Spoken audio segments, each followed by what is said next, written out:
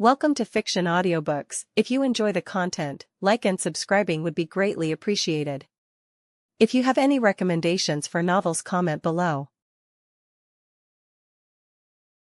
Please join my Patreon at https://www.patreon.com/fictionaudiobook.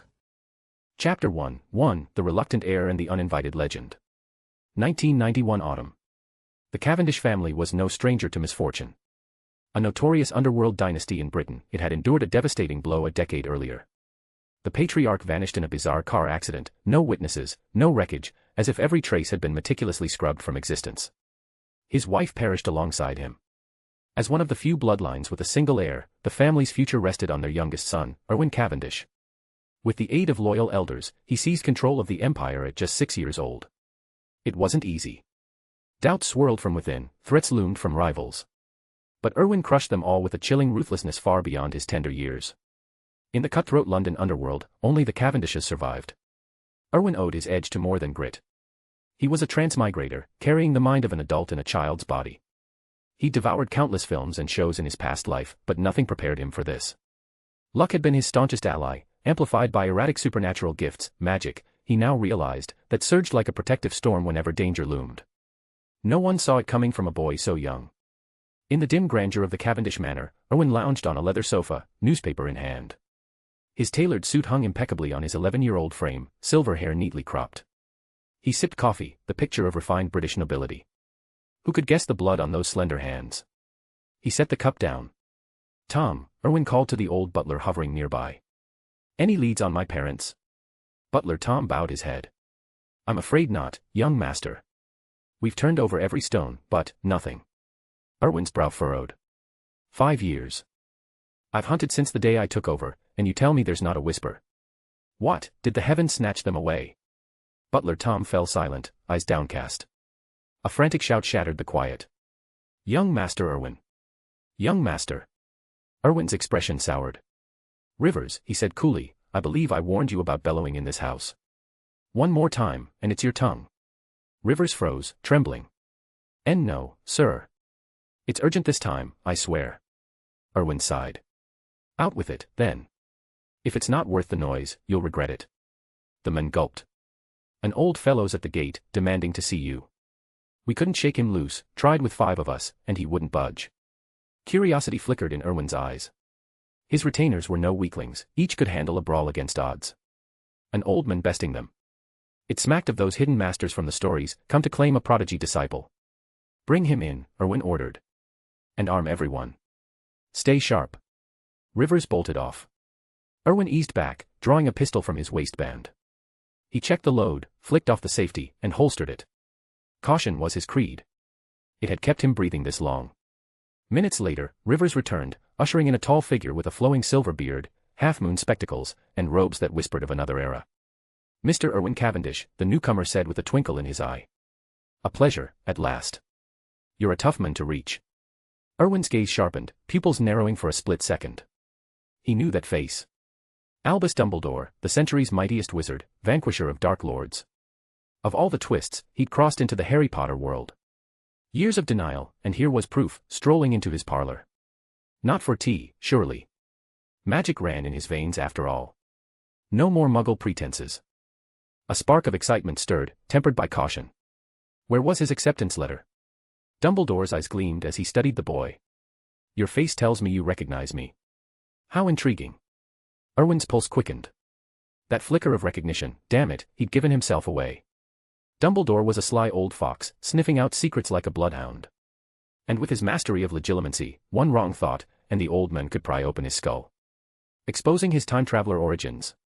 In any world, that marked you as a freak, a threat. Dumbledore adjusted his glasses, blue eyes flashing faintly. Then, an inner voice echoed in Erwin's mind. "Welcome to the start of something legendary. You're reading a story that's already a massive hit, 8.9 rating on Tomato, and I'm here to ensure you get the high-quality English version it deserves. I've worked tirelessly to translate every spell and system detail manually, no low-effort AI or MTL here. My promise to you, this top-notch quality will remain consistent from the very first chapter. This journey is going to be a super hit, and I want you with me from day one. Do me a huge favor, if you enjoyed this, smash that Power Stone button and add this to your library. Your early support helps the algorithm recognize that Erwin's story is the real deal. Stick around, this isn't your typical Harry Potter story. Next chapter is waiting.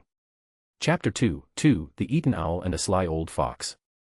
System activated upon detecting the host's first contact with the magical world.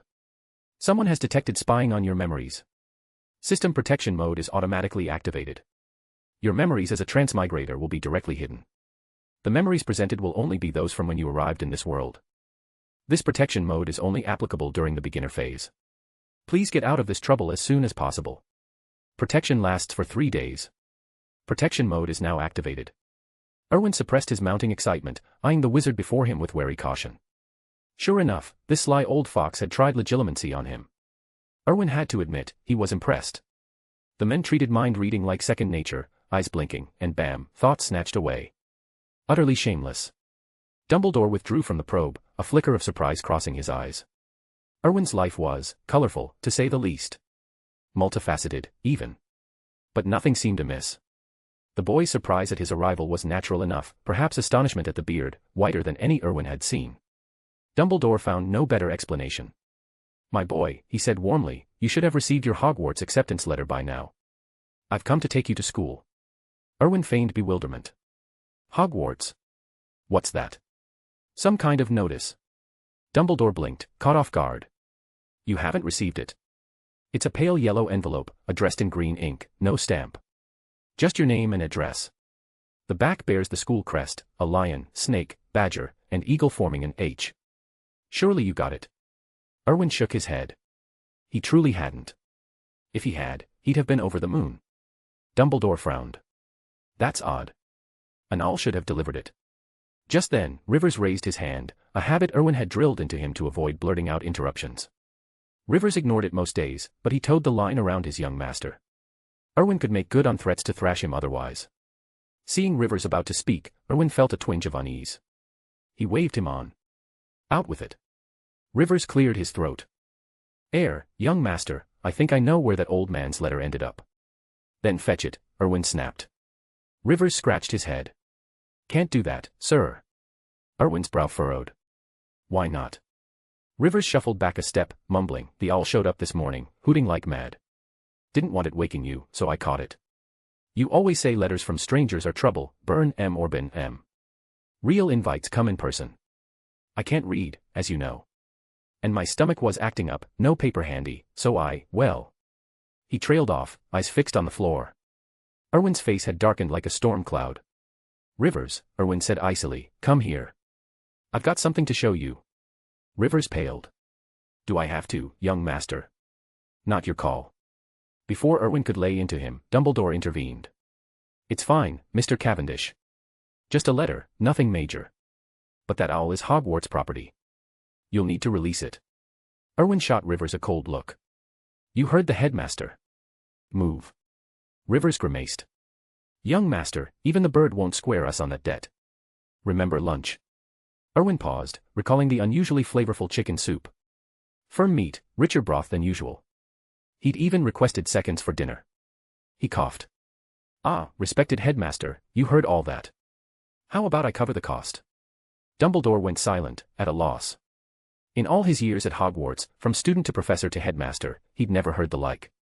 A first-year muggle-born turning a school owl into stew. He sighed. What was done was done. No sense making the boy regurgitate it, and even then, it wouldn't be the same owl. Dumbledore waved it off. Never mind. Water under the bridge. Erwin exhaled in relief. His family had deep pockets, but he pinched galleons where he could. Dodging that bullet was a win. Thank you, headmaster. Though these owls could use some upgrades, caught without a fight, no stealth at all. Dumbledore's mouth twitched. Blaming the owls for stupidity now. Cheeky. A stray thought crossed his mind, Hogwarts might regret admitting this one. But Dumbledore trusted facts over hunches. Otherwise, Erwin could be the first expulsion before term even began. I'll take your suggestion under advisement, Mr. Cavendish, he said evenly. Since you missed the letter, you won't know this yet. First years need supplies, like stationery for muggles. Oh, muggles are non-magical folk. If you're free, we can shop now. Erwin nodded. Sounds good. I'm free. Rivers, fetch some money. Time to shop. Dumbledore added, one thing, wizarding currency isn't pounds. You can exchange for galleons, but it's a poor rate. Erwin played ignorant, though he knew the basics. Better let Dumbledore spell it out. Wizard money, he asked. What's that? With a flick of his wrist, Dumbledore produced a gleaming gold coin. This, a galleon. Erwin nodded sagely. Got it. Gold it is. Rivers, prepare the funds. Chapter 3, Erwin's Magical Leap, Welcome to the Leaky Cauldron. Butler Tom nodded solemnly. Dumbledore added, I know you're quite wealthy, but Gringotts has strict rules about exchanging gold nuggets for galleons. Erwin replied, better safe than sorry.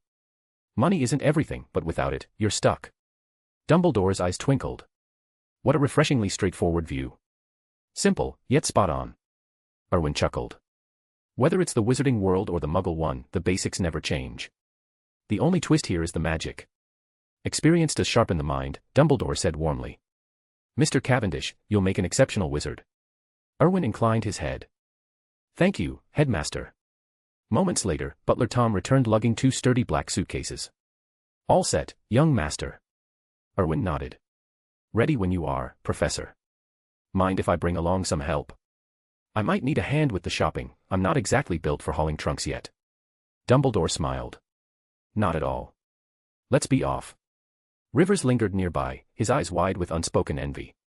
The wizarding world called to him like a siren's song, but Erwin pretended not to notice. Rivers, mind the house, Erwin said firmly.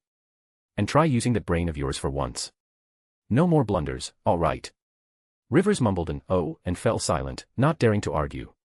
Dumbledore led the way out of the old Cavendish manor, Butler Tom trailing with the luggage. At the threshold, Butler Tom asked, shall I fetch the car, young master? Dumbledore shook his head. No need for that. Just hold onto my wrist. Erwin gripped it without hesitation, snatching one suitcase from Butler Tom as the butler took point. Dumbledore made no visible gesture, no incantation, nothing. Then the world twisted. Erwin felt like he'd been flushed down a drain, a wave of dizziness slamming into him like a rogue bludger. He staggered but held his ground. Back at the manor, Rivers gaped as a swirling vortex swallowed the trio whole.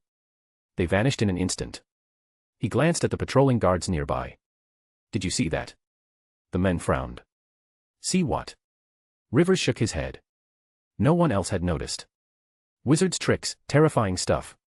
They rematerialized in a dingy London alley, before a weathered pub that looked ready for the wrecking ball. To muggle eyes like Butler Tom's, it was just a grimy wall. Passers-by bustled past, oblivious to their sudden arrival. Butler Tom, face ashen and years weighing heavy, doubled over and retched. Erwin, paler than usual, drew deep breaths to steady himself. Youth or raw talent, he fared better than the butler, but it still felt like his insides had been rearranged. Dumbledore raised an eyebrow, impressed. Remarkable resilience. Many young witches and wizards suffer far worse on their first apparition. You'll take to it like a natural in your 7th year. Erwin exhaled sharply, composing himself. Fingers crossed. Butler Tom straightened, wiping his mouth. Dumbledore gestured ahead. Right, then. In we go, Mr. Cavendish. Welcome to the Leaky Cauldron, the gateway to our world. He pushed open the door, and the hidden pub sprang into view for Butler Tom, a cozy, smoke-hazed den crammed with odd patrons in robes and pointed hats. The butler blinked, awe and dread mingling. How? A wizard's secret, no doubt. But his young master, the brilliant heir of the Cavendish line, was stepping into this realm. Excitement gleamed in Erwin's eyes, sharp and calculating. No more muggle constraints. From this moment, he belonged among the extraordinary. Inside, the chatter died as heads turned. Wizards nodded respectfully to Dumbledore, who returned the greetings with a genial wave. The barkeep, a grizzled fellow also named Tom, bustled over. Professor Dumbledore. Long time no see. And who's this? A promising first year, Mr. Cavendish, Dumbledore said. A fine young man. Tom beamed. Pleasure, Mr. Cavendish. I'm Tom, everyone calls me Tom the barman around here. Erwin nodded politely. Charmed, sir. He carried himself with easy grace, silver hair catching the dim light. Tom tilted his head. You move like pure-blood stock. One of the old families. Dumbledore interjected smoothly, sensing Erwin's unfamiliarity with the term. Not quite, he's muggle nobility, through and through. But we mustn't dawdle, shopping awaits, and time's short. Until next time, Tom. The barkeep nodded. Safe travels, Professor. And welcome to the Leaky Cauldron, Mr. Cavendish. Erwin flashed a gracious smile. Dumbledore ushered them toward the rear courtyard, weaving past curious stares. Even as they slipped into the alley, snippets of conversation drifted after them. A Muggle noble. Blimey. Polite sort, with that silver hair, almost Malfoy-esque. No way. Malfoys are platinum blondes. This lad's got proper silver. Foreign pureblood, maybe. Who knows? Hogwarts taking international students now. Speaking of, heard Harry Potter's enrolling this year. The boy who lived. Erwin's lips quirked in amusement. Pureblood. That held no allure. But wizarding nobility. Now that sparked his interest. The Cavendishes already commanded respect in Muggle circles. Here, he'd forge a new legacy, starting with himself. The name would echo through these halls one day, a beacon of wizarding prestige. Chapter 4, Diagon Alley's Hidden Door and My Awakening System. As they reached the back alley, Dumbledore drew his wand. Erwin couldn't help but stare at its gnarled shape, like a series of knotted joints. This was the Elder Wand. Mr. Cavendish, Dumbledore said, pay close attention. Next time, you'll need to enter alone. Tap the third brick up from the trash can, then the one to its left. With that, the Elder Wand flicked against the two bricks. The wall shuddered, bricks sliding over one another like a living puzzle, until the bustling street of Diagon Alley lay revealed beyond. Seeing the magical world unfold just like in the stories filled Erwin with a thrill of excitement and wonder. He was already pondering the mechanism. Could he replicate something like this at home? Imagine a wall in his bedroom, tap once for the kitchen, twice for the garden. Far handier than stairs or lifts. Dumbledore pocketed his wand. Did you catch that? Erwin nodded. Yes, but what if the trash cans moved? The old wizard chuckled. A sharp question. 2 of your predecessors thought the same and tested it by shifting the bin. But it's under a restoration charm, it always snaps back. No worries there. Brilliant magic, Erwin murmured. Dumbledore's eyes twinkled. You'll encounter plenty more wonders soon. This is a whole new world, and with your quick mind, I suspect you'll thrive in it. Now, let's head to Gringotts to exchange some gold. You won't get far in Diagon Alley without galleons. Erwin agreed, and they ventured deeper into the alley. It was a single, vibrant street lined with shops bursting with oddities, cauldrons bubbling over hearths, broomsticks gleaming in windows, owls hooting from perches. At the far end loomed Gringotts, its white facade towering like a marble fortress. The main entrance had 2 sets of doors. The outer pair were massive bronze, flanked by goblins in scarlet and gold uniforms who bowed stiffly to passers-by. Beyond lay silver doors etched with golden warnings. Enter, stranger, but beware. Those who seek to steal that which is not theirs shall find not gold, but ruin. Thief, heed this, retribution awaits. Erwin smirked inwardly. The safest vault in the wizarding world. From what he remembered, it had been breached more than once. And trusting goblins with fortunes. They were infamous for greed, wars had erupted over it. Different race, different motives. Did wizards truly believe charms and contracts could keep them in line? Pushing through, they entered a vast marble hall, opulent and echoing. Chandeliers cast sparkling light over counters where dozens of goblins scribbled in ledgers, weighed coins on antique scales, or peered through eyeglasses at gems. The air hummed with the clink of gold and the faint gleam of treasures. Dumbledore steered Erwin to a free counter. A goblin in spectacles peered over them, then hopped down from his stool with surprising agility. Professor Dumbledore. Welcome to Gringotts. How can we assist? The headmaster inclined his head. Mr. Cavendish here needs to exchange some gold for galleons. I'll be withdrawing a few items from my vault. The goblin nodded briskly. Right away. Shall I escort you? Dumbledore turned to Erwin. Can you handle the exchange alone? Absolutely, Professor. Go on, I can manage. Leaning in, Dumbledore whispered, goblins drive hard bargains. If the rate seems off, drop my name. I'm old, but not entirely useless yet. Erwin grinned. Thanks. I appreciate it. With a nod, Dumbledore followed the goblin down a side passage. Erwin watched him go, a faint frown creasing his brow. The headmaster was being awfully generous, almost suspiciously so. But there was no time to dwell, another goblin approached to handle the exchange. Mentioning Dumbledore's name worked like a charm. The process was swift and fair. Erwin traded 2 small chests of gold bars for 5,000 galleons. The coins felt solid and warm in his pouch, each one stamped with intricate wizarding runes. With time to spare before Dumbledore returned, Erwin finally turned his attention inward. He'd been too caught up in the whirlwind of arrival to examine his system properly, but now, with the magical world stretching before him, it was time. This system would be his edge. Silently, he thought, system. Are you there? The ultimate reputation card drawing system at your service, host. Hello, Erwin Cavendish. The chime echoed in his mind, stirring a familiar twinge, like some over-the-top game from his old life. Erwin glanced around, the goblins carried on oblivious. Only he could hear or see this. Explain yourself, he thought. This system lets you draw cards using reputation points earned in the magical world. Rewards include spells, talents, and more. Currency, magic world reputation points. For convenience, your profile is now digitized. View it. Yes. A translucent panel shimmered into existence before his eyes, invisible to all but him.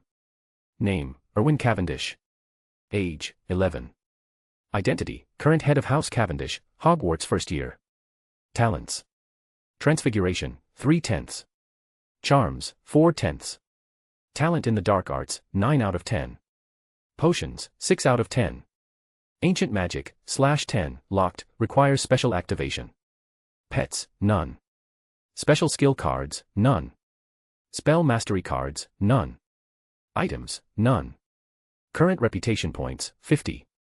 Erwin absorbed the details, a spark of anticipation igniting. Low scores in most areas, but that near-perfect affinity for the dark arts. It hinted at untapped potential and risks. The ancient magic lock intrigued him most, whatever special means it demanded, he'd uncover them. This system wasn't just a tool, it was his ticket to power in a world that could turn treacherous fast. As Dumbledore re-emerged from the passages, pouch in hand, Erwin dismissed the panel with a thought. The headmaster smiled. All set. Excellent. Now, let's get you properly equipped for Hogwarts. Erwin nodded, falling into step beside him. Diagon Alley awaited, full of mysteries, but with the system humming quietly in the back of his mind, he felt ready for whatever came next. Chapter 5, Beginner's Luck Hits the Jackpot. Erwin stared at his status panel, feeling more like he was trapped in a video game than living in the wizarding world. But what was this? His talent in the dark arts rated a 9, nearly maxed out. He prided himself on being a decent sort. Sure, no truly good kid shot a rival gang leader dead at 7 years old to defend his turf, even if the recoil left his arm bruised for weeks. Deep down, though, he was kind-hearted. Or so he told himself. This system felt unreliable, though. And what was ancient magic? He queried it, but the system just told him to figure it out himself. What a slacker, Erwin thought with a mental scoff. Leave everything to me. He dismissed the panel, and the interface shifted to the lottery screen. Rays of light burst forth, colorful cards swirling into the air before stacking into 3 neat piles before him. The effects were flashy, almost over the top. But 4 words kept echoing in his mind: Lady Luck, activate. Erwin shook his head to clear it. Damn, this is too much like those gotcha games. He focused on the options. Basic lottery. Cost, 100 reputation points per draw, 10% off for 10 in a row. Guaranteed blue after 10 pulls, purple after 100. Advanced lottery. Cost, 1000 reputation points per draw, 10% off for 10 in a row. Guaranteed purple every 10 pulls, gold every 100. Special lottery, requires unlocking conditions. The basic one screamed, newbie bait for broke players like him. But the special category intrigued him. System, what's the deal with the special lottery? Explain. Special lotteries need unique activation methods. Great value ahead. Currently available, beginner card pool. Activate now. Erwin's eyes lit up. An unadvertised bonus. Yes. Open it right now. Special lottery activated as beginner pool. Limit, 10 free draws. He grinned. This was straight out of a novel, the protagonist starter pack, the spark that ignited their legend. The cards shimmered and rearranged, floating before him. Erwin tapped one, and shuffling sounds filled the air. Cards lifted one by one, white, green, blue. 7 in a row, then a purple flash. His heart raced. Purple already. The final cards trembled, 2 golden streaks slicing through. A double jackpot. Erwin nearly jumped. Golden legends, twice. The tale of snagging the Philosopher's Stone on the first pull was repeating here, in magic. He was the chosen one. Lottery complete. Rewards acquired. White, 3 birdie bots every flavor beans. Green, 1 toy doll from Grindelwald's childhood. 2 magic boosting potions, cheap, low quality. Blue, talent points x2. Erwin's face fell. Birdie bots. Those prank beans. What kind of time traveler system included junk food? And Grindelwald's doll?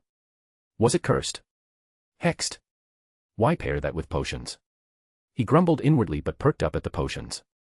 Ancient wizards owed their might to these, legend said, boosting magic reserves like nothing else. But on closer inspection. Shoddy version. His expression darkened. Drinkable.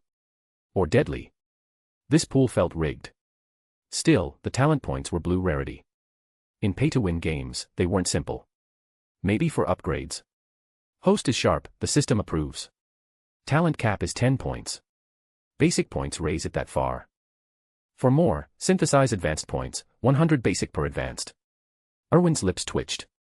Classic gotcha nonsense. Fine, give me a benchmark. What's the max for talent? Using host's top stat, Dark Arts. Grindelwald hit 14, legendary tier. He deflated. A genius. Hardly. He was a scrub. Shrugging it off, too broke to care, he moved on. Purple, ever-changing outfit. Indestructible, alters appearance and color at will. Grants 30% resistance to all spells. Now this was gold. Even Dumbledore would feel the sting at 30% less power. Erwin's eyes gleamed. If purple was this good, gold had to be epic. Golden, unknown egg. Contains a mysterious magical creature. Hatch to claim as pet. Method, feed blood of magical creatures. Progress, 0/100. He stroked his chin. A gamble, but a golden tier meant something extraordinary inside. Golden, special passive, talent type. Magic reserves, store excess magical energy beyond daily limits. Draw on it to recharge as needed. Erwin beamed. Perpetual power? If he stocked up enough, he'd be unstoppable. He claimed it immediately, the warmth of new potential flooding his veins. The lottery's glow faded, leaving him buzzing. Trash draws aside, this beginner's luck had delivered big. With tools like these, the wizarding world wouldn't know what hit it. Erwin closed the interface, a sly grin spreading. Time to test his edges. Chapter 6, Wands and First Sparks at Ollivander's. Erwin pondered the 2 talent points for a moment before assigning them both to his common spellcasting talent. After all, mastering spells quickly was key to building his strength in this world. With a mental nudge, he summoned his system and opened his status panel. Name, Erwin Cavendish. Age, 11. Identity, current head of House Cavendish, current Hogwarts first year. Talents. Transfiguration, 3/10. Common spellcasting, 6/10. Talent in the dark arts, 9 out of 10. Potions, 6 out of 10. Ancient magic, /10, unlocked, requires special means to access. Magical creatures, none. Special skill, magic reserves, gold. Spell mastery cards, none.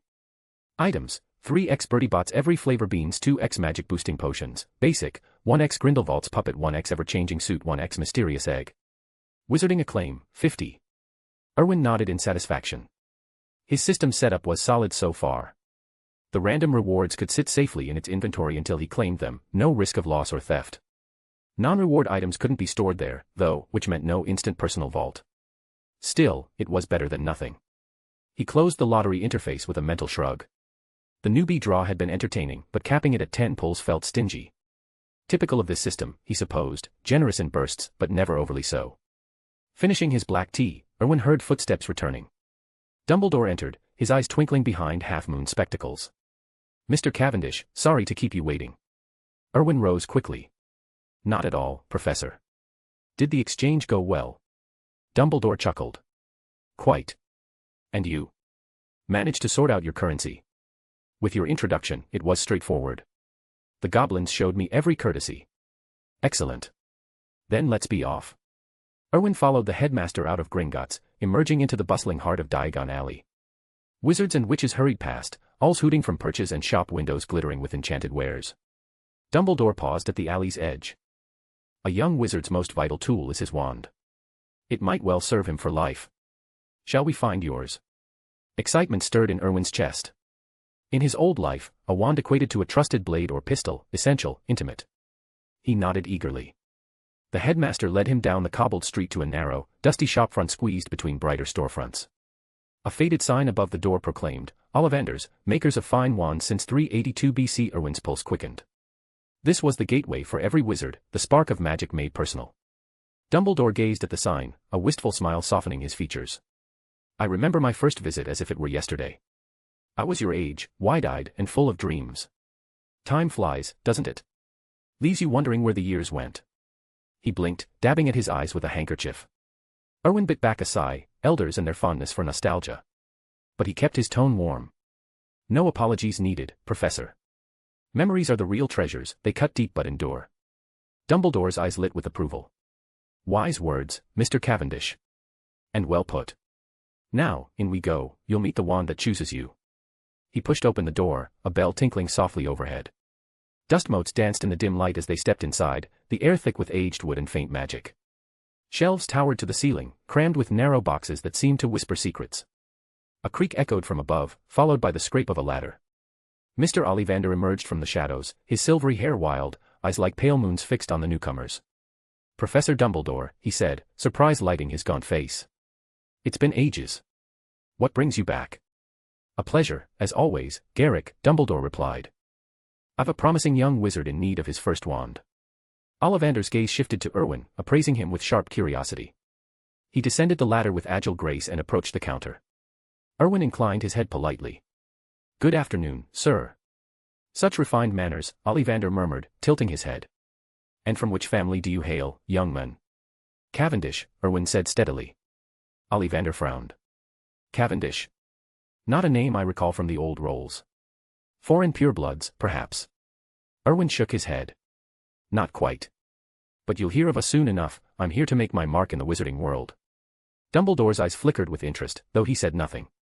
Ollivander paused, then broke into a sly grin. Bold words from a first year. I like that. Your name? Erwin Cavendish. Erwin, then. Dominant hand. Erwin lifted his right. Instantly, a tape measure uncoiled from the counter, zipping around him like a lively serpent. It noted his height, arm length, then, oddly, his shoulder width and inseam. Erwin suppressed a raised eyebrow. What did his build have to do with wand compatibility? Arm span made sense, but this. The tape finished and flopped onto the counter. Ollivander beamed. A fine, balanced frame, Mr. Cavendish. Ideal for precise casting. Erwin's mouth quirked. Was wand selection a tailoring session in disguise? Ollivander scribbled notes, then retrieved a long, slim box from behind the counter. He opened it reverently, drawing out a wand of polished ash, its handle smooth and unadorned. Give this a try, he said, handing it over. Ash with dragon heartstring core, 10.5 inches, springy. It favors the bold and resolute, those with a determined heart and unyielding courage. Erwin grasped it, feeling the wood's cool weight. He gave it a casual flick. A jet of raw magical energy burst from the tip, slamming into the floorboards nearby.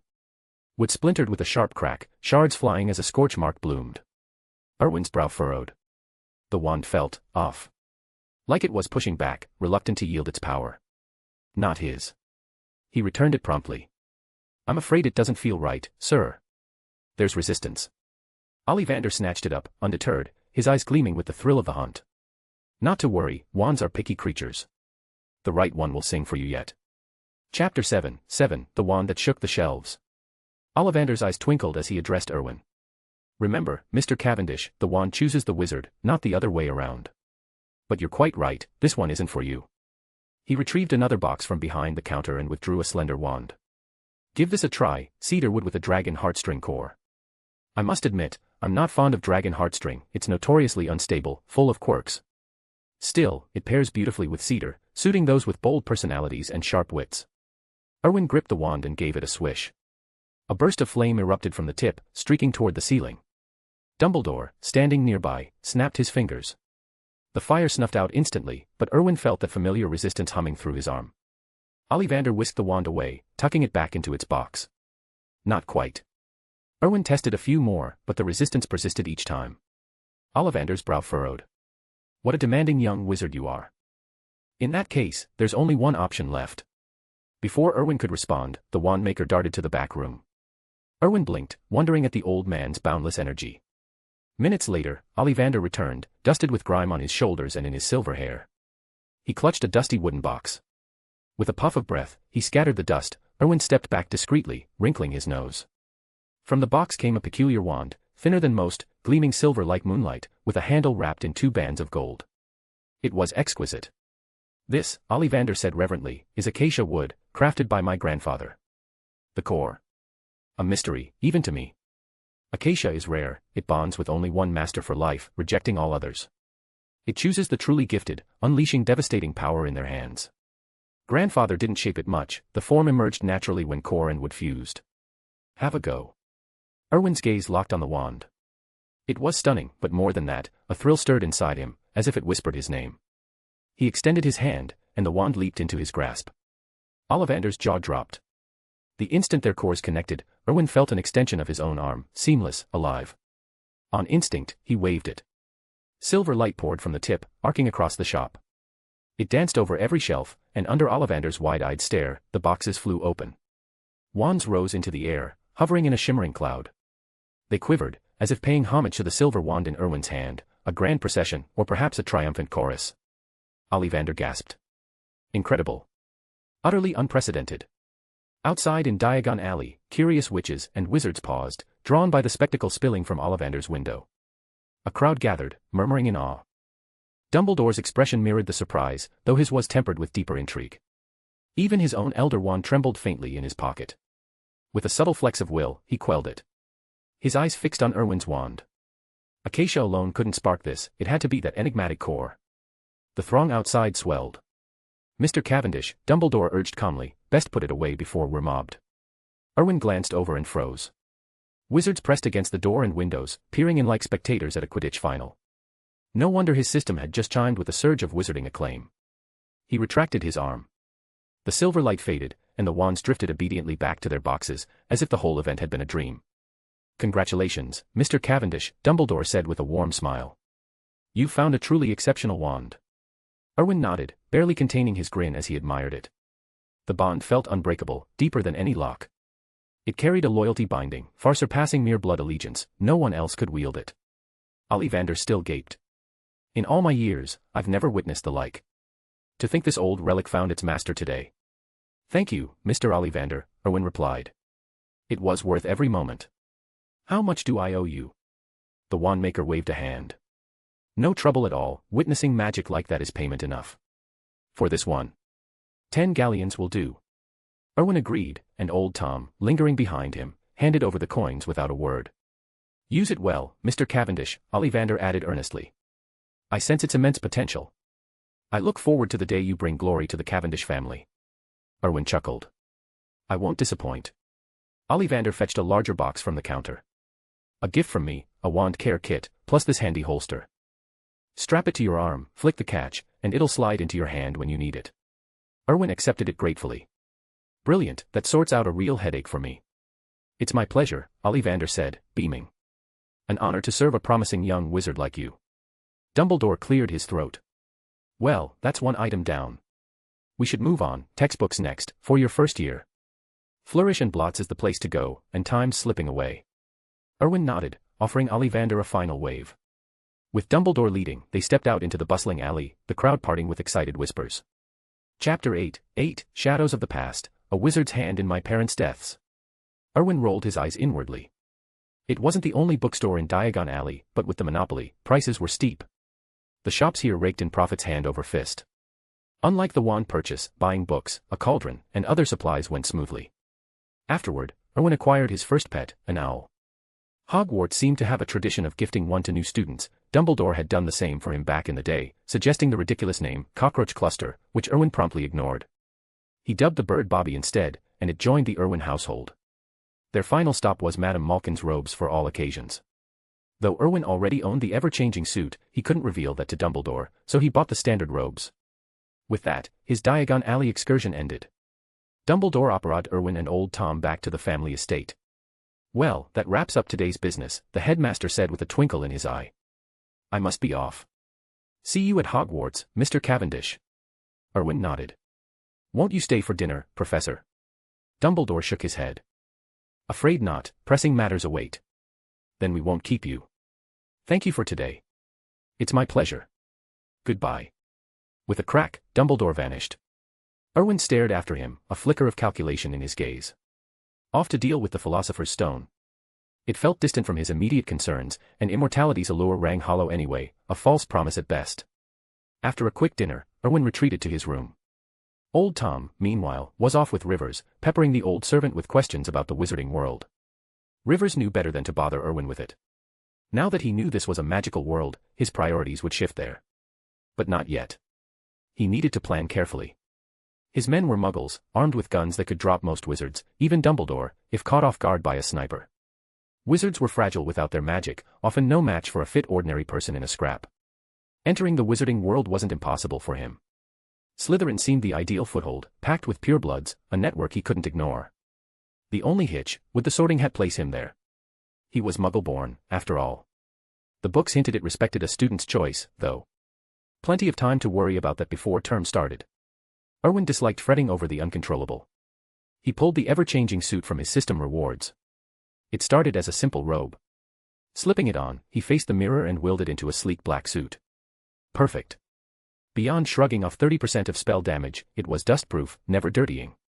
A godsend for someone with his aversion to grime. He smoothed the fabric, then shifted it to pajamas with a thought. Settling on the bed's edge, he reached for his Hogwarts books. But a sudden spark hit him. Erwin bolted up, dashed to the desk, and yanked open the drawer. He spread out a file folder, laying black and white photos across the surface. These were the records of his parents' accident, the case that had haunted him. He'd always investigated as a Muggle, but this was a magical world. The deaths were bizarre, no traces at the scene, everything too neat, too eerie. It gnawed at him, an obsession born of his past life as an orphan. Here, his parents had doted on him endlessly for a year before tragedy struck. Their loss left him reeling, and for years, he'd chased leads to no avail. Now, with magic in the equation, the inconsistencies clicked. No Muggle could pull it off so flawlessly. But a wizard. That explained everything, the power, the vanishing evidence. Why target ordinary folk like them, though? It screamed dark wizard, someone bold enough to defy the ministry. Timeline-wise, Voldemort had fallen the year Erwin was born, same as Harry Potter. He'd overheard witches at the Leaky Cauldron chattering about Harry's enrollment this year, confirming it. So, some rogue dark wizard. Motive. A rival family hitting back. But if they had wizards on payroll, the Cavendish family wouldn't have risen as it had. He'd be dead already. London's old families were crushed or exiled, none showed wizard ties. He'd vetted them thoroughly during those turbulent years, when feuds rarely escalated to assassinations. Erwin massaged his temples, a headache brewing. The clue only deepened the fog. Shaking it off, he decided to let it lie. No point grinding his gears now. Once immersed in the wizarding world, he'd uncover more, spells, connections, legitimacy perhaps. It was nearly certain, 99% chance the killers came from that hidden realm. Following this thread, Erwin vowed silently, one day, he'd drag the full truth into the light. Chapter 9, The Spell Gotcha Bonanza, Golden Rewards Await. Erwin sat back, mulling over his next steps. He had plenty on his plate, securing his family's future, carving out a stronger position in the wizarding world. After tasting absolute power, this magical realm felt like charting a vast new territory in a game, thrilling but demanding patience and strategy. No matter his goals, boosting his influence here was key, and it aligned perfectly with his knack for turning situations golden. He was confident he'd rise to the top eventually, but time was a luxury he couldn't afford. Leaning back in his chair, Erwin closed his eyes, sketching out a rough plan. Only then did he recall his original intent for the day, studying spells. He reached for the beginner's guide to spells nearby and flipped it open. Moments later, a chime echoed in his mind. Host's first contact with spells detected. Special spell gotcha pool activated. Replace this pool with the special gotcha pool. Erwin paused, a grin tugging at his lips. An unexpected windfall, he hadn't seen that coming. Replace, he said firmly. Replacement successful. Special spell card pool activated. This pool draws only spell-related items. Includes 50 free draws. Proceed now. Excitement surged through him. 50 draws. This could be huge. Without hesitation, he initiated the gotcha. The familiar deck of cards materialized in his vision. He selected a 10 pull. The deck hovered, the counter ticking down, 40/50 remaining. Cards burst upward with a series of sharp whooshes, flipping open one by one. Erwin's eyes locked on them, silently willing, gold. Draw complete. Rewards distributing. Reward, 700 spell proficiency.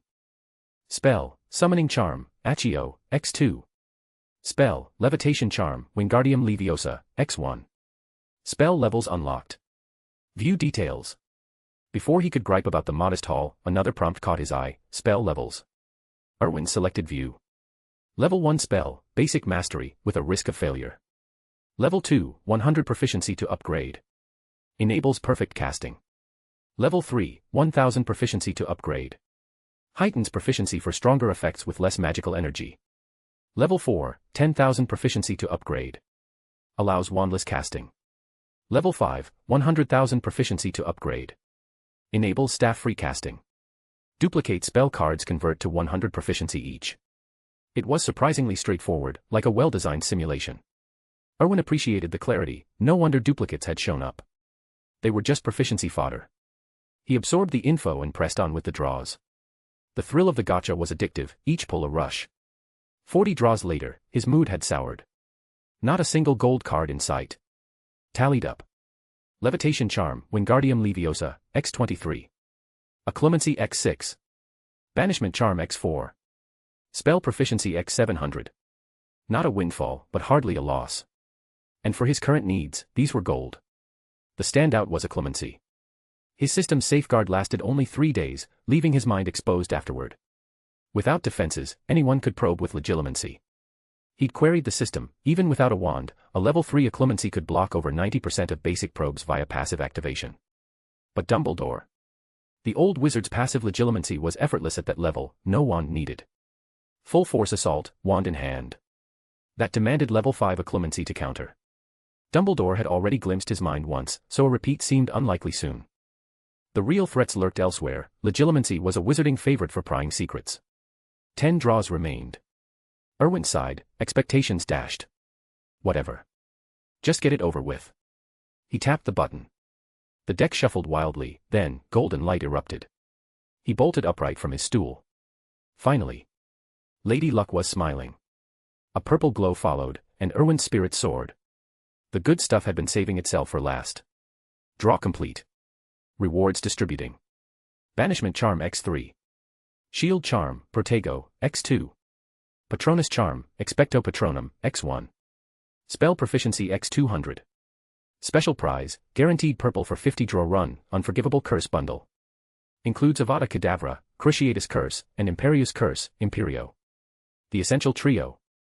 Golden Reward, Magical Creature Affinity, all magical creatures are drawn to you. From now on, you're the one true Beastmaster. Erwin couldn't have been more pleased with the finale. Combat boosts aside, that golden perk was a game changer. The wizarding world teemed with powerful creatures, thunderbirds, dragons, basilisks. Affinity like this. It opened doors he hadn't even imagined. He activated all the cards, converting duplicates to proficiency. Streams of light flooded his mind, knowledge embedding instantly, incantations, wand movements, the subtle feel of magical energy channeling through him. It was exhilarating, like unlocking a hidden class in one seamless rush. With these under his belt, the path ahead felt a little less daunting. Chapter 10, Dark Talents Unleashed. Erwin opened his personal panel. Name, Erwin Cavendish. Age, 11 years. Identity, current head of House Cavendish, current Hogwarts first year. Talents. Transfiguration, 3/10. Common spellcasting, 6/10. Talent in the dark arts, 9 out of 10. Potions, 6 out of 10. Ancient magic, /10, unlocked, requires special means to access. Pets, none. Special skill cards, magic reserves, gold, magical creature affinity, gold. Spell mastery, summoning charm, Accio, level 1, levitation charm, Wingardium Leviosa, level 1, shield charm, Protego, level 1, Patronus charm, Expecto Patronum, level 1, Occlumency, level 1, Pure Totem Locomotor, level 1, Killing Curse, level 1, Imperius Curse, Imperio, level 1, Cruciatus Curse, level 1. Magic Proficiency, 5100. Items, 3x Birdie Bots every flavor beans, 2x Magic Boosting Potions, cheaper version, 1x Grindelwald's Puppet, 1x Ever-Changing Suit, 1x Mysterious Egg, 1x Acacia Wood Wand, items, 3 large slices of meat, 2x Magic Boosting Potions, cheaper version, 1x Grindelwald's Puppet, 1x Ever-Changing Suit, 1x Mysterious Egg, 1x Acacia Wood Wand. Wizarding Acclaim, 600. Erwin nodded in satisfaction. This lottery draw had given him a solid start in the wizarding world. A thought crossed his mind. System, can I build this magic proficiency through my own training? The inner voice replied, yes, you can gain proficiency through personal practice. The system is just a shortcut, it can't replace your efforts. Erwin nodded. In that case, he didn't need to burn through the system's points just yet. He could hone his skills naturally first. He tossed the book aside with a scoff. Why bother with textbooks when you have a system like this? Let the professors underestimate him if they wanted. With a flick of his wrist, his wand slipped into his hand. Clearing his throat, Erwin felt a thrill. This was his first real spell. He recalled the levitation charm's incantation and motion, a swish and flick. Wingardium Leviosa. Nothing. The air remained still. His face darkened. A failure on the first try. He was the protagonist here, for Merlin's sake. Unwilling to accept it, Erwin straightened up, assuming a more focused stance. Maybe his casual attitude had thrown it off. He tried again. Half an hour later. Erwin's expression was thunderous, a faint aura of frustration radiating from him. He'd cast the spell over 50 times, draining every drop of magical energy in his reserves. Success rate? Barely half. He slumped, forced to admit his everyday spellcasting talent wasn't anything special.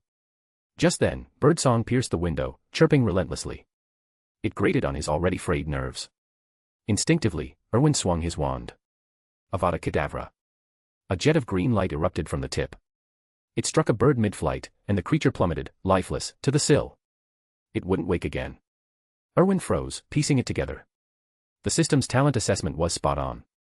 He had a knack for the dark arts. But a nagging doubt surfaced. System, is there a trace on my wand? There was initially, but as your system, it's my duty to eliminate risks. The trace has been removed. Reassured, Erwin could experiment freely. Tom. A knock sounded, and the old butler entered. Yes, young master. Tom had been stationed outside, ready for any call, like now. Where are those 2 scouts we captured last time? Erwin asked. Tom blinked at the sudden question but replied promptly. Rivers has them locked up, sir. You said we might need them later, so we kept them alive. Have Rivers bring them here. It's time. Tom bowed. Right away, young master. He hurried off. Erwin wanted to test this dark talent properly. Was it genuine aptitude, or beginner's luck? Half an hour later, in a secluded clearing near the old manor, 2 captives knelt in the dirt, faces pale with dread. Rivers had dragged them there like sacks of flour. Erwin and Tom approached, with Rivers falling in step. Young master, Rivers said eagerly, eyes wide. He'd heard tales of magic from Tom and was itching for a glimpse. The prisoner spotted Erwin and pleaded, Young Master Cavendish, mercy. Please, don't kill us. Erwin ignored them, waving the others back except Rivers and Tom. He drew his wand, and curiosity lit their faces. Rivers whispered, is he about to? Tom shushed him sharply. Quiet, or you'll feel the spell yourself. Rivers clamped his mouth shut. Erwin leveled his wand at the first man. Cruciatus curse. A sickly green beam lanced out, striking the captive. Agonized screams filled the air as the man convulsed on the ground, sweat beading on his forehead, eyes bulging in terror. Erwin pocketed his wand. The man lay twitching, broken. He frowned, recalling the books. Unforgivable curses demanded intense negative emotions, a burning hatred for Avada Kedavra, sadistic glee for Cruciatus. Yet he'd cast them effortlessly, almost absent-mindedly. Was this the perk of a 9 out of 10 talent in the dark arts? It came as naturally as breathing. Erwin sighed inwardly. He wasn't some villain, he was just efficient. Glancing at the writhing prisoner, he couldn't deny the curse's raw power. You've made it to chapter 10, now you know why this story is a global superhit.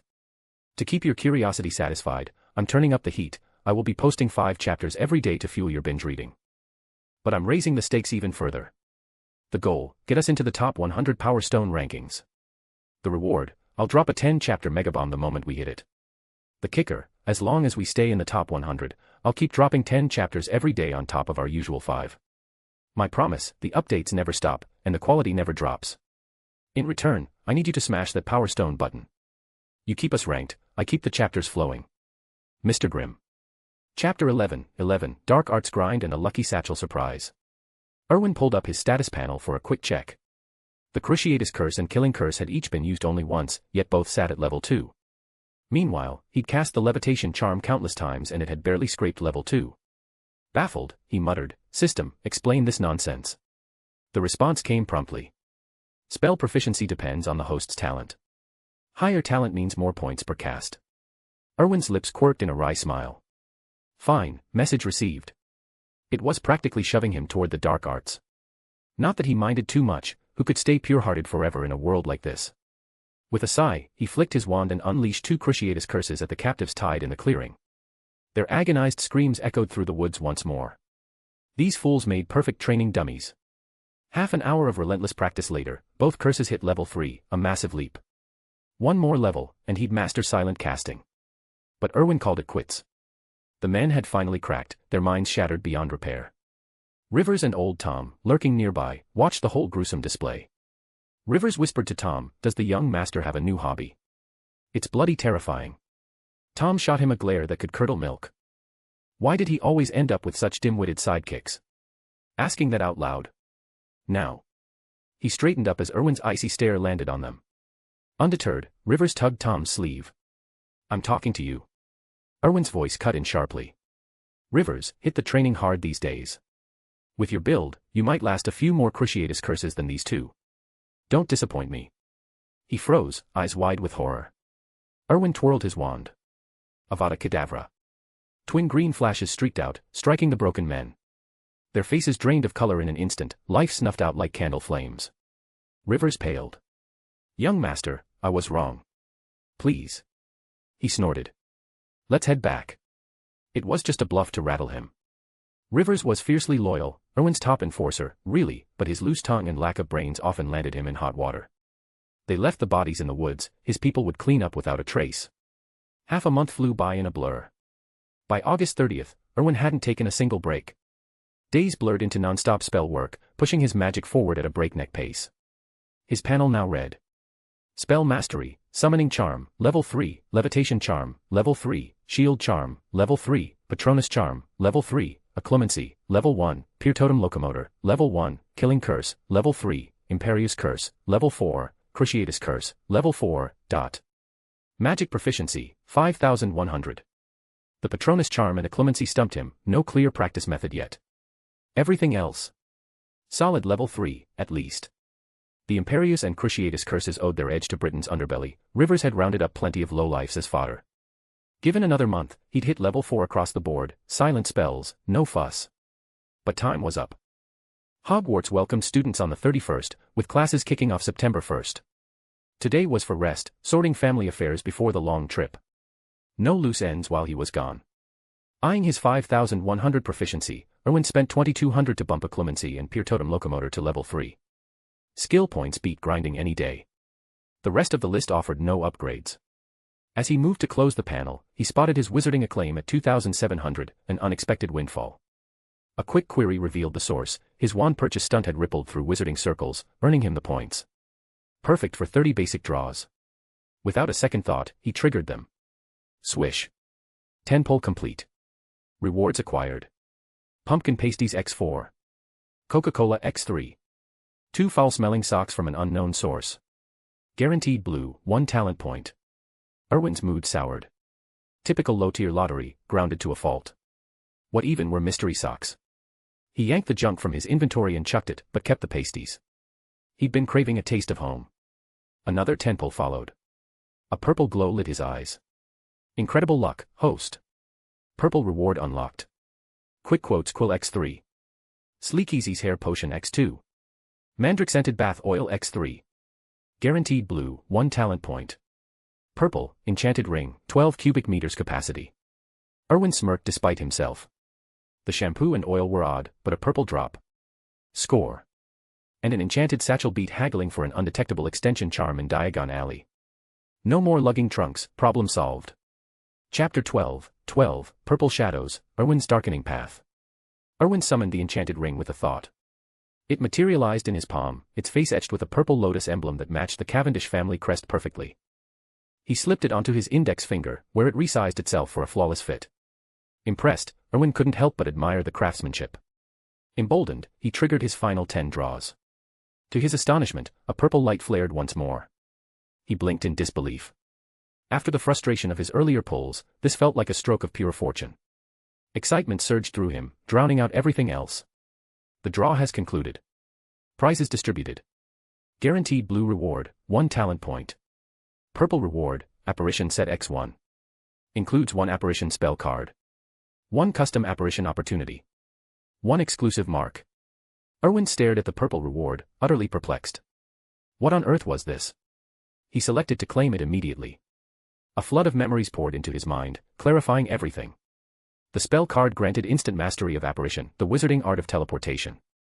But the custom apparition took it further, a personalized twist, akin to how Death Eaters dissolved into black mist or Order members streaked away in white light.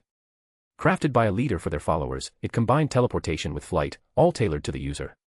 Then there was the exclusive mark, Erwin's own version of the Dark Mark or Phoenix Blessing. It enabled that specialized apparition for bearers, forging a direct link. Erwin scratched his head, a wry smile forming. Why did everything he acquired these days echo the Dark Lord's arsenal? He was starting to feel like he just needed a cadre of fanatical followers to complete the set. Shaking off the thought, he poured a talent point into apparition, bumping it to level 3. Next, he activated the customization option. Customizing. Please wait. Customization complete.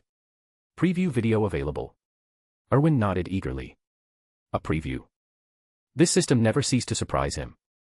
A light screen flickered to life before him. On it, his own figure stood in an empty room. In a flash, purple light enveloped him. He vanished from his spot, leaving behind a blooming purple lotus in his wake, like a spectral flower unfurling in the air. Erwin's eyes widened. Brilliant, he muttered. It was stylish, efficient, and far superior to any broomstick. Without a second thought, he confirmed the choice. Another memory surge detailed the incantation and mechanics, less magical energy drain, seamless shifts between teleport and flight. Now for the mark. He called Tom into the room. Tom, hold out your arm. Tom complied without question, extending it calmly, curiosity lighting his eyes rather than fear. Erwin tapped the spot with his wand. A purple lotus symbol etched itself onto the skin, glowing faintly before settling. Erwin lowered his wand. This is my mark. If it heats up, that's me summoning you. And if you need me, speak my name through it, I'll sense it right away. Tom nodded, flexing his arm to inspect the design. Unlike the Dark Mark's sinister pull or the Phoenix Blessing's warmth, this one pulsed with Erwin's essence, courtesy of his system. The two-way communication made it uniquely practical. Right, Erwin said. Now, round up the others and have them meet at the old house. I've got instructions. Tom turned and left to obey. Alone, Erwin tested the connection. With a mental nudge, he pinpointed Tom's location instantly, down the hall, already making calls. Handy, he thought.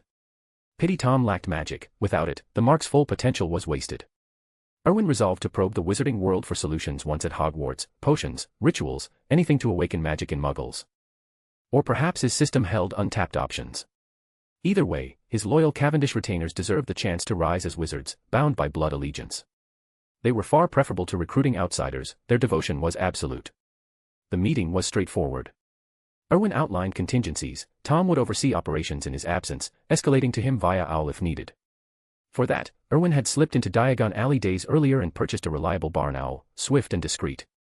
The next morning, August 31st, dawned crisp. Departure for Hogwarts loomed. Old Tom bustled about, packing Erwin's trunk with practiced efficiency. He waited by the door as Erwin emerged, yawning and rubbing sleep from his eyes. Good morning, young master. Morning, Tom. Everything I asked for ready. All set, sir, in the basement. But do you really need to haul all that? Better safe than sorry, Erwin replied with a grin. Let's check it out. They descended to the basement, where Rivers stood guard by the door. Spotting Erwin, he hurried over with a salute. Young master. Finally up. Erwin nodded. Open it up. Rivers swung the heavy door wide. Inside, the space brimmed with firepower, rifles lined the floor, pistols stacked neatly, AK-47s gleaming under the low light. Grenades nestled in crates, flanked by RPGs, ammunition crates overflowed with brass-cased rounds. Rivers whistled low. Sir, you planning a siege? That's enough to outfit a small army, medium-scale assault, easy. Erwin rolled his eyes. Rivers and his dramatic flair. Tom chimed in. I agree, young master. You can't possibly carry it all. With a casual wave, Erwin summoned the lot. The weapons lifted in a swirling vortex, bullets clinking as they funneled into his enchanted ring. In moments, the basement stood empty. Tom and Rivers gaped, mouths agape. Incredible magic, Tom breathed. Erwin touched the ring, a surge of security washing over him. Who could fault him? Even in peaceful Great Britain, every lad harbored a fascination with firepower, inherited from tales of bolder ancestors. Hogwarts might be a wonder, but it never hurt to go prepared. Chapter 13, Crashing Through the Barrier. Time for a guinea pig. On the drive to the station, Erwin allocated his remaining 3 talent points to the dark arts and transfiguration. His talent in the dark arts now reached 10 points. Upgrading further would require 100, far beyond his current reach. He'd invested in transfiguration because his aptitude there was dismal, barely scraping 3 points. Now at 5, it should suffice for a standard class. Once they arrived at Hogwarts, another allocation opportunity awaited. He'd draw then and see what came up. After all, the school teemed with young wizards, prime targets for whatever opportunities arose. A gleaming Rolls-Royce pulled up smoothly at King's Cross. Passers-by turned heads, their gazes laced with envy. At the entrance, a young man caught his girlfriend's longing stare and declared, "One day, I'll buy us one." No more eyeing someone else's ride. She rolled her eyes. "You. Dream on." He opened his mouth to argue, only to freeze as a massive shadow fell over him. He whipped around, and toppled backward in terror. A giant loomed behind him, a small boy at his side. It was Hagrid and Harry Potter, the story's fated hero. Hagrid, spotting the fright, bent down. "Everything all right there?" The men scrambled away. "Stay back." Hagrid's lips pressed into a thin line. As a half-giant, he'd endured such stares before, but they still stung. Harry glanced at the luxury car, a flicker of envy in his eyes before he buried it. He was bound for the wizarding world now, no Muggle riches could touch that. Magic had shattered his narrow view, leaving envy behind. Then Hagrid smacked his forehead. "Blimey, I forgot. Harry, you'll have to board the Hogwarts Express alone. I've got an errand." Harry nodded. "All right, Hagrid. See you at school." Hagrid rumbled. Harry's face lit up with anticipation. "Yeah, see you there." Hagrid lumbered off in a hurry. From the car, Erwin spotted the odd duo and smirked. Harry Potter and Hagrid. "How intriguing, Tom."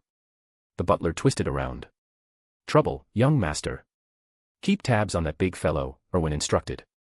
"If he stirs up Muggle hassle, step in discreetly. Let him know who's got his back." Erwin hadn't forgotten his pet egg, it needed magical creature blood to hatch. Hagrid, the Forbidden Forest's gamekeeper, would make sourcing it a cinch. Tom nodded, hopped out, and held the door. Erwin stepped onto the pavement, drawing stares from the waiting crowd, Harry among them. They gawked at his impeccably tailored suit. Harry glanced at his own threadbare clothes, a pang of self-consciousness hitting him. He ducked his head and shuffled toward the entrance. Erwin adjusted his cuffs. "That's enough. Head home, I can manage from here." Tom bowed. "Very well, young master. Take care, and call me if you need anything." Erwin waved him off and strode inside. On the platform, Harry stared at his ticket, bewildered. Platform 9 3/4. He'd asked around, but the staff had eyed him like a nutter. Anxiety gnawed at him. Was this some cruel joke, barring him from school altogether? A voice cut through his panic. "Looking for platform 9 3/4. Harry spun around, surprise lighting his face. It was a boy from Rolls-Royce. Erwin hadn't sought him out deliberately, but the hidden platform was his destination too. Still, charging a wall felt absurd, even if the books and films swore by it. Seeing was believing, and Harry made the perfect volunteer. "You a Hogwarts student too?" Harry asked. Erwin nodded. "First year, like you by the look of it." "I know the way, want me to show you?" Relief flooded Harry's face. "Thanks. I'm Harry Potter." "Erwin Cavendish." Harry blinked. "Cavendish." Erwin grinned. The family name carried weight in London circles, even a boy raised in a cupboard under the stairs would know it. "That's the one." Harry swallowed, a shadow of unease crossing his features. The Cavendish reputation preceded them. Erwin shrugged it off and started walking. "Keep up if you don't want to miss the train." Harry hurried after him. Memory guiding him, Erwin located the familiar barrier between platforms 9 and 10. He pointed. "Trolley first, ram it straight through." Harry gaped. "Through the wall?" "Exactly. No choice now, trust me. I'm not one for pranks." "Ready, Potter." Harry clenched his jaw, nodded his thanks, and shoved forward without another thought, like a lad charging into battle. Erwin watched, astonished, as Harry and his cart vanished seamlessly into solid brick. Bloody hell, it actually worked. Magic defied all sense. Emboldened, Erwin gripped his own trolley and prepared to follow. But footsteps and chatter turned his head. The Weasleys had arrived, a boisterous red-haired clan, scraping by but full of life. Chapter 14, Toad to the face, preemptive wand work. Erwin had no intention of chatting with the crowd. He strode straight to the barrier between platforms 9 and 10. A magical veil enveloped him as he approached. Now he understood why no Muggles ever noticed wizards vanishing into solid brick. The pillar was enchanted to conceal the platform from non-magical eyes. Grasping the principle, Erwin stepped forward without hesitation. His body merged seamlessly with the stone. In an instant, the dingy station transformed. Before him loomed the scarlet Hogwarts Express, puffing steam into the hazy air. Wizards bustled about, herding excited children toward the train. Erwin glanced back at the wall. A simple charm divided the mundane world from the magical one. The wizarding realm truly defied logic. He boarded without fanfare, no tickets, no checks. Slipping into an empty compartment, he sank into the cushioned seat and closed his eyes, savoring the quiet. The train lurched forward moments later, gliding smoothly out of the station. But peace was short-lived. The compartment door slid open with a rattle. A freckled redhead poked his head in. Air, everywhere else is full. Mind if I? Erwin cracked one eye open. Ron Weasley. Bloody nuisance from page 1. No, Erwin snapped. Out. Ron froze, half in the doorway, cheeks flushing. He wasn't used to outright rejection. Erwin scowled. Close the door on your way out. Muttering under his breath, Ron retreated. He knew from Erwin's crisp robes and confident air that this wasn't a fight worth picking, especially without backup. In the books, Ron only mouthed off to Malfoy with Harry at his side. Alone. He backed down every time. Erwin leaned back, a smirk tugging at his lips. He couldn't stand the git, Ron's whining had grated on him even as a reader. If circumstances allowed, he'd hex him into next week. As a transmigrator with real power, why not indulge a little? He had the skills to back it up. Eyes drifting shut again, he aimed for a proper rest. But the door creaked open once more. This time, Erwin's temper flared. What now? A bushy-haired girl peered in, followed by a round-faced boy. Hello, she said brightly. Have you seen a toad? A boy in my compartment's lost one. Erwin suppressed his irritation. For Hermione Granger, he'd make an exception. She was the only one of the trio worth rooting for, smart, fierce, and played by Emma Watson in the films. This version matched the books, keen eyes, wild curls, and an air of determination. I haven't, he replied evenly, but I can help find it. What's the toad's name? Hermione turned to the boy. Neville. What do you call it? Neville Longbottom shrank back, avoiding Erwin's gaze. He mumbled, Trevor. His name's Trevor. Erwin suppressed an eye roll. The kid was a bundle of nerves, classic Neville. With a subtle flick of his wrist, the enchanted ring on his finger gleamed faintly. His wand slid into his sleeve, ready in an instant. Ollivander's quick-draw holster. Useless compared to this. Trevor, Erwin said, wand appearing in a fluid motion. Wingardium Leviosa. A level 3 levitation charm, flawless execution. He'd show off a bit, every story's hero had their train car moment. But he overlooked a key detail, straight from the books. The spell propelled objects in a straight line, predictable arc and all. Trevor hurtled toward him from down the corridor. And right behind the toad. A furious entourage. Leading the pack was Draco Malfoy, platinum hair gleaming like a paler echo of Erwin's own silver locks. The pureblood prince, flanked by Crabbe and Goyle, his face twisted in rage. A fresh red welt bloomed on his cheek, imprinted with what looked suspiciously like webbed toes. The toad had clocked him mid-strut. Erwin caught it deftly, then tossed it aside with a casual flick. Trevor landed with a limp, poor thing had packed a wallop. Malfoy's eyes locked on Erwin's wand. He sized him up, calculating. Who are you? Erwin raised an eyebrow. Malfoy, playing it cautious. No immediate insults or peacocking. The ferret had grown a brain. Hogwarts first year, Erwin said coolly. Malfoy's brow furrowed, searching his memory. Erwin's tailored robes screamed old money, pure blood vibes. He shot a glance at his lackeys, Crabbe and Goyle shrugged blankly. Erwin watched their fumbling with amusement. Time to cut the tension. Relax, Draco, he drawled. I'm no pureblood from your sacred 28. Just a muggle-born with a knack for trouble. Malfoy blinked, processing. His followers exchanged confused looks. The carriage had drawn a crowd by now, whispers rippling through the onlookers. Harry Potter and Ron Weasley hovered at the edge, wide-eyed, they'd seen the whole slap from their compartment. Erwin sighed inwardly. This standoff was dragging like a bad fanfic. Why wait for barbs when he could end it his way? His wand sparked. Expelliarmus. Malfoy's wand flew from his grip, yanking him off his feet. He crashed backward, sprawling in the corridor to scattered gasps and chuckles. Scrambling up, cheeks burning, Malfoy sputtered, Why'd you do that? You hit me with that bloody toad. Erwin twirled his wand idly. To stop you from running your mouth first. Call it preemptive. Chapter 15, The Relentless Questions of Miss Know-It-All. The compartment fell silent the moment Erwin spoke.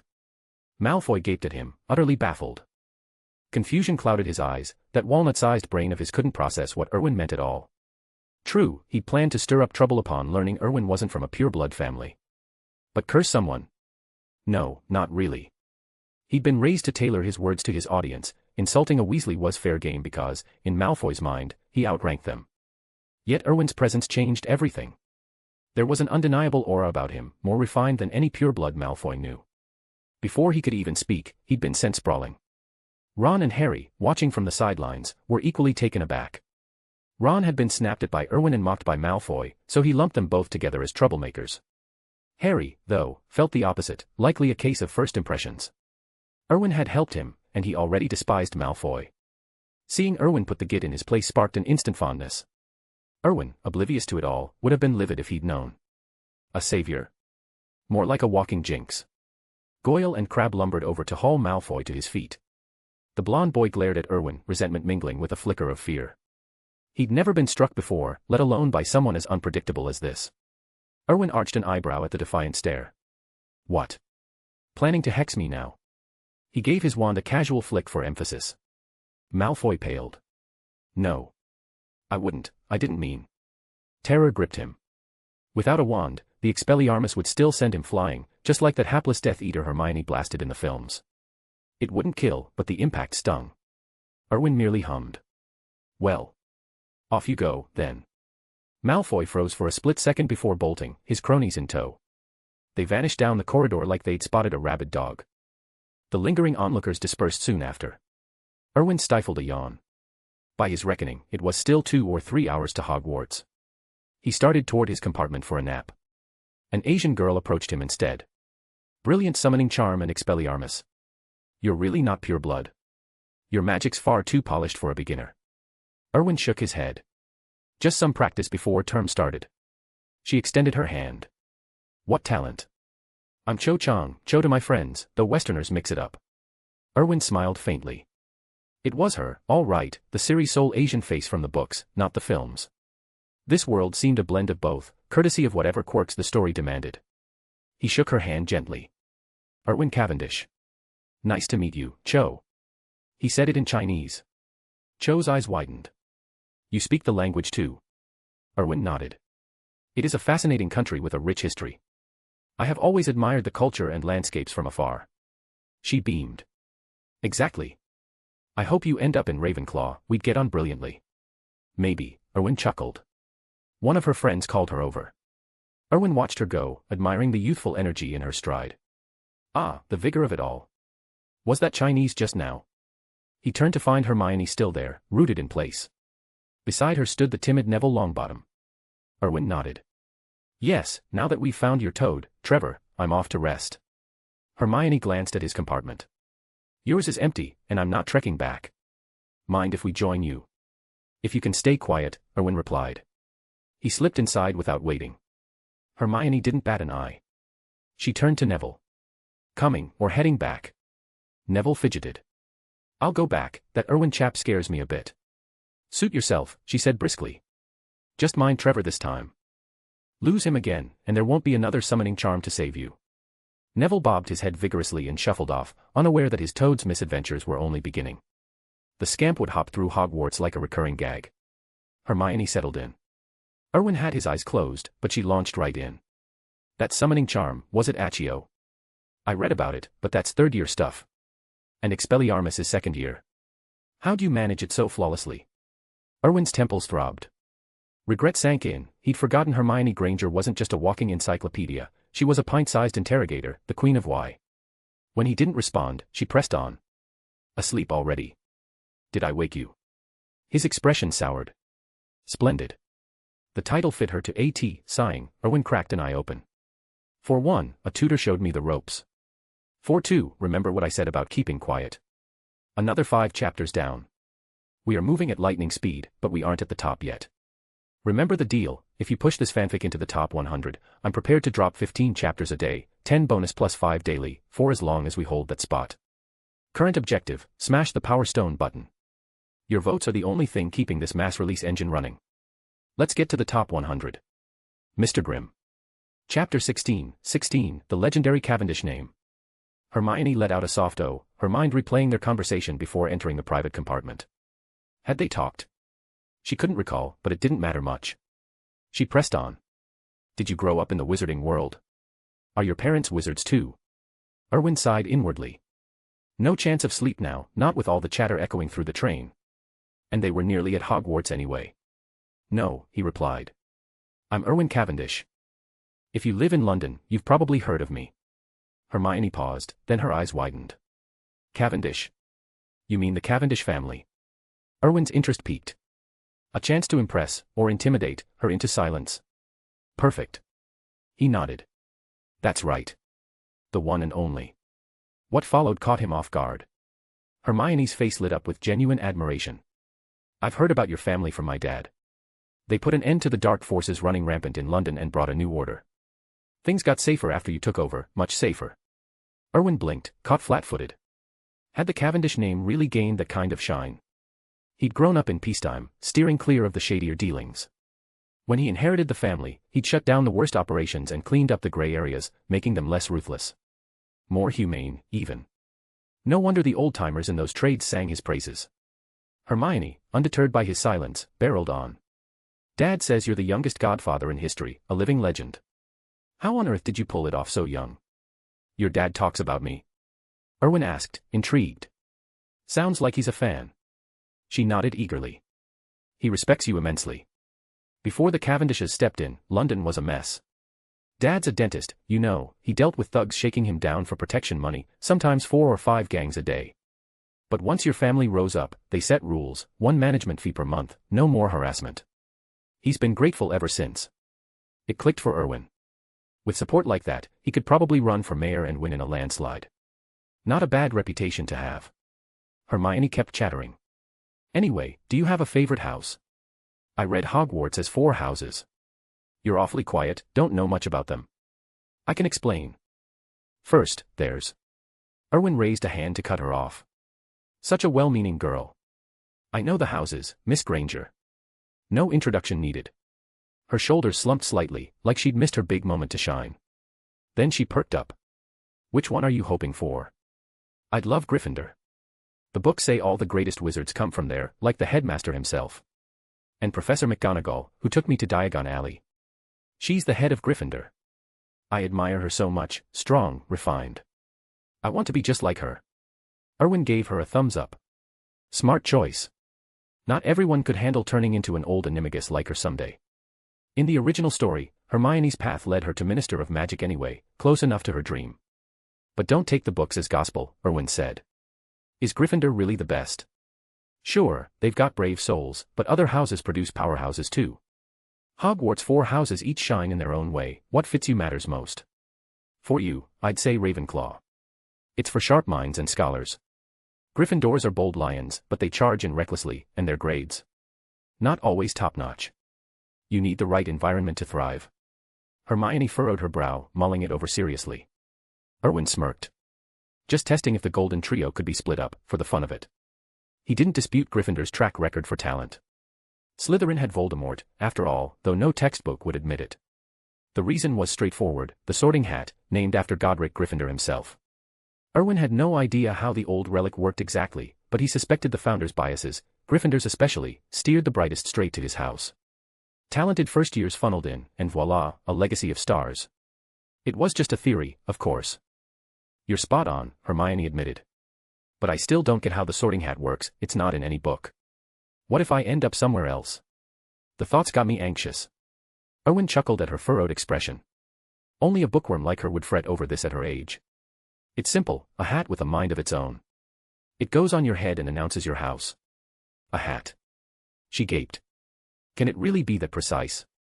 This decides your whole school life.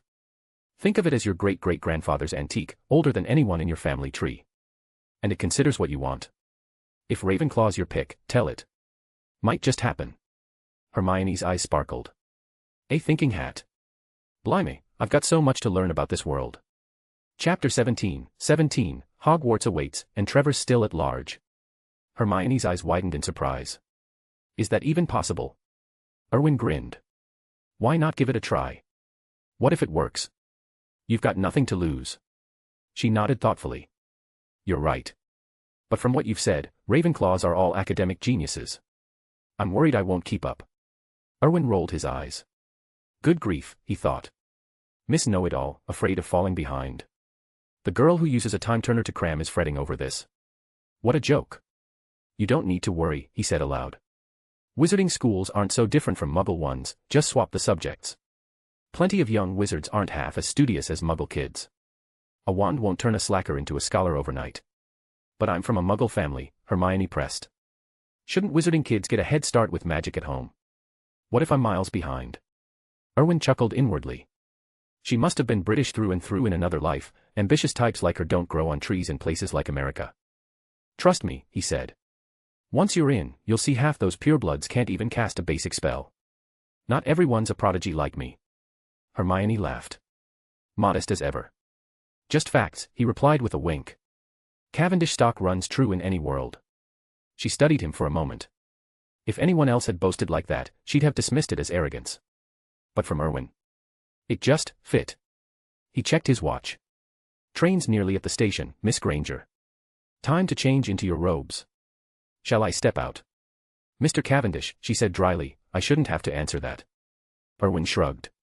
Not like it's a sure thing anyway. No trust these days. Still, he turned and stepped into the corridor, back to the compartment door, waiting patiently. Hermione glanced at his retreating figure, a small smile tugging at her lips. She changed quickly. A minute later, the door creaked open. All set, she said. Your turn. I'll keep watch. Erwin shook his head. No need. Puzzled, she frowned. You're not changing. With a snap of his fingers, his Muggle suit shimmered and morphed into formal wizard's robes. Delicate purple lotus emblems bloomed on the cuffs, threaded in silk. Hermione's jaw dropped. A spell. What's the incantation?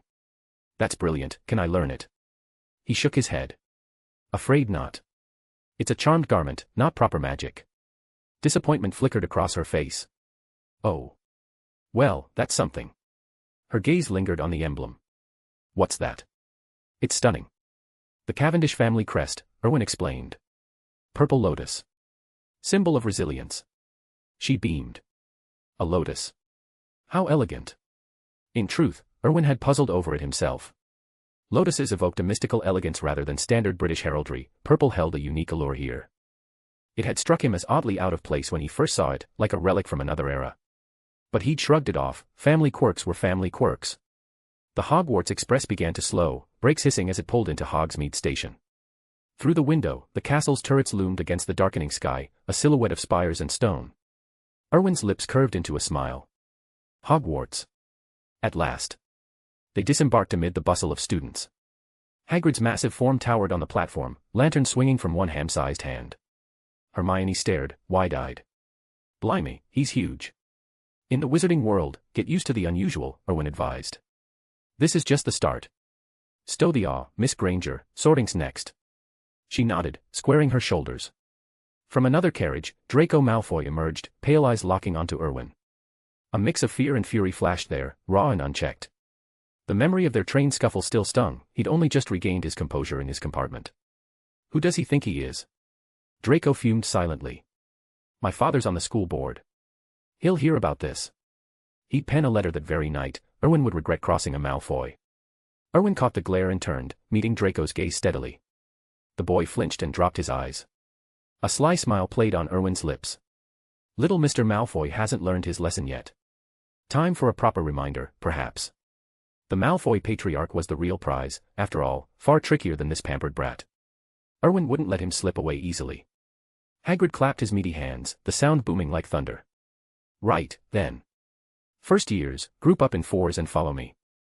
Boats to the castle. The lake crossing passed without incident, the black water lapping at the boats as Hogwarts grew larger, its windows aglow like welcoming eyes.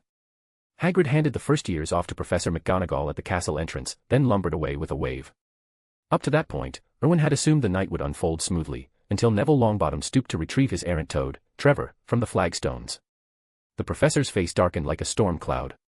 Erwin stifled a grin. So the plot barrels on. The only twist. No sign of Malfoy needling the Weasleys or Harry Potter. Perhaps the train thrashing had left a mark, psychological scar tissue. McGonagall led them into the great hall, her tartan robes swishing. The enchanted ceiling mirrored the starry night sky, candles floating overhead in a golden haze. Senior students lined the house tables, whispering and craning necks with gleeful anticipation. Erwin could read their minds. Wizards loved a good prank, and the Sorting Hat was prime entertainment.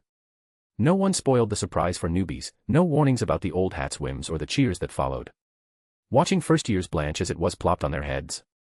Priceless, year after year. Even if it meant a dash through a sudden downpour, they'd sooner shred an umbrella than share the secret. The hall thrummed with energy, the air thick with roast beef, laughter, and that electric buzz of beginnings. Hermione gripped her skirt, nerves jangling. Erwin stood tall beside her, ready for whatever the hat decreed. Hogwarts wasn't just a school, it was a stage, and the curtain was rising. Chapter 18, The Sorting Hat's Reluctant Verdict, and Dumbledore's Fury. Behind the high table at the top of the Great Hall, the professors had already taken their seats. Erwin scanned their faces, recognizing most from the books. There was the sallow, greasy-haired Snape, the half-blood prince with his perpetual sneer. Beside him sat Professor Quirrell, his head wrapped in a turban that concealed the parasitic Dark Lord lurking beneath. The first years buzzed with curiosity, their eyes darting around the enchanted hall. Even those from pure-blood families gaped like muggles at a fireworks show. Hogwarts was a legend factory, after all, home to heroes and tragedies alike. These wide-eyed 11-year-olds dreamed of carving their own names into its storied walls, whether as legends or footnotes. Hermione Granger, ever the know-it-all, fidgeted with barely contained excitement. Erwin, though, fixed his gaze on the translucent ghosts drifting overhead, applauding the newcomers with ethereal claps. He'd always wondered about them in the books, were they a twisted form of immortality? And how did one become a ghost, anyway? If it were that simple, the castle should be crawling with spectral wizards from every era. Yet only poor moaning Myrtle haunted the original tale, a glitchy remnant from their own time. Lost in these musings, perhaps even plotting a way to trap one for study, Erwin felt a prickle on the back of his neck. Someone was watching him. He turned toward the staff table and locked eyes with the source, Snape. The potions master stared with cold intensity. Erwin's stomach twisted. What was this? In the books, Snape fixated on Harry Potter from the start. Was he seeing a ghost of James in Erwin instead? Before he could puzzle it out, Professor McGonagall strode forward, parchment in hand, and placed a battered old hat on the stool before them. Hermione leaned in, whispering, "Is that the Sorting Hat you mentioned?" Erwin nodded. "That's the one." "It doesn't look special," she murmured. As if on cue, a rip near the brim stretched into a mouth, and a ragged voice burst forth in song. "You might think I'm not as pretty. But don't judge this book by its cover. If you can find a hat that's brainier, I'll eat myself right here and over." The first years gawked as the hat crooned its ditty, a mix of surprise and delight rippling through the crowd. Erwin, however, grimaced. Cleanliness was his curse, severe OCD, the kind that made greasy fingerprints unbearable. That hat had perched on countless sweaty, unkempt heads over centuries. Layers of grime, oils, and who knows what else. His gorge rose at the thought. He swallowed hard, forcing down nausea. The song ended, and McGonagall unrolled her parchment with a flourish. "When I call your name, come forward and sit. The Sorting Hat will place you in the house that best suits you. Hannah Abbott." Erwin stifled a smirk. Time travelers might butterfly away plot points, but some constants endured, like Hannah heading straight for Hufflepuff. The hat barely touched her frizzy hair before bellowing, "Hufflepuff." Cheers erupted from the yellow and black table, warm welcomes rippling even from the other houses. Harmless badgers, after all, easy to root for. McGonagall pressed on. "Draco Malfoy." The pale boy slithered forward, veering wide around Erwin with a flinch. Erwin bit back a chuckle. The hat no sooner grazed Malfoy's blonde locks than it shouted, "Slytherin." The green table exploded in serpentine hisses of approval. No shock there, the Malfoys were Slytherin royalty, as were most old blood families. Save for one much-shifting exception. The redhead behind him, Ron Weasley, would soon claim his Gryffindor birthright. But next came the main event. Harry Potter. Silence crashed over the hall like a thunderclap. Whispers died, forks clattered. The professors leaned forward, Dumbledore himself straightened in his chair, blue eyes sharp behind half-moon spectacles. Harry Potter. The boy who lived. A name that echoed through Wizarding Britain like a curse. The hat deliberated longer this time, its brim twitching as if in debate. Erwin watched, intrigued. In the books, it had weighed Harry's virtues against Slytherin's cunning pull. But perhaps Dumbledore had meddled, whispering pleas for Gryffindor. The hat, infused with Godric's own will, might resist stuffing the lion's den with subpar cubs. A dark thought crossed Erwin's mind, what if Harry's just not up to snuff? The books painted him as brave but dim, saved 100 times by Dumbledore's invisible hand. Escaping the Dursley's cupboard under the stairs should have lit a fire under him to study, to seize control. Instead, he coasted on plot armor. Without the protagonist halo, he'd be cannon fodder. The hat hummed on, hesitating. Erwin glanced at Dumbledore. The headmaster's knuckles whitened, fist clenched on the table's edge. If it dragged much longer, sparks might fly, literally. Erwin could already picture the post-ceremony tongue-lashing in the headmaster's office. Finally, the verdict: Gryffindor. Pandemonium at the scarlet table. Students leaped up, roaring, "We've got Potter! We've got Potter!" Harry beamed, flushed with relief and the weight of expectations. Ron and the others had drilled it into him. Gryffindor was the pinnacle, the house of heroes. Hagrid's gruff praise, Dumbledore's subtle nudges, it all sealed the deal. Erwin's smile was wry. Enjoy the glory, lions. When the house points start bleeding away, thanks to your golden boy's blunders, you might rethink the fanfare. As the sorting continued, the hall thrummed with energy. Ghosts glided lower, offering spectral cheers. Snape's gaze lingered on Erwin a moment longer before flicking to Harry, as if deciding where to allocate his suspicion. Quirrell stammered faintly under his turban, unnoticed amid the din. Erwin settled back, the hat's grease forgotten for now. Hogwarts gears were turning, and he was smack in the middle, clean hands or not. Chapter 19, Erwin staring hat-washing gambit. After sorting Harry Potter into Gryffindor, Professor McGonagall continued calling names. A few more first years shuffled through quickly, unremarkable faces lost in the crowd. Then she announced, Hermione Granger. Erwin felt the bushy-haired girl beside him tense up like a coiled spring. In the echoing vastness of the Great Hall, it almost felt like some solemn rite.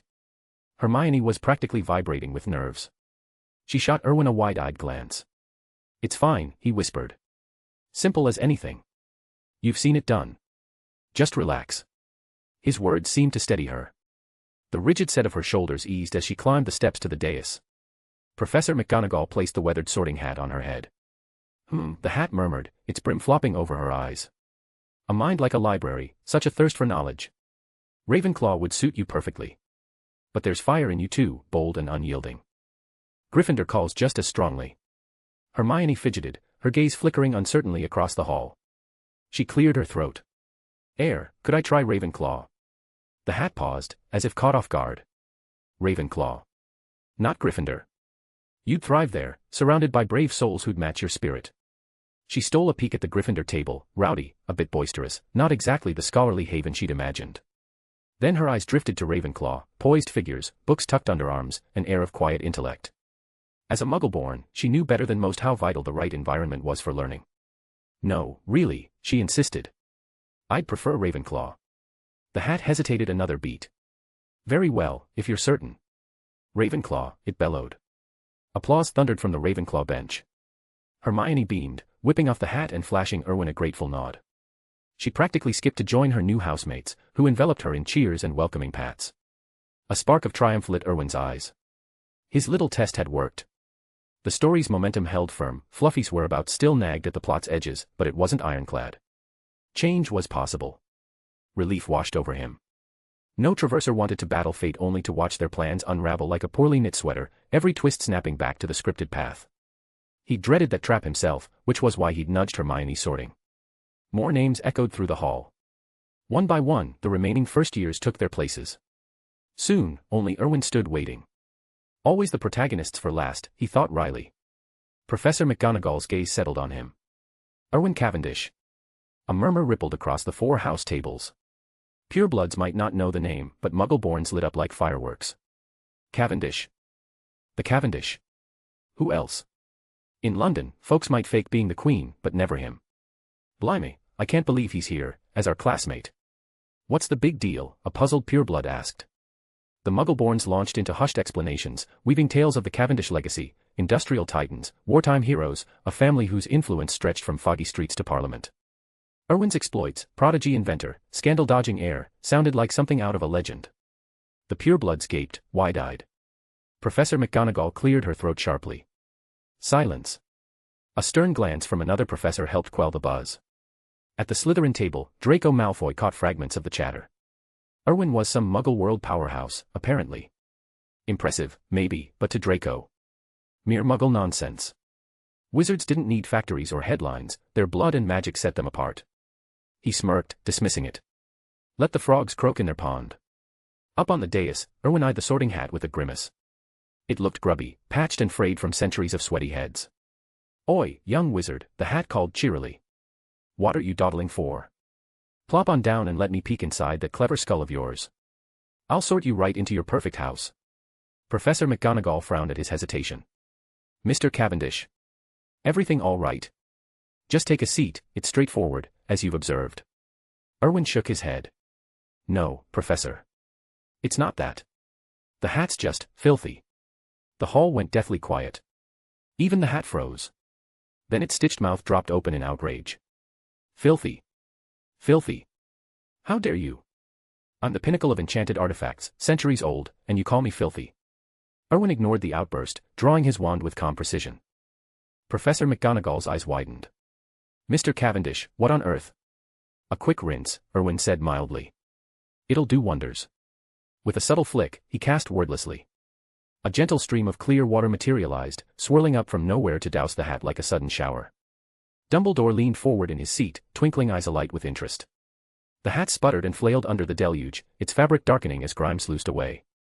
"Excellent silent casting," Professor McGonagall exclaimed, a rare smile cracking her stern facade. "And a water-making spell.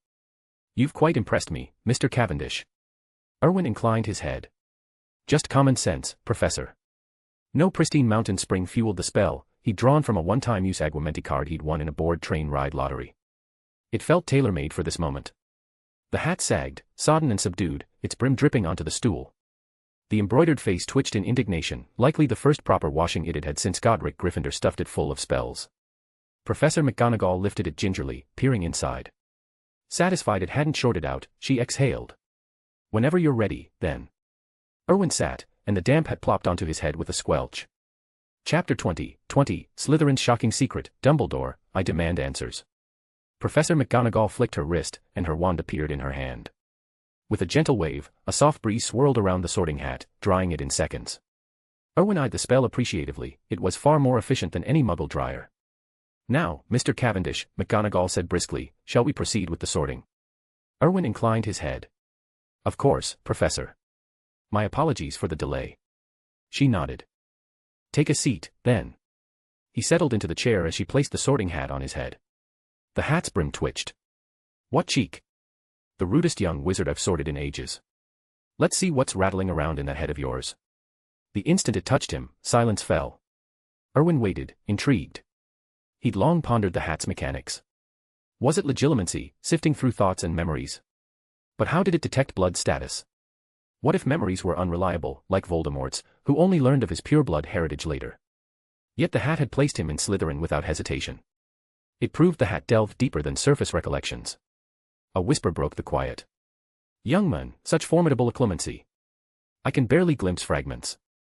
The full picture eludes me." Erwin smirked inwardly. "So that's your trick for assigning houses? Looks like you're no help to me, then." "Don't sell me short," the hat murmured. A faint thread of magic slipped from it, probing into Erwin's mind. His pulse quickened. He summoned his own magical energy to repel it, but instead of clashing, the two forces intertwined seamlessly. Before he could question it, the hat exclaimed, "Ah, I see now. No wonder. Slytherin." Erwin froze. Slytherin? As a pureblood? Were his parents wizards? Or did the Cavendish line hide wizarding roots? McGonagall whisked the hat away before he could probe further.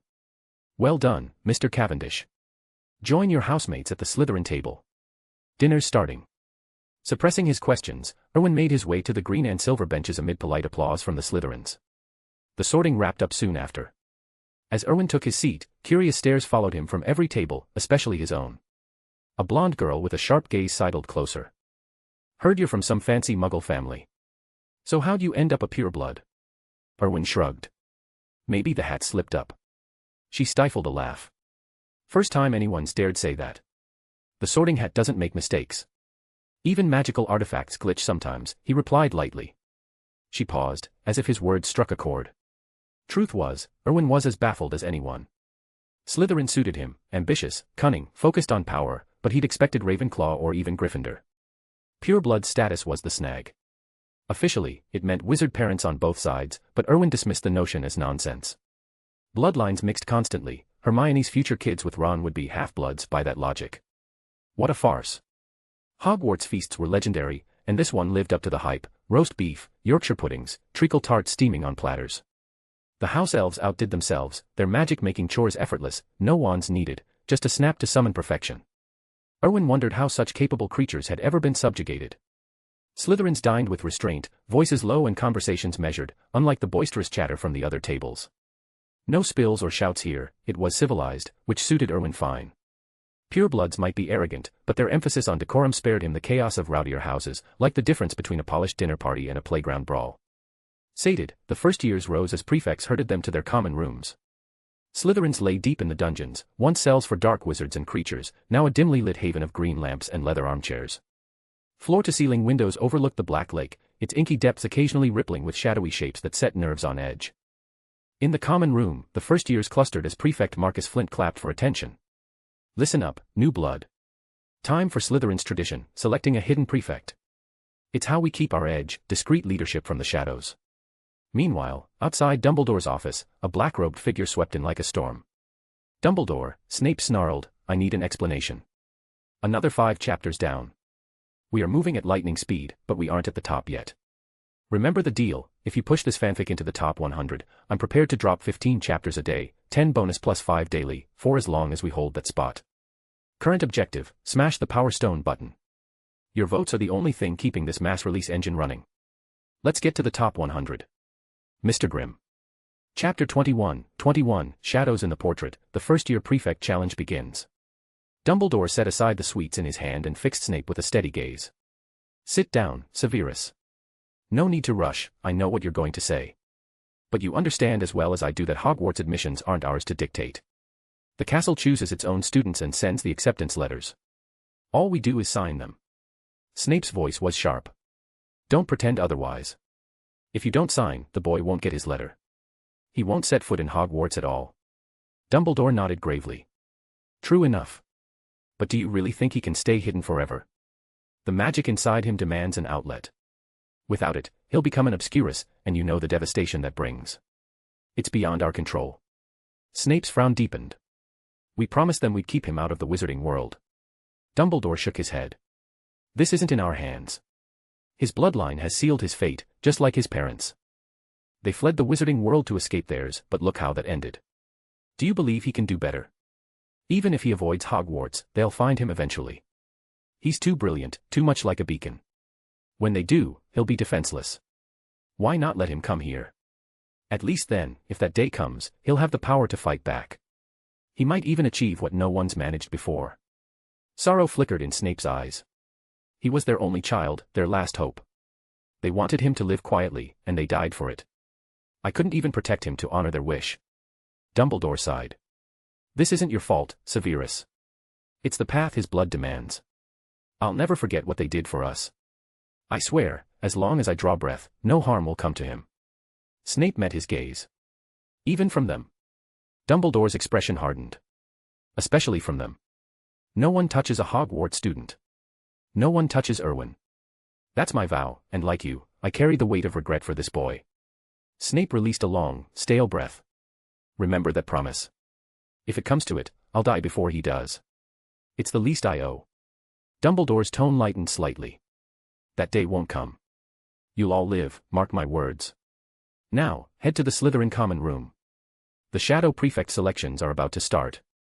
Without you there, it could turn chaotic. That boy takes after his parents, he's no shrinking violet. Snape offered no reply.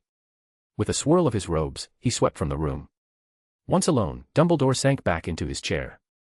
The portraits on the walls fell silent for a moment. Then one stirred. Is it him, Albus? The Cavendish boy? Dumbledore inclined his head. Yes. Erwin Cavendish. The portrait sighed. You're playing a dangerous game. You must know what the name Cavendish signifies, and what happens if those fanatics learn he's entered our world. You're inviting trouble to Hogwarts' doorstep. Compared to them, the Dark Lord was child's play. Dumbledore said nothing. A subtle light glinted behind his half-moon spectacles. Of course he knew.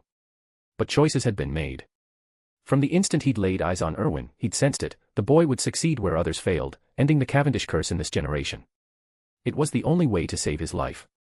His gaze drifted to a corner of the office, where a portrait hung beneath a grey cloth cover. He approached it, hand rising, then paused. With another sigh, he turned away. In the Slytherin common room, the new 7th-year prefect, Gemma Selwyn, addressed the gathering. Let me explain the shadow prefect system. Slytherin isn't like the other houses, we're all purebloods here, and we prize strength and ambition above all. Even I can't run things single-handedly, which is why we have shadow prefects. One per year, the strongest in their class. At the start of each term, anyone can challenge them. They get the same privileges as regular prefects. Now, meet Slytherin's shadow prefects. She began with the 2nd years. Barton Drew, 2nd-year shadow prefect. 3rd year, Miles Burke. 4th year, Charlotte Teresa. Erwin glanced her way, she was a sharp-eyed girl, clearly another prefect. 5th year, Marcus Flint. He's also our Quidditch captain. Erwin noted Flint's burly frame, intimidating, even among Slytherins. 6th year, Cassius Selwyn. And that's me, Gemma Farley, 7th-year shadow prefect and head of Slytherin House prefects. Erwin studied her. She radiated power, her magical reserves far surpassing most wizards his age. Was Selwyn one of the Sacred 28? Undoubtedly. A formidable talent. Gemma continued. Keep those names in mind. Now, it's time to select the 1st-year shadow prefect. We choose by strength alone, pure duels, one-on-one. The last one standing claims the title. So, 1st years, who's stepping up first? Though she addressed the group, her eyes locked on Erwin. Word of his train escapades had spread like fiend fire, the new boy who'd disarmed half the compartment single-handedly. As a shadow prefect hopeful, he'd be a fool to sit this out. Perfect chance to build some wizarding acclaim, Erwin thought. He strode forward, parting the crowd with quiet confidence, and took center stage. With a casual flick, his wand appeared in his hand. He pressed it to his chest in salute, bowing slightly. Everyone, I'm Erwin Cavendish. Since no one's volunteering, I'll go first. Chapter 22, The Hidden Prefect's Daring Challenge. The 1st years exchanged bewildered glances. They wanted to step forward, but none dared. After all, they were fresh-faced young witches and wizards, barely versed in magic, nothing compared to a proper Expelliarmus. The nearby prefects watched with mild amusement, unsurprised. They'd all been through it themselves. In truth, the 1st-year hidden prefect selection was always the tamest. New students knew so few spells that one standout usually emerged unchallenged, claiming the unofficial role. It was Slytherin tradition. After a couple of minutes with no takers, Cassius announced, since no one's challenging, Erwin Cavendish is Slytherin's 1st-year hidden prefect. Next year, you'll get another shot at it. Succeed, and the title's yours. Now, onto the challenges for the upper years. Does anyone care to test their hidden prefect? Erwin stepped back, observing quietly. The older students brought more fire to the fray. A few skirmishes broke out, spells flashing in earnest duels, but the incumbents held their ground without much fanfare. Erwin found it all rather entertaining. The clash of incantations made for a lively show. Once the dust settled, Cassius scanned the room. No more challengers. Right, then. The hidden prefect challenge is over. 1st-year hidden prefect, Erwin Cavendish. Everyone else, back to your dorms. Erwin, hang back a moment. I'll show you to the prefect's quarters and fill you in. Erwin nodded as the Slytherins filed out. Follow me, Cassius said. The prefect's dorm is private, one of the perks of the job. Thanks, Erwin replied. Cassius waved it off. No trouble. I've never seen a 1st-year like you, not even from the Sacred 28. You've just arrived, and you're already slinging a flawless Expelliarmus, silently, at that, with Aguamenti to boot. Blimey, you had me gobsmacked. Erwin chuckled. You're too kind, Cassius. As both hidden prefect and official one for 6th year, you'll have to show me the ropes in Slytherin. Cassius barked a laugh. Wrong bloke for that. Sure, I'm a 6th-year hidden prefect and Slytherin's prefect, but I'm just a pseudo-prefect at best. Erwin frowned.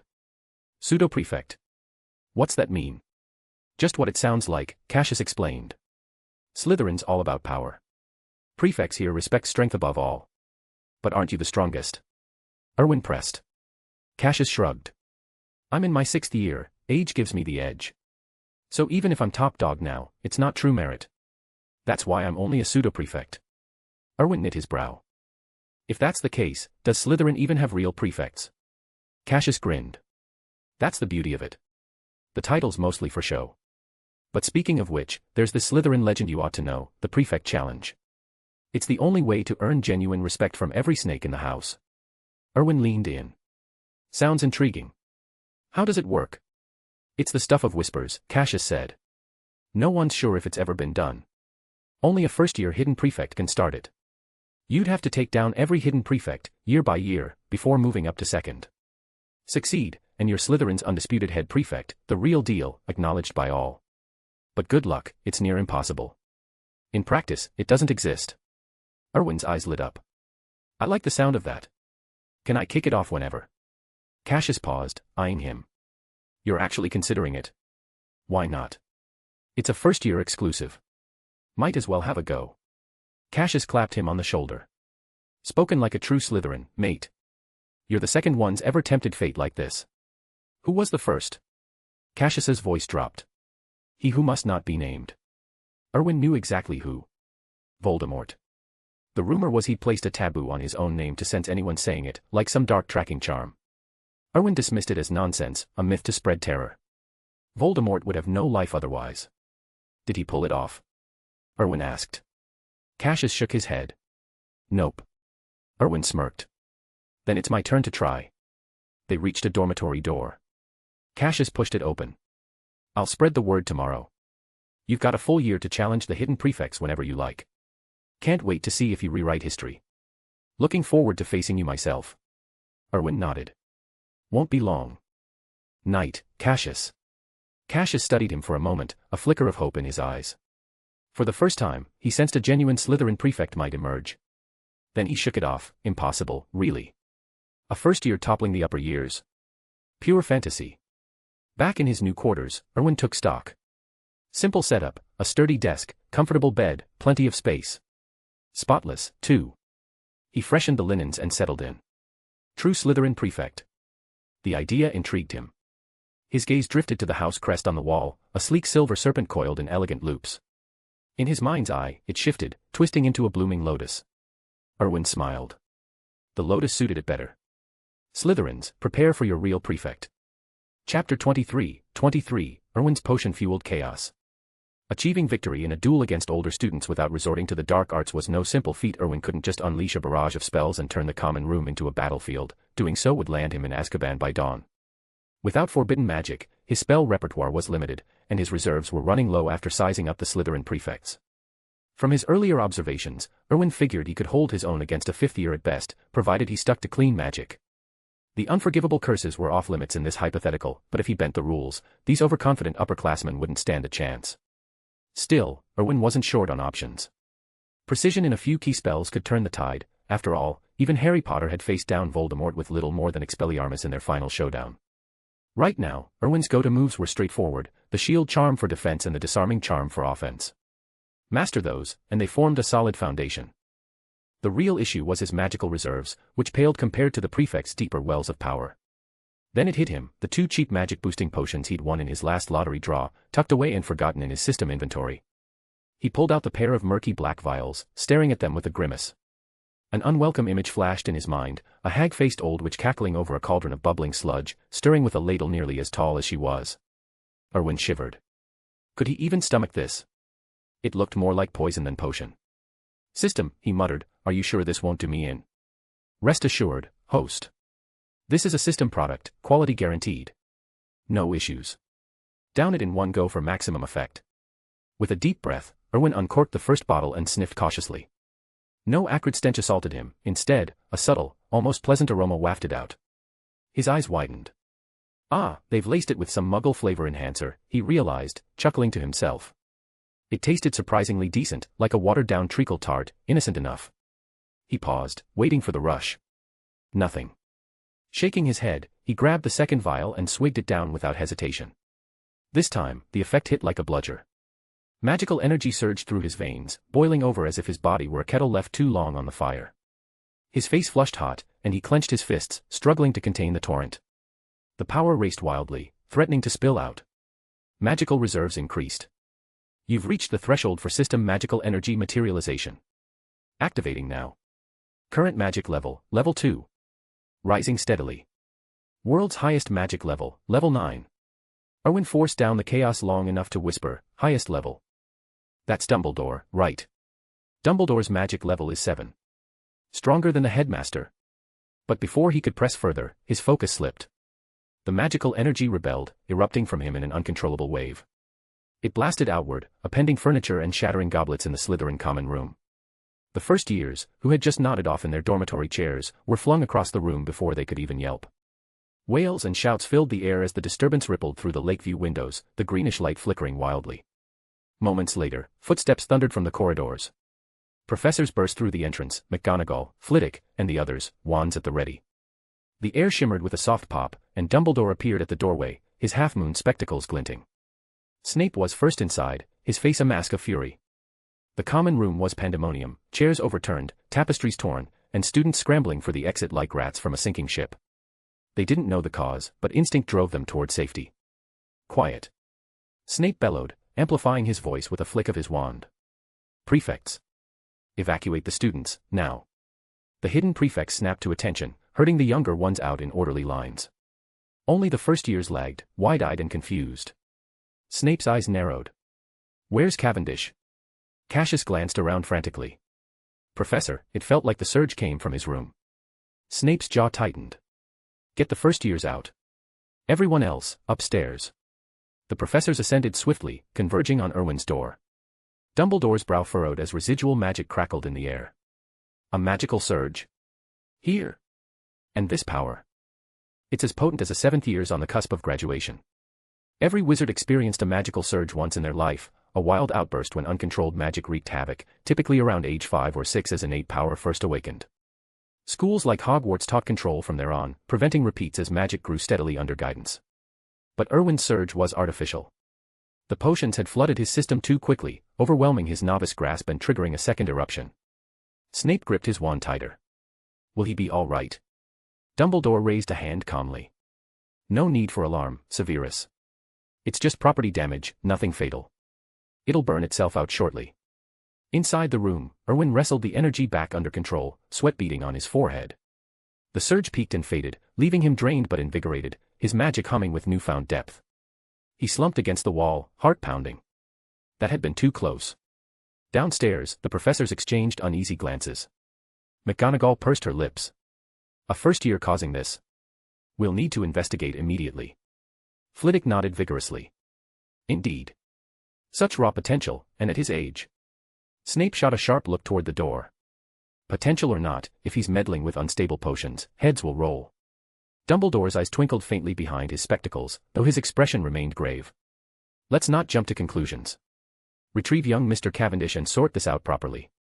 As the door creaked open, Erwin emerged, looking sheepish but unharmed. The headmaster's gaze met his, a mix of curiosity and quiet amusement flickering there.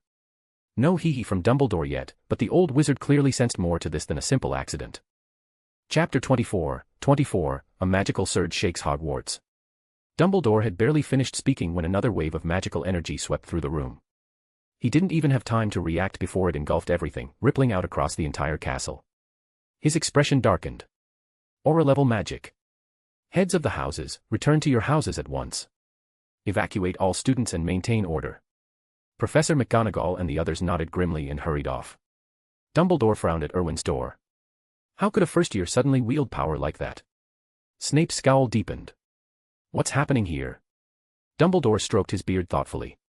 Perhaps a bloodline surge? His parents never mentioned anything like this, Snape retorted. Dumbledore's eyes twinkled with uncertainty. Meanwhile, inside the room, Erwin's ears rang with the system's chime. Magic level has reached level 3. As the notification faded, the wild magical energy within him settled. Erwin was drenched in sweat, gasping for breath. Bloody hell, that was just a diluted magic-boosting potion. What would the full-strength version do? He blinked open his eyes, and froze. The room looked like a tornado had torn through it, furniture overturned, books scattered, curtains in shreds.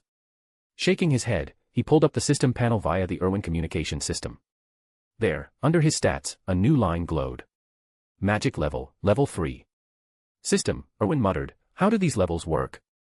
Magic levels are a system metric for your convenience, reference only. Level 1, underage wizards. Level 2, adult wizards, or top 7th years. Level 3, standard aura. Level 4, elite aura. Level 5, professor level, like Hogwarts staff. Level 6, legendary, e.g., Voldemort. Level 7, epic, e.g., Dumbledore or Peak Grindelwald. Level 8, mythical, e.g., the Founders. Level 9, God tier, e.g., Death itself. Erwin nodded, piecing it together. He wanted to dig deeper, but the door creaked open. Dumbledore and Snape strode in. Erwin straightened quickly. Professors? What brings you here? Snape glided forward like a shadow, his hand clamping onto Erwin's shoulder before he could blink. Don't move. I need to check your magical reserves. Erwin tensed but held still. Snape had always treated him with an odd protectiveness. After a tense moment, Snape withdrew, shaking his head. Dumbledore exhaled softly, then chuckled. Mr. Cavendish, you're already making waves on your first day. Quite the stir you've caused at Hogwarts. Erwin blinked innocently. I don't follow, sir. Because of that magical surge, every first year is waiting outside the castle right now, Dumbledore explained with a wry smile. Erwin's eyes widened. He glanced at his panel. Wizarding acclaim was climbing fast, already past 1,100 and still ticking up. A lucky break. Sorry, headmaster, he said. I had no idea. Dumbledore waved it off. No harm done, lad. Fancy me sorting this mess for you. Erwin hesitated. Wouldn't want to impose. Nonsense. Dumbledore raised his wand with a flourish. Reparo. The room shimmered, debris flying back into place as if time had reversed. Erwin marveled at the effortless magic. Thank you, sir, he said, bowing slightly. And sorry again for the trouble. Rest up, Dumbledore advised, eyes twinkling. Tomorrow's transfiguration with Professor McGonagall. She's strict, no exceptions, even for promising young wizards. Don't be late. Noted. Good night, professors. Once they left, Erwin's brow furrowed. Something felt off, 99% suspicious. Dumbledore hadn't probed into the surge at all, and Snape's concern was unusually warm. For the old headmaster, that was out of character. Was there more to his background? The Sorting Hat's odd reaction, the professor's attitudes. Maybe he wasn't just some ordinary newcomer. A lost heir to a pure bloodline. But the Cavendish family wasn't among the Sacred 28. He resolved to dig into Selwyn history later. Exhausted from the train ride, Erwin washed up quickly and collapsed into bed, drifting off without a care. Unbeknownst to him, his surge had upended the castle. Older students used spells to restore their dorms with ease, but first years struggled, fumbling with basic charms. Whispers spread from Slytherin. The new boy, Erwin Cavendish, was behind it all. Resentment simmered among the young witches and wizards on his very first night. The next morning, Erwin stirred early, stomach growling. Spoiled by house elves back home, trekking to the Great Hall alone felt like a chore. He dressed and stepped into the common room, only to find it deserted. Odd. These wizarding kids were up with the birds. He shrugged and headed out, the castle's moving staircases already shifting underfoot. Chapter 25, Threatening the Madcap Staircases. Erwin straightened his robes and headed into the Great Hall. It was packed tighter than usual, a sea of students buzzing with low energy. He raised an eyebrow. Were all these young witches and wizards suddenly so keen on breakfast? But as he stepped inside, the truth hit him. Every face bore heavy dark circles, like they'd all tried out the latest muggle makeup trend gone wrong. After yesterday's chaos, only Erwin had managed a proper night's sleep. He appeared in the doorway, and the glares turned his way, pure resentment, thick as fog. It hit him harder than the stares from Peeves on a bad day. Even Hermione Granger, who usually looked at him with quiet admiration, now eyed him with barely concealed irritation. Erwin had faced plenty over the years, sneers, whispers, outright hostility. But this. A hall full of accusatory stares was a new low. He made his way to the Slytherin table. Cassius spotted him and grinned. Well, if it isn't the troublemaker himself. Look at this lot, you've got the whole school seeing red. Erwin shrugged. I didn't plan on it getting this big. But things spiral sometimes. Fair enough, Cassius said, standing. He rapped his knuckles on the table for attention. Listen up, everyone. As Slytherin prefect, I'm announcing that first-year hidden prefect Erwin Cavendish is kicking off the prefect challenges. Starting today, he can call out any hidden prefect from any year, any time. You lot had better be ready. The Slytherin table erupted in stunned murmurs. A prefect challenge? No one's done that in ages. This year's lot is going to be brilliant. Can't wait to see the sparks fly. A few first years looked baffled, Slytherins and others alike. Harry Potter, from the Gryffindor side, leaned toward Ron Weasley. What's a prefect challenge? Ron shrugged. Beats me. An older Gryffindor nearby overheard and explained. Classes hadn't started yet, so Harry was still the wide-eyed new face, drawing helpful sorts. It's Slytherin's old tradition, the student said with a chuckle. A first year challenges the upper year prefects one by one. Rare as a decent potions essay. No one's ever won it outright. If they did, they'd be Slytherin's undisputed king. Cassius glanced at Erwin. Your turn, say something. Erwin nodded. Seniors, I'm looking forward to crossing wands with you all. Cassius checked his watch. Right, time's ticking. Off to classes. Prefects, wrangle your ears. Erwin, your first one's transfiguration, you'll find the classroom. Just mind the moving staircases, they're devils when they feel like it. Erwin nodded. The upper year prefects rose, herding students with crisp efficiency. Slytherin ran like clockwork under them, no stragglers, no chaos. It was the house's discipline that had drawn Erwin in from the start. As the older students filed out, a few prefects stopped to greet him. Charlotte Teresa, the fourth-year hidden prefect and the only girl in the role, approached with a warm smile. I've got faith in you, Junior. Can't wait for you to take a swing at me. Soon enough, Senior, Erwin replied. She laughed and led her year away. Erwin turned to join the first years, but a hulking figure blocked his path, the fifth-year hidden prefect, Marcus Flint.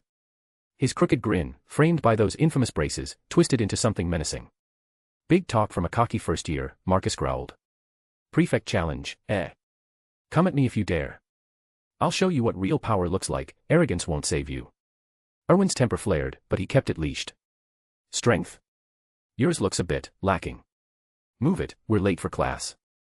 Marcus's face reddened. Watch your mouth, kid. Step out of line, and I'll sort you myself. Erwin ignored him, waving the first years onward toward transfiguration. They reached the base of the grand staircases soon enough. But instead of their usual stately shuffle, the steps jerked and twisted like they were possessed, platforms flipping, railings vanishing, the whole lot in wild disarray. Erwin frowned.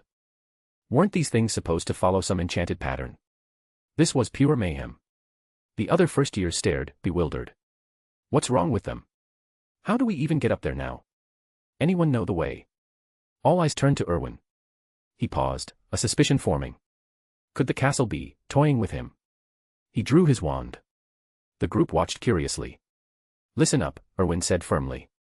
One chance, clear a path to transfiguration. Or I'll test just how unbreakable these stairs really are. The first years gaped. Malfoy snorted from the back. What, you threatening a castle? Brilliant plan. But then, under their wide-eyed stares, the staircases halted their frenzy. Steps realigned with soft groans, forming a straight shot to the classroom above. Erwin's pulse quickened. Hogwarts wasn't just stone and spells, it was alive, thoughtful. The furnishings, the portraits, even the stairs had minds of their own. This tantrum. Likely the castle's idea of hazing the new blood. Right, Erwin said. Let's move, time's wasting. He stepped onto the now steady path, the others hurrying after him. Chapter 26, Nested Transfigurations, Double Spell or Counter Curse. The Slytherins shared their transfiguration class with the Gryffindors, but the Lion Cubs were running late. When Erwin stepped into the classroom, his eyes immediately fell on a gray tabby cat with distinctive black stripes lounging on the professor's desk. Square markings around its eyes mimicked the frames of eyeglasses. Erwin resisted the impulse to stroke its fur. He wasn't about to admit that fear held him back. Instead, he approached the desk and gave a slight bow to the cat, Professor McGonagall in her animagus form, before retreating to his seat. Time ticked on, and the Gryffindors finally trickled in. Erwin marveled at the plot's unyielding pull, much like in the books. He'd spotted Harry Potter and Ron Weasley at breakfast in the Great Hall that very morning. So why the delay now? He watched as the pair, spotting the empty desk and assuming the professor absent, tried to slink to their seats unnoticed. Erwin shook his head. Predictably, Professor McGonagall sprang her trap. In a fluid leap from the desk, the tabby transformed midair into the stern witch herself, her robe settling neatly around her. The class gaped in astonishment. Ron blurted out, "That was brilliant." Professor McGonagall's voice was ice. "Thank you for that keen observation, Mr. Weasley. Perhaps I should transfigure you into a clock to instill some punctuality." Harry jumped in hastily. "We got lost, Professor. The stairs, they kept changing." She cut him off. "Then maybe one of you needs to become a map. Or a compass." She showed no favoritism, not even to the famous Harry Potter. Erwin found her impartiality downright intimidating. No one escaped her sharp judgment unscathed. Chastened, Harry and Ron hurried to their seats. Professor McGonagall turned her gaze to Erwin. "Mr. Cavendish, how did you recognize me so quickly?" Erwin rose smoothly. "As head of Gryffindor and a legendary Hogwarts professor, your reputation precedes you. Your animagus registration is public record in the faculty files, which I've reviewed as a student. And those markings around your eyes? They match the frames of your square spectacles perfectly. She allowed a rare smile. Excellent observation. Slytherin earns 5 points, for your knowledge and your flattery. Thank you, Professor, Erwin replied with another bow, resuming his seat. A chime echoed in his mind, congratulations, host. Slytherin has gained 5 points, converted to 50 wizarding acclaim. Erwin blinked, then grinned inwardly. A breakthrough, this house point system could be gamed. 1 point equaled 10 acclaim. If true, the young witches and wizards of Hogwarts were in for a show. Behold the top scholar, forged in Muggle academic training. Professor McGonagall ascended the podium, wand in hand. Before we dive in, a warning, transfiguration is among the most complex and dangerous subjects you'll face here. Anyone who disrupts my class will regret it, I trust you know the penalties. She tapped the desk. In an instant, it became a pig with enormous, flapping ears, rooting curiously at the floor. The class fell silent, mesmerized. Erwin's interest piqued, he'd always pondered the mechanics behind such feats, turning the lifeless into the living, complete with natural instincts. The last wizard he'd read about with such finesse. Merlin himself. Satisfied with their awe, Professor McGonagall flicked her wand again. Finite incantatum. The pig reverted to the desk. Right, that's your demonstration. Now, the incantation, transfigure. Counterspells can wait. Your task, turn the match before you into a silver needle. Questions. The students buzzed with anticipation, but Erwin raised his hand. Professor McGonagall nodded. Yes, Mr. Cavendish. Professor, he began, I've been mulling this since poring over my textbooks over the summer. Just now, you transfigured the desk into a pig, a masterful switch. But what if someone cast transfiguration on that pig, reverting it to a desk? Would it be doubly transfigured, or effectively counterspelled? The class leaned in, intrigued. Professor McGonagall paused, clearly caught off guard by the layered query. It bordered on theoretical magic. After a moment, she replied, transfiguration theory prohibits layering spells on the same object without consequence. Erwin shook his head. With respect, Professor, that doesn't hold. Observe. He drew his wand and aimed at his match. Transfigure. The wood shimmered, morphing into a crude metal needle, close, but not quite silver. Her eyes gleamed with approval. Impressive, if unpolished. Slytherin, another 5 points. Erwin inclined his head. Thank you. But my point stands, I've transfigured it once, yet it's imperfect. Surely I can cast again to refine it. Without counterspells at our disposal, trial and error is the only path to perfection. Chapter 27, Transfiguration's Paradox Unveiled. Professor McGonagall's expression turned thoughtful. Erwin, meanwhile, felt a spark of excitement, he'd stumbled onto a fascinating puzzle. He had a knack for these layered riddles, endless loops that begged to be unraveled. Why that was, he couldn't say, but they drew him in like a moth to flame.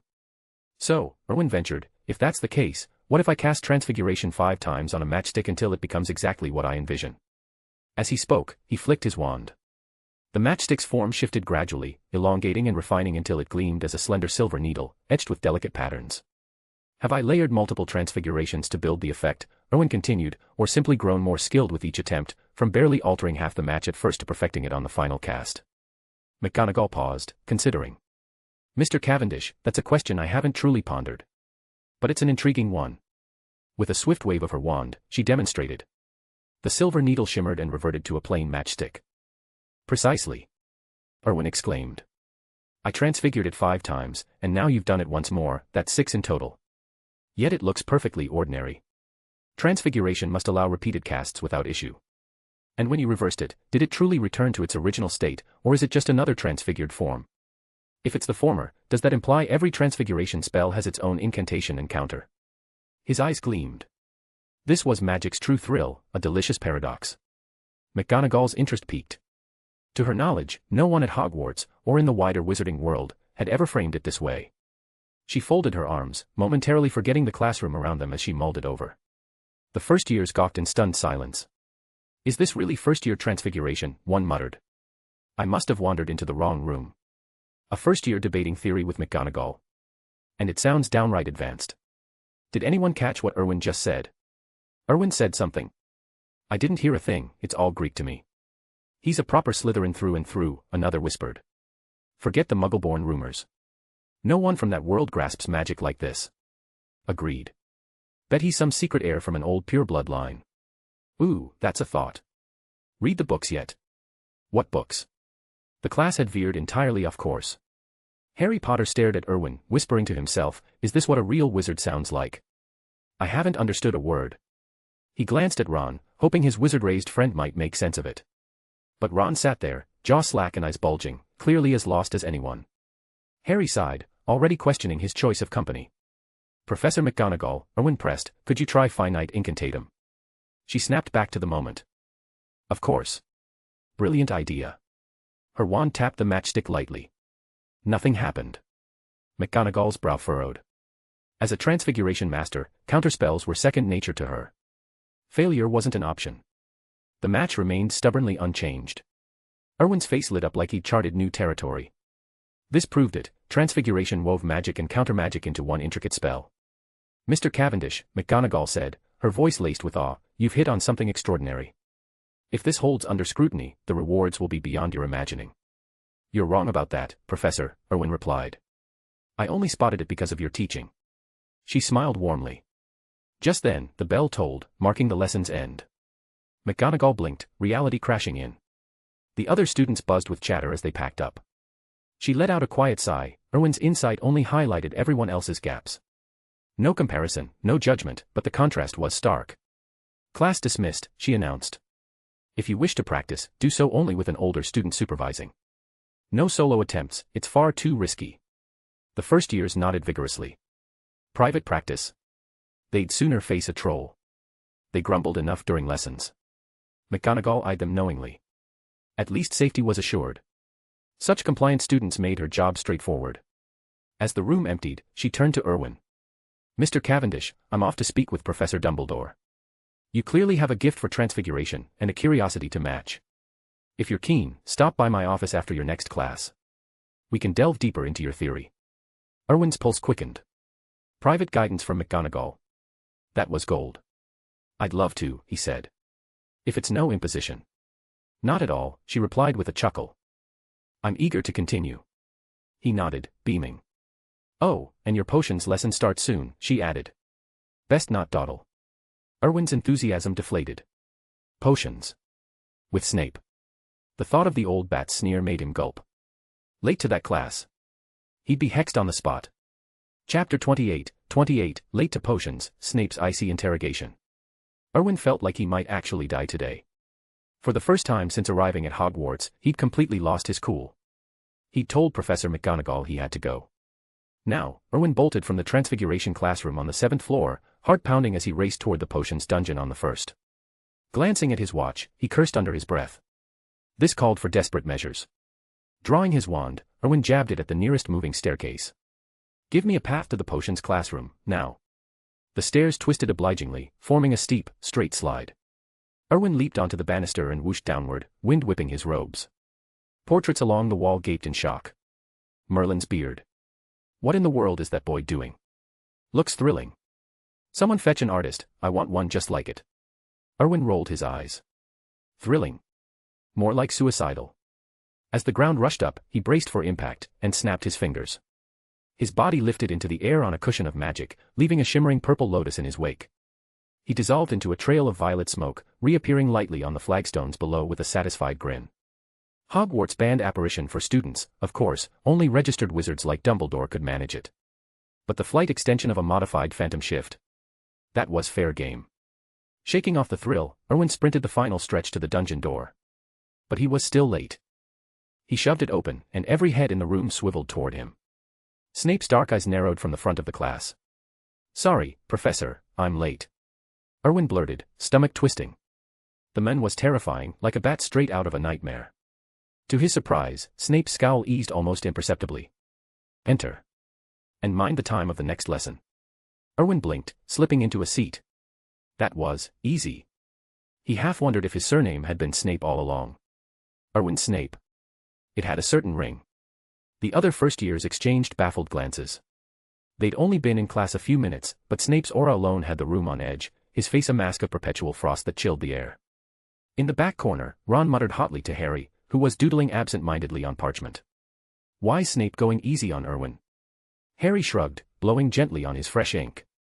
He's head of Slytherin, isn't he? And Erwin's their shadow prefect. Plus McGonagall's soft on him too. Ron opened his mouth to retort, just as a furious hiss cut through the dungeon. A shadowy figure glided silently toward them, robes billowing like a storm cloud. Erwin stared. Snape wasn't walking, he was floating, predatory and silent. Had the man invented some precursor to a hoverboard? Impressive, and unnerving. Snape loomed over the Gryffindors, his voice a venomous whisper. Mr. Weasley, Mr. Potter, and our famous savior, no less. Care to share your little chat? Ron paled, stammering, "We weren't saying anything, sir." Snape's lip curled. Oh. Then I must have imagined it. Or did I? He turned his gaze on Harry, who met it steadily with those vivid green eyes. For a split second, Snape's expression flickered, something like nostalgia softening the edges. But as his eyes drifted to the boy's messy hair and lightning scar, disgust flooded his features. Evidently, you've absorbed all the lesson requires, Snape drawled. Enough spare time for gossip. Tell me, Potter, what happens if I add powdered root of asphodel to an infusion of wormwood? Harry froze, mind blank. Asphodel. Wormwood. He shook his head helplessly. Snape's smile was pure malice. Nothing. Then try this, where would you look for a bezoar? Another shake of the head. The mockery deepened. Final chance, what's the difference between wolfsbane and aconite? I don't know, Professor, Harry admitted, cheeks burning. Snape's voice dropped to Arctic levels. Fame clearly isn't wisdom, Potter, especially when it outstrips talent. What emboldens you to ignore my class? Draco Malfoy, lounging nearby, barely stifled a snicker. Erwin sighed inwardly. This tangled mess of history was only getting started. Poor Harry. Ron, spotting his friend's humiliation, piped up defiantly. You're just picking on him, sir. We haven't covered that yet, how's he supposed to know? Snape whirled, eyes glittering. For your impertinence, Gryffindor loses 5 points. He jabbed a finger at Erwin. You, enlighten them. Erwin stood reluctantly. Powdered root of asphodel added to an infusion of wormwood produces the draught of living death. A bezoar is found in a goat's stomach. And wolfsbane and aconite. No difference, they're the same plant, just different names. He sat back down amid murmurs. Snape nodded curtly. Correct. At least one student bothers to prepare. Far too many fools in this room. Slytherin, 10 points, for not wasting my time. Chapter 29, Dueling for Dominance, a post-dinner prefect showdown. Snape's biting sarcasm showed no signs of letting up. He shot a glare at Harry Potter. Some people get so full of themselves over a scrap of fame that they think they can skip classes without consequence. How utterly pathetic. Erwin marveled at Snape's grudge-holding skills. James Potter must have been a real piece of work to earn such enduring enmity. Debts like that always came due eventually, and right now, Harry was paying the price. Harry's face flushed with anger, but he bit his tongue, especially under the smirks from the surrounding students. Already plagued by insecurities, he ducked his head even lower. To his relief, Harry stayed silent, robbing Snape of his sport. With a disdainful flick of his robes, the professor drifted back to the podium and launched into the lesson. Erwin pulled out his potions textbook, his interest piqued. In the wizarding world, potions meant money, pure and simple. In Erwin's view, Hogwarts boasted 2 genuine tycoons. First was Snape himself. As potions master, he didn't just brew for the school, wealthier wizards shelled out fortunes annually for his custom elixirs. Then there was Hagrid, the Forbidden Forest's gamekeeper. No one knew the true bounty of magical creatures lurking in those woods, but Hagrid's daily rambles unearthed rarities worth a king's ransom, items impossible to find elsewhere. Unlike Transfiguration's flashy wand work, potions began with theory. Successful brewing demanded far more than dumping ingredients into a cauldron and stirring. Timing, temperatures, and interactions all hinged on deep knowledge. Every master brewer was an academic prodigy at heart, and Snape stood at the pinnacle. He wasted no time exploiting the Gryffindor's misery. Throughout the class, his sharp tongue lashed out relentlessly. Harry, predictably, became Snape's prime target, fielding question after question.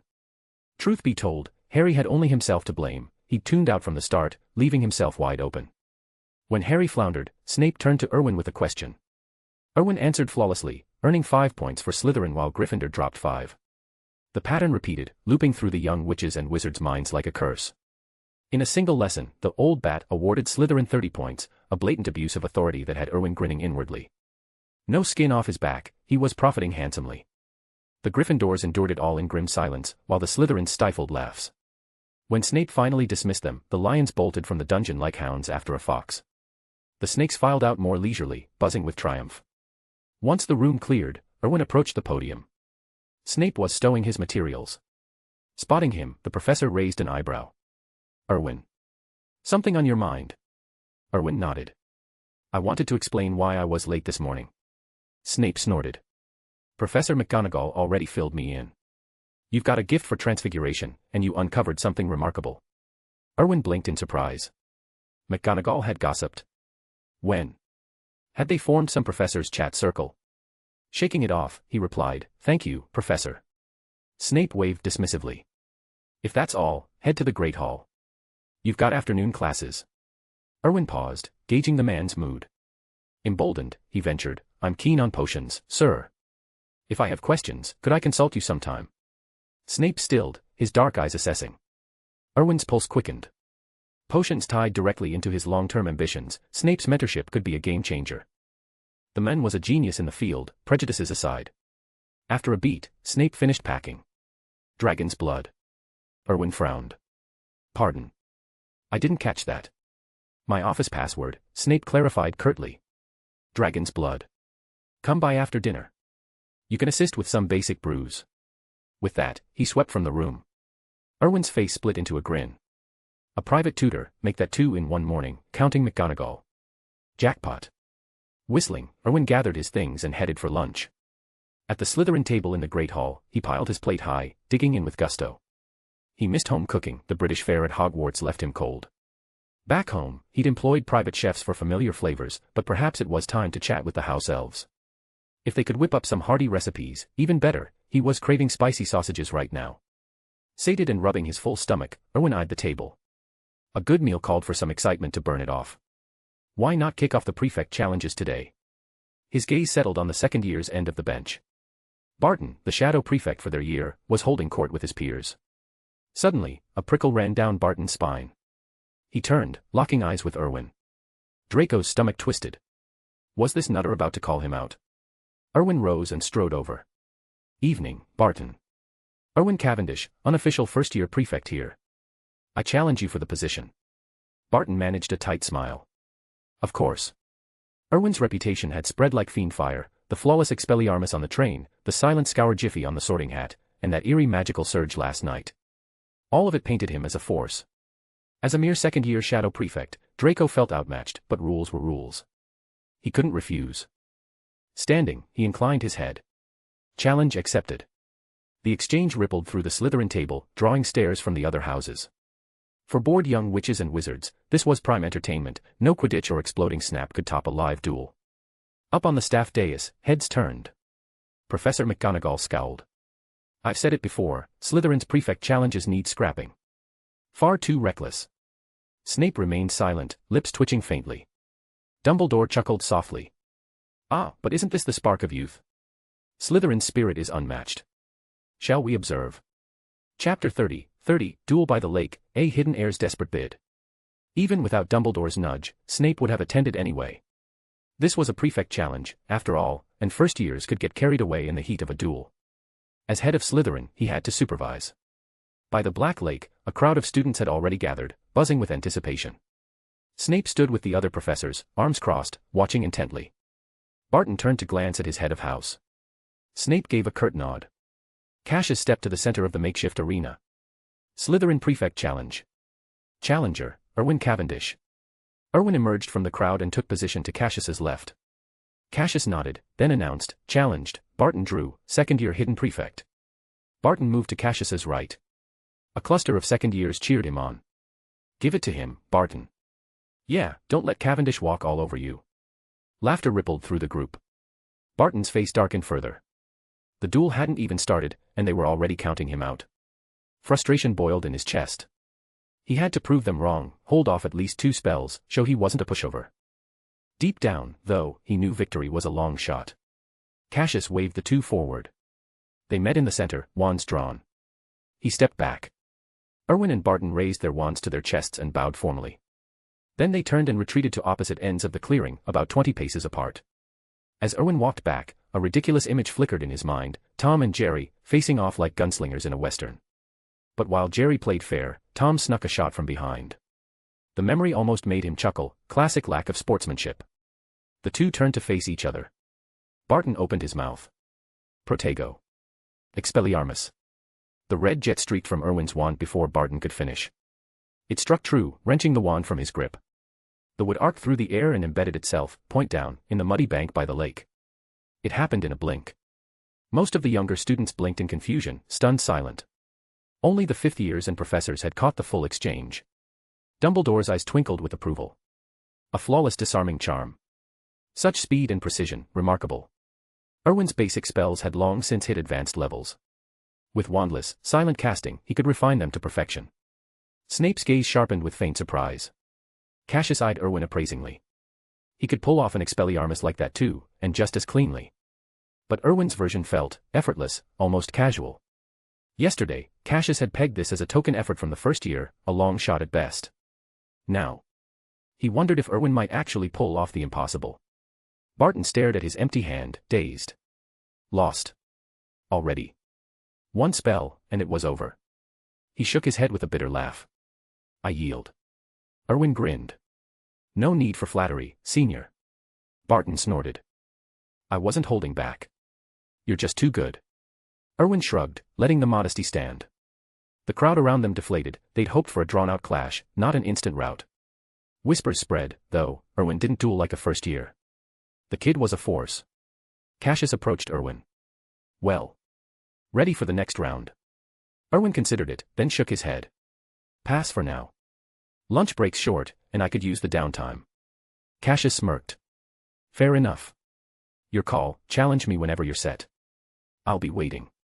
Erwin nodded, and the students began to drift away. Barton, however, lingered. Erwin raised an eyebrow. Something else. Barton hesitated, then blurted, could I train with you sometime? Erwin studied him, catching a spark of raw ambition in the second year's eyes. Intriguing. You seem driven to improve. Second year and already pushing this hard. What's the rush? Barton shifted uncomfortably. Erwin chuckled. You've got a story, don't you? If you want my help, stories come with a price. Start with the truth. Barton sighed. It's not that. Look, my real name's Barton Yaxley. Erwin paused. Yaxley. From the Sacred 28. The ones who trade in potions and creature parts. Barton nodded grimly. That's me. But your surname, Drew? A wry smile twisted Barton's face. Illegitimate son. I took my mother's name. Erwin's interest peaked. A classic tale of noble intrigue, feuds, secrets, the works. So, what's driving this power grab? Heir's seat. Family fortune. Barton blinked, startled by the accuracy. Erwin rolled his eyes inwardly. Predictable as any Muggle novel or film.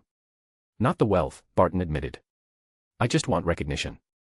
No more whispers, no bastard label. I need strength, enough that my brothers have to acknowledge me. Erwin nodded, seeing the fire beneath the frustration. Not greed, just dignity. A rare angle. How can I assist, then? You're powerful. I want to be like that. Erwin leaned in. Fair. But why help you? What's in it for me? Barton frowned. I don't have galleons. No pull in the family vaults. Erwin laughed softly. Money's not the issue. I want your loyalty. Swear it, and I'll give you more than respect. I can make you head of the Yaxleys. Another 5 chapters down. We are moving at lightning speed, but we aren't at the top yet. Remember the deal, if you push this fanfic into the top 100, I'm prepared to drop 15 chapters a day, 10 bonus plus 5 daily, for as long as we hold that spot. Current objective, smash the Power Stone button. Your votes are the only thing keeping this mass release engine running. Let's get to the top 100. Mr. Grimm. Chapter 31, Forging a Secret Slytherin Pact. Barton hesitated, his eyes flickering with uncertainty. I don't have ambitions that grand, he muttered. Erwin's lips curved into a sly grin, giving him the look of a mischievous imp with horns peeking from his forehead. Is it a lack of ambition, or are you too scared to even dream that big? Barton felt exposed, as if Erwin had peeled back every layer of his defenses. After a tense pause, he admitted, I don't dare dream it. I just want them to accept me. Erwin laughed, a warm, encouraging sound. Ambition's a fine thing. If you've got it, why not let it soar? Trust me, you'll get everything you desire. Because I say so. Barton stared at him. The Yaxleys are an ancient pureblood family. You can't just. What, too timid to roll the dice? Erwin pressed. If you haven't even the guts for a gamble, that's your ceiling right there. Erwin's piercing gaze struck at Barton's insecurities. The boy clenched his fist, knuckles whitening. No. I've never lacked courage. Erwin's smile widened. There it was, the fire in a young wizard's eyes, raw and fervent. Heartwarming, really. The Cavendish family doesn't make idle vows, Erwin said firmly. Stand with me, and I'll deliver what you crave. Not words, results. When the smoke clears, it'll all be yours. Barton's fist tightened, then relaxed, only to clench again. Erwin waited patiently. At this age, passion burned hot in young witches and wizards, but so did fear, especially for bastards like Barton, long overshadowed by his kin. At last, Barton dropped to one knee, grasping the hem of Erwin's robe. I pledge my loyalty to you. Erwin beamed, genuinely pleased. Barton was a boon, not for his skills, but his lineage. An insider from a pureblood house, illegitimate or not, gave Erwin the perfect pretext to move against the old families. He placed a hand on Barton's head. I accept. Now, extend your arm. Barton complied without question, though puzzlement crossed his face. Erwin drew his wand and tapped the boy's forearm. A binding mark unfurled like a blooming lotus. Barton's eyes widened in shock. Erwin explained its purpose, a symbol of allegiance, unbreakable without mutual consent, nothing sinister like the dark mark. Barton blinked, a flicker of doubt crossing his features, but it was too late to back out. The pact was sealed. Erwin raised a hand, and Barton rose. Go on ahead. I'll catch up. Barton nodded and slipped away. Erwin lingered by the Black Lake, gazing out. Slytherin suited him perfectly, ambitious, cunning, unyielding. The Yaxleys, with their potion empire, swam in galleons. But toppling a pureblood house required finesse, not brute force. No convenient accidents, he needed leverage, a plan that stuck. He pocketed his wand and headed back to the castle. Barely into the corridor, a barrage of sneering voices echoed ahead. Erwin frowned. Malfoy's lot, unmistakable. He rounded the corner to find Draco Malfoy and his cronies clustered around a hulking figure, jabbing fingers and jeering. The target. Hagrid, obliviously trimming the overgrown hedges with massive shears, ignoring the barbs as if they were summer gnats. Enjoying the show, are we? Erwin called out, his voice cool and cutting. Malfoy whirled, face paling at the sight of him. Memories of the train, and more recently, Barton's utter defeat at Erwin's hands, flashed in his eyes. He swallowed hard, muttered something to his friends, and they scattered like startled birds. Erwin approached Hagrid. Sorry about that. My apologies for the idiocy of some Slytherins. Hagrid set down his shears, cheeks flushing under his wild beard. He wasn't used to this, defenders stepping in. Years of jibes over his size had toughened him, he and old Filch the Squib often swapped stories of such nonsense over tea. No need, Hagrid rumbled, waving a ham-sized hand. It's nothin', Dot. Erwin chuckled. They're young and foolish. Hope you won't hold it against the house. I'm Erwin Cavendish, by the way. Pleased to meet you. Hagrid paused. Cavendish. Erwin nodded. That's right. Something amiss? You look surprised. Hagrid scratched his head. Back in London, a Muggle family bailed me out of a spot of bother. Said they were Cavendishes, their lad was off to Hogwarts. That you? Erwin grinned. Sounds like fate's handiwork. Only one Cavendish in London worth mentioning, and that's me. Hagrid's face lit up. Well, I owe your lot a proper thanks, then. Erwin waved it off. No need. Just glad you're not sore at my housemates. Nah, you ought to be thanking me. Fancy a visit to my hut? I've got rock cakes that'll stick to your ribs, promise you'll love 'em. Hagrid's tone held a hint of nerves. He could sense Erwin's stature, and a Slytherin to boot. I'd be delighted, Erwin replied. But class calls now. Rain check. Those rock cakes sound intriguing. Hagrid beamed. Aye, off you go, then. My place is down by the Forbidden Forest, can't miss it. Erwin nodded farewell and strode off, a satisfied smile playing on his lips. Contact with Hagrid, established. Supplier secured. The rock cakes. He wasn't holding his breath. Most folk chipped teeth on those. Hogwarts exceeded expectations, every piece falling into place just as planned. Smooth as silk. He veered toward the flying pitch. Next up, brooms. Wizards on sticks. Bizarre. Wouldn't it leave a chap sore in all the wrong places? Chapter 32, Broomstick Blues, a Fiery Summoning. All of Hogwarts' classes held some appeal, but flying lessons ranked dead last for Erwin. Even divination seemed more tolerable than perching on a broomstick. He simply couldn't grasp the thrill others raved about. The group arrived at the open grassy field beyond the greenhouses. The lesson hadn't begun, but a crowd of Slytherins and Gryffindors had already gathered, buzzing with anticipation. Every young witch and wizard wore a grin. Flying was, after all, a dream as old as humanity itself. The promise of soaring through the skies stirred excitement in even the most grounded souls. As Erwin approached, the chatter died abruptly, leaving an awkward hush. He ignored the stares and made straight for Malfoy, frowning at the boy's smug posture. Malfoy swallowed nervously, his bravado cracking. "What are you playing at?" "My dad's on the school board, don't try anything stupid." Erwin forced a smile.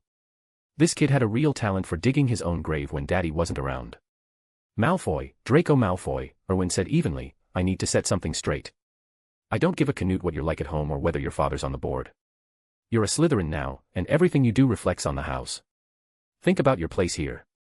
Pureblood status isn't just about lineage, it's about legacy, built by generations before you. It's not your fancy hair that earns respect, it's your ancestors' deeds.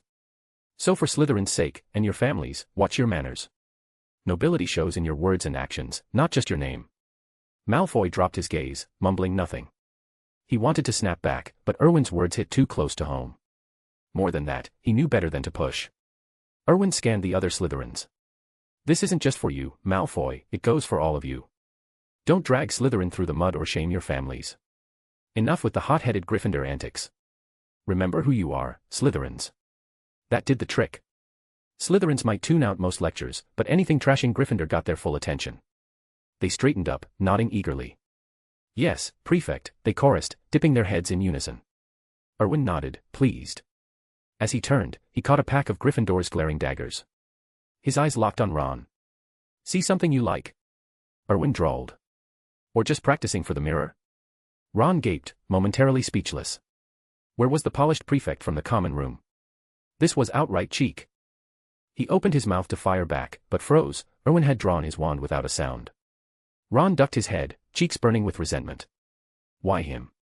The whole lot was staring, but Erwin singled him out like a troll picking on a first year.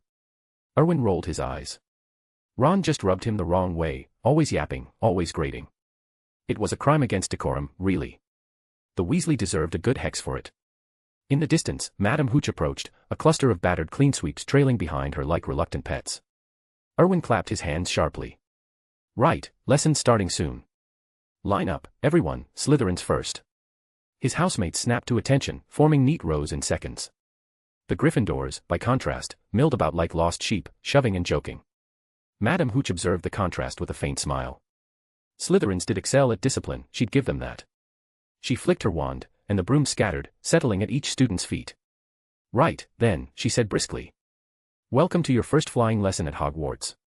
Before we get airborne, let's test your natural affinity. Extend your right hand over the broom and say, 'Up.'" The command hung in the air, and a few eager souls jumped in immediately. "Up." Erwin watched as Harry's broom shot straight into his hand on the first try. Madame Hooch's eyes widened slightly, impressive for a first year. Malfoy's broom wobbled up a few inches before dropping back down. He scowled, but on his second shout, it obeyed, landing neatly in his palm. He shot Harry a triumphant smirk. Harry responded with an exaggerated eye roll. The rest managed after a few tries, except Erwin. His broom lay stubbornly still, as if mocking him. His expression soured. So, no talent showing on the system panel meant zero aptitude. Figures. He glared at the thing. "Last chance," he muttered. "Or you'll end up as kindling in the common room fire." Madame Hooch interjected quickly. "Now, Mr. Cavendish, no need for that. Gentleness works wonders, think of it as coaxing an old friend." But before she finished, the broom leaped into Erwin's hand with a sharp whoosh. Madame Hooch blinked, thrown off. "Well, sometimes these old clean sweeps need a firm hand." Erwin shrugged. "Seems magical artifacts respond to creative encouragement." Her lips quirked, but she said nothing. In her years teaching, she'd never seen a broom tamed quite like that. Only one student remained broomless, Ron Weasley. All eyes turned to him, and his face flushed crimson. He craved the spotlight, but not like this, not as the class joke. Glancing at Erwin's success, Ron figured intimidation was the trick. He copied the glare and growled, "Up, you stupid stick, or your firewood." The broom didn't budge. Instead, the handle cracked up like a whip, smacking Ron square in the nose. A bright red welt bloomed instantly, and he yelped, clutching his face. Laughter erupted from both houses, Gryffindors included. Madame Hooch hurried over. "To the infirmary with you." Ron shook his head furiously, voice muffled. No, don't want to miss this. She sighed but relented. Very well. Now, everyone, straddle your brooms, hold tight. When I blow the whistle, kick off hard, hover steady, and ease back down. Understood. The group nodded, grips tightening on weathered handles, the air electric with nerves and thrill. Chapter 33, Neville's Cannonball Crash. The group of young witches and wizards nodded, each straddling their broom with eager anticipation. Erwin, however, remained calm, drawing his wand instead.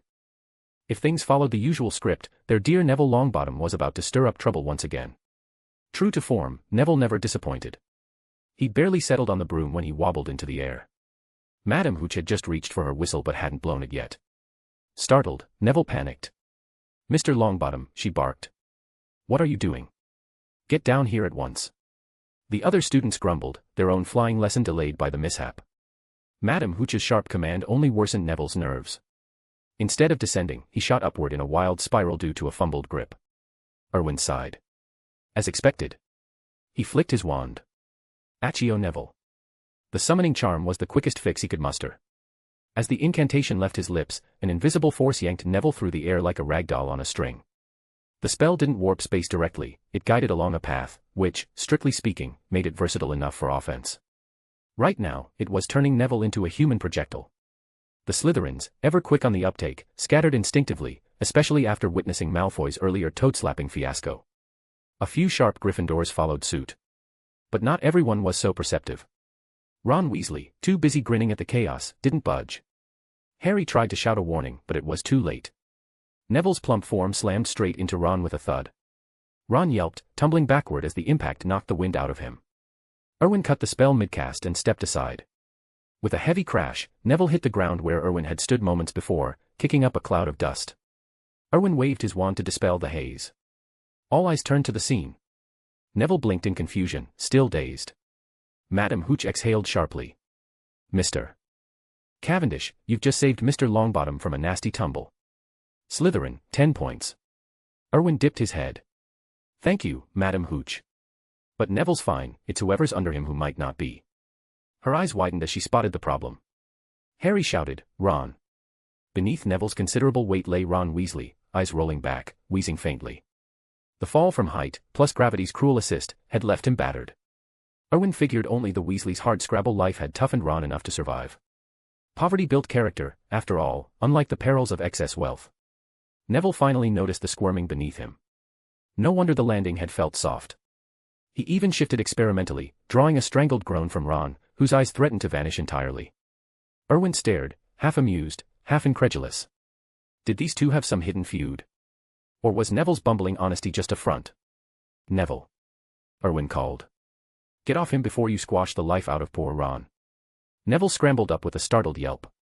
Ron gasped for air, chest heaving as he lay in the shallow crater. Madame Hooch checked him over, 2 broken ribs, at least. He'd missed the rest of the lesson, carted off to the hospital wing in her care. With her departure, the spark of mischief ignited. The students, itching to fly after all the build-up, especially those who'd bragged about brooms at home, glanced skyward temptingly. Malfoy eyed his nimbus, but a glare from Erwin nipped that in the bud. Slytherin could behave when motivated. Gryffindor, though. They thrived on recklessness. Without Hermione's voice of reason, the lion cubs caved to temptation. The first one kicked off, soaring high. That lit the fuse. In seconds, 5 or 6 Gryffindors were zipping about, whooping with delight. Erwin watched impassively. He knew retribution was coming. Sure enough, within 2 minutes, Professor McGonagall stormed onto the grounds, her face thunderous. How dare you? She brandished her wand, levitating the offenders like scolded kittens by the scruff. They dangled helplessly as she lectured. You lot, 20 points each from Gryffindor, she snapped. 6 culprits meant a whopping 120 points gone. Their hourglass in the common room ran empty on the very first day, despite the older students' earlier gains. Any more, and they'd dip into negatives. The Slytherin smirked, reveling in the contrast. The age-old rivalry between lions and snakes was alive and well, nothing beat watching Gryffindor squirm. Professor McGonagall huffed, herding the chastened group away. Erwin caught a fleeting envy in her eyes. Why couldn't her students show his level of restraint? If only he were in Gryffindor. The lesson wrapped amid the chaos. Afternoon brought history of magic, the one class that day without Slytherins and Gryffindors together. At least that promised some peace. Chapter 34, McGonagall's Transfiguration Masterclass. In that history of magic lesson, the Slytherin's sharp minds might as well have been Ravenclaws. The entire class turned into a showcase for Hermione and Erwin, as the two of them racked up 50 points for their houses in a single session. Even Professor Cuthbert Binns, the ghostly instructor, cracked a rare smile. After all, every teacher appreciates standout students. After class, on the way to the Great Hall, Hermione walked alongside Erwin, buzzing with excitement. "Erwin. Thank you so much. Ravenclaw feels perfect for me. The older students, they've shown me the pure joy of learning. I love this atmosphere." Erwin chuckled. "What suits you best is what matters. Congratulations, Hermione, you've found the house that's truly yours." She nodded eagerly. "Oh, right. I borrowed a book from one of the seniors. It's packed with insights on the wizarding world. Want to read it? It's too heavy for me to lug around, so it's in the common room. You can borrow it once I'm done." Erwin pictured the doorstopper tomes Hermione usually devoured, thicker than any dictionary. He waved her off. "No thanks. Enjoy it yourself." "Oh," she said, sounding a touch deflated. Sharing knowledge was her favorite pastime, after all. Erwin's lips twitched in amusement. Top students were top students, no matter the house. Their enthusiasm could border on overwhelming, like trying to drag you into a marathon study session. After a quick bite in the Great Hall, Erwin skipped heading back to the Slytherin common room with the others. Instead, he made for Professor McGonagall's office. "Professor McGonagall." "It's Erwin." The door creaked open. Professor McGonagall sat at her desk, round spectacles perched on her nose, scribbling away. She gestured him in. "Erwin, take a seat. I'm just finishing tomorrow's lesson materials. We'll chat in a moment." He nodded and glanced around the cozy office, bathed in warm orange light from a cluster of lamps. Shelves lined the walls, groaning under stacks of books, their spines worn from frequent use. No wonder Hermione idolized her, they shared that relentless drive and attention to detail. McGonagall's desk was buried under even more volumes, obscuring her entirely from Erwin's view. Half an hour ticked by before she straightened, rolling her shoulders with a sigh. "I'm really getting on in years." "Professor," Erwin offered, "would you like a shoulder massage? It's a Muggle technique, great for easing fatigue." She blinked in surprise. "Such a thing exists." He smiled and stepped behind her, pressing gently into her tense muscles. McGonagall's eyes fluttered shut. "My word, that's remarkable. I feel refreshed already." "You spend hours hunched over a desk," Erwin explained. "It strains your neck and shoulders, something magic can't quite fix on its own." She nodded appreciatively. "Fascinating. The Muggle world moves so quickly. Without magic, they've invented clever ways to fill the gap." "Exactly. You should explore it more sometime." He stepped back. "Feeling better? We can talk now." As Erwin settled into his chair, McGonagall dove in. "I've looked into your idea about transfiguration having inherent spells and counterspells. Your hunch seems spot on, but for thoroughness, I'll run a few more tests. That said, I doubt we'll be far off. Start drafting a paper, I can submit it to some journals under your name. Once the Transfiguration Society verifies it, believe me, you'll make waves." "Yes, Professor," Erwin replied, beaming. "I'll get on it." She inclined her head. "And if you hit any snags, come to me. I'll guide you through." He laughed. "Thank you. Truth be told, I'm no expert in transfiguration, it was just a stray thought. If I had to tackle this alone, I'd be a bundle of nerves." "You've got real talent," she said firmly. "I can tell. If you're keen on the subject, I could teach you personally. That is, if you'd like." Erwin rose at once. "I'd be honored." McGonagall unlocked a drawer and withdrew a worn notebook. "These are my old school notes, updated over the years as my knowledge grew. They've got my personal insights on transfiguration, from the basics to the advanced. Take a look." He accepted it reverently, like a sacred text. In the wizarding world, few matched Dumbledore or McGonagall in transfiguration mastery. Erwin had never seen anyone else transform a table into a snorting pig on a whim. "You're the most promising young wizard I've encountered," she continued. "Truly exceptional. With dedication, you could excel in this field." Erwin bowed slightly. "Thank you, Professor. I won't disappoint you." "Good. Now off you go, it's getting late. If something puzzles you, my door's open. But don't experiment beyond your limits. Bring any trials to me first." "Yes, Professor." "Rest well." Outside, Erwin flipped open the notebook, his excitement mounting. This was a Transfiguration Bible in miniature, Professor McGonagall's profound understandings laid bare, a direct path to mastery. He tucked it away carefully and headed straight for Snape's office. At the door, he paused, taking 2 steadying breaths. Facing Snape always set his nerves on edge. The man was Hogwarts' infamous black bat, after all, who wouldn't feel a chill? Dragon blood, Erwin murmured. The door swung inward. The office was deathly still, almost oppressive, a stark contrast to McGonagall's welcoming warmth. A draft whispered across his skin, raising goosebumps. Chapter 35, snatching the advanced potion-making textbook. Erwin couldn't help but shiver. When would Snape escape this morbid aura of dread? It was downright unnerving. No wonder everyone pegged him as the villain, partly because he was as slippery as a snake, and partly because he exuded such sinister vibes. In truth, Erwin couldn't fathom why Professor Snape insisted on living like a hermit, barricading himself away every day. As he pondered this, a voice rasped from inside the office. "Aren't you coming in?" "Coming. Coming." Erwin called back hastily. Stepping inside, he found Snape's domain a stark contrast to Professor McGonagall's cozy quarters. If hers resembled a warm sitting room, his evoked a deranged alchemist's lair. Shelves lined the walls, crammed with strange artifacts, while jars of potion ingredients floated in murky solutions. The air hung heavy with the acrid tang of brewing elixirs, not foul but far from inviting. Snape hunched over a bubbling cauldron, his face illuminated by the greenish glow. Erwin stood quietly to the side, not daring to interrupt. Soon, the furious bubbling eased. Snape snatched a vial from the workbench, uncorked the cauldron, and let a single drop of pink liquid splash into it. He exhaled sharply, stoppered the vial, and set it aside with reverence. This caught Erwin's eye. Whatever that potion was, it seemed extraordinarily valuable. "What are you gawking at?" Snape snapped. "Come here and help with the ingredients." Erwin nodded eagerly and joined him at the bench. Under Snape's watchful gaze, Erwin processed the herbs with precision, drawing on techniques he'd gleaned from his textbooks. A flicker of approval crossed Snape's sallow features before vanishing. Fortunately, the task wasn't overly complex, likely a test of basic competence. Satisfied, Snape turned to his own work. Erwin hesitated, then ventured, Professor." Snape paused. "What?"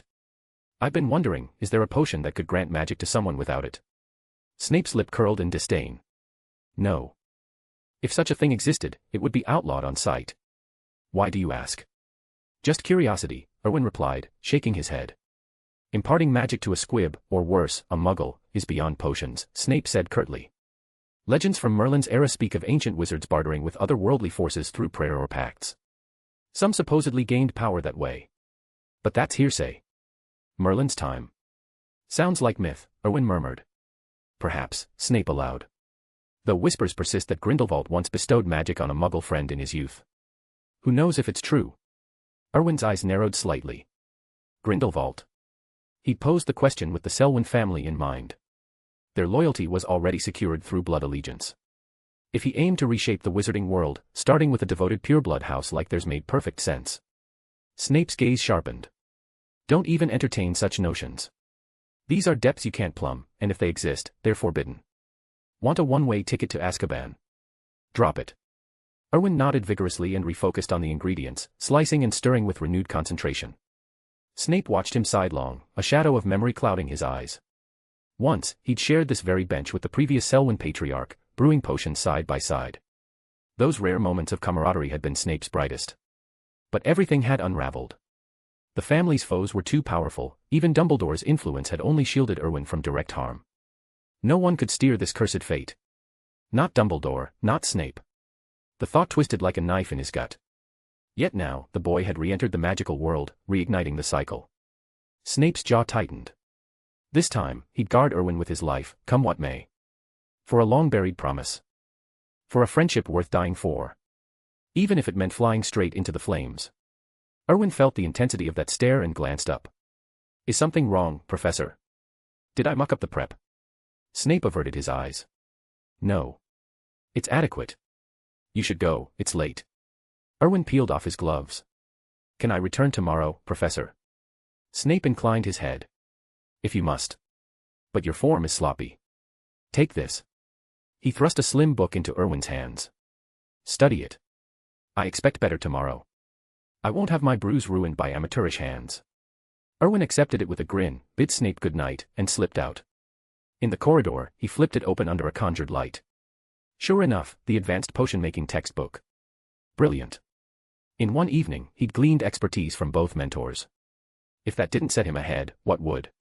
Back in the Slytherin common room, the other young witches and wizards had retired. Erwin retreated to his dormitory, settling at the desk to pore over his new acquisition. Sleep could wait, the professor's efforts demanded his full attention.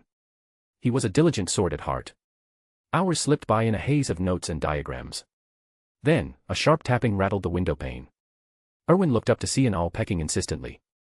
He cracked the window, tossed it a handful of owl treats, and untied the parchment. It was from Tom, the old butler at the Cavendish estate.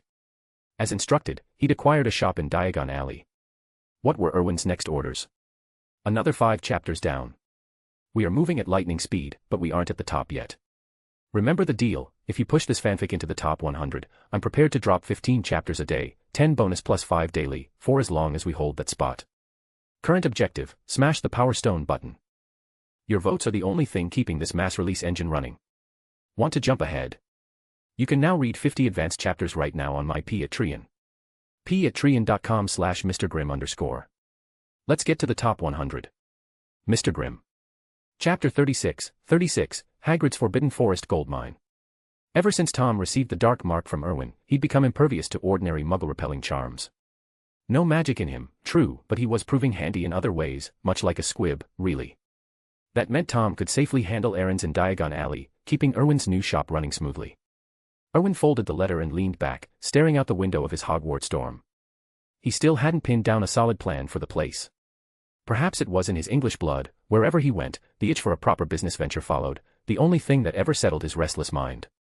If Hogwarts had one endless resource ripe for the picking, it had to be ingredients from magical creatures or the Forbidden Forest's hidden bounty. Hagrid would have stacks of the stuff. Gazing into the night, Erwin spotted the faint glow of Hagrid's hut beyond the dark tree-line. Sleep wasn't coming anyway. Why not pay the gamekeeper a visit? Float a business idea, see if he'd bite. With that, Erwin dissolved into a swirl of purple smoke and operad toward the forest edge. Unbeknownst to him, high in the castle's tallest tower, Dumbledore stood by his office window, watching the violet trail streak away. A wry smile tugged at his lips. What a mysterious young wizard. Or do all the Cavendish lot pull this sort of stunt? Apparition at your age, hardly standard curriculum. I wonder if Snape's hints will draw you to that old friend of his. You might be in for a shock when you do. The headmaster's thoughts drifted, his gaze distant. After all, she had been his one lost love. Erwin reappeared silently before Hagrid's door, the hut's lantern light cutting through the gloom like a beacon. No chance of missing it amid the Forbidden Forest's shadows. He knocked firmly on the weathered wood. Clatters and thumps echoed from inside. Who's there? Hagrid's voice boomed, laced with alarm. Erwin suppressed a grin. It sounded like the big man was tinkering with something precarious. It's me, Hagrid, Erwin Cavendish, he called. The door flew open, revealing Hagrid's massive frame, his beetle-black eyes wide with surprise and delight. Blimey, Erwin. What brings you out here so late? Erwin chuckled. Couldn't sleep, so I thought I'd drop by. You did invite me to visit, remember? Bad timing. Hagrid shook his shaggy head. Nah, just caught me off guard. Folks don't wander down here after dark, especially not first years. Well, then, mind if I come in for a chat? Of course. Come on in. Erwin stepped inside, navigating the cozy clutter. Brass pots and animal hides cluttered every surface, but it smelled of wood smoke and earth, lived in, not filthy. He settled on a creaky chair as Hagrid poured a murky green brew from a dented kettle. Erwin eyed the stuff dubiously but didn't touch it. You know, Hagrid, a lot of students sneak around at night. I'm hardly the first. Hagrid scratched his beard, chuckling. Fair point, I suppose. I've got something serious in mind, actually, Erwin said. I need supplies, magical creature bits, potion ingredients. You've got to have extras from your patrols. Hagrid's face lit up. Loads. I pick up all sorts in the forest. What you need? I'll sort you out for free. Erwin waved him off. Not handouts, mate. I've opened a shop in Diagon Alley, and I'm looking to buy wholesale. Reckon we could do a steady trade. Hagrid blinked, then grinned. A shop.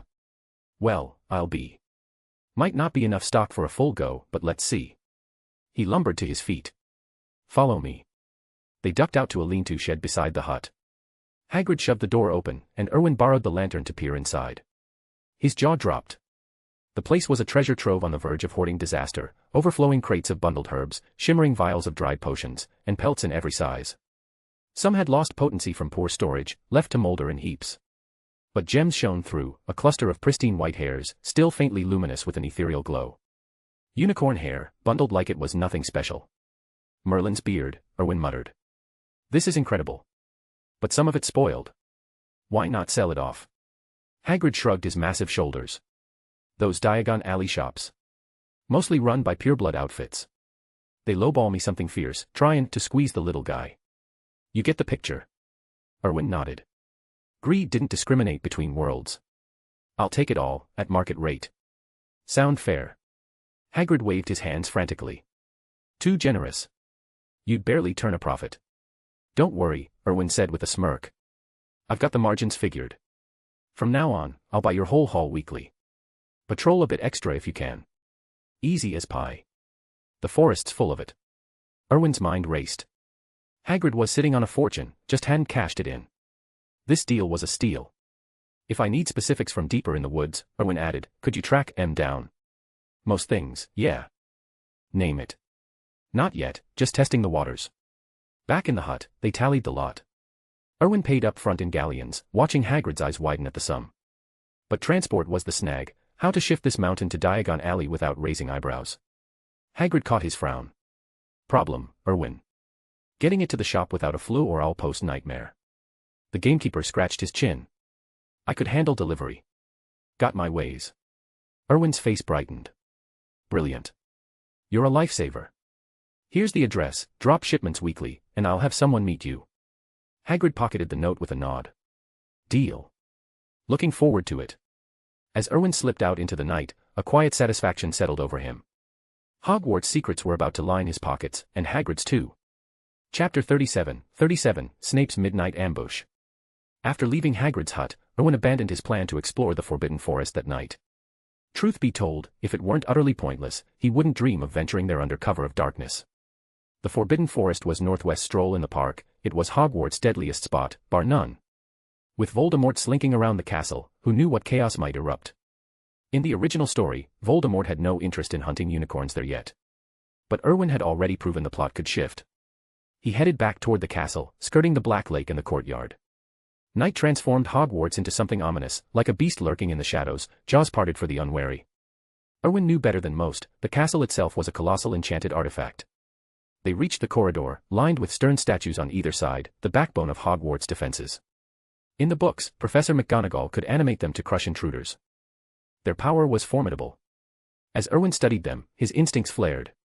With a flick of his wrist, his wand slipped into his hand. Protego. A shimmering purple shield enveloped him, faint but discernible in form. The next instant, a streak of multicolored magic slammed into the barrier, fizzling harmlessly. Erwin whipped his wand toward the gloom on his right while drawing a small object in his left. Who's there? Footsteps echoed from the darkness. Mr. Cavendish, shouldn't you be in bed at this hour? Wandering the halls like a first year. Erwin's brow furrowed. A figure emerged, an elegant silhouette cloaked in black. Professor Snape. What was this? Snape materializing from nowhere and firing off a spell. The shield had absorbed it without much force, just a mild sting, nothing more. Snape's voice cut through the dim light. Put that muggle contraption away. You know it won't touch me. Erwin complied with the grenade but kept his wand gripped tight, knuckles whitening. Snape's eyes flicked to the motion, a glint of approval in their depths. When facing a superior foe, stay sharp but learn to play the weak card, too. Erwin inclined his head. Point taken, Professor. Snape glanced back the way Erwin had come. The Forbidden Forest. Erwin shook his head. No, sir. Just visiting Hagrid. Snape's lips twisted in that familiar sneer. Mockery was his default, no matter the company. I hardly pegged you for the type to befriend a half-giant. Erwin chuckled. That's a bit unfair, Professor. I actually like making connections. You know what they say, a friend in need is a friend indeed. Snape snorted. I didn't realize the boy who appended Hogwarts on day one had such a taste for wizarding proverbs. Professor, Erwin pressed, you didn't track me down just to take the mickey, did you? I own my mistake, being out past curfew isn't smart. Nighttime jaunts. Snape drawled. Hardly a crime, Gryffindors make a habit of it. But as a Slytherin, and our prefect, no less, if you're just chasing thrills like those reckless lions, you'll disappoint me. Out with it, what's your game? Erwin met his gaze steadily. Of course, Professor. Slytherins look out for their own.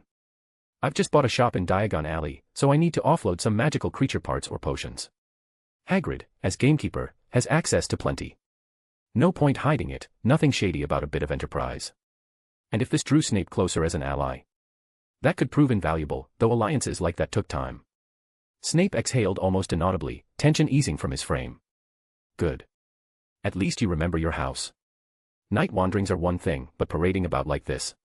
Cease it, or you'll cost Slytherin points, and trust me, you won't enjoy the fallout. Understood, sir. Snape waved him off. Back to bed, then. Erwin nodded and turned. As he walked away, Snape added, and steer clear of the Forbidden Forest for now. Erwin hesitated, curiosity burning, but he simply nodded again and continued on. Snape watched him go, a sigh escaping. Disappointment mingled with respect. Erwin's wariness stung, even now, he hadn't lowered his wand. Yet that same caution was admirable, a mark of survival. In the quiet corridor, Snape murmured to the shadows, "You've raised an exceptional boy, Tobias. He'll surpass us all."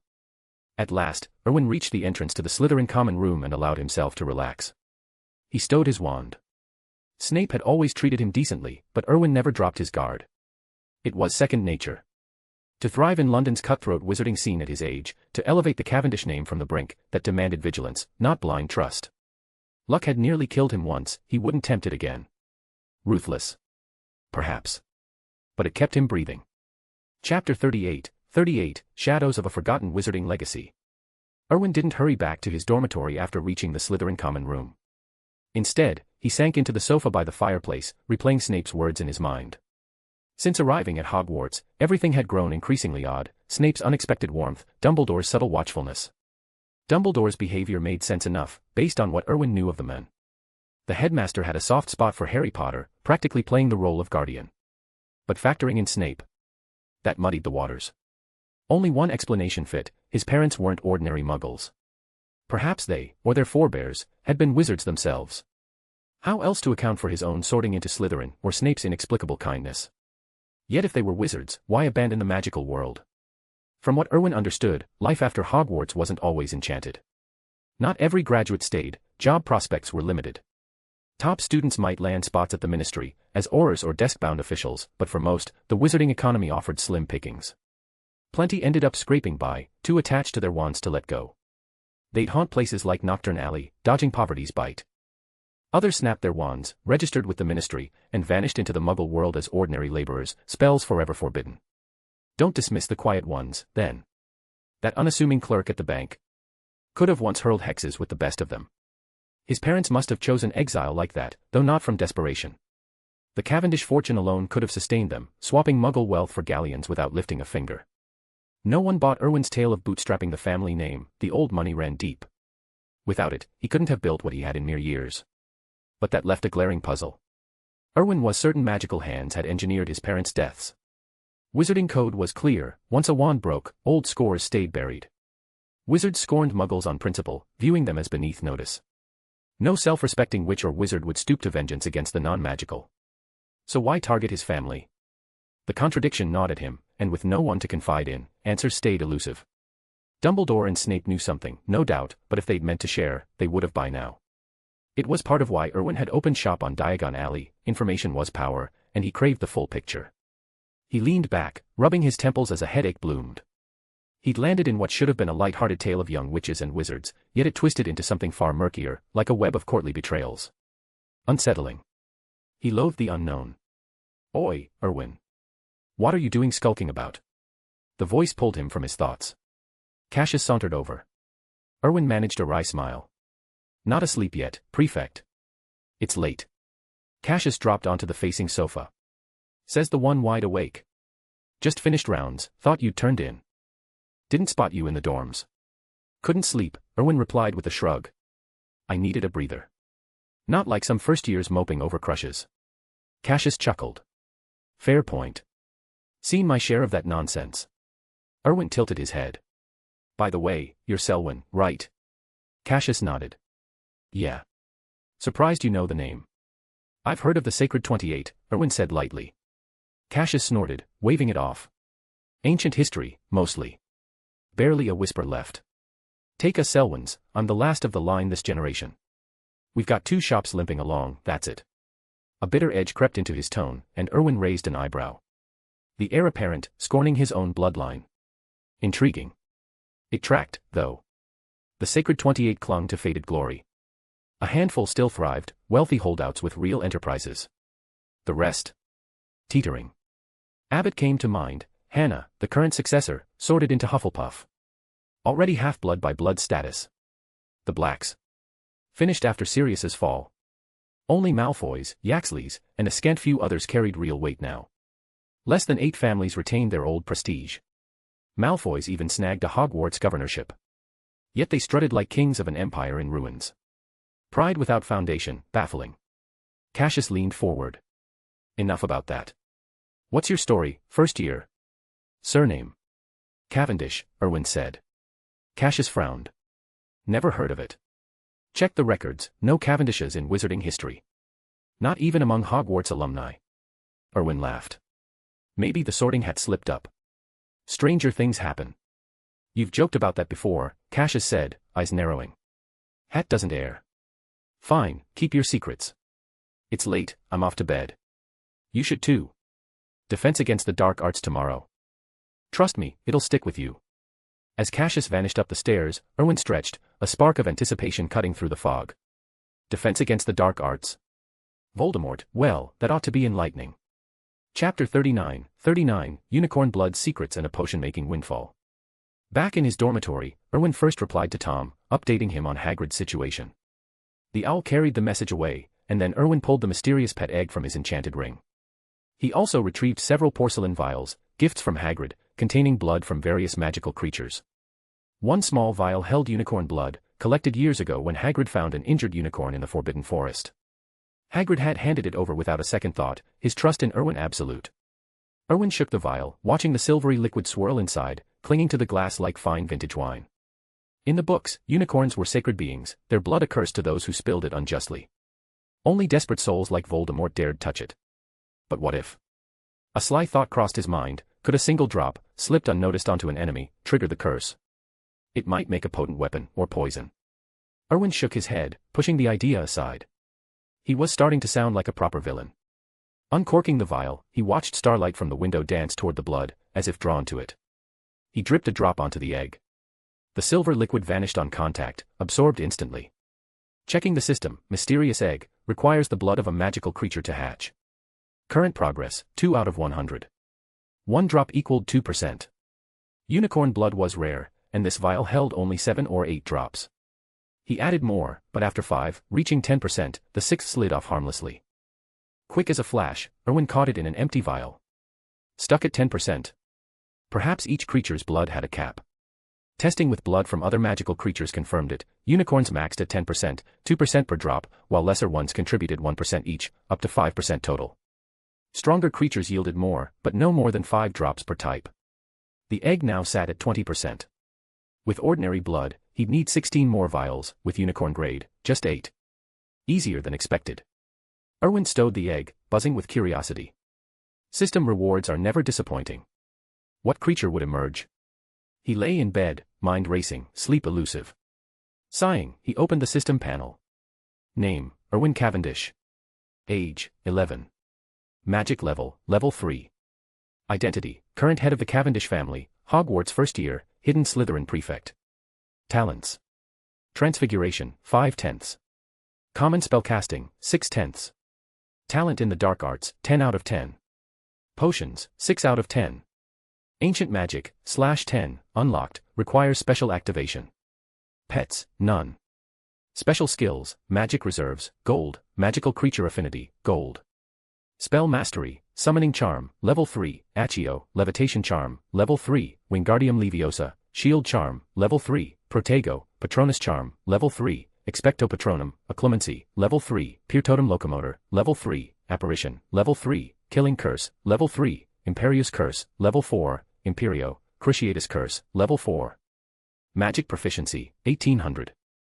Items, Grindelwald's puppet X1, ever-changing suit X1, mysterious egg X1, 20/100, acacia wood wand, enchanted ring X1. Wizarding acclaim, 2,700. His acclaim had piled up. Hogwarts was a goldmine, its young witches and wizards ripe for the picking. Grinning, Erwin launched the lottery interface. Time to test Lady Luck. He kicked off a 10-pull. 10-pull complete. Rewards received. Guaranteed blue, 1 talent point. Erwin's lip curled. Typical. Junk mostly, with 1 usable reward. At least the 2 bags of pumpkin pasties were a decent snack. He tore one open and crunched through it, the spicy sweetness hitting like a hex to the system itself. Tossing the wrapper, he dove into another 10-pull. Cards whirled. Then, purple. 2 of them. Excitement surged. Gamblers always caught a break eventually. 10-pull complete. Rewards received. Guaranteed blue, 1 talent point. Purple, Sectum Sempra. Guaranteed purple, 100 pulls fully automated potion production line X. A guaranteed hit. Nice. But a potion production line. Sounded Muggle Industrial. Details, fully automated potion production line, magical device records up to 5 recipes. Brew wants to imprint the method. Add ingredients after, and it produces autonomously. Free your hands for mass production. Efficiency, 1 bottle every 3 hours. Erwin's eyes gleamed. This could revolutionize everything. Imagine an automated factory churning out potions. But the initial brew. Snape's name flashed in his mind. If the potions master demonstrated Felix Felicis, Erwin could harvest liquid luck every 3 hours. That elixir fetched a fortune. Galleons danced in his vision. He slipped the device into his ring for safekeeping. Convincing Snape would take finesse, but it was worth it. The other purple. Sectum Sempra, Snape's own vicious cutting curse, jotted in his textbook for Erwin. It filled the gap in his arsenal. Without Unforgivables, his attacks lacked punch. No more. He claimed the reward and poured 1,800 proficiency points into raising Sectum Sempra to level 3. Finally, the 2 talent points, 1 to Transfiguration, now 6/10, the other to Potions, also 6/10. Erwin leaned back, satisfied. With the egg hatching and this production line, his edge at Hogwarts sharpened. Tomorrow, he'd push forward, discreetly, of course. The castle's secrets were just warming up. Chapter 40, Shadows in the Dungeon, a lightning strike from the unknown. Erwin examined his updated status panel and nodded in satisfaction. Cheating really did pave the way to the top, nothing beat throwing money at a problem. Now his display gleamed with potential. He wasn't just holding his own as a 5th year, he could match some run-of-the-mill aurors. Sure, his spellbook was still thin, but the wizarding world had its share of one-trick wonders. Take Harry Potter, who'd scrapped his way through life with little more than the sword of Gryffindor. Or Voldemort, forever scheming from the shadows and striking without mercy. He shook his head, best not lump those 2 together. That was an insult to the Dark Lord. With the panel dismissed, Erwin pondered his next move, convincing Snape to brew Felix Felicis. But after mulling it over, he dismissed the idea as foolhardy. How could he explain handing over that bizarre automated brewing setup, which resembled a rustic clay pot more than a proper cauldron? Snape's temper was legendary. Anyone foisting a peculiar gadget on him for potion work would learn the true meaning of cruelty firsthand. The mere thought sent a shiver down Erwin's spine.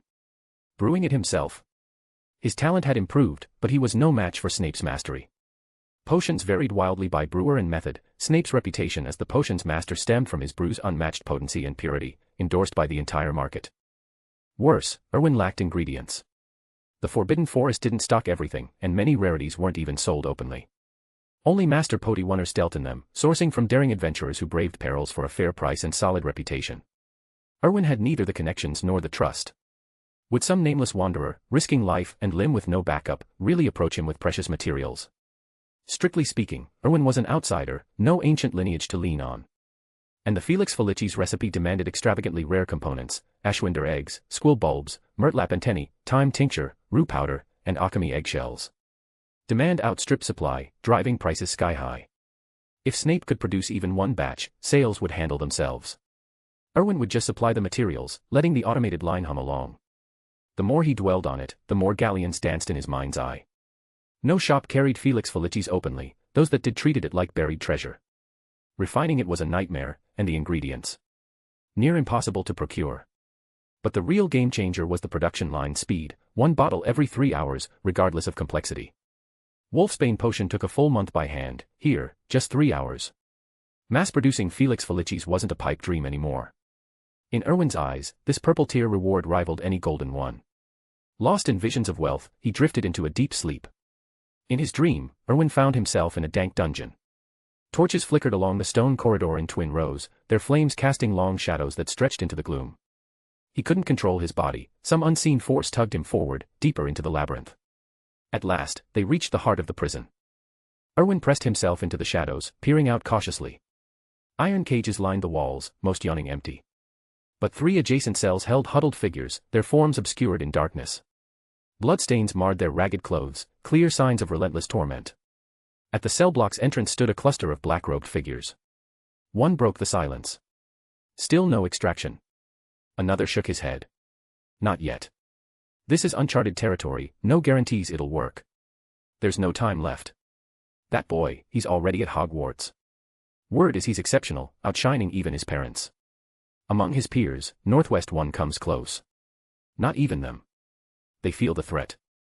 The extraction has to succeed before we make our move on him. Understood.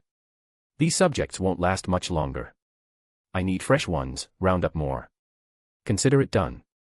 Just deliver results. I want success. Erwin crouched in the shadows, heart pounding. A conspiracy, ripe with dark ritual. That boy. His breath caught. Was it him? Wizards were a superstitious lot, and for good reason. Divination might be dodgy, but dreams like this often carried weight, prophecies or portents of peril ahead. How could he not suspect he was the target? Someone was watching him. But why? What set him apart? The murder of his parents? What foul scheme brewed here? A faint scuffle echoed behind him. Erwin whipped around, pulse racing, and bolted. Glancing back, he froze.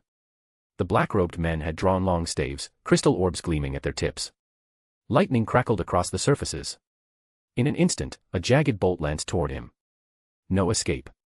He could only watch it hurtle closer, dread coiling in his gut. Another 5 chapters down. We are moving at lightning speed, but we aren't at the top yet. Remember the deal, if you push this fanfic into the top 100, I'm prepared to drop 15 chapters a day, 10 bonus plus 5 daily, for as long as we hold that spot. Current objective, smash the Power Stone button. Your votes are the only thing keeping this mass release engine running. Want to jump ahead? You can now read 50 advanced chapters right now on my Patreon. patreon.com/MrGrim_. Let's get to the top 100. Mr. Grimm. Chapter 41, Nightmares and Hidden Truths. Erwin jolted awake, springing from the bed with ragged breaths. His face was ashen, hair matted with sweat. He glanced around the dimly lit Slytherin common room, the familiar green glow from the lake windows confirming he hadn't strayed far. Relief washed over him. What was that? Magic. Lightning. Tom Riddle. He shook his head, dismissing the stray thought. Just a dream. It had felt too real, the sharp sting of electricity prickling his skin lingered like a fresh burn. Erwin splashed cold water on his face from the basin nearby, steadying his nerves. For a heartbeat, death had seemed inevitable. Terrifying. The common room was silent, the other Slytherins still lost in sleep. He slipped out into the corridor, craving fresh air. The castle's moving staircases hummed faintly as he descended, the chill of recent rain seeping through the stone walls. Inhaling deeply, he felt the crisp morning revive him. Erwin. You ought to be asleep. What are you doing wandering about? He didn't need to turn to recognize the silky drawl. Snape, of course. The man had a knack for materializing like a shadow. Erwin pivoted with a polite smile.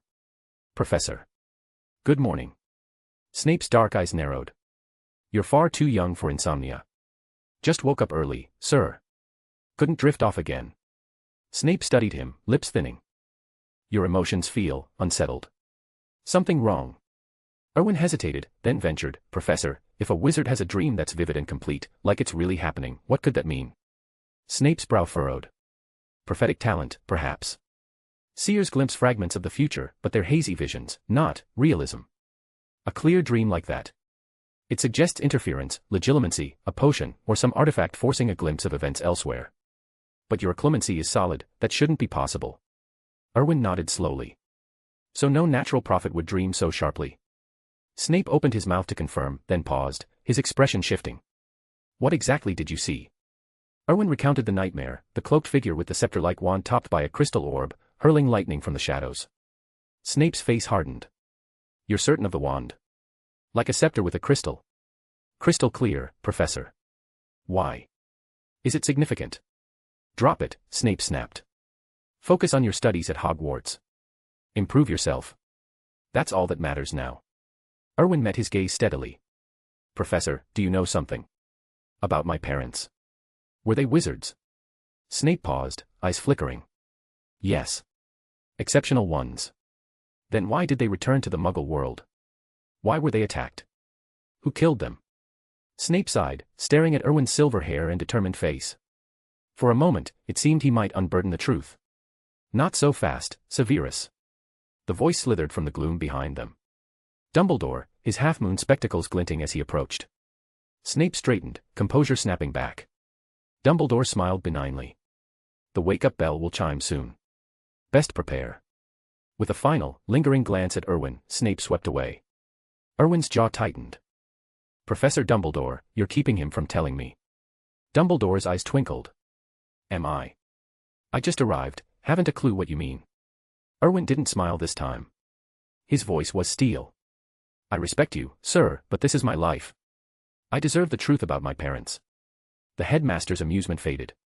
And what good would it do? You're strong for your age, Erwin, but barely able to defend yourself. Knowledge like that invites danger. Your parents were my students, I'd never harm them, or you. Danger? Even here at Hogwarts? Dumbledore shook his head sadly. Hogwarts is safe because I'm here. But even I can't match them all. Erwin's breath caught. You can't. The old wizard chuckled dryly. The world is far more tangled than you know. Your parents never wanted this life for you, they sealed your magic to keep you hidden, preventing any surges. It was meant to be gentle, but it broke. Hogwarts noticed, sent your letter. Fate, perhaps. All you can do now is grow stronger. Only then will the full truth be safe for you, or your survival. Dumbledore stifled a yawn. I'm too old for early mornings. If sleep eludes you, head to the Great Hall. The house elves have a way of surprising the first arrival. He turned and shuffled off, leaving Erwin staring after him, brow creased. Could he trust the man?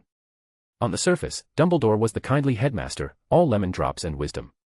But Erwin knew better from the books, the man was a master manipulator, always 3 steps ahead. Take Lily Evans, Harry's mother. Muggle-born, utterly clueless until her letter arrived. Yet she'd conjured a sacrificial protection so potent it repelled Voldemort, a charm unprecedented before her. Where had she learned it? The implications twisted in Erwin's mind like a riddle unsolved. Chapter 42, a shocking encounter with Hogwarts' clumsiest house elf. Erwin couldn't help but approach everything with a healthy dose of suspicion. He'd been shaped by too many online stories and videos from his past life, where nothing was ever quite what it seemed. Dumbledore was undeniably brilliant, a true legend among wizards. But brilliance often came hand in hand with cunning, and Dumbledore had that in spades. Take Lily Potter, for instance. Erwin doubted she'd stumbled upon that sacrificial protection spell on her own. Sure, some might argue she found it buried in the restricted section. But if anyone knew that library inside out, it was Voldemort himself. The Dark Lord had scoured every dusty corner for secrets on Horcruxes. If such a spell existed there, why hadn't Voldemort mentioned it when he ranted about Harry's survival in the Triwizard Tournament? No, even if Lily had unearthed it, Dumbledore had likely guided her hand. Worse still, Erwin couldn't fathom why Dumbledore never finished the job. On raw power alone, the headmaster outmatched Voldemort by miles. At his peak, the Dark Lord still shied away from Hogwarts gates. Dumbledore could have ended him. Yet he didn't. That left one chilling conclusion: Dumbledore knew about the Horcruxes. He'd always known. And that brought Erwin back to Lily and Harry, pawns in a grander game, with Harry unwittingly becoming a vessel for Voldemort's soul. It was all part of Dumbledore's intricate plan. The thought sent a shiver down Erwin's spine. How could anyone trust a man who pulled strings like that? In both his lives, Erwin hadn't even reached 40, and his first one had been spent in the relative safety of a peaceful nation, dodging nothing worse than petty office rivalries. Dumbledore operated on a whole other level, more wolf than shepherd. Trusting him felt like walking into a trap with eyes wide open. Snape, on the other hand. Gloomy as he was, Erwin knew the men from the books. His loyalty ran deep, forged in regret and unrequited love. Today hadn't yielded all the answers Erwin craved, but snippets of conversation hinted at a tangled history with Erwin's parents. Whatever it was, it made Snape seem far more reliable by comparison. As he made his way to the Great Hall, Erwin mulled over Dumbledore's words and Snape's evasions. His parents had been wizards, that much was clear. For reasons unknown, they'd retreated to the Muggle world, sealing away their magic to avoid becoming squibs or suffering a magical surge. Then came the attack. A powerful wizard, or perhaps a force backing him, had ended their lives. Even Dumbledore, the greatest wizard of the age, treaded carefully around that shadow. It was a puzzle the books never touched, and those gaps were the hardest to fill. The seal had held until recently, shattering for some unexplained reason and alerting Hogwarts. Now here he was, a first-year Slytherin navigating it all. The pieces fit, but the core mysteries lingered. Who was the enemy? What broke the seal? By the time Erwin reached the Great Hall, his head ached from the circling thoughts. He'd arrived early, the vast room echoed with emptiness, the long house tables bare under floating candles. He sank onto the Slytherin bench, staring at the spot where breakfast usually materialized. Dumbledore had a point, the truth would surface in time. With an enemy that formidable, fretting now changed nothing. Better to focus on the present, a hearty meal to start the day. Minutes ticked by. No platters appeared, no aroma of bacon filled the air. Erwin's stomach growled. Was this Dumbledore's idea of a surprise? Starvation for the early bird? A soft pop shattered the silence. Erwin jolted upright, wand slipping into his hand in a blur. Bloody hell.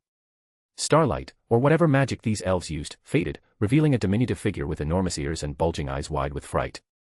Before Erwin could react, the house elf launched into a frantic wail. I'm so sorry, sir. Dobby didn't mean to startle you, Dobby's a bad elf. Dobby will punish himself. With that, Dobby slammed his head against the table edge, the thud echoing like a poorly aimed bludger. Erwin blinked in shock. He'd read about house elf subservience, but seeing it was another matter. How was the creature still conscious after that? Stop. Erwin barked. That's enough. Dobby ignored him, continuing the self-flagellation amid a stream of apologies. Erwin's brow furrowed. Time for authority. As Slytherin's unofficial first-year prefect and a Hogwarts student, I order you to halt, now. The elf froze mid-bang, body quivering. He kept his eyes glued to the floor, ears drooping. Erwin exhaled, softening his tone. Easy now. It's not your fault, I overreacted. You've punished yourself plenty, I saw it. That's done. Now, why'd you pop in like that? Dobby peeked up, wringing his hands. Dobby is a house elf from the Malfoy family, sir, sneaking into Hogwarts. But you've come too early, the house feast isn't prepared yet. It'll be a bit longer. Dobby came to take your order for something special, straight from the kitchens. Understanding dawned. So this was the perk Dumbledore had hinted at, a private audience with the elves. Erwin almost grinned, but then reality hit. House elves stuck to wizarding staples, they wouldn't whip up the comfort foods from his old life. He waved it off. Never mind. Surprise me with whatever's handy. Just a quick bite, nothing fancy you couldn't manage. Chapter 43, turning the Great Hall into a silent study sanctuary. Dobby's face crumpled in sorrow at once. Dobby is useless, he wailed. Dobby is the most useless house elf. The noble wizard won't even tell Dobby what he wants. Dobby must punish himself. With that, he reared back to slam his head against the table. Even Erwin was taken aback. How had wizards bred such deep-seated subservience into house elves? Was this more potent than any Muggle mind games? Perhaps some wizards dabbled in psychology after all. Erwin's interest in wizarding history peaked. As Dobby hurtled toward the table, Erwin barked, "Stop. Dobby. I didn't order self-punishment. You shouldn't have assumed." He knew house elves thrived under strict command, their nature demanded it, much like certain unruly creatures that only respected a firm hand. Kindness alone wouldn't do. Dobby froze mid-motion, his head bowed so low it nearly touched the floor. "I'm sorry, sir." "So sorry, Prefect Erwin." Dobby was wrong. Erwin waved him off. "Fine. Since you're so eager, I want bacon, eggs, and toast. Can you manage that?" Dobby hesitated, then looked up, the first direct eye contact since he'd appeared. "Sir, Dobby can do it." Erwin raised an eyebrow. "You can. Conjure some up, then. I'll see if it's any good." Dobby nodded eagerly, snapped his fingers, and vanished. He reappeared moments later, setting a plate of sizzling bacon, fluffy scrambled eggs, and buttered toast before Erwin, along with a steaming cup of tea. Erwin eyed the golden eggs and crispy bacon. Perfect, no odd Muggle shortcuts here. Beside the plate sat a fork and knife, polished to a shine. He speared a bite. Spot on, the rich, savory flavor hit just right. Dobby watched with wide, hopeful eyes. Erwin swallowed. "You make a mean breakfast. Do all house elves know this?" Dobby shook his head vigorously. "No, sir. Dobby once served a wizarding family from abroad, they taught Dobby proper cooking. Kind masters, they were. Polite and patient, sharing recipes without a fuss. But his enthusiasm faded. Dobby's a bad elf. Dobby shouldn't speak of old masters." Spotting another self-flagellation brewing, Erwin cut in. "Enough. No dramatics while I eat. Ask your question, and I'll answer." Dobby nodded, subdued. Why'd you leave that family? Erwin asked between bites. They're gone now, sir, back to their homeland. No place for bound house elves there. They use free help, like polite attendants. No restrictions on thinking folk, their master said. Taking Dobby would have broken the rules. Erwin had never heard such tales of distant wizarding customs. Sounded enlightened, almost too good to be true. He polished off the plate and tea, wiping his mouth with a napkin. Dobby, got any other specialties? Wizarding roasts, perhaps. Dobby beamed. Dobby can, sir. Not full yet. Dobby makes the best pumpkin pasties. Erwin chuckled. Satisfied for now. But from here on, handle my meals, add some flair if you like. Right away, sir. Dobby will. Erwin grinned as Dobby bowed, cleared the dishes, and popped away. What a stroke of luck. A personal chef in the castle kitchens. Priceless. Sated, Erwin lingered in the Great Hall. He needed to escort the Slytherin first years to class soon. With time to kill, he pulled out Professor McGonagall's notebook and dove in.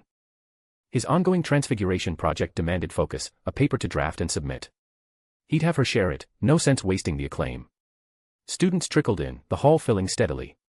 Slytherins passed Erwin in hushed silence, not daring to disturb. After toppling the second-year shadow prefect the day before, Erwin effectively held sway over first- and second-year shadows. The former holder now played second fiddle. Aw kept the younger ones mute. Older students, sensing the mood, left him be. The result? The Slytherin table fell eerily quiet, a ripple effect spreading to other houses. New arrivals, caught in the stillness, lowered their voices without question. People followed the crowd's lead. By the time professors entered, the entire hall resembled a library, whispers absent, even forks clinking softly. They blinked in unison. What sorcery had befallen Hogwarts? The Great Hall, quieter than a charms lecture. Unheard of. Erwin, lost in McGonagall's meticulous notes on form shifts and wand precision, noticed nothing. Her insights were gold, a true transfiguration virtuoso. He absorbed every line, ideas sparking for his essay. Up on the dais, the staff savored the rare peace. No boisterous chatter, just calm eating. Erwin had single-handedly turned the Great Hall into a study hall. McGonagall spotted him first, recognizing her own handwriting. Pride swelled in her chest. Such a bright, diligent pupil, talented beyond his years. She adored him. He belonged in Gryffindor, her pride and protégé. With that thought, she shot a glance at Snape and huffed, displeasure plain. Snape stared, baffled. What had he done to irk the old animagus now? Chapter 44, Garlic and Garbled Lessons, my first defense against the dark arts class. Snape stared in bewilderment, unable to pinpoint what had offended Professor McGonagall this time. He had no intention of asking, though. For one, he didn't care much for such petty drama. For another, he rarely crossed paths with her unless forced to. The woman was too principled, untouchable, really. Even someone as standoffish as Snape steered clear. Time ticked on. Most students from the other houses had already filed out of the Great Hall, leaving only the Slytherin first years behind. The young witches and wizards exchanged uneasy glances, class time looming. None dared speak up and nudge Erwin. The professors up on the dais finally pieced it together. So that's why the hall had been so unnaturally quiet today, and why these Slytherins were acting like statues. Snape glanced at his watch. Erwin. Erwin snapped out of his book-induced trance, turning toward the voice. What's wrong, Professor? Watch the time. Get your first-year housemates to the defense against the dark arts classroom, now. Only then did Erwin notice the empty hall. Sorry, Professor. I got a bit absorbed. We'll go right away. He shot a puzzled look at the silent group. Why hadn't anyone reminded him? Mortifying. All right, everyone, let's head to class, Erwin said, rising from his seat. The first years scrambled to their feet, falling into line. Even Malfoy, seething with resentment, complied. He'd already slipped and called Erwin Dad once, a blunder he wouldn't repeat. But his father had strictly ordered him to leave Erwin alone, for reasons Malfoy couldn't fathom. No more jabs. The Slytherins formed two neat rows, with Erwin at the front. They marched out, drawing surprised glances from the professors. Dumbledore's eyes twinkled with interest. Erwin's sway over Slytherin had grown that much already. Snape arched an eyebrow but nodded to himself. It made sense. These first years' respect went beyond Erwin's role as the hidden prefect, it stemmed from the strength he'd proven. In Slytherin, power and cunning ruled. That's why those shadowy traditions persisted. Erwin led the way to the classroom, the moving staircases unusually cooperative. After yesterday's stern warning, they'd learned he wasn't one to cross. Hogwarts truly was remarkable, full of clever, self-preserving quirks.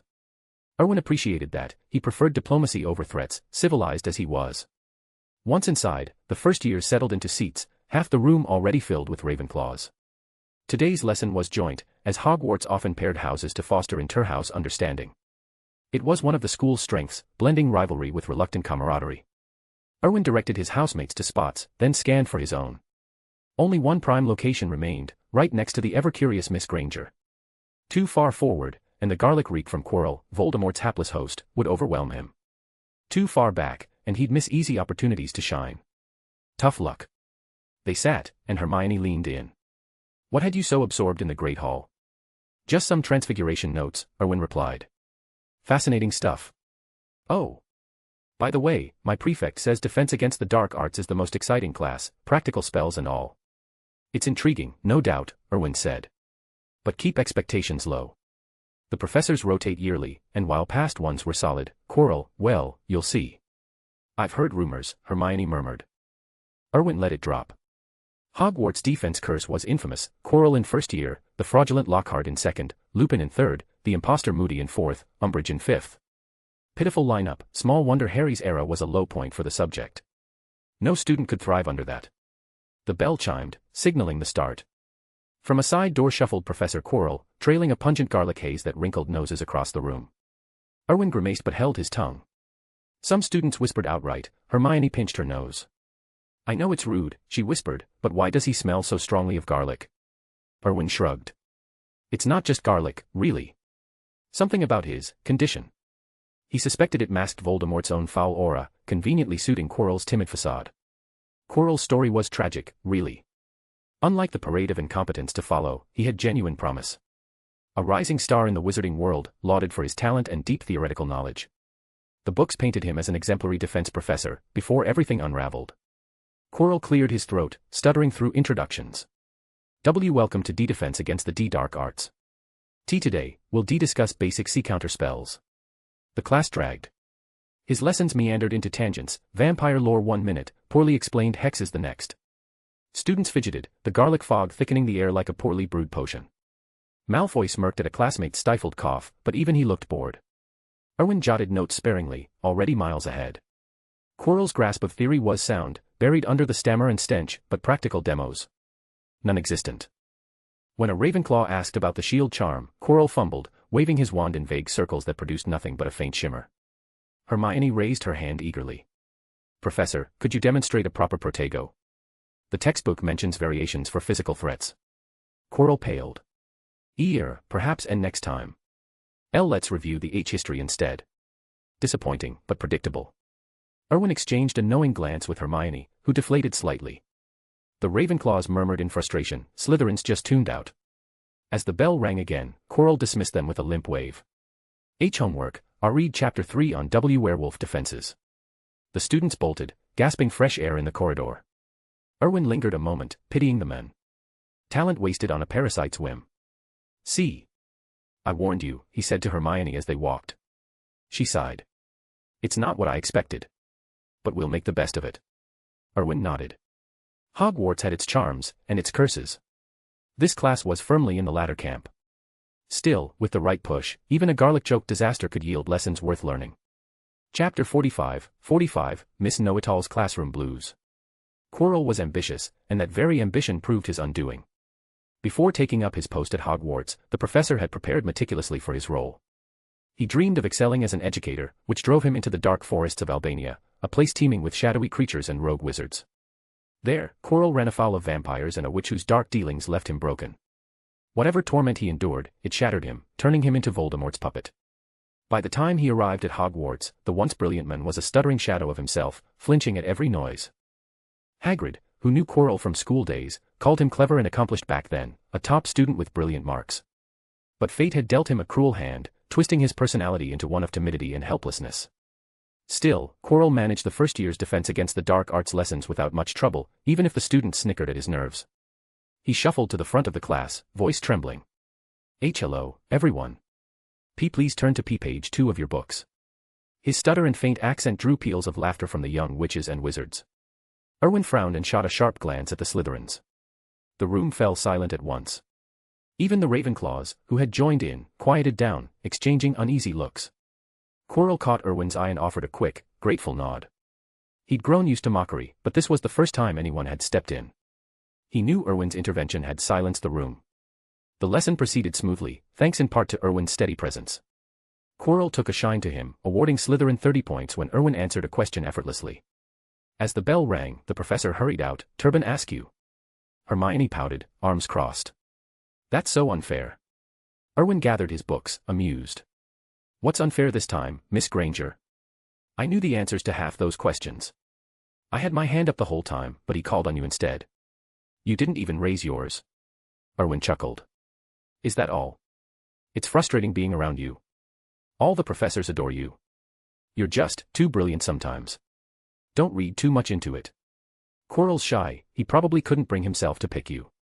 You saw how nervous he gets." Hermione sighed. "Maybe you're right. Anyway, you'd better head to History of Magic. Next up is Herbology, and we've only got 20 minutes. Grab a drink or sort yourself out." She snatched her books from the desk. "Oh, right. See you there." With that, she dashed off. Erwin watched her go, shaking his head. Sensitive girl. He leaned back on his stool, waiting for the Slytherins to return from the loose. As a prefect, it was his job to lead them to the greenhouses. The group trickled back soon enough. "Right, let's go. Grab your books, Herbology's hands-on. Some plants bite, so pay attention to Professor Sprout. No heroics, understand?" The first years nodded vigorously. Erwin's eyes lingered on Malfoy. He meant him, mostly. The boy's ideas could use some sense. They reached the greenhouses to find a disorganized gaggle waiting outside, Gryffindors, by the look of their haphazard lineup. No surprise there, the Lions always brought chaos. Their teacher, Professor Pomona Sprout, bustled forward. She was stout and kindly, with dirt-streaked cheeks and a warm smile, the head of Hufflepuff House. Don't let her grandmotherly air fool you, she was a force in a fight. In the original timeline's final battle, she'd teamed up with Professors Flitwick and McGonagall to fend off Snape, likely on purpose, but her silent spells had been devastating. She'd shielded every Hufflepuff single-handedly, her power rivaling Dumbledore's in a pinch. But her true mastery lay in herbology, no one in the wizarding world could touch her. After all, she tamed the Whomping Willow. Professor Sprout clapped her hands. "All right, my dears. Before we start, a quick word. Today, we're transplanting Snargaluffs. It's a sly plant, so watch my every move and follow suit. No fooling about, or if it nips you, I did warn you." The students blinked in confusion. Bite. Wasn't this herbology? They half expected a magical creatures lesson, but first years didn't have that yet. Ignoring the murmurs, Sprout ushered them inside. 3 long tables held pots where slender, writhing plants coiled restlessly. From afar, they resembled snakes with heads buried in soil, hence the name. Erwin didn't bother hiding his grimace. Ugly blighters. Sprout clapped again, demonstrating the careful transplant, firm grip, swift pot-to-pot transfer, avoiding the snapping tendrils. "Now, who can tell me the uses of Snargaluffs?" Erwin raised his hand. Sprout beamed. "Mr. Cavendish, please. Another 5 chapters down. We are moving at lightning speed, but we aren't at the top yet. Remember the deal, if you push this fanfic into the top 100, I'm prepared to drop 15 chapters a day, 10 bonus plus 5 daily, for as long as we hold that spot. Current objective, smash the Power Stone button. Your votes are the only thing keeping this mass release engine running. Want to jump ahead? You can now read 50 advanced chapters right now on my Patreon. patreon.com/MrGrim_. Let's get to the top 100. Mr. Grimm. Chapter 46, Gryffindor's Biting Debacle. Erwin straightened up, his voice steady as he addressed the class. Snargaluffs are mostly used to brew antidotes.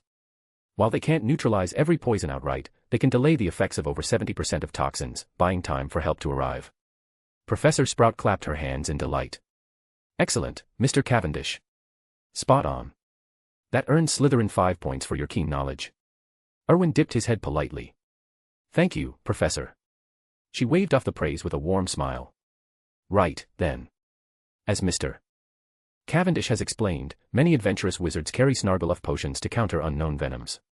The wizarding world is full of perils, especially in the wild, where magical creatures lurk, and plenty of them are venomous. Even the most prepared witch or wizard can't stock antidotes for every threat. That's where Snargaluffs come in. Historical records credit them with saving countless lives by staving off disaster just long enough. Sprout demonstrated the transplanting technique herself, yanking a snargaluff from the soil with practiced ease. Its roots and stems writhed in the air, revealing the plant's serpentine rhizome, the key medicinal part. A single thick taproot formed what looked like a snake's head, complete with a snapping maw. The bite wasn't deadly, but it stung fiercely if mishandled. To avoid it, one had to seize the roots immediately upon uprooting, lest that sharp nip leave a lingering ache no one forgot. Everything proceeded smoothly at first, and Erwin figured the lesson would wrap without incident. But Gryffindors had a knack for chaos, or perhaps some people were just wired to court trouble, like Neville's clumsiness or Ron's reckless streak. The first yelp shattered the calm. Ron, fumbling with his gloves, had let the snargaluff slip past his defenses and clamp onto his arm. He howled, shaking it off. The noise jolted Neville, who was handling his plant with exaggerated caution nearby. His own snargaluff seized the moment, sinking its teeth in. Another cry echoed through the greenhouse. Heads turned. In moments, agonized shouts rose in a chaotic chorus as more Gryffindors fell victim. Even a few Slytherins got caught up in the distraction, their focus wavering. Erwin frowned, steadying his own plant. Some of his housemates were glancing over, tempted to join the fray. Steady on, he called sharply. Eyes on your own snargaluff. Don't let the noise throw you. The Slytherins snapped to attention, redoubling their efforts. Professor Sprout sighed, eyeing the pandemonium among the Gryffindors before glancing approvingly at the composed Slytherins. The difference was stark and exhausting. In past years, Slytherin students had been just as prone to mishaps. They were young witches and wizards, after all, bursting with energy and prone to errors. But this cohort was different, disciplined, sharp, a credit to their house. The professors often discussed it in the staff room, crediting Erwin's influence, and the head of house who guided them. Snape, who rarely lingered there, had taken to haunting the staff room during free periods, ostensibly to read. Though everyone knew his books often stayed closed, his pride in Erwin shone through. The heads of the houses envied him openly, though transfer requests were out of the question. Snape would sooner hex himself than let his star pupil, a pureblood heir with such promise, slip away. The class, for all its hiccups, ended on a high note. As the students filed out, Slytherins clustered in knots, chuckling over the Gryffindors' misfortune. Erwin didn't intervene. The rivalry between the two houses stretched back to Salazar Slytherin and Godric Gryffindor themselves, a deep-seated feud neither side would yield. And frankly, Erwin held no fondness for Gryffindor, why play the peacemaker? By noon, the great hall buzzed with the morning's end. For the young witches and wizards, mealtimes here were a highlight, endless platters of hearty fare under the enchanted ceiling. Dumbledore tapped his goblet, and the tables groaned under the weight of appearing dishes, roast beef, Yorkshire puddings, treacle tart, and more. But today, something was off. Directly in front of Erwin, no food materialized. The space remained bare. The Slytherins around him blinked in confusion, turning to him with raised eyebrows. Whispers rippled across the hall as other tables noticed the anomaly. At the Gryffindor bench, Ron grinned triumphantly. See. Those slimy Slytherins are starving us out. Hogwarts knows justice when it sees it. Harry rolled his eyes, pushing his glasses up. Lately, he'd started wondering if Malfoy wasn't entirely off base about some things. His choice in friends. Ron wasn't the sharpest wand in the shop. Harry's parents, James Potter and Lily, had been prodigies, and though he hadn't inherited their brilliance, he held his own. Still, Ron's antics were wearing thin, dodging Snape's barbs and Ron's blunders had turned school into a minefield. Was it hatred for Slytherin, or plain envy of Erwin? Harry suspected the latter. He felt it himself, the sting of Erwin's effortless popularity, his stellar performance. Jealousy, pure and simple. Up at the staff table, the professors stirred. Snape's expression darkened to a storm cloud. House elves discriminating against a Slytherin. Against Erwin. Unthinkable. They'd pay dearly. Though Snape had defected to Dumbledore's cause years ago, his roots ran deep in the old ways. He'd worn the dark mark once, a Death Eater through and through, until regret and loyalty shifted his path. But old instincts died hard, and this slight demanded retribution. Chapter 47, Slytherin's Secret Feast, A Taste of the Exotic. Snape was never one for mercy. A flicker of cold intent crossed his mind as he eyed Erwin. But the boy remained unfazed, in fact, he seemed almost eager. Erwin knew exactly why his plate was empty. He could already imagine sinking his teeth into the stir-fried greens he'd been craving. Sure enough, the table before him transformed in an instant. Dish after savory dish materialized, 4 mains, a soup, and a steaming bowl of rice alongside a set of chopsticks. A proper Asian meal, vibrant and aromatic. The young witches and wizards around him gaped in stunned silence. Even Snape's eyes widened slightly. After years at Hogwarts, he'd never suspected the house elves were capable of such finesse. It was blatant favoritism, no doubt, but who could argue with results? Dumbledore glanced at Erwin's spread and let out a warm chuckle. It seems our Mr. Erwin has charmed even the house elves. The other professors exchanged amused smiles. Hogwarts rewarded excellence with privileges, after all. If you proved yourself worthy, the castle bent to your will.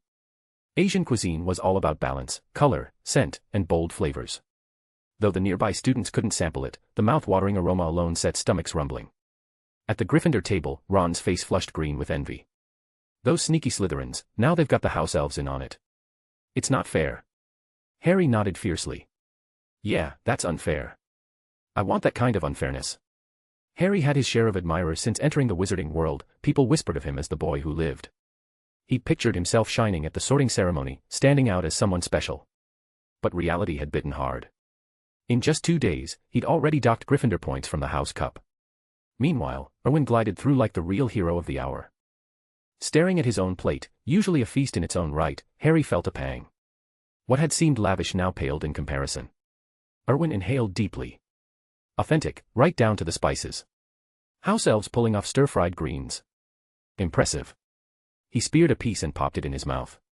Blimey, the recipe must have slipped out somehow. This was spot on. The Slytherin first years nearby licked their lips, eyes glued to his plate. One bold one stepped up. Prefect Erwin. What's all this? Erwin grinned. Asian cuisine. Fancy a bite? The boy's face lit up. Really? Don't mind if I do. Before Erwin could respond, the kid forked a chunk of sweet and sour pork straight off his plate. Erwin blinked. So much for asking permission. That sweet tangy glaze, the crispy coating, the juicy bite, it was a revelation for these uninitiated palates. Pure bliss. The boy squinted in delight. It's brilliant. Erwin had to admit, those Muggle cooking shows weren't exaggerating.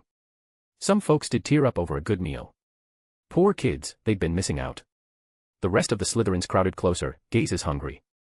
Erwin sighed. Fine. Anyone else? Dig in, but queue up properly. They surged forward like a green wave. Erwin scowled. Manners, you lot. Act like you've been raised in a barn. Or are you Gryffindors now? The Gryffindor table bristled, faces darkening. Erwin had a knack for lumping them all together, especially the lions. Up on the dais, Professor McGonagall stifled an eye roll. Harsh words, sure, but glancing at her own house, she couldn't deny the truth. Comparison was a cruel teacher. If it had been anyone else slinging barbs, she'd have snapped back. But Erwin. Her star pupil. He'd get a pass. Double standards. Absolutely. And if that ruffled feathers, tough luck.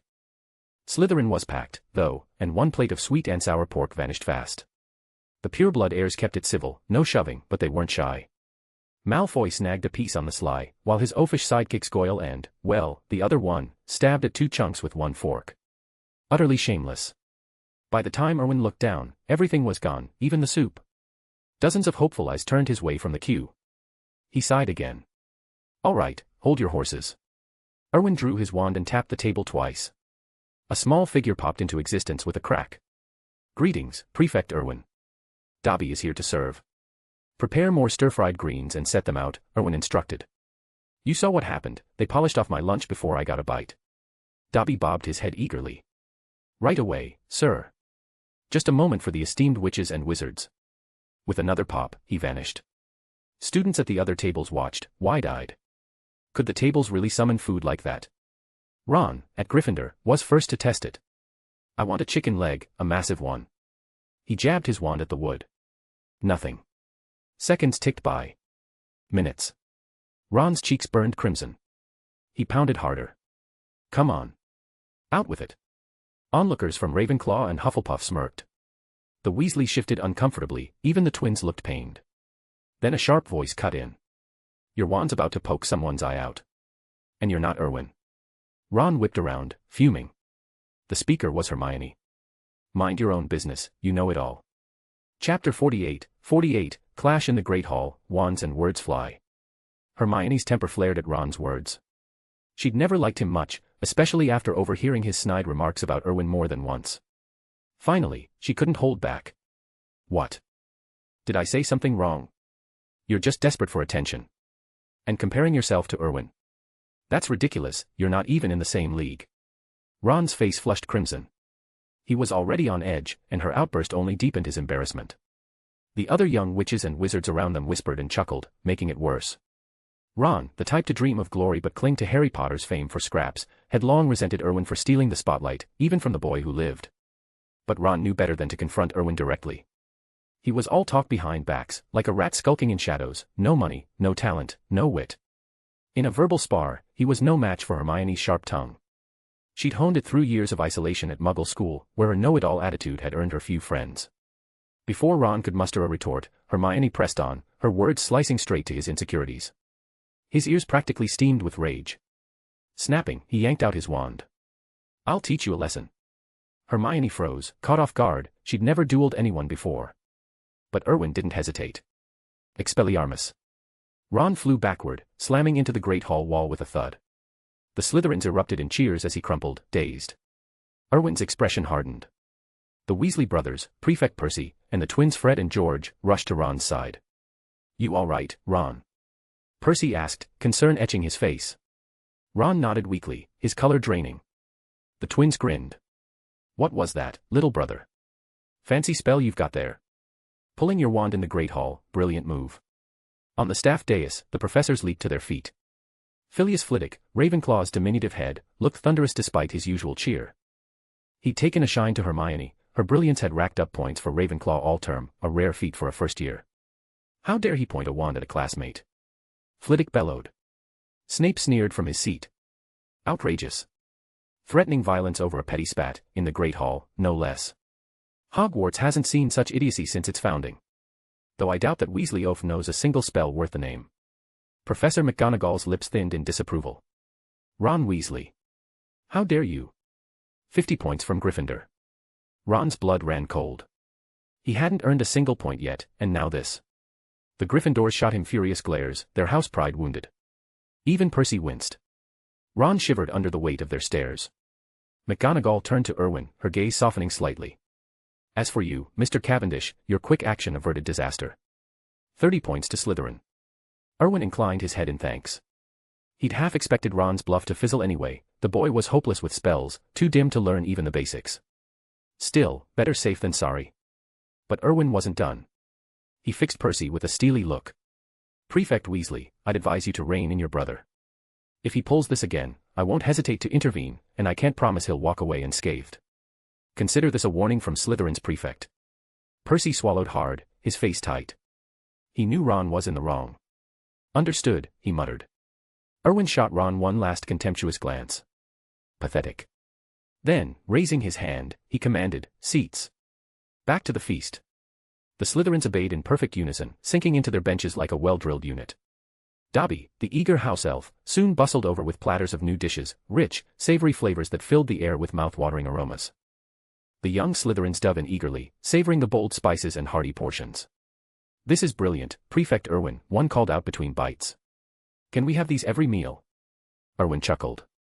Ask the house elves, not me. Chapter 49, Lakeside Showdown, Erwin's bold prefect challenge.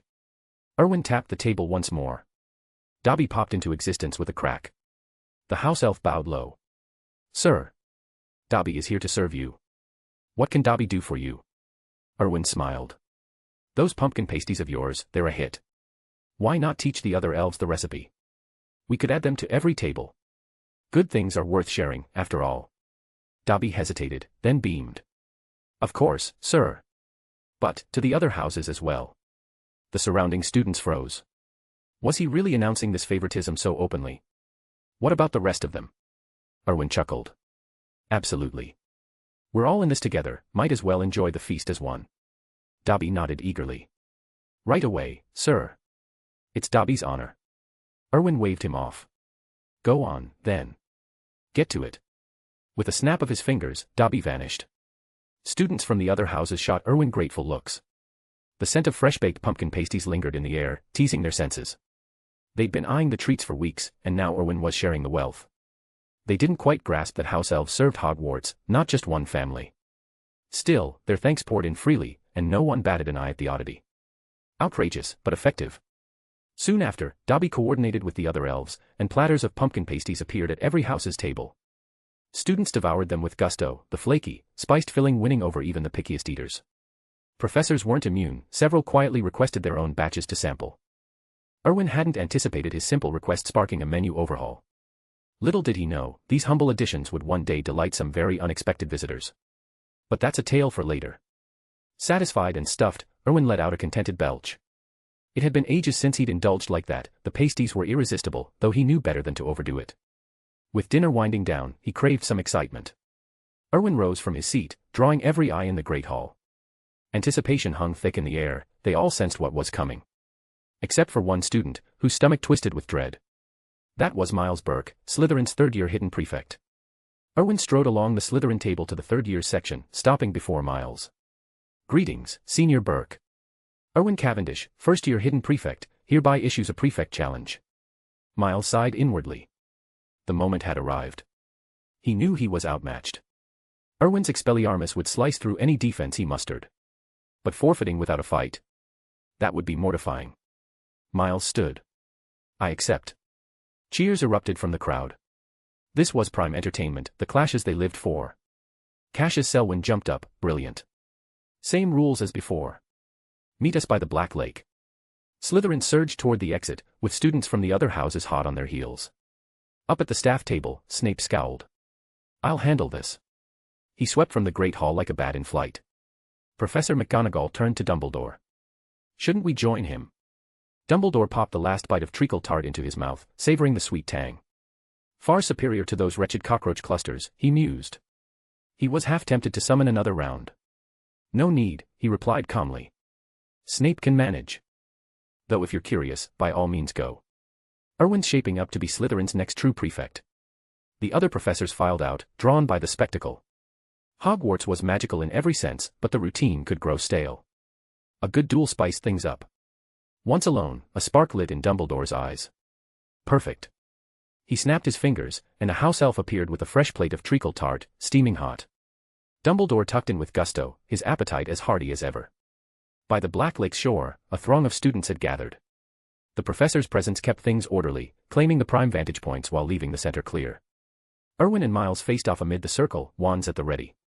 Miles's grip tightened on his wand, palms slick with sweat, face pale with nerves. Erwin, by contrast, lounged with post-meal ease. He twirled his wand idly between his middle and ring fingers, a pose straight out of Dark Legends, looking utterly at ease. Miles swallowed. "Erwin, I know my limits. You're probably better than me. But I need to see just how far the gap is." Erwin's smile widened. "You're too humble, Senior. As a pureblood, you've got the edge in experience. Show me what you've got." Miles blinked. "You know my background." "Of course. You're quite the name around here." Precisely, Miles hailed from the Burke family, one of the sacred 28 pureblood lines.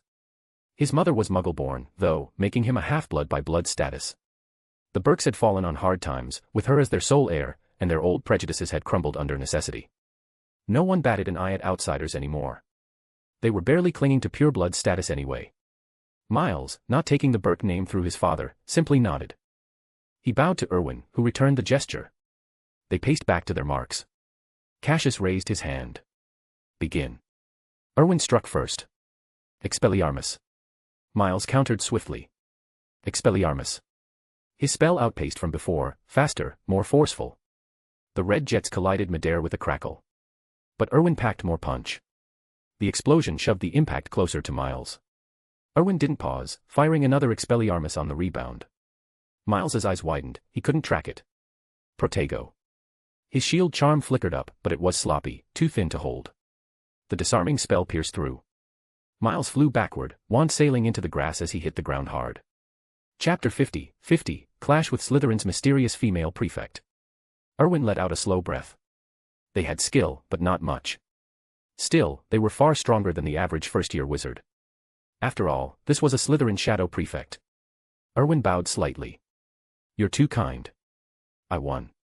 Miles brushed off his friend's help and stood on his own. Disappointment flickered across his face, but it was fleeting, he'd anticipated this outcome, so defeat didn't sting as much as it might have. He bowed in return. "I concede." "Congratulations, Prefect Erwin." "You're too kind, Senior," Erwin replied. "We'll cross paths again, and I'll need your guidance. Just don't hold this against me or dodge your duties later." Erwin's polite, humble demeanor quickly won over the onlookers. Though he'd only been at Hogwarts for 2 days, he'd already made waves, charming everyone except the Gryffindors with his easy kindness. It was hard not to like him.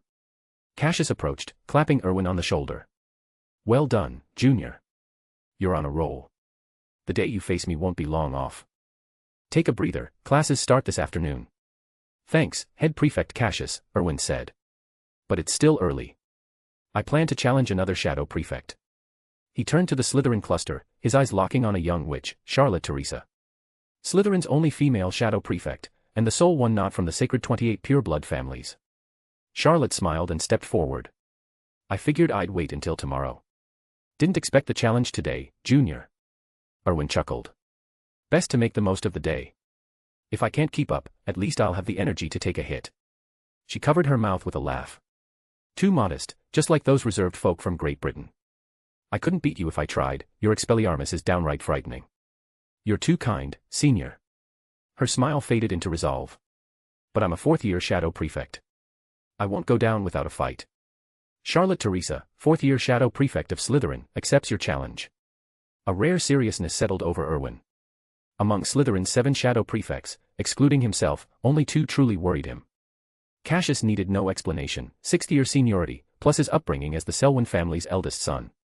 The Selwyns had a shadowy history, built on the wizarding world's underbelly, like a clan of silent operatives from old tales. Though cleared of past scandals, their traditions endured. Cassius, absent from the original stories, had trained rigorously from childhood. He was no schoolyard brawler, he was battle-ready. Erwin figured he could take him now, thanks to his edge. Natives couldn't outmatch someone with a system that was ironclad.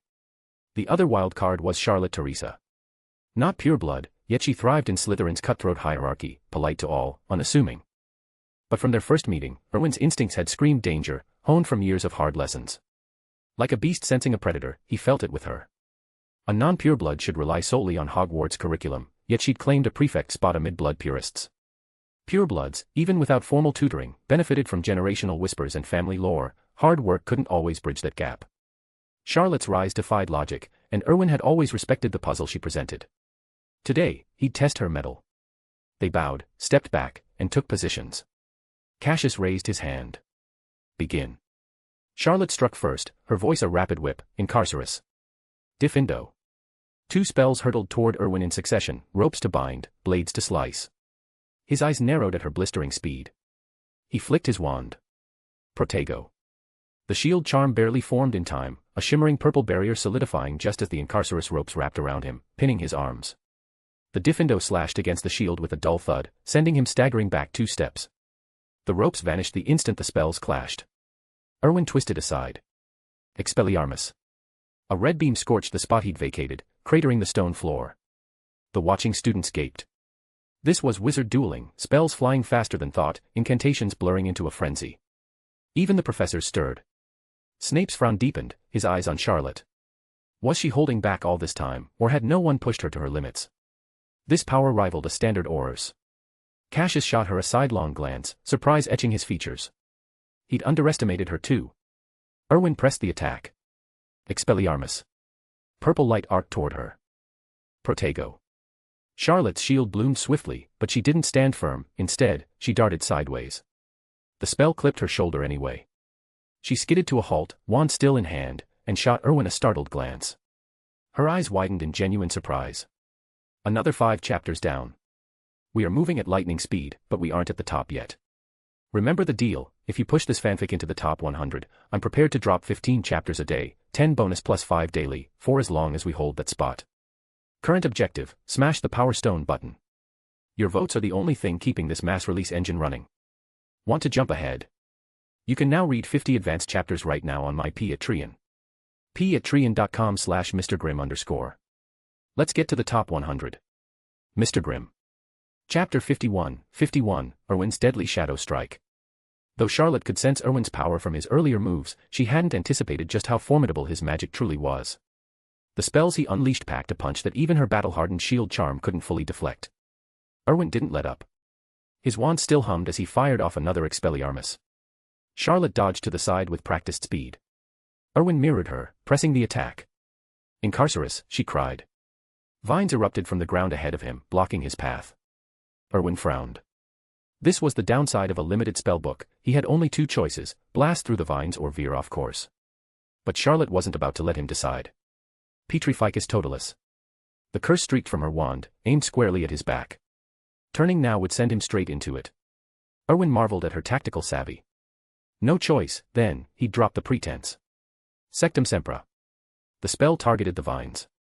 In an instant, razor-sharp, invisible blades sliced through them like paper. Erwin slipped past the wreckage. The surrounding young witches and wizards gaped in shock. What spell was that? Sectum sempra.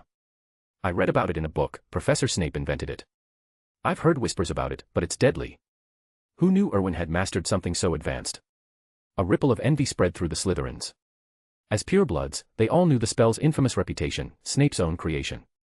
Even Charlotte faltered for a split second, her rhythm breaking. The professors exchanged glances. McGonagall fixed Snape with a stern look. Snape.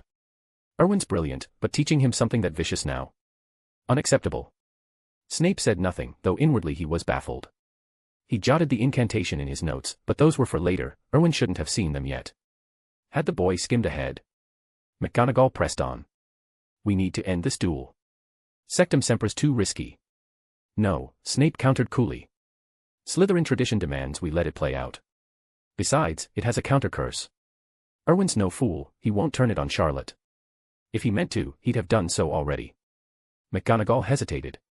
She valued her students' safety, but Slytherin rules were ironclad. No interference. And she trusted Erwin's judgment.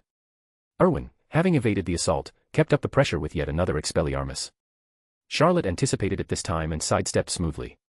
But then Erwin felt a prickling danger at his back. Instinct kicked in, he whipped around and cast Sectum Semper once more. The severed vine segments, which he'd silently levitated with a non-verbal Wingardium Leviosa, split apart mid-air and veered harmlessly to either side of him. Erwin's eyes widened. Clever. He shot Charlotte a glance. She looked almost disappointed. It clicked for him in a heartbeat, the silent levitation charm. She'd rigged the debris to ambush him. Impressive instincts. But her gambit had failed. Now it was his turn. Erwin twirled his wrist, wand at the ready. Charlotte sheathed hers. She balled her right hand, placed it over her heart, and declared, I yield. Erwin froze mid-motion. She flashed a wry grin. You win, Junior. Don't go hitting me now, I'm not keen on a trip to the hospital wing. Why surrender? He asked, brow furrowed. Not much magic left in me, she admitted. You've blocked everything I've thrown. No dodging another Expelliarmus. And that Sectum Sempra. If you'd led with it, I'd have been done from the start, can't parry what you can't see coming. Pointless to drag it out. I refuse to end up dangling like a piñata. Erwin studied her, suspicion lingering. But her smile was genuine. Fair enough, he said. Congratulations on a solid fight. From now on, you're looking at your new fourth-year prefect, once you handle the rest. He inclined his head.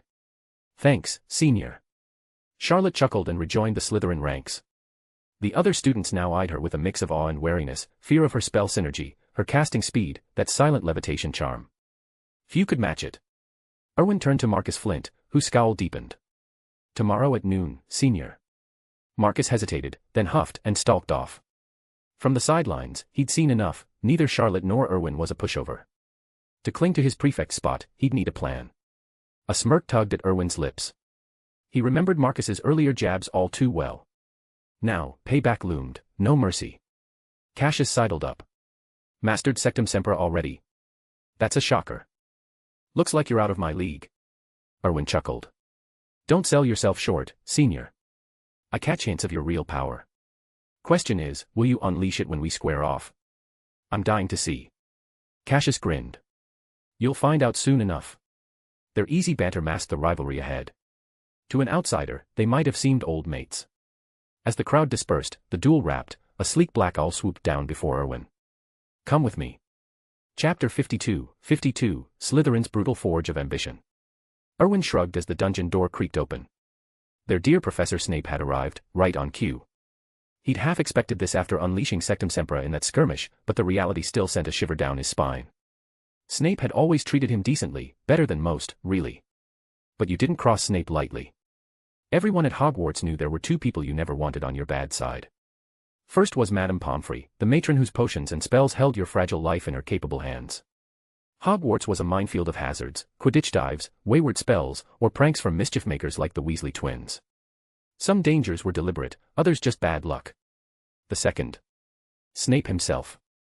Offend him, and he'd turn your school days into a masterclass in petty torment. Erwin trailed the professor to his office without a word.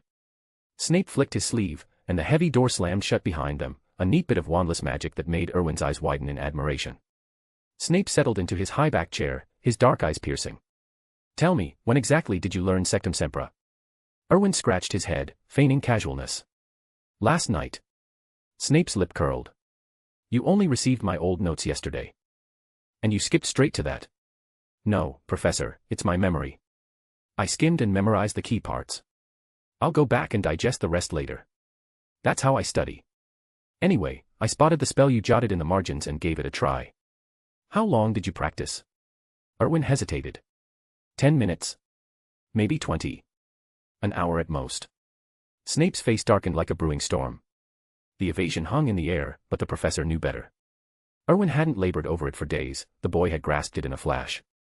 A scoff escaped Snape. Don't let it go to your head. Picking up spells quickly is no great feat. Erwin nodded vigorously, the office door's seal muffling any chance of eavesdroppers. Whatever Snape said was gospel here, even if it meant agreeing the man was Merlin reborn. Snape's expression softened a fraction, pleased by the deference. This was a proper Slytherin, sharp, compliant when it counted. Far better than that scar-headed nuisance, Potter, with his insufferable green eyes. If not for his old debt to James, Snape might have unleashed true venom on the boy. As it was, Erwin sensed the edge in every word, a controlled cruelty that made his skin prickle. Use Sectum Semper sparingly from now on, Snape continued. It's rooted in the dark arts, even if it spares you the usual taint of malice. Its power is too vicious for squabbles between students. Understood, Professor. Erwin paused, choosing his words. But my spellwork's still patchy. I doubt I could pull off anything like Sectum Sempra in a real pinch. It was as clear as he could make it, a plea for guidance. With any luck, Snape would offer private lessons, stocking Erwin's arsenal and saving him from wasting system points on a draw. He was a student, after all, learning from a master wasn't begging. Snape's gaze sharpened, reading the ploy. Don't think you can wrap me around your finger. No private spells until you've claimed your prefect badge. You found Sectum Semper on your own, my notes were meant to sharpen your potion skills, to make you useful in my lab. That's the bargain. Earn the role fairly. Erwin scratched his head again, frustration bubbling. Slytherin and its endless rules, why couldn't anything be straightforward? Professor, he ventured, I'm curious. Who came up with all these traditions? Snape leaned forward, his voice a low drawl. Salazar Slytherin himself. Founder of our house, one of Hogwarts' 4 greats. You know Slytherin's core, ambition, cunning, survival of the fittest. Salazar saw magic as a ladder, climbed only by the ruthless. In his day, Slytherin was a proving ground, a gladiatorial pit where the weak were culled, and the strong claimed their due.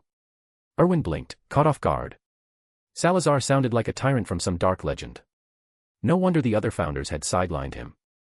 It smacked of ruthless indoctrination, breeding predators over scholars. Yet it worked, Slytherins outmatched the other houses in duels and schemes, their alumni etched in history's shadows, names whispered, not celebrated. There were trade-offs, of course.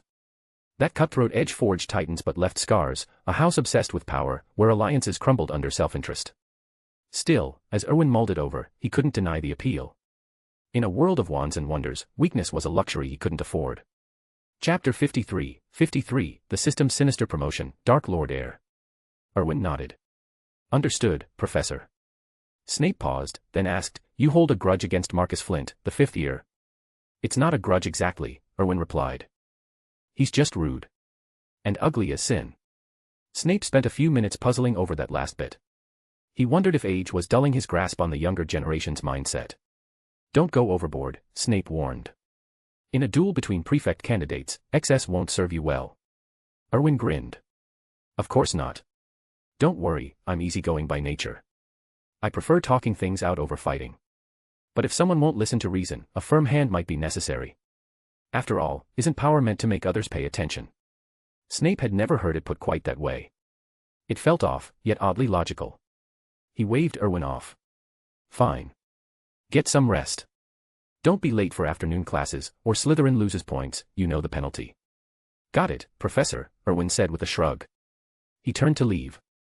Erwin, Snape called after him. If you can claim this prefect spot, do it. Trust me, the rewards will surpass your expectations. Slytherin's system is intricate, far more than a mere title. Erwin halted, a sly smile tugging at his lips. No worries. If Slytherin needs a shadow prefect, it'll be Cavendish. He pushed open the door and strode out. Snape watched him go, a flicker of unease stirring. So similar, uncannily so. 11 years ago, another Cavendish had left his office just like that, brimming with confidence and vitality. But that one never returned. Erwin headed straight for the Slytherin common room. Mercy. Not a chance. He'd make an example of Flint, one the brute wouldn't forget. Erwin didn't see himself as vengeful, but he valued fairness. Treat him well, and he'd return the favor. Cross him, and he'd ensure the lesson stuck. That was balance. After years of Muggle schooling, he'd picked up a handy principle, the carrot and the stick. Kindness alone bred familiarity, pair it with authority, and you earned respect laced with fear. True loyalty followed. Flint would serve as the perfect demonstration. Poor sod with his gnarled teeth. Back in the common room, a cluster of students buzzed with excitement over Erwin's latest duel, their sole topic of gossip these days. How dull their lives must be. The door swung open. Erwin entered, and silence fell like a curtain. Those lounging on the sofa spotted him and shot to their feet, clearing a path. Erwin didn't hesitate. He sank into a chair and waved them down. At ease, everyone. I'm not here to bite. Books ready. Class in an hour, might as well relax. The first years, who'd been eyeing him warily, relaxed a fraction. Prefect, we're set, one said boldly. We won't embarrass Slytherin like those Gryffindor fools. Erwin chuckled, chatting with them briefly. Approachable as ever. On the way to History of Magic, he mentally patted himself on the back. Powerful and personable, truly the mark of a leader. But then, a chime echoed in his mind. Erwin froze. Detected, host's reputation in Slytherin aligns perfectly with the Dark Lord's archetype. Title awarded, Dark Lord heir. Equipped to boost prestige by 20% and dark arts potency by 20%. My lord, strive to ascend fully. Hogwarts shall bow to you. Erwin's expression soured. Slanderous rubbish. Dark Lord. Everything he'd done was above board, even if strategic. Was a little charisma a crime now? He tested the waters. Equipped the title. It clicked into place, not an admission, just curiosity. No harm in that. The first years trailing him blinked. Something had shifted, Erwin seemed grander. They averted their eyes, even proud Draco Malfoy, the daddy's boy and platinum blonde heir, dropping his gaze under Erwin's steady stare. Erwin nodded to himself. Dubious fit or not, the effect was undeniable. The system could be forgiven this once. He prodded mentally for upgrade details, but it left him to figure it out. Typical, stingy as ever. Always rushing ahead, like it'd take on Voldemort tomorrow. Pathetic, Erwin hadn't even glimpsed the man. What a letdown for a transmigrator. Chapter 54, The Forgotten First Dark Lord. Erwin tested the effects of his new title, though he hadn't yet experimented with its magic amplification. The added authority it granted felt genuinely useful, a subtle edge in any confrontation. But something nagged at him. The fourth Dark Lord, he muttered, scrutinizing the words, fourth generation, etched before his title. His eyes narrowed. This can't be right. System, explain. Host, please speak. The first Dark Lord was Grindelwald. The second, Voldemort. So who makes this the fourth? Did you slip another young wizard into the mix? Please investigate yourself, host. The system is absolutely error-free. Besides, Grindelwald isn't the first Dark Lord. Erwin's pupils dilated in shock. Grindelwald, not the first. Then who was? Slytherin. No, the founder had been ruthless, but he'd never earned the moniker Dark Lord. From what Erwin recalled of magical history, no such figure predated the wizarding world's better-known tyrants. Puzzled, he headed to class, mind racing. He slid into his seat in the History of Magic classroom, still turning the question over. The chamber was dim and stuffy, as always, filled with first-years' stifling yawns. Then Professor Cuthbert Binns glided through the wall, his spectral form settling at the podium. The ghostly professor launched into his usual drone about goblin rebellions, his voice a monotonous whisper that lulled half the class to sleep. Erwin, however, perked up. If anyone could unravel this mystery, it was Binns. As Hogwarts' oldest teacher, dating back to the school's founding, he'd witnessed centuries of wizarding events firsthand. He'd even known the four founders personally, a living, or unliving, archive of magical lore. Binns' lessons had grown tedious over the years, reduced to rote recitations that bored students senseless. But that wasn't always the case. Long ago, his first lectures on Hogwarts history had ignited wonder in new students, filling their heads with tales of ancient spells and legendary duels. 1,000 years of teaching would dull anyone's spark, though. Still, no one alive, or once alive, knew magical history like Binns. As the professor droned on from the textbook, Erwin raised his hand. The class stirred, sleepy heads lifting in surprise. Binns paused, his translucent eyes flickering toward Erwin with mild curiosity. He was accustomed to silence, not interruptions. "You there," Binns said, peering closer. "Erwin Cavendish, isn't it? The other professors speak highly of you. Quite outstanding, they say. What can I do for you, Mr. Cavendish?" Erwin kept his tone polite but direct. "Sorry to interrupt your lecture, Professor. I just read something intriguing in an old book, something that doesn't match what I've learned elsewhere. As the foremost expert on Hogwarts history, I thought you might clarify it. Even a ghost could appreciate flattery." Binns' ethereal features softened, and he adjusted his spectacles. "Very well, Mr. Cavendish. What's your question?" Erwin leaned forward. "The book mentioned a Dark Lord who came before Grindelwald. That struck me as odd. I've never heard of anyone like that in standard texts." The classroom went dead silent. Eyes widened around the room, even the doziest student sat up straight. This was gossip worth hearing, real history, not the usual goblin drudgery. Binns nodded sagely. "Ah, you've stumbled on an ancient tome, then. Modern books gloss over it entirely." Erwin's pulse quickened. "So it was true. Could you tell us about him, Professor?" Binns floated a fraction higher, his voice gaining a rare hint of animation. "Of course. It begins in the shadowed corners of the 11th century. Chapter 55, The Forgotten Dark Lord's Deadly Legacy." Professor Binns nodded approvingly. "Very well, then. I'll indulge you. This figure hails from a remarkably ancient era, so ancient, in fact, that no one can definitively prove he ever existed. He belongs to the time of Merlin himself." Erwin made a mental note of the slight discrepancy. According to wizarding lore, Merlin had been a student of Slytherin, but the timelines of the Arthurian legends placed him centuries earlier. Perhaps it was an oversight in the old tales, or the founders had borrowed from myth to suit their own narrative. Binns pressed on, his ghostly voice gaining a rare spark of enthusiasm. "During that turbulent age, Merlin crossed paths with a man whose name history has all but erased. Yet his power was undeniable, immense enough that even Merlin came perilously close to death at his hands. In the end, Merlin prevailed, drawing on his rare talent for speaking to dragons and the aid of the last great Wyrm to bring him down. This shadowy figure earned the grim title of the First Dark Lord. After his defeat, he vanished from the records. Some claim he perished in the confrontation. Others whisper that he fled to distant lands, scheming to perfect new forms of magic and exact revenge. But legends aside, his existence remains unproven. Only Merlin might have known the full truth, and Merlin himself disappeared without a trace. No one knows where he went, and the fragments of the story survive only in dusty ancient tomes." Erwin nodded thoughtfully. While his classmates might dismiss it as a myth, he knew better. The system's voice in his mind had branded him the fourth Dark Lord in line, proof enough that the first had been all too real. A sudden realization struck him. "Professor Binns," Erwin ventured, "you mentioned Merlin disappeared. Does that mean he didn't die?" The ghost tilted his translucent head. "No one can say for certain. What we do know is that Merlin visited Hogwarts shortly after its founding, around the time the four founders were still alive. They even met him personally. But he declined their invitation to teach and left soon after. He's not been seen since." Erwin's mind reeled. Merlin had walked these halls alongside the founders. That would make him centuries old even then, at least 500 years. If he still lived. Blimey. 2 millennia of accumulated magical power. The thought sent a thrill through him. More crucially, had Merlin unlocked the secrets of immortality? Erwin's eyes gleamed. Eternal life was a dream that tempted every witch or wizard worth their wand. Who wouldn't crave it? But he quickly reined in his ambitions. He was just an 11-year-old Slytherin, barely holding his own against far greater threats like Voldemort. Immortality could wait. Professor Binns surveyed the class with what passed for ghostly amusement, as if the spark of curiosity had reignited his long-dormant passion for teaching. "You seem genuinely captivated by this tale. Shall I continue?"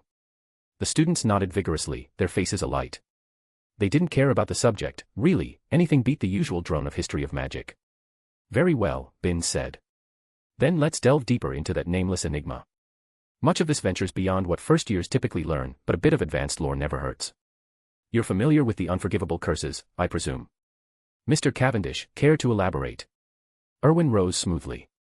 "The Cruciatus curse, the Imperius curse, and the Killing curse. They're the pinnacle of the dark arts, unforgivable offenses that land the caster in Azkaban without mercy. Precisely, Binns affirmed. Thorough and spot on. Slytherin earns 5 points. A stunned silence fell over the room. Slytherins and the handful of Ravenclaws sharing the lesson gaped at the professor. It was common knowledge that Binns never awarded house points. He didn't ask questions, he simply lectured in his monotonous haze. Even the brightest minds, like their own know-it-all, had walked away empty-handed from his classes. Yet here was Erwin Cavendish, scooping up 5 precious points from the ghost himself. The Slytherins exchanged wide-eyed glances, already imagining boasting about their unofficial prefect's feat to the other houses. Look what our boy's done, points from Binns. Erwin blinked in mild surprise. He'd long written off history of magic as a lost cause for scoring. Binns chuckled dryly, a sound like rustling parchment. What's the matter? I do have the authority to award points, you know. Of course, Professor, Erwin replied with a grin. And we appreciate your generosity. You've earned it, Binns said warmly, waving him back to his seat. Now, regarding the unforgivable curses, theories abound. Some link them to the 3 brothers who outwitted death to claim the Deathly Hallows. Others pin them on various shadowy figures. All such notions have been debunked. The prevailing scholarly view among the founders and early scholars was that these curses originated with the first Dark Lord, the Forgotten One. In his bitterness after Merlin's victory, he forged them as weapons tailored to counter the Great Wizard. Erwin's hand shot up again. Binns inclined his head. Mr. Cavendish, ask away. In fact, from here on, feel free to interject whenever curiosity strikes, no need for formalities. Professor, Erwin began, I've read that ancient wizards cast spells far differently from us today. It wasn't until the 4 founders that they refined ancient magic into the structured charms we use now, making it safer to teach. Quite correct, Binns replied.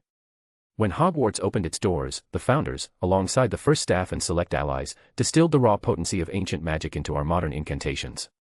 The old ways were formidable, yes, but they demanded a steep price, an exchange of equal value from the caster.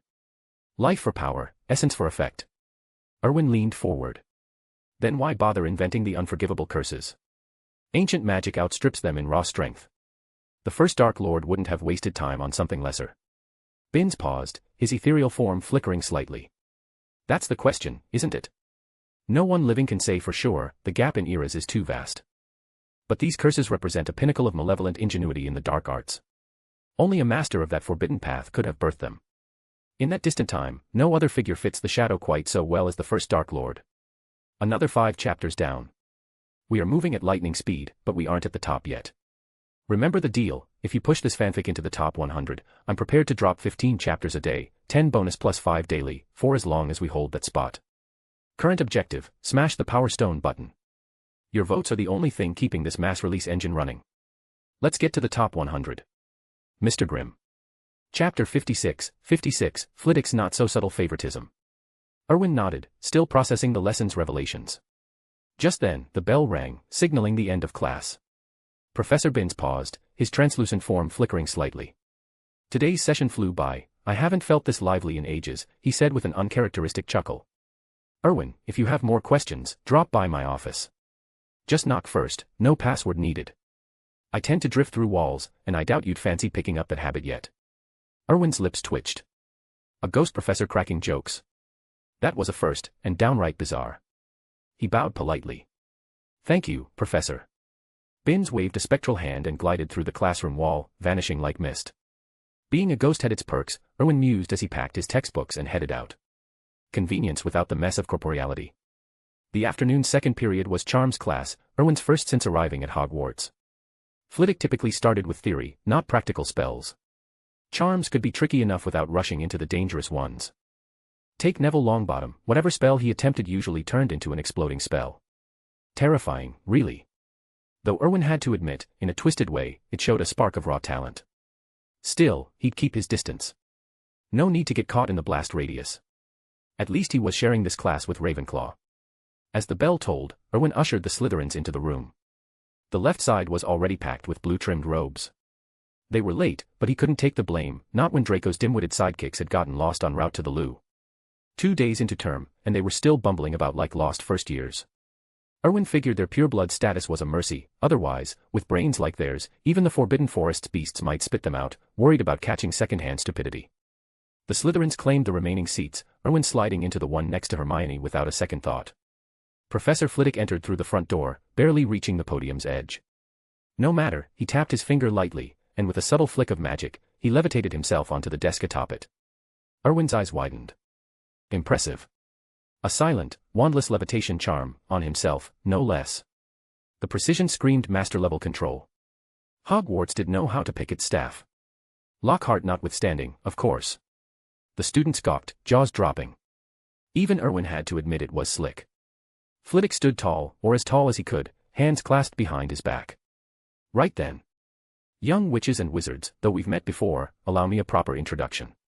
I'm Phileas Flitwick, your charms professor and head of Ravenclaw House. The Ravenclaws erupted in applause, Hermione's claps the loudest. The Slytherins shot Erwin a glance, he raised a hand and joined in, prompting the rest to follow suit. Flitwick beamed. Thank you. Now, before we dive in, a question, can anyone tell me what charm I just used? Erwin and Hermione's hands shot up in unison. No way was he missing a chance to bag house points. Flitwick's sharp gaze flicked between them, then settled on her. Miss Granger. The levitation charm, she said eagerly. A silent, wandless one. Spot on. 5 points to Ravenclaw. Hermione flushed with delight, not just for the points, but because she'd beaten Erwin to the draw for once. Erwin shrugged it off. Plenty of opportunities left. 5 points were 5 points. But as the lesson wore on, Erwin started to feel the world's sharp edges. Flitwick lobbed 4 more questions in half an hour, and both he and Hermione raised their hands each time. Yet the professor picked her 3 times, only grudgingly turning to Erwin once. Another 5 points for Slytherin. Barely a consolation. Where was the impartiality they'd been promised? Swap every professor but Snape for McGonagall, Erwin thought wryly. Snape at least played favorites openly, and in Slytherin's favor. The Slytherins noticed too, their faces souring. Erwin stopped bothering with his hand. No point farming points in joint classes with Ravenclaw anymore. It wasn't the end of the world, deans favored their own houses. Still, it stung. With half an hour left, Flitwick wrapped up the lecture. That's all for today. Time for questions, fire away. Erwin's hand was up in an instant. Flitwick nodded. Mr. Cavendish. Professor, Erwin asked, is there a charm that lets people communicate over any distance? Like a conversation, no matter how far apart. This was his real aim, unlocking the potential of his communication rune. Could it handle long-range calls? Multiple lines, even. Flitwick tilted his head, puzzled. Communicate and converse, you say? Erwin nodded. The professor frowned, pacing his perch. Not that I recall in standard charms. Wait, there is something. I've seen it mentioned before. He trailed off, lost in thought, as the class hung on his words. Chapter 57, Malfoy's desperate plea for transfiguration tips. I remember now, Flitwick said, his eyes twinkling with recollection. There's a charm called the Whispering Charm. It has quite a few limitations, though, and it wasn't as reliable as owls for long-distance messages. Wizards eventually phased it out. Erwin's eyes lit up. He hadn't expected an actual spell like that to exist. Professor, he said, could you tell me more about it? Flitwick chuckled. I only glimpsed it in an old tome. The details escape me at the moment, but I'll dig it up tonight and fill you in during our next lesson. Erwin nodded. Thanks for the trouble, Professor. A thrill of anticipation stirred in him. If he could integrate something like a direct link into his communication rune, it would simplify so many things.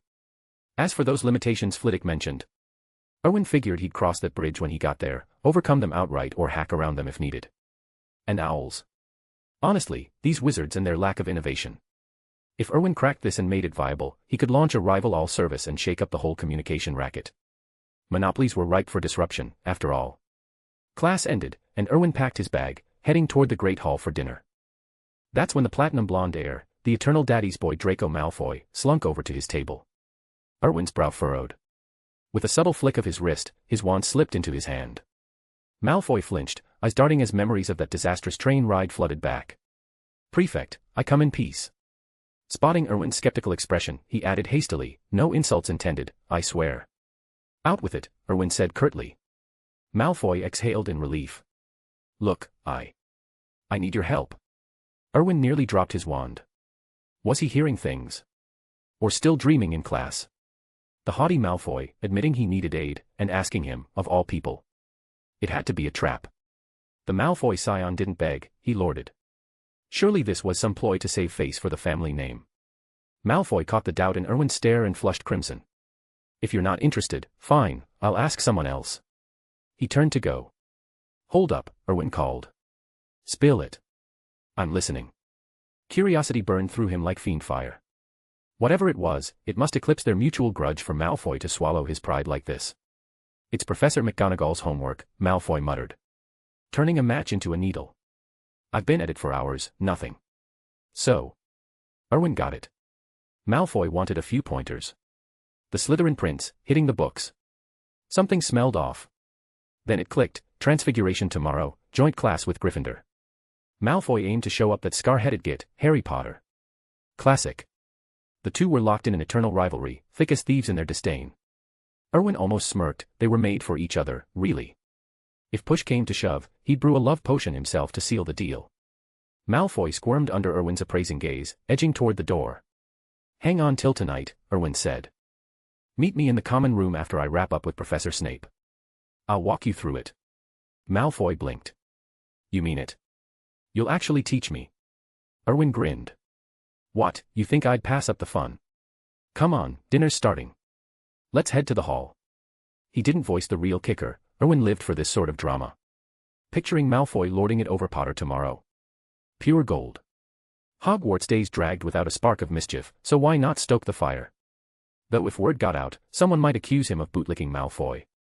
The thought made him snort. In the Great Hall, Erwin savored the evening spread, roast beef, Yorkshire puddings, and treacle tart, a far cry from the bland muggle fare he'd known before. Tonight, the tables groaned under an especially lavish selection, courtesy of the house elves' whims. He spotted Dumbledore's plate, something suspiciously like his favorite, perhaps a special request. The old wizard knew how to treat himself. Erwin made a mental note to angle for the same tomorrow. After dinner, he headed to Snape's office for his usual potion brewing stint. Skimming the professor's notes had honed his technique to near perfection, but mastery demanded repetition. Snape nodded approval without a word, his stern facade intact, as always. Work done, Erwin slipped back into the Slytherin common room. A clumsy incantation echoed from the sofas, transfiguratio. He glanced over.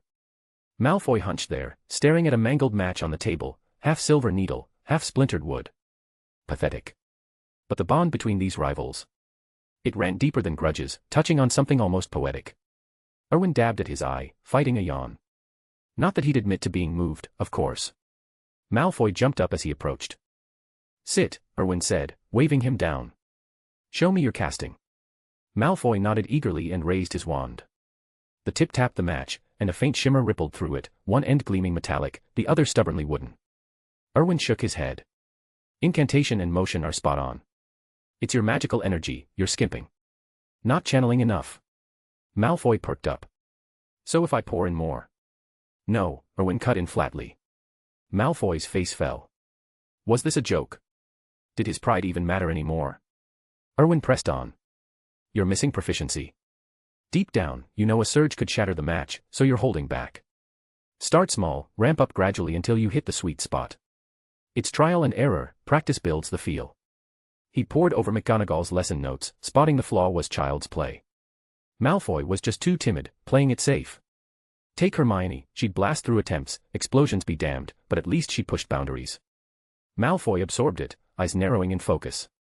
He lifted his wand to try again. Hold on, Erwin said, backing away a few paces. Now go for it. Chapter 58, Malfoy's explosive blunder, a sooty surprise. Erwin considered himself quite the adventurer. But he also knew when to prioritize his safety. A wise wizard didn't linger under a collapsing wall, after all, and to him, Malfoy, wand raised and spell at the ready, looked exactly like one. So Erwin kept his distance. He had no desire to get splattered with the fallout. No, that wasn't fair to his entertaining little project. Feeling a twinge of guilt, he took 2 more steps back. Malfoy stared at him, utterly baffled. The boy came from one of the oldest pureblood families, after all, but even the pedigree didn't prepare him for the perils of overchanneling magic. It was a rare mishap, unless you counted poor Seamus Finnegan, who seemed to attract explosions like a magnet. Malfoy gripped his wand, cleared his throat, and waved it with grave seriousness, his face alight with anticipation. The incantation slipped out smoothly. Then came the bang. The match erupted in a puff of smoke and sparks, leaving Malfoy's face smeared in a layer of soot-gray grime that dulled his platinum hair to a ridiculous charcoal shade. Erwin stifled a grin. He judged the safe distance perfectly, most wouldn't have the foresight. Malfoy's expression darkened further, whether from the blast or his own frustration. "Cavendish," he roared, lunging forward in a blind fury. "How dare you trick me like this?" He'd clearly forgotten the gulf in their skills. Erwin drew his wand in a fluid motion, leveling it at the boy. "Stand still. One speck of that muck on my robes, and I swear I'll flush you down the toilet to rinse that thick skull of yours." The sight of Erwin's silver wand, poised and steady, snapped Malfoy back to reality. There was power in holding the upper hand, and Erwin wielded it now. "Trick you?" Erwin scoffed. "I'm not in the business of fooling idiots. When you pour too much magic into a spell, it overloads and blows up. Haven't you covered that in class? Start small, increase the power gradually, test it bit by bit." Malfoy blinked, stunned. Was that right? Had he missed a lesson? Or had the professors been giving private tips while he wasn't looking? Erwin pressed on, shaking his head in mock disappointment. "I handed you the fix on a silver platter, and you still botched it. Dumping all your magic at once. Malfoy, you truly are a letdown." His face took on the weary look of a mentor betrayed by a promising student's folly, frustration mingled with a sigh of untapped potential. Panic flashed in Malfoy's eyes. "No, wait. That's not, I'm sorry, Prefect. I must have zoned out. Please, just one more chance. I can get it right." Erwin waved him off. "Fine, try again. Learn quickly, we're Slytherins, after all, and I expect better from my favorites." Something ignited in Malfoy at those words, a rush of motivation he couldn't quite name. He nodded fiercely. "Yes. I won't let you down." He snatched another match and set to work, determination etched on his sooty features. Erwin's lips twitched into a satisfied smile. Hogwarts was full of these pliable young witches and wizards. A dash of guidance, a sprinkle of praise, and even the haughty Malfoy fell in line. He picked up the trick from those endless scrolls of moving images, proof that idle browsing had its uses. Learning never stopped, as the old saying went. With his innate talent and Erwin's pointers, Malfoy progressed swiftly. By 11 o'clock, his final burst of magic did the trick. The match shimmered and elongated into a delicate silver needle, etched with intricate patterns that gleamed under the dormitory light. "I did it." Malfoy whooped, pumping his fist. "I actually did it." Erwin nodded approvingly. "Impressive. I knew you had it in you, Malfoy. You'll shine in Transfiguration tomorrow, Slytherin will be proud." Gratitude shone in Malfoy's eyes, washing away any lingering resentment. At that moment, the scuffle and the soot meant nothing, all he felt was the thrill of success, thanks to Erwin's help. Malfoy crossed his arms in a dramatic salute. "Prefect Erwin, Draco Malfoy at your service, thank you." Erwin chuckled. "Glad you caught on. I'm knackered, heading to bed." He paused at the stairwell, glancing back. "Draco, make us proud in class tomorrow. Slytherin honors you." With that, he turned and vanished up the stairs, catching Malfoy's eager grin from the corner of his eye. The performance was flawless, a curtain call worthy of the stage. If there were awards for deception, Erwin would sweep them. Back in his room, he stripped the bedsheets as usual and collapsed into slumber, determined for once to rest undisturbed. No schemes, no midnight wanders, just the deep, restorative sleep of youth. Meanwhile, Malfoy burst into his own dormitory, buzzing with triumph. He'd mastered it at last. Tomorrow, Professor McGonagall would see, and he'd lord it over Harry Potter, strutting with just the right smugness. The rivalry burned bright in his mind. Potter was the golden boy, after all, with half the school orbiting him. But in Wizarding Britain, who knew what twists fate had in store? Erwin slept like the dead, dreamless and undisturbed, no shadowy chases or lurking threats. Pure bliss. The morning chime roused him. He stretched, splashed water on his face, and dressed for the day, already anticipating the chaos. Hogwarts' true entertainment lay in moments like these. What spectacle would Draco unleash in Transfiguration? Chapter 59, Malfoy's shocking Transfiguration breakthrough. We filed into the Great Hall for breakfast. Erwin couldn't help but marvel at yet another Hogwarts surprise. How had this house elf, Dobby, mastered Dan noodles? The noodles were perfectly springy, topped with a generous sprinkle of crushed peanuts. It was spot on, absolutely brilliant. Erwin savored every bite, feeling utterly content. This was living. House elves were a godsend. He wondered if he could persuade Hogwarts to let him take one home. Dobby's skills outshone even the Muggle chef he'd hired back at the manor, though that was partly due to the remote location making specialists hard to find. Bellies full, Erwin led the first-year Slytherins to Transfiguration class. Malfoy had been buzzing with anticipation since dawn, his excitement impossible to contain. No, it went further. Ever since breakfast, he'd been practically vibrating. The other students shot him odd looks, wondering if he'd lost his mind. In the classroom, Erwin claimed a prime seat midway back, as suggested by the Marauder's map. From there, he had a clear view of everyone, including Malfoy, who plunked himself front and center. The choice baffled the others. McGonagall's lessons usually sent everyone but the top students, like Erwin or Hermione, scrambling to the rear. So why was Malfoy hogging the spotlight today? Once settled, Malfoy's eyes locked onto Harry Potter with blatant challenge. Harry blinked in confusion, rolled his eyes, and turned back to Ron, resuming their chat. A flicker of irritation crossed Malfoy's face. Erwin stifled a grin. Jealousy. It figured, Malfoy's fixation on Harry wasn't purely rivalry.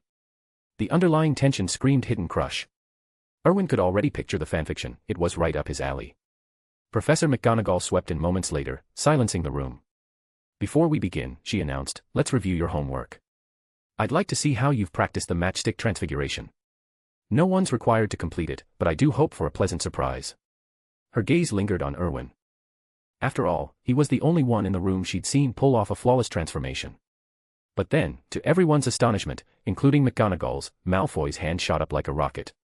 His face beamed with the smugness of a conquering hero, eyes alight with eager triumph. McGonagall eyed him warily. Was Malfoy ill? Possessed? She approached cautiously. Yes, Mr. Malfoy. Do you need the lavatory? Erwin nearly choked on a laugh. McGonagall wasn't kidding, Malfoy's reputation preceded him that thoroughly. Malfoy blinked. What? No. I finished the homework. Aren't you checking it? McGonagall raised an eyebrow. You finished it? He nodded vigorously. Very well. Show me. Malfoy drew his wand, focusing intently on the matchsticks before him. He was determined to shine, to prove himself as a true Slytherin, defending the family's platinum blonde legacy, just as Erwin had urged him yesterday.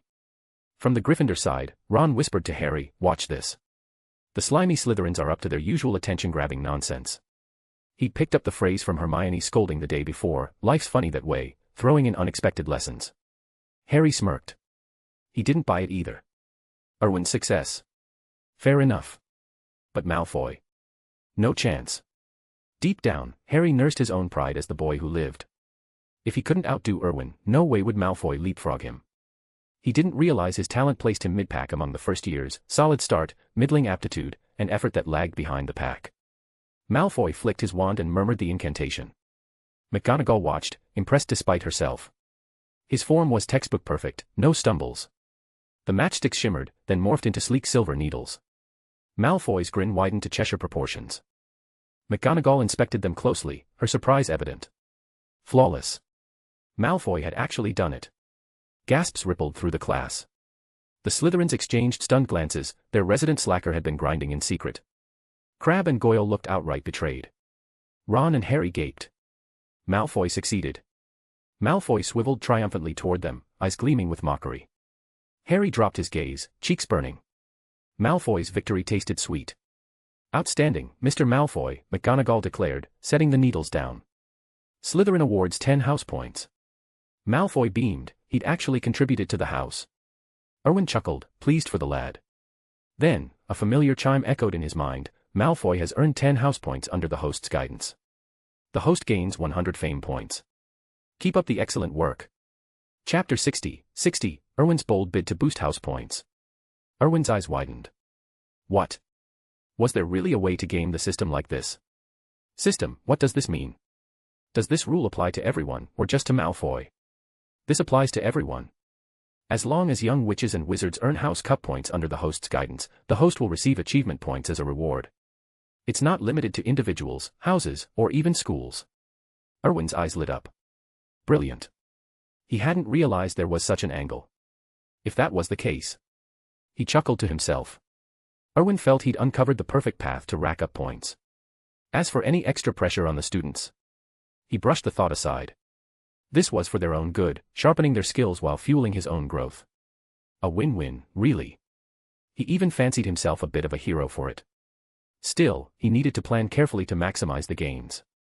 The key was tying it all back to himself, otherwise, all that effort for nothing would be a waste. The class wrapped up quickly. As Professor McGonagall gathered her notes to leave, Erwin hurried to the front of the room. Professor McGonagall. Hold on a second. She paused, setting down her textbook. Oh, Erwin. What's the matter? You seemed a bit off during the lesson. Trouble with the materials I asked you to sort? Erwin shook his head. Not at all. I've nearly finished organizing them. If things go smoothly, I can hand over the report by the weekend. She nodded approvingly. Good to hear. Then what's on your mind? Professor, I've noticed something since arriving at Hogwarts a few days ago. We have far too much free time. It's not helping our performance at all. Professor McGonagall blinked, taken aback. A first year worrying about grades. She eyed him like a rare gem. And your thoughts on fixing it? It's simple, Erwin continued. These days, young witches and wizards waste evenings chatting or playing pranks. Some even sneak out at night if they can't sleep, hardly conducive to Hogwarts order. I doubt you'd approve of that. So, what if we introduced mandatory morning and evening study sessions? Her eyes sparkled with interest. Morning and evening self-study. Now that's intriguing. Do go on. We could start mornings at 6, focusing on rote memorization, like history of magic. Studies show memory peaks early in the day. Is that right? She tilted her head. I did feel sharper this morning myself. Exactly. Mornings are prime time, no sense wasting them. Follow with breakfast, then classes. Rising 2 hours earlier means no rushing or skipping meals. I've seen food go to waste at breakfast, it's a shame. McGonagall nodded thoughtfully. She'd long fretted over such issues but lacked a solid fix. Erwin's pitch offered a fresh approach. Excellent thinking, Erwin. But 6 o'clock might be too early. Students could struggle with sleep, harming their focus. I've considered that, Professor. Muggle research suggests 8 hours of sleep suffices to recharge. Oversleeping often leaves you groggy. 8 hours would mean lights out by 9 or 10. Tricky for energetic first years, they're not known for winding down easily. Precisely why I have a plan. Add evening study sessions to fill the gap after dinner. Right now, that's prime time for mischief or rule-breaking outings. Structured study would curb that, and let them collaborate, boosting grades overall. From dinner until 9, then straight to bed. Exhaustion would ensure quick sleep. McGonagall's face lit up. Erwin, these ideas are inspired. You've clearly poured real effort into this. It must be tough, devising ways to help your peers. She was warming to him by the minute. You're too kind, Professor. It's nothing, I've just been reflecting since starting here. I care about the school, even if some might call it meddling. My heart's in the right place. Her eyes misted slightly. Nonsense, child. No one's calling it meddling. This is valuable insight. Every student at Hogwarts owes you thanks for streamlining their studies. Erwin dipped his head, hiding a sly grin. Tricky? Hardly. It was just adapting the rigorous discipline from Muggle boarding schools, intense focus and healthy competition. He'd shoulder the load for the first years, no question. But with this new point system in play, why hold back? Time to ramp things up for everyone. As for gratitude from the others, Erwin figured dodging their endless drama would be reward enough. Thanks. Unlikely. Another 5 chapters down. We are moving at lightning speed, but we aren't at the top yet. Remember the deal, if you push this fanfic into the top 100, I'm prepared to drop 15 chapters a day, 10 bonus plus 5 daily, for as long as we hold that spot. Current objective, smash the Power Stone button. Your votes are the only thing keeping this mass release engine running. Let's get to the top 100. Mr. Grimm. Chapter 61, the rigorous routine that terrified them all. Erwin could stand tall and declare he'd done it all for the good of Hogwarts students. His own growth was just a side benefit, his real aim was to help his classmates thrive. That was the mark of true selflessness. Erwin imagined himself in a nobler light now, even if it brought a wry smile to his face. He bowed slightly to Professor McGonagall. Professor, it's my duty. As a Hogwarts student, and a Slytherin, I feel obligated to help my peers improve. I want every graduate to become their very best. Tears glistened in Professor McGonagall's eyes. This was the ideal pupil, dedicated, thoughtful, utterly reliable. If only they all followed his lead, her job would be a breeze. I've taken note of your thoughtful proposal, Erwin, she said warmly. You're easily the finest student I've encountered.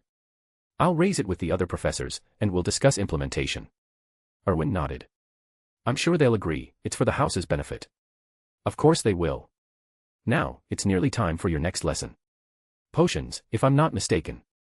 The students are waiting. Erwin glanced back at the classroom. It was filling with young witches and wizards, not just Slytherins but Gryffindors too. Yet they stared at him with wide, fearful eyes. They'd overheard his suggestion for mandatory morning and evening study sessions. The idea alone chilled them. No one had ever imposed such a grueling routine on them before. In their eyes, Erwin's features seemed to blur and pale, his silhouette twisting into something sinister, like a figure from a nightmare. He ignored their stares. Adjustment would take time, especially for those unused to such discipline from their Muggle schooling. But he'd guide them, and if needed, enforce it. After bidding McGonagall farewell, Erwin led his Slytherin classmates toward the dungeons. The group walked in uneasy silence, eyes fixed on his back. To them, he now embodied cold authority, the architect of their impending misery. This unnatural hush carried over to potions. The dungeon classroom was always tense under Snape's watchful gaze, but today it was oppressively still.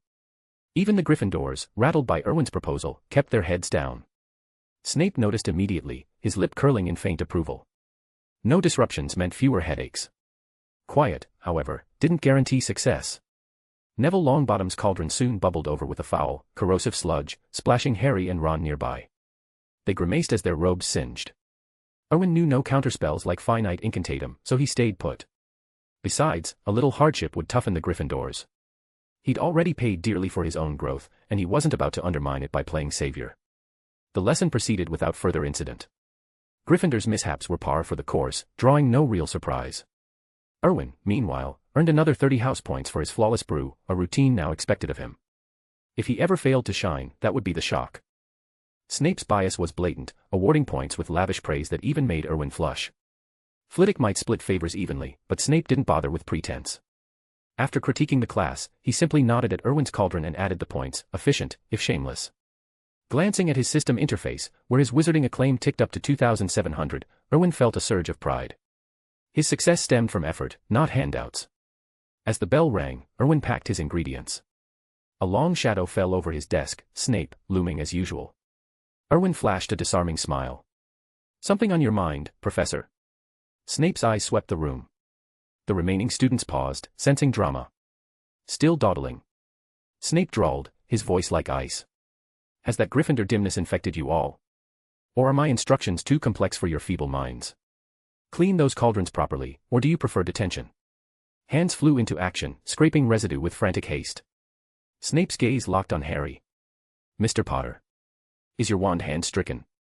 I distinctly recall emphasizing thorough scrubbing.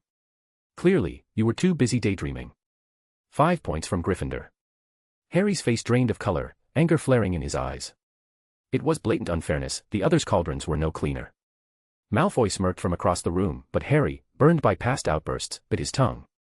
The classroom emptied quickly. Snape turned to Erwin, his expression unreadable. "What was that transfiguration class about?" Erwin hesitated, surprised by the directness.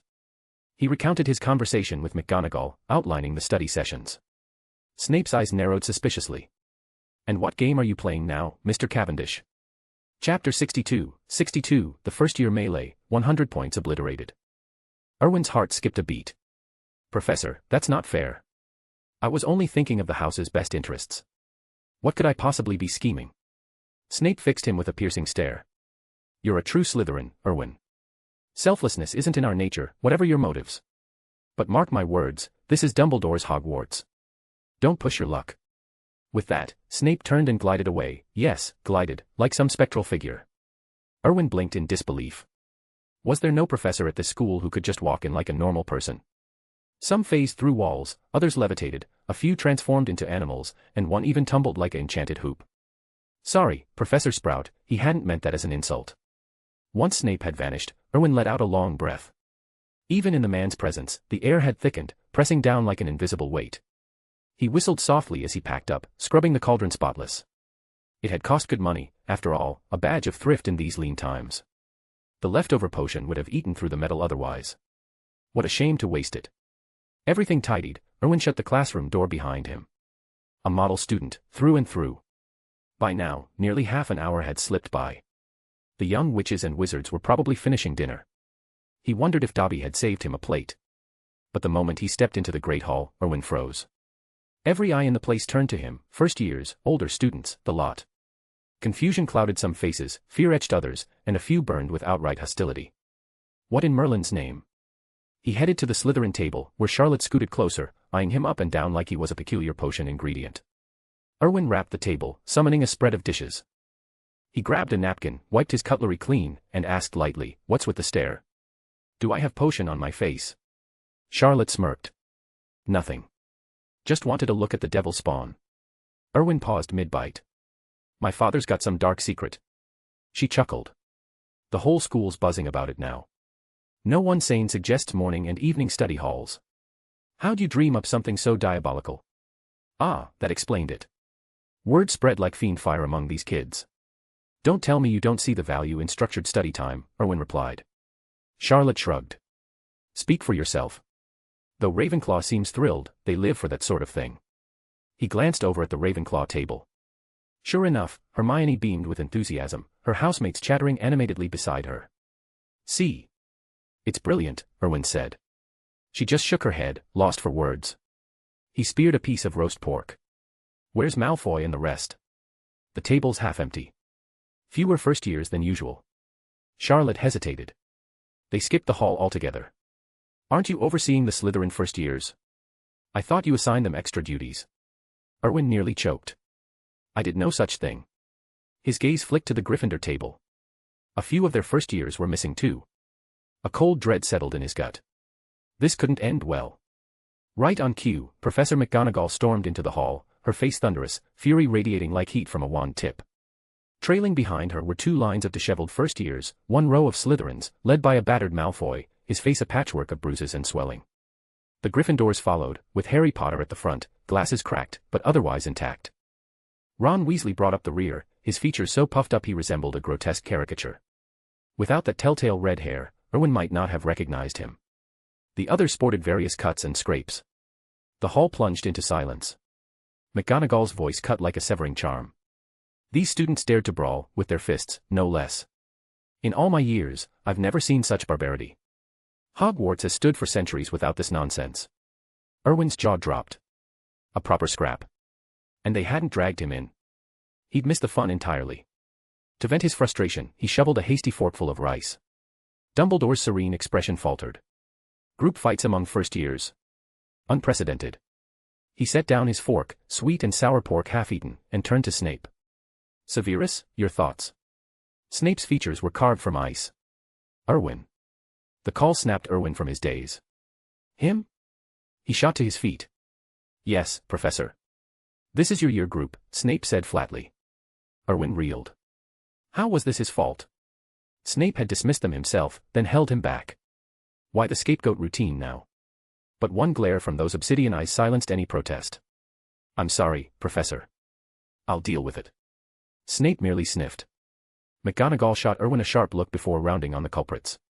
For this disgrace, Slytherin and Gryffindor will each lose 100 house points. Gasps rippled through the hall. Malfoy blurted, Professor, no. They started it. Quiet, Malfoy. Haven't you humiliated yourself enough? Where's your pureblood decorum? Erwin snapped, his voice laced with irritation. Malfoy clamped his mouth shut, cheeks flushing. McGonagall flicked her wand. The Slytherin and Gryffindor hourglasses shuddered, gems plummeting. Slytherin's dipped low but held a remnant, Gryffindor's emptied clean, barren as a bludger's path. With another wave, she dismissed the troublemakers. Harry and his friends slunk back to their table, heads low. The Slytherins shuffled to Erwin's side, standing rigid and silent, eyes glued to the floor. No one dared sit. Erwin ignored them, polishing off the meal with deliberate calm. When the last bite vanished, he belched softly and set down his cutlery. Chapter 63, Full Power Fury by the Black Lake. Erwin turned to face Malfoy and the other Slytherins. You've really outdone yourselves this time. Fighting. With your fists. Blimey, I was gobsmacked when Professor McGonagall told me. Hogwarts students resorting to brawling like muggles. The Slytherins hung their heads, silent as the grave. Erwin fixed his gaze on Malfoy. Well, Mr. Malfoy. Is this the refined behavior of the Malfoy family? The pride of purebloods? Some upbringing you've got there. Malfoy stared at the floor, tongue-tied. Slytherin loses 100 house points, Erwin declared. Earn back 200 before the house cup ends, however you manage it. Fail, and I'll show you what real fists can do. Murmurs rippled through the group, but no one dared speak. Deep down, they knew it was a tall order. Erwin cut them off before excuses could form. Now go eat. Or do you plan to make even bigger fools of yourself standing here? The Slytherins scrambled to their seats, heads down, shoveling food in awkward silence. Charlotte sidled up to Erwin, a grin playing on her lips. You really put the fear of Merlin into those lot. Erwin snorted. If they knew real fear, they wouldn't have started trouble in the first place. Utterly embarrassing. Professor Snape looked ready to hex them into next week. Charlotte stifled a laugh.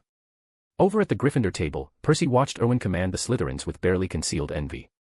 Coming from a modest family, he craved that kind of authority. Sure, he was Gryffindor's prefect, but wrangling his house felt like herding cats. He longed for the day when everyone waited on his word before so much as touching their forks. Charlotte leaned in.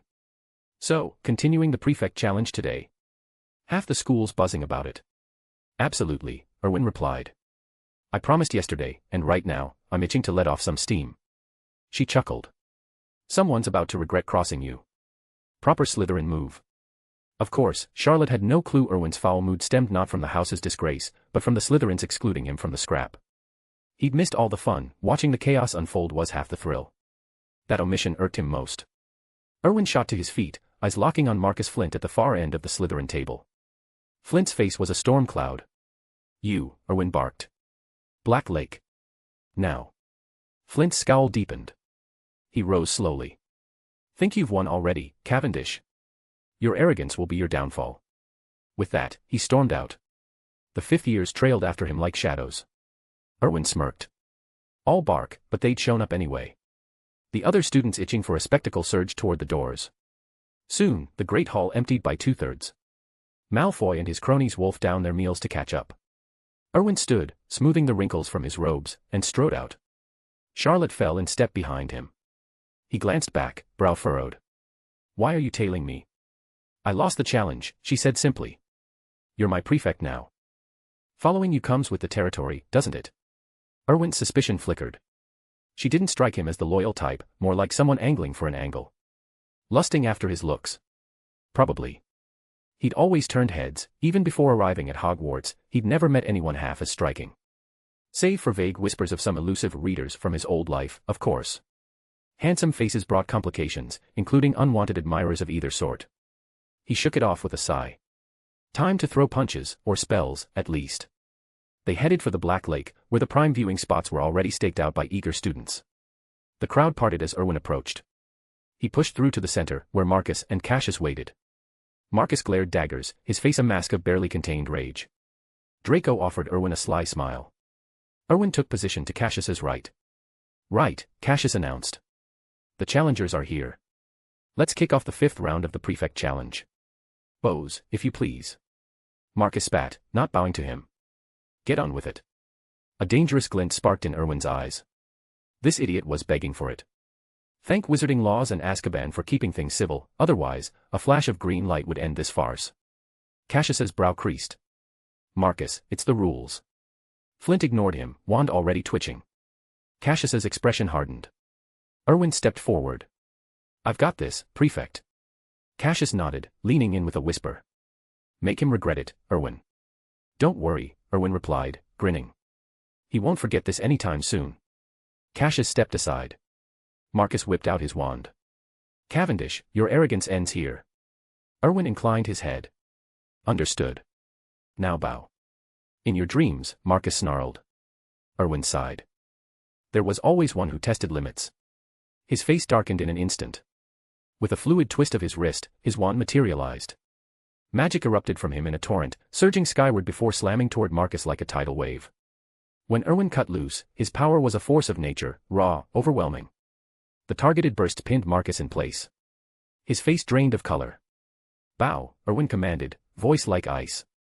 Chapter 64, the system's backhanded compliment, Dark Lord title unlocked. Erwin's move was straight out of Voldemort's playbook in the films, but it proved surprisingly effective. The surrounding young witches and wizards stared in stunned silence. Blimey, that's terrifying, one whispered. Is this really Erwin's true power? Can a student even wield magic like that, another murmured. A sharp glint flickered in Charlotte's eyes, her thoughts unreadable. Draco's expression tightened. This spell was formidable, but he didn't rule out a real duel with Erwin. After all, a wizard's prowess wasn't just about raw power. Marcus's face drained of color, genuine fear etching his features as the gap in their strengths hit home. He couldn't even twitch a finger under that pressure. Surprise flashed across Erwin's face. Was Marcus really that resilient? He half expected the boy to crumple and bow. This was his first time unleashing such overwhelming magical pressure, and he'd misjudged the intensity. It wasn't defiance holding Marcus back, he simply couldn't move. Then came the sharp crack of bone, his leg fracturing under the unrelenting aura. The sound echoed softly, audible to nearly everyone. Pain twisted Marcus's features, but the oppressive force choked back any cry. He was utterly silenced. Erwin blinked in shock.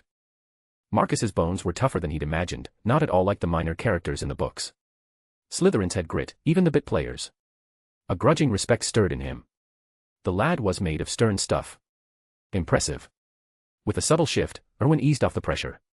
The next instant, Marcus's agonized scream shattered the quiet. My leg. My leg. I yield, I yield. Get me to Madame Pomfrey. Please, I'll never cross you again. I surrender. The abrupt turnaround left Erwin reeling, nearly throwing out his back. He stood frozen, piecing it together after a long moment. So, the poor sod had been too terrified to speak. Disappointment settled in. Erwin had pegged him wrong. Marcus, sensing the silence, panicked harder. Erwin's gaze suggested no mercy, and that chilled him to the core. Prefect Erwin, I was wrong. Dead wrong. Spare me, I'll swear loyalty. Please, let me live. The onlookers eyed Erwin with a mix of awe and wariness. Marcus's mates hovered nearby, desperate to drag him to the hospital wing, but none dared approach. They just watched, fidgeting. Erwin sighed, his voice heavy with feigned regret. You've let me down, Marcus. I thought you had real potential. But you buckled under a bit of magical pressure. What claim do you have to my loyalty, or Slytherin's? We need elites in our ranks. You're too weak for me to bother with again. Use this as your wake-up call. Prove yourself someday, catch up to me, and maybe I'll consider you. He turned away, shoulders slumping like a mentor grieving a promising student's fall from grace. To the young witches and wizards, Erwin loomed larger than life, a figure of quiet authority. Marcus gaped at his retreating back, shame flooding him. He really was pathetic, too feeble to even endure the pressure, unworthy of his pure-blood name. Erwin had offered a fight, a chance, and he'd blown it. No wonder he couldn't join the prefect's inner circle. Erwin flicked his wand dismissively. Take him to Madame Pomfrey. Marcus's friend surged forward at last, hoisting him up and preparing to hustle him away. But Marcus called out, voice strained. Wait. He craned his neck toward Erwin's figure. I'm sorry. My strength failed me. But I'll never forget your words. One day, I'll match your pace. Thank you for holding back, and for calling out my arrogance. Erwin didn't look back, just raised a hand in a casual wave. A soft sigh carried on the wind, lingering for all to hear. In the Ravenclaw group, Hermione watched Erwin's solitary silhouette with a sudden ache in her chest. Had he carried this burden alone for so long? The weight of his family, survival, and now Hogwarts, scouting rivals, forging stronger allies, all for Slytherin's honor. He'd shouldered too much. A resolve sparked in her. She had to excel, become indispensable. Not out of obligation, but to lighten his load, even just a fraction. If she could ease his weariness, that would be enough. Erwin lingered by the Black Lake's edge, staring at the dark waters, unease gnawing at him. Was his act convincing? No ripples of reaction yet. Should he glance back? No, that would shatter the image he'd built. What now? He pondered, mind racing. Footsteps approached from behind. A sidelong glance revealed a cluster of Slytherins, first years to fifth years, all serpentine in their unity. They drew up and bowed deeply. Charlotte stepped forward, her voice steady. Prefect, come back and rest. A subtle smile tugged at Erwin's lips. It worked. Voldemort's brute force and Grindelwald's iron fist were mistakes. True influence came from balanced authority, dominance tempered with mercy. That forged loyalty, built a legend. Not that he was some dark lord. He just wanted order at Hogwarts, a solid future for Slytherin's post-graduation. What was wrong with self-sacrifice for the greater good? He was noble, really. The host's actions aligned perfectly with Dark Lord traits. Adoration from over 70% of young Slytherin witches and wizards acquired. Title upgraded, the fourth Dark Lord emerges. Bonus increased by 5%. Chapter 65, Snape's fiery standoff with Dumbledore's deceptions. Erwin cursed under his breath. Are you an idiot? Huh? You've slapped me in the face twice now. Did you have to dangle this ridiculous reward right here, right now? You did it on purpose, didn't you? You complete fool. The host has lost composure. The host may choose not to claim the reward, and the system may revoke the title. Heh? Equip the title, immediately. Title successfully equipped. It smells delicious. Erwin turned slowly, a satisfied smirk tugging at his lips. Charlotte, leading the group, felt a chill run down her spine. She quickly bowed her head, avoiding his gaze. Erwin's presence felt even more commanding now, an unspoken authority that demanded respect. The other Slytherins followed suit, their heads lowered in deference. Erwin nodded, pleased. That's more like it. He scanned the crowd. First through fifth-year students filled the ranks, loyal now, after his displays of strength. The sixth and seventh years lingered on the fringes, unsubdued for the moment. Erwin hadn't challenged them yet. To him, it felt like a game: climb the ladder, topple each boss in turn, and watch their followers switch sides. But it wasn't just brute force, they'd recognized his true power, his right to lead. In that instant, Erwin grasped why Slytherin embraced these brutal prefect challenges. Prove your dominance through sheer strength, and the throne was yours. The law of the jungle ruled here, the strong claimed everything. He couldn't help but admire it. Let's go, Erwin said. The Slytherins parted like a sea, forming a path. He strode through the center, Charlotte and the former secret leaders trailing behind. The rest of the house fell in step, a unified front.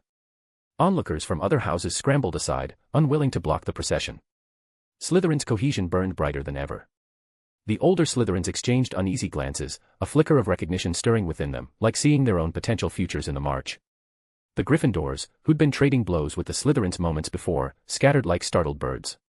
None dared stand in their way, half convinced the group might trample them flat. From the shadows, Snape watched Erwin lead the charge, his dark eyes distant. A voice cut through the gloom behind him. Truly remarkable. I've never seen Slytherin rally like this. Snape didn't turn. He knew that measured tone all too well. A sneer curled his lip. What, Headmaster Dumbledore? Slipping into your delusions again? Don't forget, he's a Cavendish. Dumbledore's voice remained calm. I know, Severus. You needn't be so guarded. I harbor no ill will toward the boy. I'll protect him, it's the least we owe his family. Snape's laugh was bitter. Really? You swore the same to Lily. And look what happened, she's dead. Because you trusted the wrong people. That's what killed her. Dumbledore faltered. I'm sorry, Severus. I never intended, I couldn't have foreseen. Enough. Snape snapped, cutting him off. Spare me your excuses. You said the same about the Cavendish's parents. We both know the horrors he's up against, far worse than Voldemort. I warned you not to let them leave Hogwarts. But you promised protection, insisted nothing would go wrong. They trusted you, just like Lily. And you let them down. Dumbledore fell silent, the weight of the words hanging heavy. Snape's voice turned to ice. Now you circle their son like a vulture. I won't let you manipulate him, Dumbledore. It's my debt to them. Even if it's you, cross that line and I'll draw my wand without hesitation. Don't test my resolve. I haven't, Severus, Dumbledore replied softly. Not once. Snape scoffed. Is that right? Then explain why you interrupted me that day, spilling the truth to Erwin yourself. Were you so eager for him to despise you? Or just covering your tracks? You can't deceive me, old man. Dumbledore sighed. I know you don't trust me. But time will prove it. With a snap of his fingers, he vanished. Snape stared at the empty space, his expression dripping with disdain. Trust Dumbledore.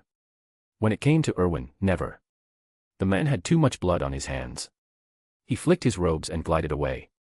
Before entering the castle, Erwin caught the exchange from the corner of his eye, Snape and Dumbledore, locked in heated whispers. A spark ignited in his gaze. Things are more tangled than I thought. His probe of Dumbledore had backfired. Erwin wasn't impulsive, he'd built the Cavendish legacy through calculated risks, not blind leaps. He knew the headmaster's dual nature all too well from the books. On one hand, a heroic figure who'd toppled Voldemort, sacrificed everything for the wizarding world's peace. Inspiring, really, enough to bring a tear to the eye. But Dumbledore was cunning, a master manipulator who'd mentored dark wizards like Voldemort and bested Grindelwald himself. He had a nose for threats to the light, especially from Slytherin, the house that birthed so many shadows. Someone like Erwin, pushing boundaries farther than Tom Riddle ever had, would set off every alarm. That's why he'd stirred the pot, escalating the prefect challenges to probe the old man's limits. Yet Dumbledore hadn't intervened, hadn't even approached. No warnings, no summons. It baffled him. Does he truly not fear I'll become the next Dark Lord? Or is there a deeper game afoot? Erwin had given himself a full year to conquer Slytherin's hierarchy. Instead, he'd stormed to 6th year in days, just to gauge the headmaster's reaction. So far, silence. Whatever came next, he'd be ready. Another 5 chapters down. We are moving at lightning speed, but we aren't at the top yet. Remember the deal, if you push this fanfic into the top 100, I'm prepared to drop 15 chapters a day, 10 bonus plus 5 daily, for as long as we hold that spot. Current objective, smash the Power Stone button. Your votes are the only thing keeping this mass release engine running. Let's get to the top 100. Mr. Grimm. Chapter 66, Erwin's rousing call to Slytherin arms. From his knowledge of the books and films, Erwin figured Dumbledore would summon him soon, either to recruit him or probe his loyalties. He'd even prepared a response. But the old wizard ignored him entirely. That left Erwin second-guessing everything. People were odd like that. Spending all day braced for trouble only to realize it was a false alarm could drive anyone mad. And that's exactly where he found himself. They'd dressed him up a bit too sharply for his liking, though. In the Slytherin common room, Erwin lounged back on the sofa, staring up at the ceiling. The fireplace crackled warmly, that was one perk of the place. Underwater as it was, in the depths of the Black Lake, you lost all track of time. Day or night? No clue unless you stepped out. Want sunlight? Head to the dorms upstairs, where the top level broke the surface just enough to let in some rays. That floor belonged to the prefects, naturally. At least Slytherin offered a glimpse of the world above. Otherwise, Erwin would have no spot to air out his robes properly. Folks from brighter lands might not get the pull of a good breeze now and then. He was just shutting his eyes for a quick rest before class when a shadow crept closer. Erwin didn't budge, didn't even peek. Malfoy, he drawled without looking. Planning to hex me in the back, are you? Draco froze, caught off guard. Out with it, then, Erwin pressed. I've come to apologize, Draco muttered. Erwin perked up, sitting straight. Oh. Do tell. Draco shifted uncomfortably. I'm sorry. I shouldn't have scrapped with Ron and the others. It brought shame on Slytherin. Erwin nodded approvingly. Good, you've given it some thought. But you're off the mark on one thing. You think I'm furious about the fight itself. Draco blinked. Well, isn't that why? Erwin glanced around the common room. A handful of young witches and wizards lingered, including some of Draco's brawling crew. Since you're here, Erwin said, let me set you straight. The fight wasn't the problem. What gets under my skin is that you outnumbered those thick-headed Gryffindors, and still, some of you ended up dinged up. Worse, you let Professor McGonagall haul you off like naughty first years. Draco scratched his head sheepishly. Those Gryffindors, they're tougher than they look. Exactly, Erwin shot back. They're scrappy because they've had to be. No silver spoons for them, they've built their strength from the ground up. You lot. Spoiled from the cradle, so your fitness lags behind. And you charge in blind to it, playing to their strengths while ignoring yours. Malfoy, have you got rocks for brains? Draco hung his head, the realization dawning. He'd been a right fool. Erwin pressed on. We're Slytherin, remember? Noble. Cunning. Outsiders call us ruthless, but we're just efficient, always eyeing the smoothest path to victory. One goal, endless routes. We don't slog through the muck like those hot-headed lions. Our road's wide and clear from the start. So when trouble hits, think. Your wits will dull from disuse otherwise. And picking brawls with muscle-brained Gryffindors. That's the real idiocy, purebloods wasting talent on fists. The group around them shrank back, heads bowed in shame. Even older students nearby looked chastened. But we hardly know any spells, Draco protested. Our repertoire's rubbish. Erwin hid a grin. Smart lad, straight to the point. At least his lecture wasn't falling on deaf ears. Everyone's got a copy of the Standard Book of Spells, Grade 1, Erwin countered. Can't you crack it open yourselves? This comes down to effort, or lack of it. You think I mastered these charms overnight, without sweat? Our edge, our nobility, it's earned through power. Want to uphold Slytherin's name? Build your own. Glory's no birthright if you can't back it up. Look at the Sacred 28, how many cling to their status now? History's full of warnings. Silence fell, gripping not just the first years but the seniors too. Erwin sensed the moment. He rose, voice steady. I'm not tearing you down. Landing in Slytherin is my greatest honor, and I'd defend it with my life. I want you all to feel the same. Show the world our thrones forged in steel, through strength we claim it ourselves. A spark ignited. Fists clenched around the room as blood surged hot in their veins. Someone, Erwin couldn't tell who, shouted first. For Slytherin. The cry erupted, fists pumping high from every corner. For Slytherin. Erwin hadn't anticipated the firestorm. He got it now, that pull of words, like a silver-tongued prefect rallying the troops.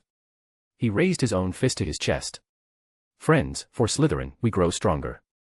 Guarding our honor, that's our charge. Chests thumped in unison. A few Slytherins who'd been dozing upstairs trickled down, drawn by the roar, and joined the fervor. Fists to hearts, they bellowed Slytherin until the lake walls seemed to echo. Good thing the common room sat deep under the Black Lake. Up top, even Erwin figured Dumbledore might pop in to investigate the racket. The uproar startled Erwin as much as anyone. He lifted a hand, quieting the din. My skills are modest, he admitted, but for Slytherin, I'm here. Got a question? Ask away. If I can't help, try a prefect. If they falter, the professors will. It's my bit for the house. I dream of Slytherins shining in every class, scooping every house point. Of us claiming the House Cup as Hogwarts' unchallenged force. That's our legacy, seize it. The room hung on his words, resolve hardening in their eyes. Erwin felt the weight of it all, a first year unexpectedly at the helm. But in that moment, Slytherin felt unbreakable. Chapter 67, Draco's Fiery Malfoy Oath. A surge of passion ignited in the chests of the Slytherins. It spread like wildfire, sweeping through the common room in an instant. Excitement crackled in the air, every young wizard buzzing with unbridled energy. Erwin surveyed them with quiet satisfaction. How innocent they were, Slytherins or not, this age had a certain wide-eyed charm. They were easily led, their pure hearts eager to chase ideals, no matter how elusive. It was the allure of untapped potential, the spark that could drive a lifetime of ambition. Erwin knew he'd found his calling. I'm sure many of you already know, he began, his voice steady. I raised the idea of morning and evening study sessions with Professor McGonagall. I get it, plenty don't understand, and even more are grumbling. You're thinking I'm stealing your sleep and free time. Fair enough, I don't hold it against you. Not everyone will see my point right away. But I'll shoulder the backlash, because only through relentless effort can we, and Slytherin, grow stronger. One day, Slytherin's glory will light up the entire wizarding world. Erwin tilted his head toward the ceiling, eyes glistening with emotion. His face blended exhilaration with the quiet ache of misunderstanding. The Slytherins' eyes welled up. Their prefect had sacrificed so much, enduring their resentment without complaint. Now it clicked, everything he'd done was for them. For Slytherin. A single tear traced down Draco Malfoy's cheek, the boy who never hesitated to call on his father for aid. Prefect Erwin. Draco burst out. I get it now, I'm sorry. I swear on the Malfoy name, I'll work harder, grow stronger. For Slytherin. For you. For everything we've sworn to protect. The others chimed in swiftly, pure-blood heirs invoking their family oaths amid the swell of gratitude and fervor. Erwin nodded, stepping forward to clasp Draco's shoulder. The once arrogant boy dipped his head in respect, a rare sight. I believe in you, Erwin said. Every one of you is Slytherin's pride. Years from now, I'll look back on this and be honored to have been your prefect. You're the best we've got. With you here, Slytherin's legacy will endure forever. Draco felt a rush of strength flood his veins. The others straightened, invigorated. Erwin's brilliance outshone even the strongest fire whiskey, and to hear him claim pride in leading them. It was intoxicating. Right, Erwin said, clapping his hands. Time for class. True Slytherins are never late. They nodded eagerly, parting to let him pass first. From the stairwell, two figures watched the scene unfold, catching every word. Charlotte's lips quirked into a smile. Fascinating, she murmured. No wonder you're the successor. A natural leader, I can see why they waited 4 years for someone like you. She watched Erwin lead the Slytherins out, then turned to her fourth-year companions. Come on, let's head to class.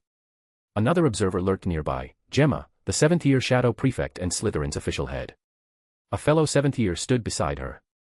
You're just going to let this slide, the student asked. Erwin's got more sway in Slytherin than you do now.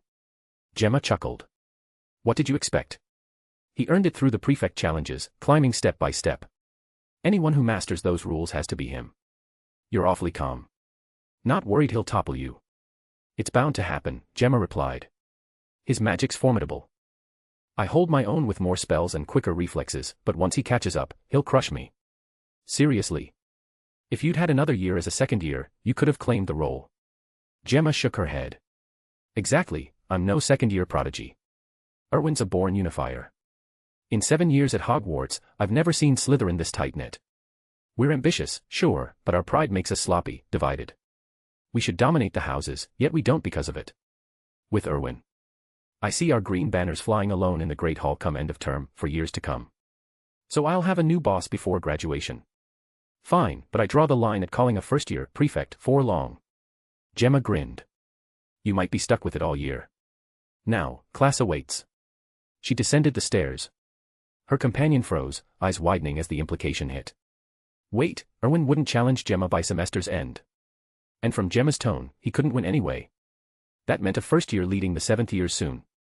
No way, prefect, he yelped, scrambling after him. Fight back. Meanwhile, Erwin strode toward the charms classroom, the Slytherins trailing in perfect formation, 2 neat rows, silent and resolute. They moved like an honor guard, eyes fixed ahead, more pilgrims than pupils. The other houses gawked as they passed. Had Hogwarts turned military overnight? No one had sent the memo. Chapter 68, Flitwick's Ravenclaw Temptation. The other first years scattered like startled birds as the group of Slytherins approached the charms classroom, clearing a wide path. For once, the little snakes preened under the attention, their usual wariness replaced by a flicker of pride. Inside, they claimed seats near the front, joined shortly by the Hufflepuff first years, who filed in quietly with their easygoing chatter. The bell tolled, and Professor Flitwick hopped onto his stack of books at the podium.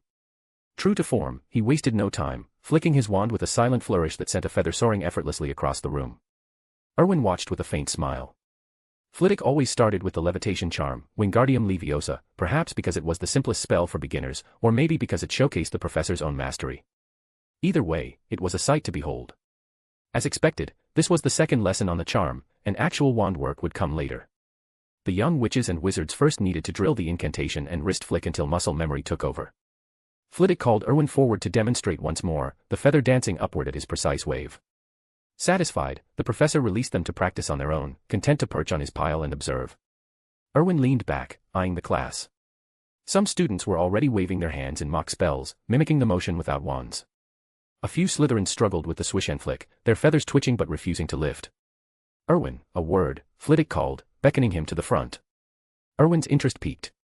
He approached the podium, where Flitwick's eyes gleamed with enthusiasm. About your question from last class, I dug into some old texts and found just the thing. It's not quite a spell, more a ritual akin to the Fidelius charm. For secure communication, precisely as you described. Take a look. With a casual wave, Flitwick levitated a thick, yellowed tome from the desk beside him. It drifted into Erwin's hands, heavy and ancient, its pages crammed with incantations and the professor's meticulous annotations scrawled in the margins. Impressive wandless control, Professor, Erwin said, genuinely awed. Flitwick puffed up slightly, his reputation as a charms master was well earned across the wizarding world. Now, this one here, he said, tapping a faded entry with a pointed nail, is the whispering charm. Rare as a crumple-horned snorkack these days. Only a handful of wizards even know it exists. It allows direct mind-to-mind links, but the catch is the magic must share the same origin. Blood ties, perhaps, or a shared magical signature. That alone renders it near useless for most. Erwin frowned, flipping to the page. What of its creators? Ah, conjoined twins, separated by magic after birth. Their power was identical, one essence, really. No ordinary siblings could replicate that bond. So, the charm surfaced, and faded into obscurity. Erwin nodded thoughtfully. Professor, might I borrow the book? Flitwick hesitated. Afraid not, Erwin. It's brimming with advanced charms, some far beyond a first year's grasp, and a few downright perilous. No offense to your talent, of course. But you're welcome in my office anytime. Browse it there, ask questions. I'd be delighted to guide you. Erwin wasn't surprised, the volume's weight alone hinted at forbidden depths, the sort of tome that skirted the restricted section. Still, access to Flitwick's private collection felt like stumbling on a hidden vault of knowledge, a surrogate apprenticeship. Thank you, Professor. Truly. Flitwick waved it off. Nonsense. Your idea for those early morning revision sessions? Brilliant. The Ravenclaws adore them. You strike me as a true seeker of wisdom, Erwin. Such a shame the sorting hat placed you in Slytherin, must have been that drenching it took. You belong in Ravenclaw. I ought to have a word with Dumbledore about a transfer. Erwin's mouth quirked in a wry smile. The old charms master was sharp as a goblin-forged blade, but this poaching attempt was bolder than expected. In Snape's hands, the Sectum Semper curse might have twitched with jealousy. Your praise humbles me, Professor. Flitwick chuckled. Memorized the incantation yet? Though I doubt it'll serve you, the charm's too finicky. I've got it, Erwin replied. And thank you again. Back to your seat, then. Practice the charm, and if you're inclined, lend a hand with the others. This perch gets tiring to climb. My pleasure, Erwin said, returning to his desk. Word of the exchange had spread among the Slytherins, and a cluster of them soon gathered, peppering him with questions on wand angles and tone. Erwin guided them patiently. After all, as prefect, fostering talent was his duty. House points were merely a bonus, not the goal. A few Hufflepuff first-years watched enviously, hesitating to approach. Slytherin's shadowed reputation lingered like a poorly cast disillusionment charm. Erwin caught their glances and couldn't let inter-house divides fester. Hogwarts was one castle, one family, every student a thread in its tapestry. Don't be shy, he called to the Hufflepuffs. If you've got questions, ask away. Houses are just labels, we're classmates for years to come. Two Badgers edged forward, querying the precise flick for liftoff. Erwin demonstrated, breaking it down simply. Emboldened, more joined in, the room buzzing with shared effort. Feathers bobbed erratically at first, then steadier, as laughter cut through the frustration. By lesson's end, Flitwick awarded points liberally, to Slytherins for precision, Hufflepuffs for persistence. Erwin's group earned extra for their collaborative spirit, a quiet nod to the bridges being built. As they packed up, he tucked the Whispering Charms incantation away in his mind, already pondering its limits. Blood bonds or not, knowledge like this could unlock doors, or seal them tight. Chapter 69, Erwin's telepathic edge unveiled. Professor Flitwick beamed from the podium, oblivious to the chatter rippling through the classroom as students clustered around Erwin for help. What a model student, talented, helpful, and always pitching in. He belonged in Ravenclaw, no question. Sure, they already had Hermione, a star in her own right, but who could complain about too much talent? Flitwick was convinced the Sorting Hat had glitched, dumping such a bright spark into Slytherin. In that snake pit, Erwin's openness could get him eaten alive. Maybe it was time to chat with Dumbledore again. Erwin, meanwhile, guided the young witches and wizards through their spells, his mind racing with thoughts of the telepathic spell. It wasn't something just anyone could pull off, the magic had to stem from the same source. Even twins had distinct magical signatures, the tiniest variants mattered. But for Erwin, that barrier didn't apply. As the glossary noted, his communication rune was a system creation, packed with unique perks. Take the Dark Mark, for instance, it let Death Eaters dissolve into shadowy wisps for flight, a perk tailored for their leader. Voldemort could track his followers through it, and they could ping him by activating it, like a silent alert that someone was online. No voices, no faces, just a subtle summons. Erwin's rune mirrored those functions but added a killer twist, he could infuse it with his own magic. The system had built this in, letting him hold the marked individual's fates in his hands. Any disloyalty, and he'd trigger that magic to end them. It had worked wonders for Tom, whose arm bore Erwin's trace. That sliver of power had let him slip past Muggle restrictions into Diagon Alley, shielding him from the Muggle-repelling charm despite his squib status. No wand, but immunity to everyday wards. This very feature sparked Erwin's breakthrough with the telepathic spell. All the magic flowed from him, their roots were one and the same. No wonder it clicked. Best of all, it was impossible to replicate. Other magic faded, but the system locked Erwin's power tight within the rune. Even if Voldemort cracked the theory, he couldn't match it. The spell was bespoke for Erwin alone. Theory checked out, but practice was another matter. Erwin needed a test run. He was cautious by nature, true knowledge came from testing, refining until it was foolproof. But who to use? A Slytherin first year? No dice. He'd just painted himself as the selfless prefect, even sharing the rune. Branding a kid with something that screamed Dark Mark would shatter that image. The little snakes weren't daft, they'd see right through it. His sole lackey, Draco Malfoy. Risky. The boy was key to Erwin's pureblood playbook. Lose him to a botched test, and the whole strategy crumbled. Draco had potential, he could die later, but not yet. Underage wizards were off limits anyway. A fatal mishap meant Azkaban, no appeals. Stuck within Hogwarts walls, options dwindled. Hagrid. Out of the question, the oaf was a vital supplier. Then it hit him, nothing said test subjects had to be human. Erwin's eyes lit up. The Forbidden Forest it was. Giant spiders, centaurs, perfect guinea pigs. No guilt if one keeled over, they held zero value to him anyway. With his talent for speaking to dragons extending to other magical creatures, he'd blend right in. Time for a midnight jaunt. The rest of charms passed uneventfully, followed by herbology with Ravenclaw. Dull as dishwater, no Gryffindor antics to liven things up. Erwin found himself missing their chaos, classes felt flat without it. That evening in the Great Hall, dinner wrapped up routinely. But as Erwin rose, Professor McGonagall beckoned him to her office. Sit down, Erwin. He nodded, dropping into the chair without fanfare. Professor, is this about the morning and evening study sessions? She inclined her head. Precisely. The staff approves wholeheartedly. But there's a hitch: if we add self-study, we'll be stretched thin supervising. Erwin suppressed a grin. He'd anticipated this. I figured as much, Professor. Here's my take: you've all had a grueling day teaching, prepping lessons, and advancing your own research. Self-study lets students consolidate the day's material independently, reviewing notes, quizzing each other, or getting tips from older students and prefects. It's not about new lessons. No one expects you to cram more in.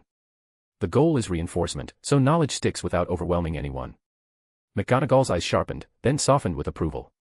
Brilliant. You've got a knack for cutting through the fog. If that's the plan, we can launch next week. It's Thursday now, so we'll trial it Monday. Erwin's smile widened. Phase 1, secured. House points would climb, and the young witches and wizards. They'd trade sleep for success, 1 hour, 2, or all of it. Their choice. Chapter 70, Midnight Shadows in the Forbidden Forest. After leaving Professor McGonagall's office, Erwin headed to Snape's as usual. Helping the potions master these past few days had been invaluable. Many of the herbs were ones Erwin couldn't access yet, but under Snape's guidance, he handled them one by one without wasting a single leaf. Erwin carefully sliced the root of the herb in his hand, then set it aside with a relieved breath. One slip, and the stuff would explode like a firecracker. He still couldn't fathom why magical potions relied on such vicious ingredients: biting vines, barking roots, volatile pods. Compared to those nightmares, ordinary poison seemed tame. Snape nodded approvingly. Erwin's technique had sharpened considerably, and he hadn't botched a single dangerous cut lately. Raw as it was, the boy's aptitude stunned Snape. Once he grasped the basics, mastery wouldn't be far off. Clearly, Erwin was a natural. Erwin peeled off his dragon skin gloves. That's it for today, Professor Snape. I'm off unless there's more. Snape's brow furrowed. In a rush tonight? He eyed Erwin suspiciously. The boy usually lingered until midnight, soaking up every nuance of Snape's brewing, those subtle flourishes only a master could teach. Erwin never passed up the chance. Just knackered, that's all, Erwin replied quickly. Snape's gaze lingered, sensing mischief brewing. Fine. Rest up, then study the diary I lent you. Focus on the wit-sharpening potion. Tomorrow, you'll brew it yourself. Erwin's eyes gleamed. Snape teaching him a real potion. Brilliant. Don't dismiss it as basic. If Snape trusted him with this now, Felix Felicis couldn't be far behind. He'd wring every secret from the man yet. Got it, Professor, Erwin said, nodding before slipping out. Snape watched him go, then quickened his pace on the cauldron, mind elsewhere. Back in the Slytherin common room, Erwin didn't bolt for the Forbidden Forest. It was barely past 10, too early for a proper midnight jaunt. The younger students buzzed with energy, chattering away, but that freedom wouldn't last. Classes resumed next week, bringing the grind of sleep-starved nights that plagued all Hogwarts students. Erwin needed his rest too. The forest was northwest stroll in the park, even he couldn't charge in half-cocked. Dangers lurked everywhere, odd beasts, hidden perils. Full vigor was essential. He entered the common room, where a cluster of first-years spotted him and shot to their feet. Prefect. Carry on, Erwin said, waving them down. I'm turning in. Don't burn the midnight oil. They nodded eagerly as he headed to his dormitory. Late that night, Erwin stirred from sleep, yawning. The castle lay silent. He stretched, listening to the hush. Time to move. As prefect, his plate was full, the weight of responsibility heavy for a second year. But duty, and curiosity, called. At the window, Erwin shoved it open. With a flicker, he dissolved into a wisp of purple smoke, drifting toward the Forbidden Forest. He skimmed past Hagrid's hut, light still glowing. Erwin flew low, avoiding notice from the gamekeeper. Unseen, in the headmaster's office, Dumbledore stood by the window, tracking the smoky trail through the dark. Moonlight glinted off his square spectacles. Just like his father, first midnight escapade straight to the Forbidden Forest, he murmured with a chuckle. Bold little Slytherin. A portrait on the wall stirred. You saw him head there and did nothing. The forest isn't a playground for first years. Dumbledore plucked a sweet from a dish, savoring it with narrowed eyes. What delightful treats these house elves whip up, exotic wizarding flavors I'd never tried. Feels like I've been missing out. No need to fret over Erwin's safety, someone always stirs if trouble brews. He eyed a plume of smoke rising from the castle, shook his head, and yawned. With a snap of his fingers, he conjured cozy pajamas, comically starry. Getting on in years. Bedtime. Hope the lad keeps it quiet, this old wizard needs his rest undisturbed. The purple mist settled in the Forbidden Forest, coalescing into Erwin. He stroked his chin. Now, where are those giant spiders hiding? The forest sprawled endlessly. Tracking them would be a nightmare without a map. From what he recalled, they lurked deep inside, not skulking on the edges, surely, but deep, covered miles of tangled wilds. As Erwin pondered his next move, rustling stirred the underbrush. He turned, curious. A vibrant green creature tumbled out, hopping erratically to his feet and circling them with playful bounces. Erwin's face lit up. He crouched and extended a hand. The thing leaped into his palm. A bowtruckle. What brings you out here, little one? He tapped its leafy head gently. The bowtruckle nuzzled his finger, its twiggy face scrunching in delight. Another 5 chapters down. We are moving at lightning speed, but we aren't at the top yet. Remember the deal, if you push this fanfic into the top 100, I'm prepared to drop 15 chapters a day, 10 bonus plus 5 daily, for as long as we hold that spot. Current objective, smash the Power Stone button. Your votes are the only thing keeping this mass release engine running. Let's get to the top 100. Mr. Grimm. Chapter 71, The Bowtruckle's Guiding Light and the Silent Giant. Erwin knew this was thanks to his magical creature affinity. The bowtruckle was a gentle, shy creature, one of the few magical beings that could communicate with wizards. It had a fascinating ability to mimic any leaf shape, making it look disarmingly cute. But don't let the appearance fool you, these guardians of Wandwood trees packed a surprising punch if provoked. To harvest their protected trees, you'd need their permission, though they'd tolerate minor pruning if the trunk stayed intact. All in all, the little fellow had a mild temperament. Normally, bowtruckles avoided humans, never straying far from their trees. The fact that this one had scampered right up to Erwin's hand spoke volumes about his affinity. The creature waved its twig-like branches, brushing them lightly against his palm. A grin tugged at Erwin's lips. Little guy, he said softly, I'm hunting an acromantula. Seen any around? The bowtruckle's spindly face twisted in alarm. It flailed its branches wildly and let out a series of high-pitched whimpers, sounds Erwin somehow understood, as if the affinity bridged the gap. I know they're dangerous, Erwin assured it, but I'm no pushover. Will you show me? After a hesitant pause, the bowtruckle nodded and leaped from his hand, stumbling on landing but scrambling up to shake off the dirt. It toddled ahead on root-like legs, a comical sight that made Erwin chuckle. Adorable, really. He followed the creature deeper into the forbidden forest. The bowtruckle bounded along, pausing now and then to gesture at useful herbs sprouting from the undergrowth. Erwin gathered them without hesitation, spotting a cluster of moonflowers amid the haul. The forbidden forest truly was a treasure trove, and this bowtruckle. A pint-sized guide straight out of a fairy tale. As they pressed on, the canopy thickened, dimming the moonlight to faint shafts. In any adventure tale, this was prime territory for a Lumo's charm. Erwin flicked his wrist, summoning a muggle flashlight instead. No need to waste magic on basics, he hadn't even bothered learning the spell properly since unlocking his system. Slacking off like that could dull one's edge, he admitted with a wry internal shrug.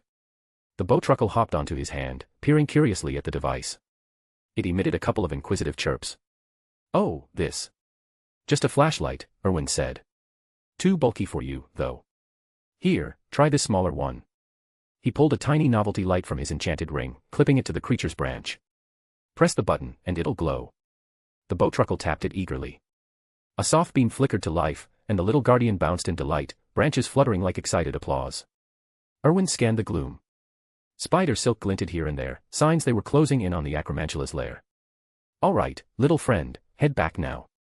I'll visit soon and bring batteries. Stay safe. The bowtruckle rubbed against his fingers, reluctant, but Erwin coaxed it gently. You'll sense when I'm near, just come find me. With a final nod and backward glances, it scampered off. Erwin watched it go, not wanting the creature around for what came next. Experiments with giant spiders weren't exactly family-friendly. He was no monster, better to spare the little one any frights. Flashlight in hand, he ventured deeper. Something felt off, though. The acromantulas should have ambushed him by now, their habitat was unmistakable, webs draping every trunk like ghostly veils. He swept the beam ahead and froze. Bloody hell. A massive, dog-sized head poked from behind a tree, 8 green eyes gleaming. Furry legs gripped the earth, the body a hulking shadow. It stared at Erwin with unnerving curiosity, silent as a ghost. No sound, no charge. Erwin's affinity must have bought him a truce. The effect was stronger than he'd guessed, taming wild beasts without a word. Hey, big fella, he called, waving casually. Come here. The acromantula paused, then skittered closer on tentative legs, stopping a safe distance away. It eyed him warily, mandibles twitching. Erwin's pulse quickened. It was listening. Understanding. Like an upgraded parseltongue for all creatures, not just snakes. You get me, right? He asked. The beast dipped its head in a slow nod. Brilliant. I need to test a telepathic spell. It won't hurt, just a quick link. Help me out. The acromantula flinched, retreating a step, clearly spooked. Whoa, easy. Erwin said, raising his hands. No tricks. Cooperate, and I'll make it worth your while. He rummaged in his enchanted ring and tossed out a hefty slab of ham, something he'd swiped from the kitchens on a whim before term started. Who knew it'd pay off? The acromantula's eyes locked on the meat, hunger overriding fear. It inched forward, and Erwin grinned. Test subject acquired. Chapter 72, Deceiving the Deadly Spiders. The acromantula caught the scent of the ham and grew restless. Hunger gnawed at it. Erwin pressed his advantage. Fancy another bite? Let me show you, this ham's all yours, I swear. It's a rare treat, the finest money can buy. Top-shelf stuff. The creature's legs stamped the ground impatiently. It was starving. Finally, the acromantula couldn't resist. It crept forward, inching closer to the bait, and to Erwin. Erwin's eyes gleamed. With a flick of his wrist, the ham vanished. The acromantula blinked in confusion, but it was too late. A blast of magic slammed into it, pinning it down. Eat, that's all you think about. This stuff costs a fortune.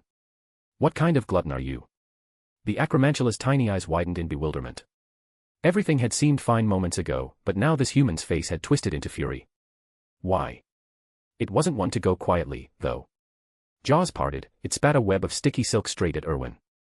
Erwin leaped aside, dodging the strands. Oh, you've got some fight in you, eh? Bring it on. He drew his wand. Sectum Sempra. Invisible blades slashed through the air, carving into the acromantula's legs. Hisses echoed as limbs severed and skittered away. The creature shrieked in agony. Erwin picked at his ear, pressing his wand against its bloated body. Quiet. You're giving me a headache. One more peep, and I'll aim for that ugly head of yours. Terror filled the acromantula's eyes. This human was the real monster, who was the XXXXX class magical creature here. Humans were ruthless, more savage than any beast in the forest. Regret washed over it. Curiosity had drawn it out, lured by that strange aura. But humans were sly old foxes, they'd tricked and trapped something like it. Erwin pulled 2 tin buckets from his enchanted pouch and set them before the whimpering creature. Right, time for a little test. You play along, spit every drop of venom you've got. No slacking, or you're done for. The acromantula nearly wept. Why had it ventured out today? Humans were nightmares. But defiance meant death. Resigned, it began drooling venom into the buckets. Erwin nodded approvingly, acromantula poison fetched a high price. Satisfied, he circled behind the subdued beast. Wand tipped to its hide, he traced a pattern. Slowly, a communication rune bloomed in purple light. It took ages to set, but success. Erwin examined it closely. Impressive, it worked on magical creatures too. Was this unique to his rune, or could the dark mark pull off the same? Not that it mattered now. Business first. He recalled the telepathic spell from Flitwick's Charms textbook. It wasn't true sound transmission, more like a magical circuit, linking compatible magics for remote chatter. Erwin waved his wand with precision. Threads of magic wove into the rune, etching intricate designs. He paused, then lit his wand, Lumos, and admired the glowing, three-dimensional result. Not bad at all. Eager, Erwin closed his eyes and poured magic into the link. A connection snapped into place. A rasping voice echoed in his mind, "It hurts. So much pain, I'm exhausted. You wicked human." Erwin's eyes flew open in delight. The acromantula's voice. It worked. But this wasn't quite the full vision he'd had. He wasn't just building a chat line, he aimed to revolutionize wizarding communication. Stroking his chin, Erwin pondered. The spell was viable. To monetize it, he'd need 2 things, a power source and identifiers. As a budding entrepreneur, he had ideas. The communication rune locked onto his magic, but activating the telepathic link drained a sliver from the creature's reserves. The rune quickly refilled by siphoning more, handy for live subjects. Inanimate objects wouldn't recharge like that, though. And no one else could piggyback, only rune bearers could fuel their own. That covered the phone bill. Now for numbers, unique tags for each rune. How to distinguish them? Magic signatures, of course. Everyone's was distinct, even for twins, save for the spell's ancient inventors who shared identical flows. Erwin brightened. Infuse the telepathic patterns with a user's unique magic during etching. Simple, elegant, worth testing. He turned back to the acromantula for round 2. But the spider lay still. Dead. Erwin fumed. You couldn't hold on. A XXXXX class beast, and you're this fragile. With an irritated flick, Wingardium Leviosa, he hurled the corpse aside. No time to waste. He scanned the shadows with his wand's light. Luck struck again, another shape stirred. Erwin fished out fresh ham from his enchanted pouch and tossed it down. Oi. Who's up for a snack? Chapter 73, Erwin's fiery showdown in the spider's lair. Erwin knew the path through the forbidden forest like the back of his hand. He prepared a slab of ham to lure in Acromantula, those gluttonous beasts would never turn it down. No doubt, he'd snag a perfect test subject for his new spell. But the next moment, disaster struck. The Acromantula spun around and bolted, vanishing into the underbrush at an astonishing speed. Erwin froze for a second, then blinked in disbelief. Bloody hell. It got away. He realized too late, the creature must have seen him trick one of its kin earlier. No witnesses next time when pulling off a scheme. This made things tricky for round 2. With a wave of his hand, Erwin stowed the ham. No sense wasting good bait, it wasn't cheap. You think a bit of ham will save you, you monster? Where do you think you're going? He swayed forward, a puff of purple smoke erupting around him as he operated in pursuit, hurtling deeper into the forest. By the time he'd finished his taunt, the Acromantula was a distant shadow. Erwin pressed on, the chase leading him to a clearing. He touched down lightly, the smoke dissipating behind him. Spiderwebs draped the trees like grim decorations, and massive holes scarred the trunks. Recognition dawned, this was the Acromantula's lair from the stories. Aragog's domain. From one of those holes, a colossal Acromantula emerged, far larger than the others. Erwin knew it instantly, Aragog himself. Aragog scuttled forward, his kin pouring from nearby burrows until Erwin was encircled by the chittering horde. Little wizard, Aragog rasped, this is no place for you. Why have you come? Erwin raised a hand to gesture at his escaped quarry, but paused, every one of these blasted spiders looked identical. No helping it. I'm testing a new spell, he said evenly. I was in the thick of it when that Acromantula fled. Mind lending me one of your lot to finish the job? Aragog went still, his multiple eyes narrowing. The idea was absurd to him, an intelligent creature, yes, but this. Demanding a tribesman as a guinea pig in front of the whole colony. This young wizard treated them like pests. Acromantulas were XXXXX class magical creatures, not lab rats. Had the world gone mad? Before Aragog could muster a reply, Erwin added casually, oh, and one more thing, some venom, if you please. He flipped his hand, and a stack of metal buckets clattered to the ground. Prepared in advance, of course. Erwin had heard the forbidden forest teemed with Acromantulas, and their venom fetched a fortune on the black market. A savvy opportunist like him wouldn't pass up the chance to turn a profit. Aragog's voice dripped with fury. Young wizard, you've crossed a line. I swore to Hagrid I'd spare humans. Leave now, and I'll forget this insult. Stay, and even a Hogwarts student won't leave alive. Erwin waved dismissively. Come on, no need to get hot under the thorax. I'm being reasonable here. Just one for the test, a bit of venom, and I'm gone. Truth is, this place reeks anyway, I'd rather not linger. Aragog paced, his legs scraping the earth. Insolent fool. You've asked for it. My kin haven't tasted fresh meat in ages. If you won't go, you'll feed them instead, even if it's just a morsel. With that, the Acromantulas surged, their fangs glinting hungrily as they closed in. Erwin sighed. See. I tried to be civil, and you lot go all beastly. He flicked his wrist, and 2 grenades materialized in his palms. Against a swarm like this, spells were inefficient, too much magic wasted, and he lacked any real crowd control charms anyway. Aragog eyed the odd metal orbs and snorted. What, fighting with toys? Don't you young wizards carry wands anymore? Erwin shook his head. Ignorant beast, and ugly to boot. Nothing like the elegant giant spiders from wizarding folklore, Western myths clearly drew the short straw. Without a word, he yanked the pins and lobbed the grenades. They bounced once, twice, then exploded in deafening roars. Shrapnel tore through the air. Erwin, ever cautious, had already cast Protego around himself. Better safe than splattered, accidents cost more than they saved. The nearest Acromantula shredded into fragments, venom sacs bursting in a wasteful spray. Erwin winced inwardly. What a shame, there went a prime venom source. Aragog recoiled, flames from the blasts flickering in his eyes. Fire commanded primal fear in all creatures. What sorcery is this? Some new wizarding contraption. Erwin smirked. You uncultured beast, where's your sense? Here, try a couple more on for size. He hurled another pair. Twin explosions ripped through the pack, scattering limbs and silk. Erwin rubbed his chin. Effective, but too slow. Not nearly enough. Aragog cowered behind his remaining brood, stammering. But before he could rally, something far more ominous appeared before Erwin, a bulky, rotating barreled machine, mounted on a sturdy tripod, flanked by protective shields. Erwin positioned himself behind it with a grin. Behold, my dear magical pest, the M134 minigun. Or as I like to call it, Old Painless. Took some doing to acquire this beauty. Without the mount, I'd be spinning in circles myself. Chapter 74, Verifying Lies the Hard Way. Erwin finished speaking, and the 6 barrels of the M134 minigun whirred to life. The next instant, bullets streaked out as crimson lights, tearing toward the acromantulas. They punched clean through the hulking bodies, splintering nearby trees in their wake. Empty casings rained onto the forest floor with a metallic clatter. A wicked grin spread across Erwin's face. This was a man's weapon, pure artistry. Dozens of acromantulas crumpled, charred holes smoking in their chitinous hides. Their shrieks filled the air, a chorus of agony that only widened Erwin's smile.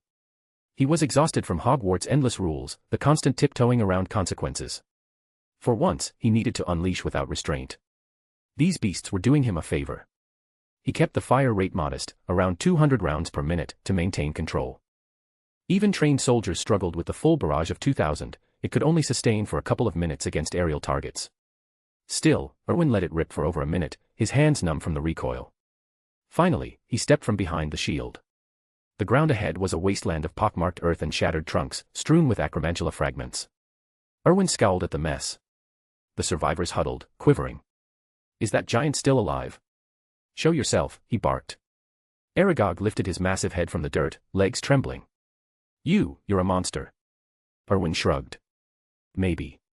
But that's beside the point. Now, will you cooperate? What do you want? Aragog rasped. I told you, testing a spell. And harvesting some venom along the way. Aragog's mandibles clicked in fury. A third of his brood lay dead, shredded by Erwin's infernal contraption. But defiance crumbled as Erwin raised the minigun again. Fine. Fine. We'll do it, just no more of that thing. Erwin nodded approvingly. That's better. I came in peace, but you left me no choice. Now, drag those aluminum barrels over and start producing venom. Aragog sighed, a guttural rumble. Resistance was suicide, he just wanted this nightmare gone.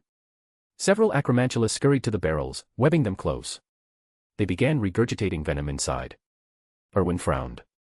Is that all you've got? It'll barely wet the bottom. Hang from the trees and let it drain properly, empty yourselves out. Aragog froze. Was this human mad? Didn't you hear me? Erwin's voice sharpened. Aragog bellowed, do it. Now. The spiders spun silk and suspended themselves upside down, venom dripping steadily into the barrels. From afar, it resembled a grotesque assembly line. Erwin's satisfaction grew. With the venom secured, his gaze shifted to Aragog. No exceptions. Do I have to as well? Aragog ventured.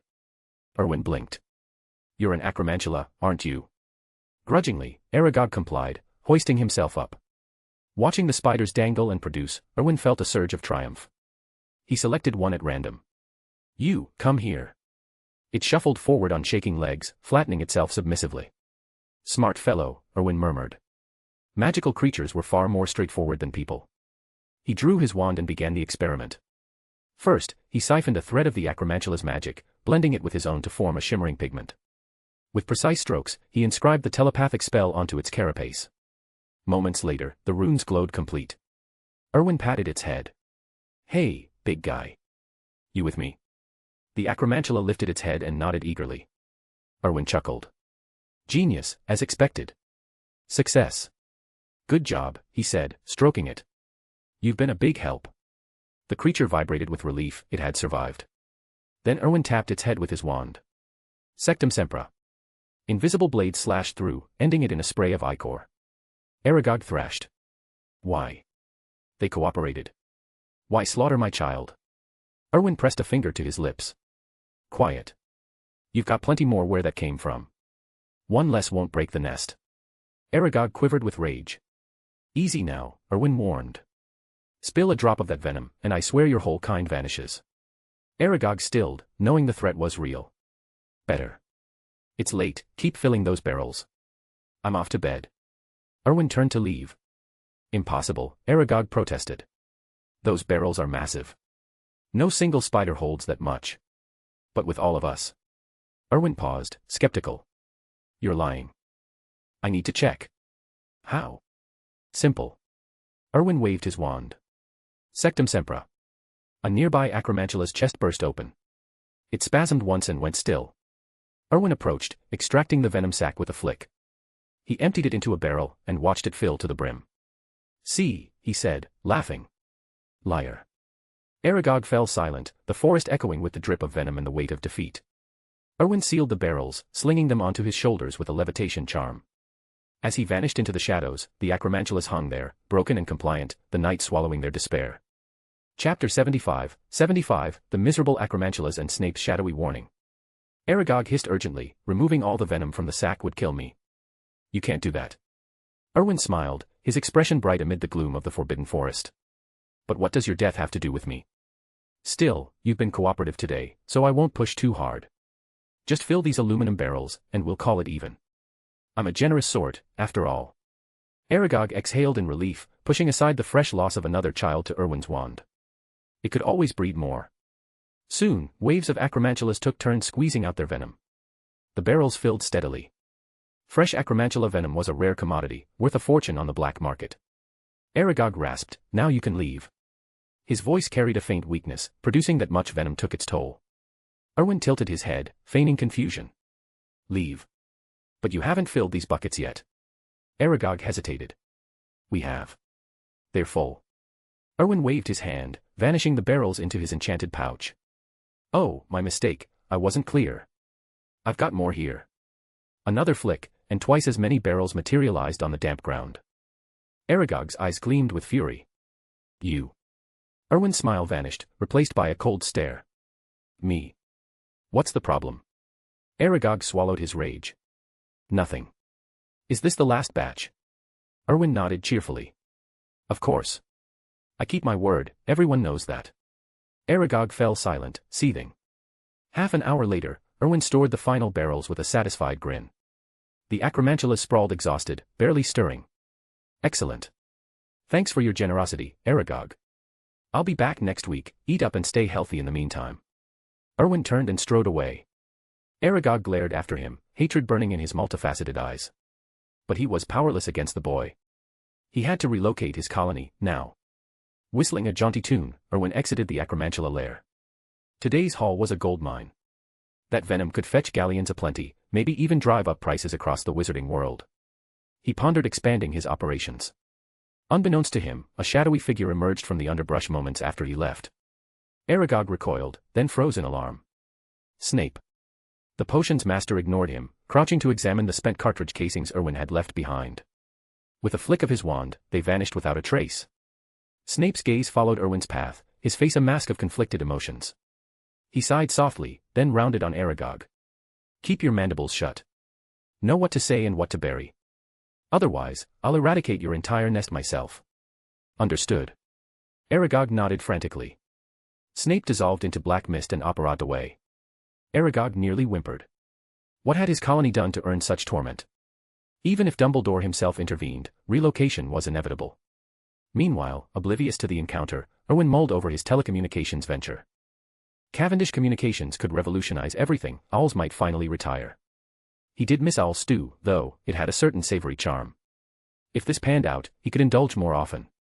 But the real prize was the monopoly. For the Cavendish family to thrive in wizarding society, they needed a cornerstone business. This could secure their legacy.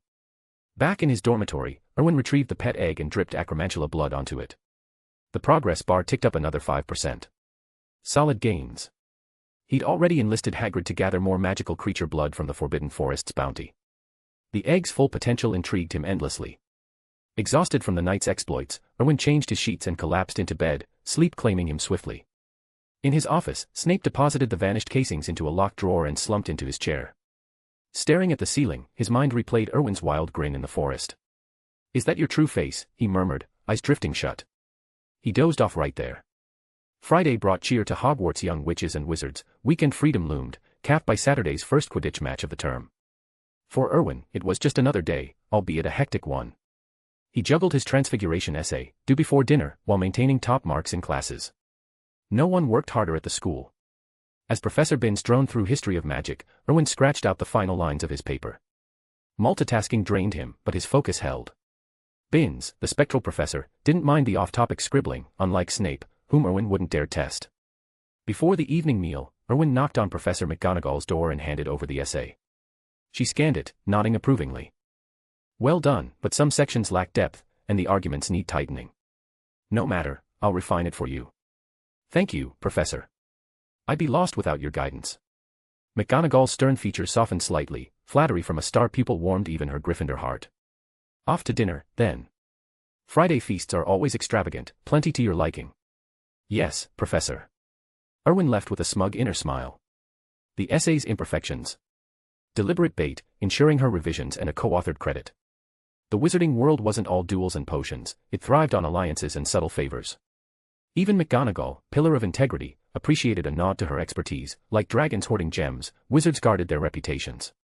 Massive thank you to my readers. I'm so grateful for all the love you've shown this story. We've climbed all the way to number 105, and the top 100 is finally in our sights. If you can help with a little extra push right now, I'm ready to deliver on my promise of 15 chapters/day the moment we cross that line. Let's get to the top together. Mr. Grimm. Chapter 76, The Potion's Bitter Truth. After dinner, Erwin headed straight to Snape's office. He entered the password with practiced ease. With a soft hiss, the door swung open. The moment he stepped inside, a pungent odor assaulted his senses. Erwin waved a hand in front of his face to dispel the stench. Professor Snape. What are you brewing? It smells dreadful. Snape ignored him, his attention fixed on the cauldron before him. Inside, a thick, pitch-black sludge bubbled and churned ominously. Erwin suppressed a shiver. It looked downright sinister, surely some kind of poison. Sensing Snape's intense focus, Erwin held his tongue. He moved to the side, pulled out the Half-Blood Prince's Potions textbook, and settled in to read. About half an hour later, the potion was complete. Snape exhaled sharply, a flicker of relief crossing his sallow features. He poured the viscous liquid into a vial and thrust it toward Erwin. Erwin accepted it with curiosity. Where should I put this, Professor? Drink it, Snape snapped. Erwin froze, staring at the murky contents. Drink it. The stuff looked lethal. What if it killed him on the spot? Snape's lip curled. Drink it, and you'll understand its effects. Quickly now, we still need to brew a wit-sharpening potion. Erwin's expression soured. No choice, then. From Snape's demeanor, it didn't seem like a murder plot. And if the men truly wanted him dead, he'd hardly bother with this charade. With a grimace of resignation, Erwin tilted his head back and downed the potion. The instant it hit his tongue, a wave of bitterness exploded across his senses. He winced, forcing it all down without pause. Smacking his lips in disgust, Erwin pondered the effects. Then, abruptly, a surge of power erupted within him. Almost immediately, a familiar, twisted throbbing, deep and insistent, clamped down, suppressed by an iron force. His eyes widened in shock. This is... Horror gripped him. He'd harbored a dark secret for years, a near-pathological craving for violence, for ending lives. Only Tom knew the truth. Erwin prided himself on being a decent sort, but this urge gnawed at him relentlessly. He'd buried it deep, especially since arriving at Hogwarts, channeling it only when necessary, like his ferocious assault on the Acromantula the previous day. He'd always chalked it up to his grim upbringing, a survival instinct honed in shadows. Ruthlessness was non-negotiable in his old world. But now, Snape's potion had quashed it effortlessly. And worse, Snape clearly knew about it. Erwin's gaze sharpened with suspicion. How? And why the remedy? Beneath his robes, his acacia wand slipped silently into his hand. Snape's eyes flicked to the hidden movement, a shadow of melancholy passing over his face before he masked it. No need for paranoia. If I meant you harm, your current skills wouldn't save you, wand or no wand. I've said as much before. That bloodlust. It's your heritage. Erwin blinked. My bloodline. Snape inclined his head. Some truths I can't share yet. For your own good. Just know this potion curbs the drawbacks of your ancestry. You'll need a fresh vial every week, from me. I don't get it, Erwin pressed. Professor, you know I can rein it in myself. Snape's tone grew sharper. You manage now because you're young. Without this, it'll overwhelm you by next year. Erwin's brow furrowed. Was it like this for my father? No, Snape replied curtly. He was different. His blood wasn't as potent. Yours blends his with your mother's, a volatile mix. You'll grasp it eventually. For now, more knowledge does you no favors. Erwin fell silent, absorbing the words. Then, Professor, why help me? I'm a liability. Why bring me to Hogwarts at all? Snape's eyes narrowed. Dumbledore knows your circumstances. Don't flatter yourself thinking no one noticed your Forbidden Forest jaunt. You're arrogant, Erwin, through and through. You wielded Muggle firearms but didn't bother erasing the traces, banking on your cleverness to deflect suspicion. Yet you missed the obvious. Who else could blend Muggle tech with stealthy forest raids? You play the cautious card, but control blinds you. Drop the hubris, or it'll cost you dearly. Erwin stayed quiet, the rebuke hitting home. Arrogance. Guilty as charged. When exhilaration took hold, he felt invincible, dismissing details he'd otherwise scrutinize. Like a berserker lost in battle, fierce, but blinded. He dipped his head respectfully. I'll keep that in mind, Professor. Snape nodded, pausing before adding, you can trust me. I'll never betray you. But Dumbledore. Tread carefully. He serves grander ideals, willing to sacrifice anything, even you, for them. Erwin stared, caught off guard not by the warning. Dumbledore's unreliability was no shock, but by Snape voicing it aloud. Chapter 77, Shadows of the Dream Realm. In Erwin's eyes, Dumbledore shared the same visionary spirit as Grindelwald. No surprise they'd once been so close. The real difference lay in their methods, Grindelwald's iron fist versus Dumbledore's gentle nudge. Both were dreamers at heart. But Dumbledore's vision won out, toppling his old friend and earning him the title of the greatest wizard, while Grindelwald faded into the shadows as a dark legend. Had Grindelwald truly erred? Not in Erwin's mind. He'd only sought a bolder future for all wizards. In the end, though, victors wrote the history books. Erwin had seen that truth early on. What caught him off guard was Snape voicing such thoughts aloud. It forced Erwin to reassess just how much he meant to the potion's master. His parents, lost so young, must have forged a profound bond with Snape. James? Lily? Erwin shook his head sharply. Wrong train of thought. Snape cleared his throat. Enough. Let's brew. I trust you've committed the wit-sharpening potion recipe to memory. Erwin nodded. I'll do my best, Professor. He settled at the workbench, eager for this private tutoring from the master himself. Erwin fired up the cauldron and began the process with deliberate care. Snape hovered nearby, scrutinizing every step. The wit-sharpening potion wasn't overly complex, but it demanded precision, a true test of a brewer's finesse. Proportions had to be exact, timing impeccable for each herb. Call it basic, sure, but never easy. That's the rub. Hogwarts fifth years often nailed their exams with a solid batch of this stuff. As Erwin worked the potion-making apparatus, Snape offered pointed tips. He approved of the boy's focus, even if the motions were halting and slow. No mistakes, though, not a single one. A quiet pride swelled in Snape, his legacy was taking root. With guidance, Erwin's pace quickened. Before long, the first cauldron bubbled to completion, a clear, shimmering wit-sharpening potion. Snape inclined his head. Adequate. Brew 2 more. Apply the refinements I mentioned. Erwin agreed silently. Potion masters guarded their secrets like gold, those subtle tweaks, like infusing mugwort essence during the ginger root purification for extra clarity. Classroom texts never covered such gems. Hours slipped by unnoticed. It was well past midnight when Erwin finally staggered from Snape's office, bone-tired. Brewing drained the mind, constant vigilance over the cauldron simmer, the heat's balance. Too much or too little, and it all went wrong. No wonder potions experts were such solitary souls, endless staring into a pot could turn anyone reclusive. Exhausted, Erwin barely managed words. Back in the Slytherin common room, a cluster of first-years lingered by the fireplace, buzzing with chatter. They jumped up at his entrance. Prefect, you're back. Erwin mustered a weary smile. Shouldn't you lot be in bed? It's the weekend tomorrow. Quidditch match, Slytherin versus Gryffindor. We're hyped. Erwin nodded. Big game, then. Draco piped up eagerly. We've got this in the bag. Potter's their new seeker somehow, but he'll eat dirt tomorrow, lose a few teeth, maybe. Erwin rolled his eyes. Draco lit up like a firework at any mention of Harry Potter. The boy leaned in, eyes wide. You coming to watch, Prefect? Erwin paused. He'd probably show. The first match of the year, and a heated rivalry to boot, skipping it as a prefect would look off. He yawned. Yeah, I'll be there. Now, off to sleep, all of you. Rest up, or you'll snooze through the whole thing. They nodded and scattered.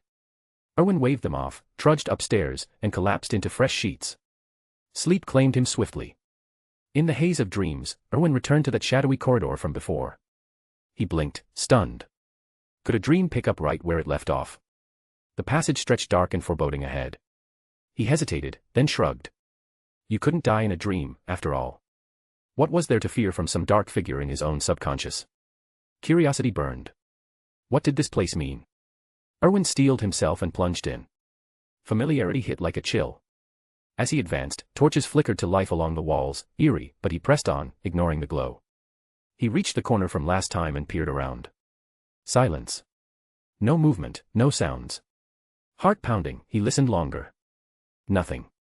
Emboldened, Erwin stepped into the open and approached the row of cages. Up close, the scene inside turned his stomach. Each held a prisoner, curled in the corners like feral animals, filthy, ragged, hollow-eyed. At the first cage, a ragged voice rasped out. What fresh torment do you have for me today? Spare your breath. What's not yours stays out of reach, no matter your schemes, it's futile. Pipe dream. Erwin scratched his head, bewildered. Who are you? Chapter 78, Dreambound Guardians and a Looming Shadow. Erwin finished speaking, and the cage fell silent for a moment. Then came the clanging of chains echoing from multiple directions. Startled, he whipped his head around to see the prisoners in every cell stirring, shuffling closer to the bars. A child. It wasn't them, they don't carry that scent. Someone of the same bloodline. Could it be him? It has to be. In the entire wizarding world, he's likely the last one left. Cavendish. Erwin froze. You know me. The men in the nearest cage grew agitated, rushing to the door. Are you Cavendish? Erwin nodded. Yes. Do you recognize me? What's your name? Let me think. Erwin. Erwin Cavendish. Even more baffled, Erwin replied, That's me. How do you know? Who are you, and where is this place? The prisoner brushed aside his tangled hair and eyed Erwin appraisingly. So you were astral projecting. Dreaming your way here, that explains it. Doubts swirled in Erwin's mind. Why did even a prisoner sound so cryptic? Was this truly the world of Harry Potter, or had he stumbled into some twisted fanfic with demons and underworlds? Cut the riddles, Erwin snapped. Where are we? Who are you, and why do you know my name? I don't know exactly where we are, just that we were all captured and dragged here. Somewhere in Germany, from what I've pieced together. A dream vacation abroad. This was absurd. Erwin pressed on. And who are you lot? We are the guardians of the prophecy, the protectors of its heirs. Erwin snorted. Guardians. You've got some nerve calling yourselves that. Look at you, locked up like this. What, guarding the high road? The men fell quiet. If we'd faced them head on, we wouldn't be here. We're your guardians, Erwin, the protectors of the Cavendish line. Shock rippled through Erwin. Cavendish guardians. No wonder his parents had met such a fate if these were their defenders. Useless as they seemed. What's an heir? Erwin demanded. The men hesitated, lips parting to answer, just as Erwin's form began to flicker, light and shadow warping around him. Time's up, the prisoner urged. You can't linger. If you want the truth, grow stronger and find us. Damn it, Erwin growled. You've said enough to tease the truth already, spit it out. But his words hung unfinished as a vortex pulled at his consciousness. The next instant, Erwin jolted awake in his bed, face pale with frustration. Idiots, the lot of them. Why ramble and go silent at the worst moments? If they'd just explained everything, this mystery wouldn't fester. What kind of storyteller dragged out a plot like this for cheap thrills? Erwin punched the mattress twice, seething. Back in the dungeon, a voice grumbled from another cell. Old Horton, the lad's spot on. Get to the point next time, what's with the cryptic nonsense? Old Horton, the very man who'd spoken to Erwin, sighed. My mistake. Force of habit. Can't fathom why the old master picked you for the Cavendish protectors. You should have been with the Houstons, they're as indecisive as you. Horton withdrew into silence, brooding. Footsteps echoed suddenly down the passage. Two black-robed figures emerged, one scanning the cells warily. Feel that? The heir's back, snooping in dreams at his age. No time to waste. We end him now. He'll be the greatest threat to the master. Horton snarled, you vermin. Not afraid the old master will return and make you pay. The robed man sneered. We'll see when he does, if he does. Our master is the future. Soon, your precious heir will rot in here beside you, and will claim what's never been his. With that, they vanished into the shadows. Horton watched them go, then exhaled heavily. Think the young master will be all right, Horton? He shook his head. Hard to say. But his father chose London for a reason, Hogwarts. Dumbledore's formidable. With him watching, the boy should be safe. By now, he's likely started at the school. As long as he's under Hogwarts protection, they're powerless. The prisoners retreated to their corners, and the dungeon lapsed into uneasy quiet. Meanwhile, Erwin raked a hand through his tousled hair, anger simmering. Self-proclaimed moral guardians who couldn't even guard themselves, what a joke. Too sluggish to patrol the high road, let alone protect anyone. Who'd ever thought to assign such fools? Elsewhere, in some shadowed lair, a figure sneezed sharply. Someone bad-mouthing me again. Must be blood kin. Which one? Never mind. Get back here, you wretch. Sneak on me once more, and I'll unleash a Chinese fireball. Bah, no, that's my trip to the continent talking. I'll hurl a thunderbolt and finish you off. As he spoke, a wispy black mist, like a spectral hound, shuddered nearby and slunk away. The men sighed wearily. Their power grows unchecked. Don't these young wizards know restraint? Unruly as they've become. Erwin headed to freshen up when a knock sounded at his door.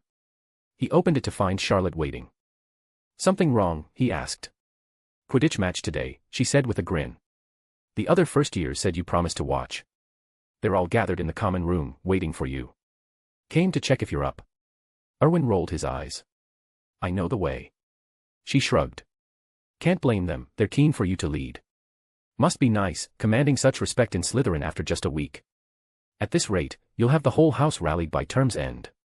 Chapter 79, Slytherin's Grand Delay, Waiting for the Prefect. Erwin quickly interjected, you can't say things like that. People who don't know better might think I'm some kind of villain. Charlotte rolled her eyes behind his back. So this guy still sees himself as one of the good ones. After Erwin finished packing and smoothed his hair, he checked himself in the mirror and grinned. Still as handsome as ever. As expected of Erwin Cavendish. Let's go. We can't miss the first Quidditch match, he said. Charlotte nodded and followed him down to the common room. A group of young witches and wizards had already gathered there. Spotting Erwin on the stairs, they stood up eagerly. Good morning, Prefect. Erwin nodded. All right, then. Let's go cheer for the heroes bringing glory to Slytherin. The group buzzed with excitement. Erwin could understand it, these students had precious little entertainment beyond Quidditch matches. He suddenly wondered if enchanted wireless sets or something similar might catch on in the wizarding world. Their leisure options were woefully limited. Erwin led the way out of the Slytherin common room, the others falling in behind him in 2 neat rows without prompting. He had no idea why, but Slytherin was starting to feel more like a disciplined squad than a house of schemers. Could he really turn it into a military outfit? If so, maybe he'd suggest they all shave their heads, only the top prefects keeping their hair. He chuckled inwardly. Wrong train of thought. Meanwhile, on the Hogwarts Quidditch pitch, the stands were filling up. Even the professors had arrived for the school's first match of the year. Dumbledore himself was there, ostensibly just to watch Harry Potter's debut, though his eyes twinkled with deeper interest. The young witches and wizards chattered animatedly. Why haven't any Slytherins shown up, one wondered. Yeah, this is their match. Where are they? Only a handful from the older years, it looks like. In the Ravenclaw stands, Hermione craned her neck, scanning the crowd. Cho Chang noticed and grinned. Come on, Hermione, don't worry. Erwin will definitely come, the Slytherins said their prefect promised to watch today. Hermione's cheeks flushed. I wasn't waiting for him. I was just admiring the view. Yeah, the view. Cho glanced at the bare pitch and stands, shaking her head but saying nothing. Every girl had her secrets, even she did. Madame Hooch strode to the center of the field and waved both teams forward. Gryffindor and Slytherin had a storied rivalry, so tensions ran high from the start. Harry Potter trailed his teammates, glancing nervously at the stands until he spotted Dumbledore's encouraging smile. That eased his nerves a bit. If Erwin had been there, Harry might have felt even more reassured, though he'd never admit it. Bonds like that ran deep, a quiet nod from a guardian figure. He pushed thoughts of his own so-called protectors aside. Best not dwell on that fool. Madame Hooch positioned herself between the teams, perhaps to prevent an early brawl. She began reciting the rules as usual. But just as she raised the whistle, Marcus Flint spoke up. Wait a minute, Madame Hooch. Can we hold off a bit? She frowned. Why? Our prefect promised to watch the match today, Marcus replied. We want to wait for him. Madame Hooch checked her watch and scowled. Time was short. But Marcus stood firm, his expression unyielding without Charlotte's subtle influence. She'd paid him a visit to the hospital wing earlier, not for healing, but to deliver a message. First, congratulations on becoming the most pitiable soul under Erwin's command. Second, Erwin could snap his leg with a mere surge of magic, crossing him would end badly. Slytherins respected ambition, but strength ruled all.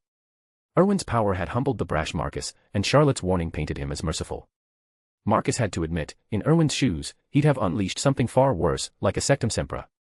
Little did he know, without Snape's prior intervention, Erwin might have done just that. Erwin knew of Charlotte's meddling, though not her motives. He figured if she could be useful, why question it? Tools were tools. Madame Hooch hesitated, glancing at the stands. Dumbledore gave a slight nod, and she relented. Fine. 5 minutes. Marcus nodded gratefully. The season's first Quidditch match ground to an unexpected halt, both teams gripping their brooms in the field center, waiting in silence. Word spread through the stands, leaving the young witches and wizards exchanging baffled looks. No one dared complain. Dumbledore watched the reactions closely, a flicker of surprise in his eyes. Erwin's sway in Slytherin was expected, but influencing the whole school. Simple, really. He'd arrived without fanfare, but the details had woven their magic. Ravenclaws adored knowledge, so a prodigy like Erwin had their respect. In Hufflepuff, his aid during Charms class was legendary now, especially with Professor Sprout's fondness for how he'd handled her Willow. Erwin's standing there was sky-high. As for the Gryffindors, well, the Lion Cubs were too intimidated to protest, especially after witnessing his takedown of Marcus. They embodied courage, but not recklessness. Ron aside, they knew when to pick their battles, some foes were simply unbeatable. Chapter 80, Dumbledore's Sly Old Fox Maneuver.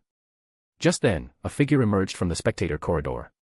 It was Erwin, trailed by a throng of Slytherins. The young witches and wizards in the stands shot to their feet. Even Erwin jolted in surprise. What was this? Why were they all standing for these lot? Several professors exchanged startled glances. The heads of the houses eyed their students with curiosity. Truth be told, the students themselves had no idea why they'd risen. Instinct took over at the sight of the Slytherins marching in orderly ranks. Erwin climbed to the stands and picked a spot. With a casual wave, the group formed 2 neat lines around him, shoving a few 6th and 7th years to the rear.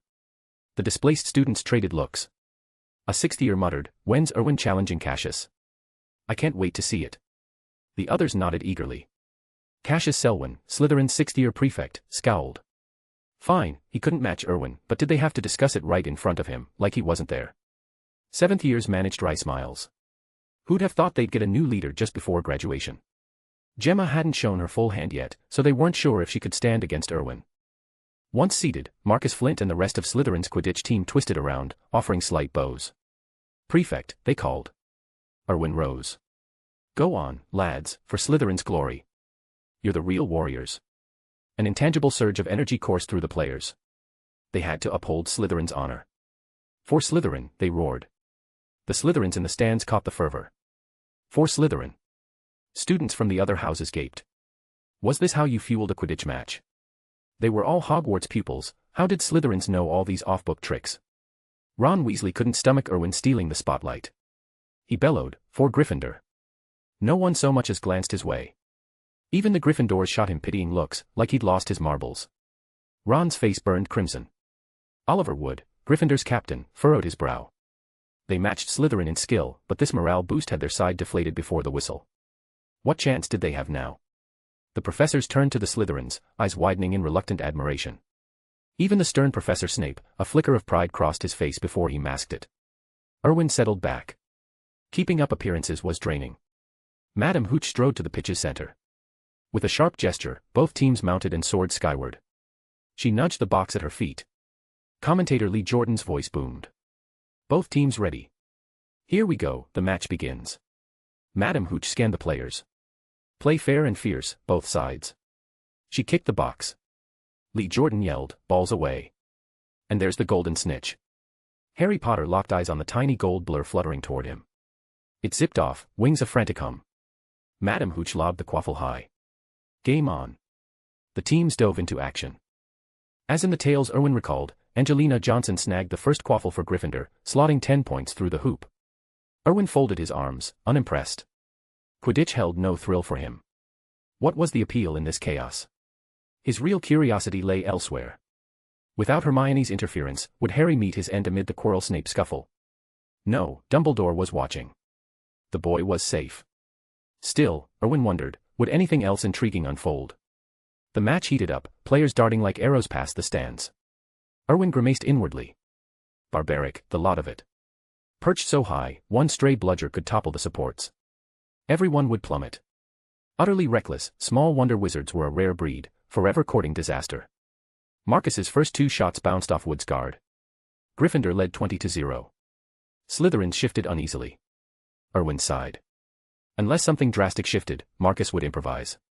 If you couldn't beat the obstacle, remove it. Wood's saves were ironclad. So target the keeper himself, rules be damned, it was fair game. Erwin had to admire the cunning.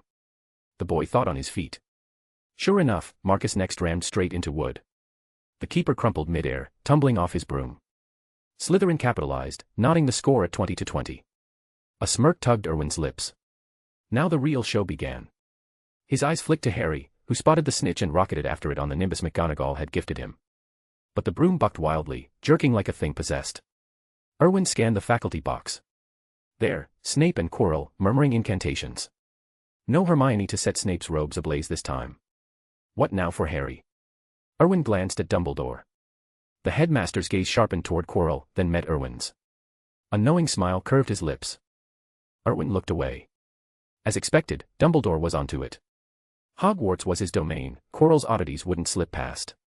The men had hired him, after all. Duty to his pupils demanded vigilance. Chapter 81, Hogwarts under siege, and it's me thereafter. Dumbledore knew exactly what was going on with Quirrell.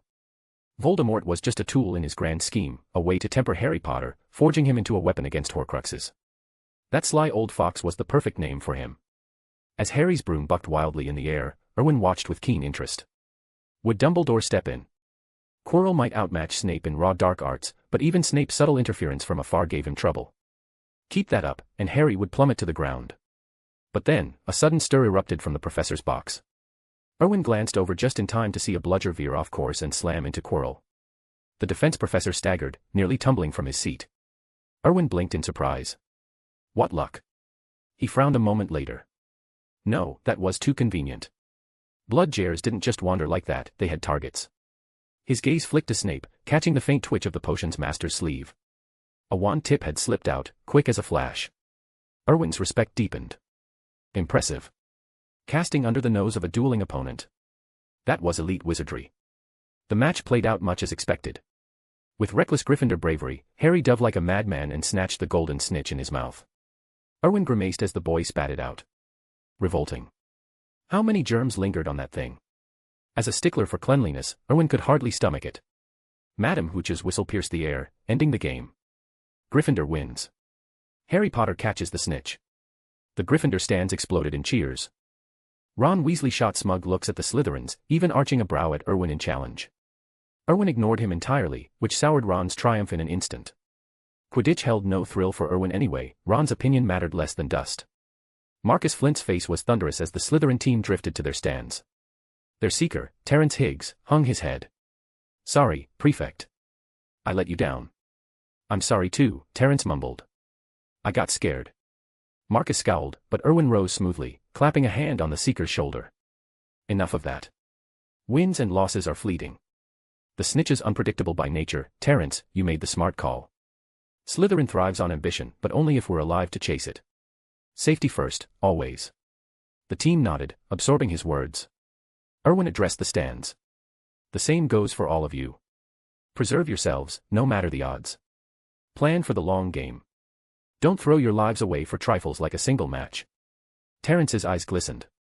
Thank you, Prefect. Erwin grinned. You're heroes, every one, true Slytherins. Now, let's give them the applause they deserve.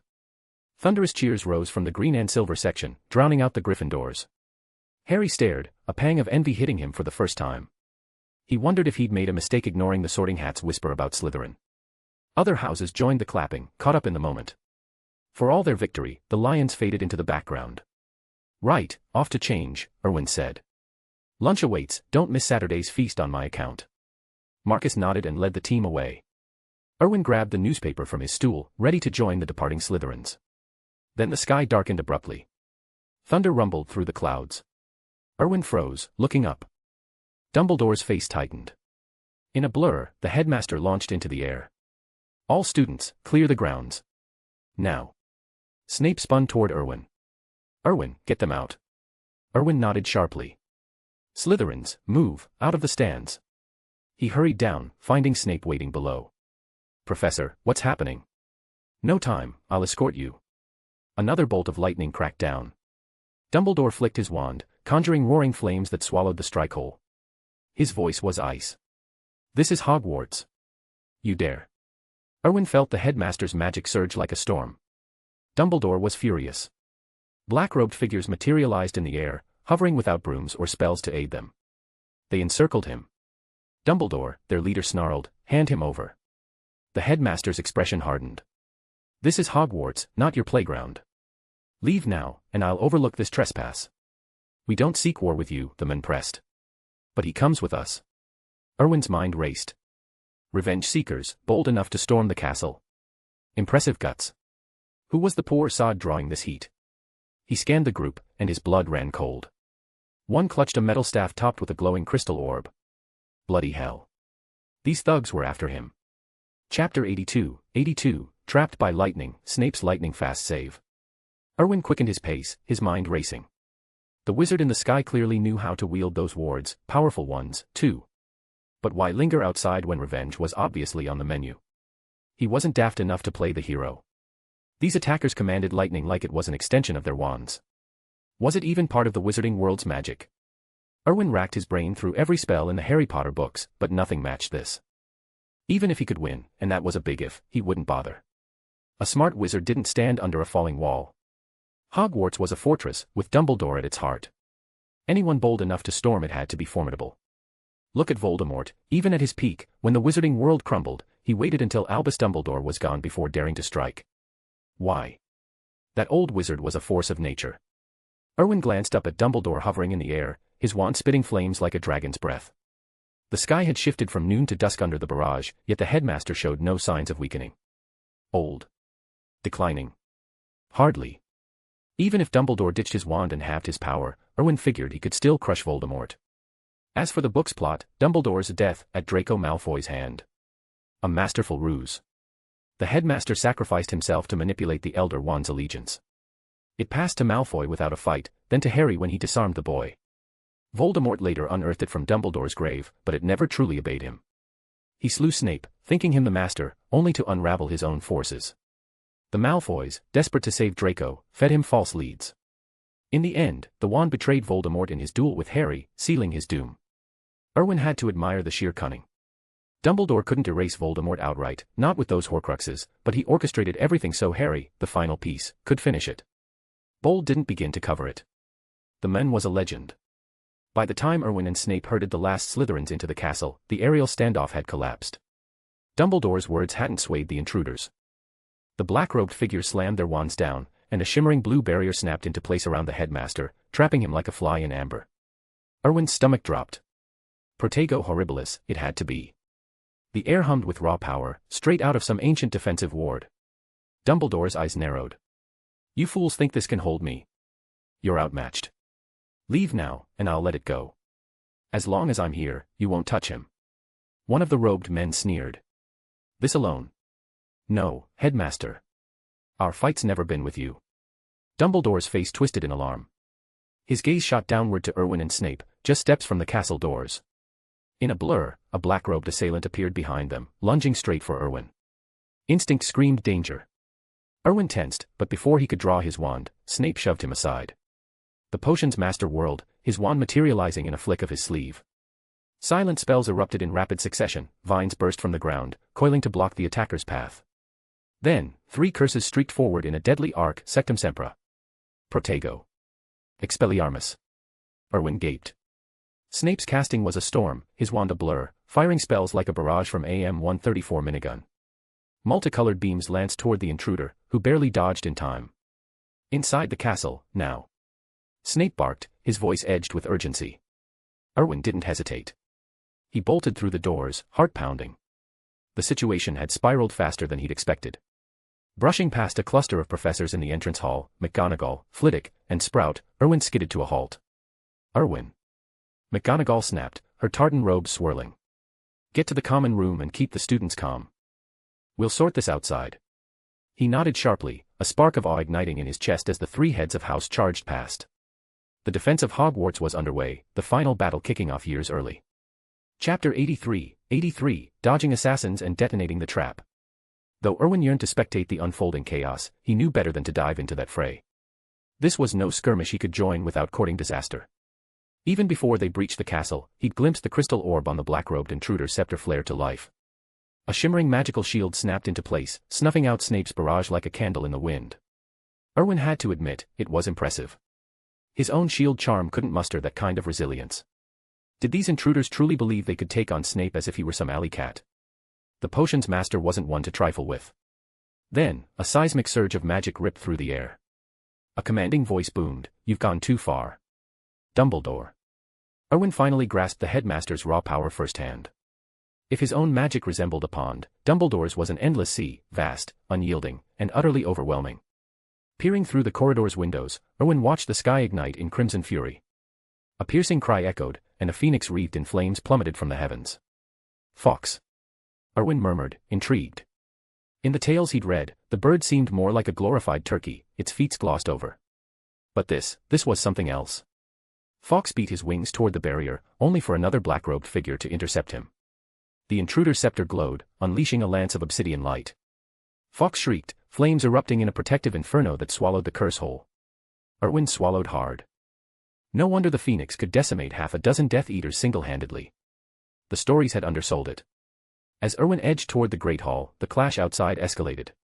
The lone black-robed foe facing Snape and the other professors had somehow multiplied into 4, each tangling with a head of house.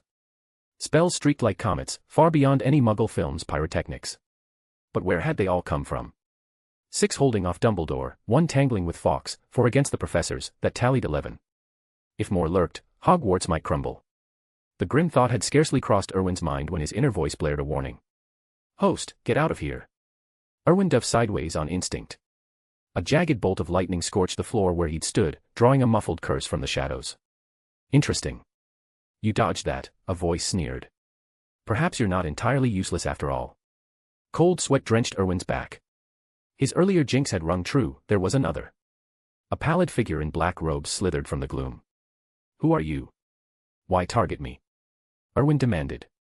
The intruder chuckled darkly. "Pathetic. You don't even know who you are, or how your parents met their end. Coincidence, that. I ended them. And now, I'll end you." Erwin's expression stayed stone-cold. The men barked a laugh. Bland as porridge. How disappointingly predictable. Inside, Erwin seethed, but he wouldn't let the bastard rattle him. Emotion was a killer's best ally. "I'm curious," he said coolly. "How'd you slip into Hogwarts?" "Dumbledore's wards are ironclad." The intruder shrugged. "Since you're a dead man walking, I'll indulge you. Simple, I carry no magic. His defenses can't sense a squib like me." "Oh, and that's precisely why I got your parents." Dumbledore shielded them well, but not well enough. "Pity." Erwin's pulse quickened. "No magic. Then what was that lightning?"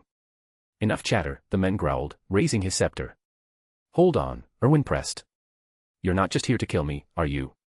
Attacking Hogwarts screams ulterior motives. What's the play? And does offering me really serve it?" The intruder paused, eyeing him appraisingly. "Clever boy. You're right, we need you, alive or dead. Alive's preferable, but I doubt you'll come quietly." The crystal orb pulsed ominously. Erwin lifted a hand. "Wait. How do you know I won't surrender?" "You haven't asked." Silence stretched. The man lowered his scepter slightly. "So, you're willing? You'll come with us?" Erwin's lips twitched into a grin, bright and disarming. "Do you love me?" In a blur, he flung his arms forward. 2 sharp clinks echoed as metallic spheres tumbled across the stone toward the intruder's feet. The men blinked at them. "You're ace in the hole." A pair of iron marbles. Twin detonations roared, fireballs erupting in a deafening blaze that swallowed the figure whole. Erwin wasted no time. He flicked his wrist, wand materializing in his grip. Expelliarmus. He'd nearly uttered something far worse, Sectum Sempra, that vicious curse from the Half-Blood Prince's notes, but caught himself. No unforgivable curses at Hogwarts. The wizarding world didn't care about intent, cast one, and Azkaban awaited, good wizard or bad. Even Harry had skirted the rules only in dire straits, and always in secret. Dark wizards flouted the law, but Erwin wasn't one of them. Not yet, anyway. Chapter 84, bullets stormed the castle. Erwin unleashes hell. Erwin cast the spell, but unease gnawed at him. He wasn't taking chances. With a flick of his wand, he murmured Protego, the shield charm shimmering into place around him like an invisible barrier. A moment later, a burst of light materialized his prized minigun on the stone floor with a heavy thud. He dove behind the conjured shield, gripping the triggers with both hands. No hesitation, he squeezed. Erwin didn't wait to see if the grenade had finished the job. Caution demanded a thorough sweep. Bullets erupted in a relentless stream, tearing down the corridor. Hogwarts, this millennia-old fortress of magic, had never faced such an assault. Firearms raining death on its ancient halls. Unthinkable. Empty casings pinged across the floor like metallic hail, each one echoing sharply. A crimson haze crept into Erwin's vision, his lips curling into a feral grin. His silver-white hair whipped wildly, as if caught in an unseen gale. Adrenaline surged, he was lost in the thrill. Outside, the four professors battling the black-robed intruders froze at the unfamiliar roar. Professor McGonagall's eyes widened. What in Merlin's name is that? Explosions, inside the castle. Only Snape's face drained of color. He blasted the nearest assailant back with a flurry of spells. Deal with this one, he snarled to the others. I have to check inside. Without waiting for a reply, he hurtled toward the entrance, his form dissolving into a swirling black mist, a rare sight, one that marked Death Eaters in shadowed lore. McGonagall's brow furrowed as she watched him vanish. What could rattle Snape like that? Erwin, she realized with a chill. It had to be. She knew little of the boy himself, but the Cavendish name carried weight. Snape's close ties to Erwin's father were no secret. Between Harry Potter and Erwin, only the latter could stir such chaos now. Anxiety gripped her. Her wand slashed faster, slamming against the scattered rubble. Stone and debris shuddered, reassembling into a towering golem before her eyes, a colossal stone guardian that lumbered forward with earth-shaking steps. Flitwick and Sprout shared a knowing glance.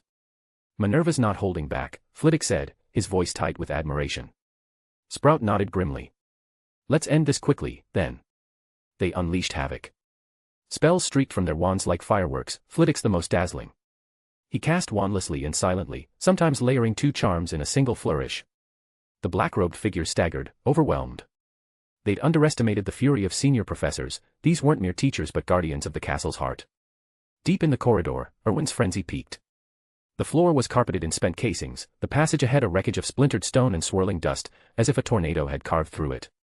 Snape burst in, eyes locking on the boy amid the destruction. Erwin whipped around, crimson gaze gleaming, a manic smile splitting his face. Professor Snape. Join the fun, it's brilliant. Snape's jaw tightened. He yanked a vial from his robes and seized Erwin's chin, forcing the potion past his lips. The bitter liquid hit like a splash of cold water. The red faded from Erwin's eyes. Soreness crashed in, his arms throbbing from the recoil. Ouch, he winced, shaking them out. Snape's voice was low, edged with accusation. How many muggles have you killed to build that tolerance? Breaking a potion's hold so fast, impressive, but reckless. Erwin stayed silent. How many? He couldn't count. Survival in London's underworld had demanded blood. The Renton gang hadn't fallen to clever schemes alone, he'd been a child facing killers. Ruthlessness had earned respect, fear. His first brush with death came at 8, an assassination that claimed his 2 guards and nearly him. Rivers had pulled him through, but Erwin had struck back, wiping out the attacker's entire family, down to the toddlers. Faces blurred after that, only the necessity lingered. Snape exhaled sharply. Never mind. I won't pry, and you'd best not dwell on it. His eyes scanned the settling dust. Amid the debris lay what might have been a body, or scraps of one. Bullets had reduced it to unrecognizable pulp. Snape flicked his wand. Flames erupted from the tip, reducing the remains to ash in seconds. Another wave, reparo. The corridor mended itself. Shattered stone knit together, holes sealed, casings vanished. In moments, it gleamed pristine, as if nothing had happened. Don't breathe a word of this to anyone, Snape warned. No matter who asks. And never admit you killed him. Clear. Erwin nodded. Understood, Professor. But he claimed he murdered my parents. Was that true? Snape hesitated. What else did he say? That he has no magic, that's how he slipped past Dumbledore's wards. Same way he got to my parents. A dark aura flickered around Snape, his fists clenching. So that's their trick. All our precautions, wasted. Damn them. Professor, Erwin pressed, who are they?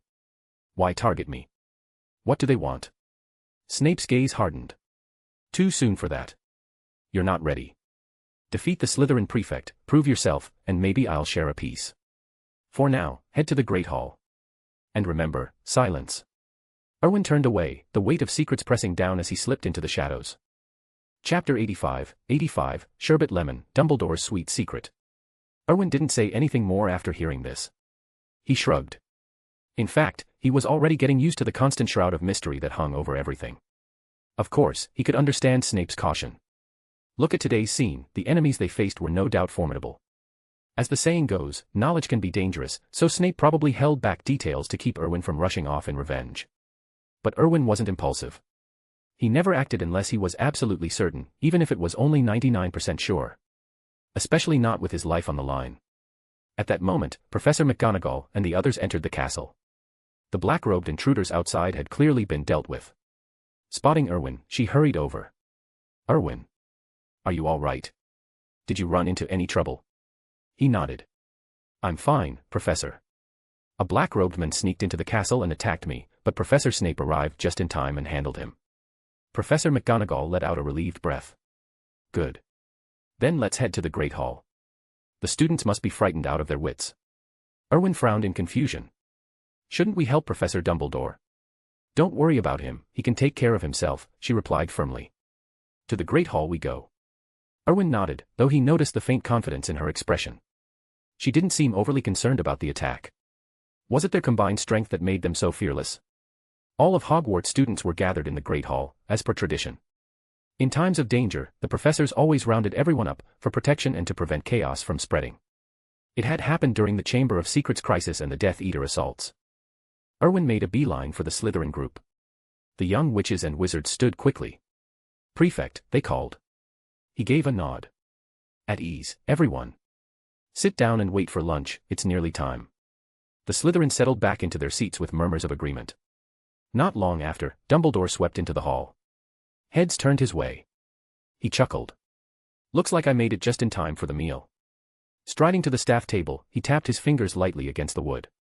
Instantly, platters of food appeared, roasts, pies, and all the usual favorites, with a few exotic wizarding twists added since Erwin's arrival. Erwin wondered if the overworked house elf Dobby was run ragged in the kitchens. But as he dug into his plate with gusto, thoughts of black-robed assailants faded fast. Was there anything more important than a good meal? If there was, it was only if the food fell short, and Dobby's cooking never did. After lunch, Erwin headed to Dumbledore's office. "Sherbet Lemon," he announced. The stone gargoyle sprang aside, revealing the spiral staircase. Dumbledore had given him the password earlier, along with instructions to stop by. Erwin couldn't help but roll his eyes. Did the headmaster have a sweet tooth that big? He'd tolerated the cockroach clusters and candy piles before, but now, with these new Muggle-inspired recipes influencing Hogwarts, Dumbledore's password choices had taken a whimsical turn. Stepping inside for the first time, Erwin glanced around curiously. The office was surprisingly spacious, not cluttered at all, tidy and inviting. No wonder, it had to be the work of someone with impeccable taste. Dumbledore hadn't returned yet. "Hey, you there. Silver white hair, Cavendish, is it?" a voice called. Erwin turned toward the sound. The portraits on the walls were peering at him with interest. He bowed politely. "Greetings, esteemed headmasters. I'm Erwin Cavendish." One portrait leaned forward. "So alike. You look just like your father, no, even handsomer." Erwin glanced at the nameplate, Phineas Nigellus Black. He recognized him immediately, the least popular headmaster in Hogwarts history. Phineas continued, "I eyed your father the same way when he first visited this office." "I salute you, esteemed headmaster," Erwin replied. Phineas gave a slight nod. "Polite chap. A true Slytherin. I heard you were attacked today." "Yes," Erwin admitted. "It was a close call. Without Professor Snape, I'd have been in real trouble." Phineas barked a laugh. "Polite, but not entirely honest, eh? Forgot about the interconnected portraits, did you? There were a few in that corridor where you waited." Erwin paused, caught off guard. He'd overlooked that. "No harm done," Phineas said with a smirk. "I admire the caution. I knew your family a bit, you know, sorry about your parents. In my era of Slytherins, I only truly admired your folks, Snape, and, well, never mind." Though he trailed off, Erwin knew the fourth, Voldemort. The one too notorious to name outright. It was an apt description. Setting aside his twisted personality, Voldemort's achievements were undeniably brilliant, raw talent paired with unyielding ambition. A pity his intellect fell short, anyone with a shred of sense could have outmaneuvered him. In Erwin's eyes, Voldemort's fatal flaw was one, trusting that blasted prophecy. If Erwin were in his shoes. He shook off the thought. Headmaster Dumbledore sent me here. Phineas nodded. Ah. Well, make yourself at home. He won't be long. Erwin settled into a chair, the office's warmth easing the day's tensions as he waited. Thank you for getting us to number 100. You guys are amazing. As promised, because of your incredible support, I'm doing a 15-chapter mass release today. I've just dropped the first 10 chapters for you to binge. The remaining 5 chapters will be uploaded after 12. If you're enjoying the mass release, please smash those power stones and leave a review. Your support keeps me motivated to write more and faster. Let's aim for the top. Mr. Grimm. Chapter 86, A tense chat with the headmaster. Erwin settled into a chair in Dumbledore's office, glancing at the empty portrait frames lining the walls. Aren't the other headmasters around? He asked. Phineas Nigellus Black's painted eyes gleamed from his frame. They are, but it's dreadfully dull cooped up in these portraits. They slip out for a wander now and then. You'll get it when you're on this side, stuck in a frame day after day, it's utterly pointless. Erwin's expression soured. What was with this old coot? Wishing death on him already. A bit of optimism wouldn't hurt. Phineas chuckled at the boy's darkening face. Touchy about mortality, eh? Can't say I blame you. Erwin shrugged. Who wouldn't be? I'm only 11, death feels a long way off. I'd rather stick around if I can. Phineas nodded sagely. I felt the same once. Anyway, enough gloom. I hear you're pushing for some morning and evening study sessions. Erwin grinned. Spot on. School's meant to be enjoyable, right? They say knowledge brings joy. Adding self-study slots would make the young witches and wizards even keener. Phineas rolled his eyes dramatically. If we'd been at Hogwarts together, I'd have hexed you on the spot. Lucky for me, we missed each other, Erwin shot back with a laugh. Phineas studied him intently. If, and I mean if, you pull off a win in the prefect challenge, you'll earn more than you bargained for. Slytherin's future lies with your generation. I want to see history unfold, even from this dusty canvas. Erwin's face grew serious. Count on it, headmaster. If Slytherin needs a prefect, it'll be me. Phineas barked a laugh. That's the spirit. I like your fire. When the day comes, I'll step out of this frame to shake your hand myself. Erwin inclined his head. You'll witness it. He'd taken an unexpected liking to this so-called least popular headmaster.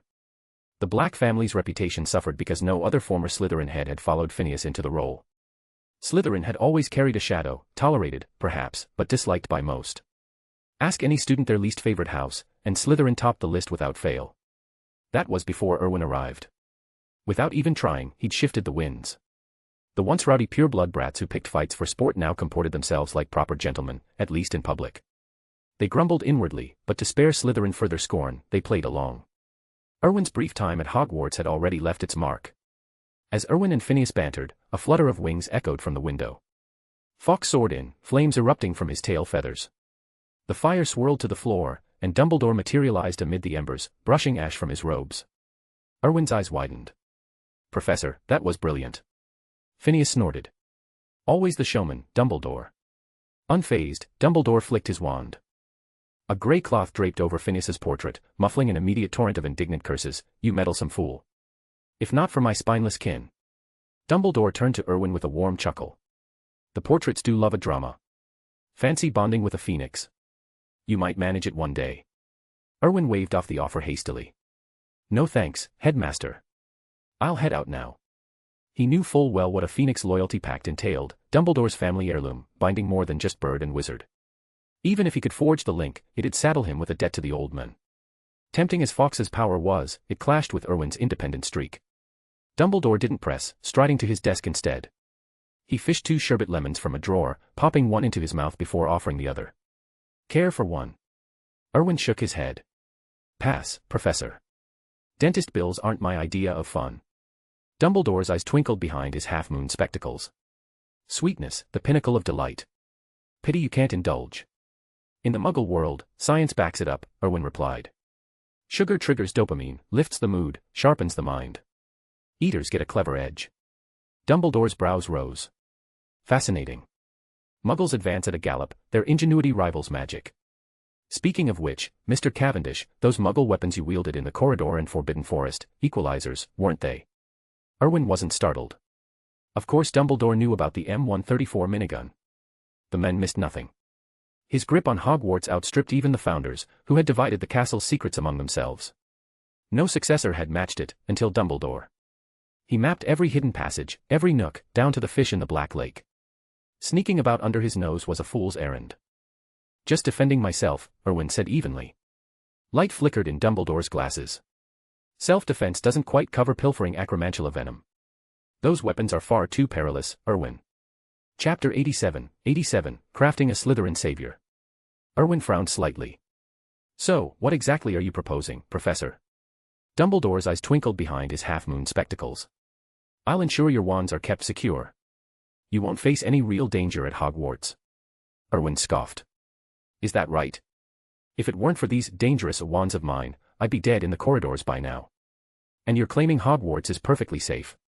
Dumbledore paused, choosing his words carefully. That was an unfortunate mishap. Erwin shrugged. Maybe. But who can promise it won't happen again? Handing over my wands.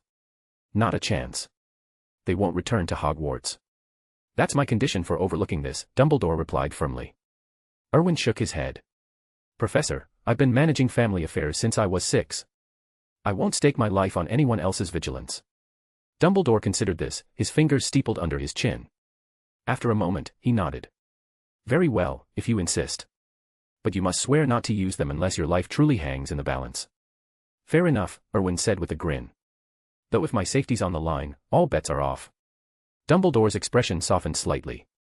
And no more venturing into the Forbidden Forest after acromantulas with those wands. Erwin raised an eyebrow. So, the acromantulas went crying to you. Dumbledore chuckled dryly. Not quite. A large swarm migrated into other creatures' territories, and the centaurs brought it to my attention. Erwin nodded, piecing it together. Bloody acromantulas. Running off like that. You didn't come here just to lecture me about forest pests, did you? Dumbledore's tone grew serious. No. I have a favor to ask. I'll be away for about a week. Could you keep an eye on Potter in my absence? Erwin blinked in surprise. Harry Potter. Babysit him. Precisely, Dumbledore confirmed. He's poking into something risky. I'd feel better knowing you're watching out for him and his friends. Erwin burst out laughing. I refuse. I've no interest in playing nanny, Professor. And if it's as dangerous as you say, why not just order him to drop it?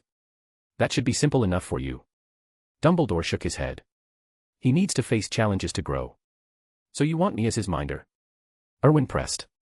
Honestly, that's a poor plan. Unless you extend your protection to me here at Hogwarts. Then I might consider it. Dumbledore's eyes widened fractionally. He toyed with that very idea, but hearing it from Erwin made it awkward to broach. Potter's your classmate, after all, he said instead. Erwin snorted. Professor, you're missing the point. I'm a Slytherin prefect. Harry's a Gryffindor with that reckless lot. We're hardly on the same page. Dumbledore rubbed his temples, a rare sign of frustration crossing his face. Erwin, I only left Hogwarts because of your predicament. I'm an old man trying to help, yet you can't spare even a modicum of aid. Erwin froze for a beat. Moral blackmail. Clever old fox. Anyone else might have buckled under that guilt trip. But Erwin. He wasn't one for sentiment. He rose smoothly and bowed at a precise 90 degrees. I'll never forget your assistance, Professor. I'm eternally grateful for your kindness. A derisive snort echoed from the covered portrait nearby. Dumbledore, I never imagined you'd stoop this low. Well played, lad, that's how you handle his sort. Erwin inclined his head. Thank you, Headmaster Black. Dumbledore's face darkened, the lines around his mouth tightening. This boy was nothing like his father, warm, approachable, beloved even in Slytherin circles. Erwin was a thorn, sharp and unyielding. With a heavy sigh, Dumbledore relented. Name your price, Erwin. Erwin's lips curved into a triumphant smile. About time. Why toil for free when benefits were on the table? I want permission to apparate within Hogwarts grounds. Dumbledore's brow furrowed. Apparition privileges here? For what purpose? Escape, obviously, Erwin replied. After today's mess, I know someone's gunning for me. If it happens again, I need a quick way out. Dumbledore mulled it over. Watching Harry for a week in exchange for that. It seems steep. Shall we haggle, then? Erwin suggested, leaning forward. Dumbledore nodded. Indeed. A week's vigilance isn't worth bending school rules. Erwin waved a hand dismissively. Simple fix, Professor. You want Harry to grow, whatever your grand scheme, he's your whetstone. But let's be honest, Gryffindor's crew isn't sharpening him. Ron's a dead weight, Harry learns nothing from that sort. There's wisdom in choosing your influences wisely. Grant me the apparition access, and during next week's free study periods, I'll invite Harry to the Slytherin common room. I'll tutor him myself.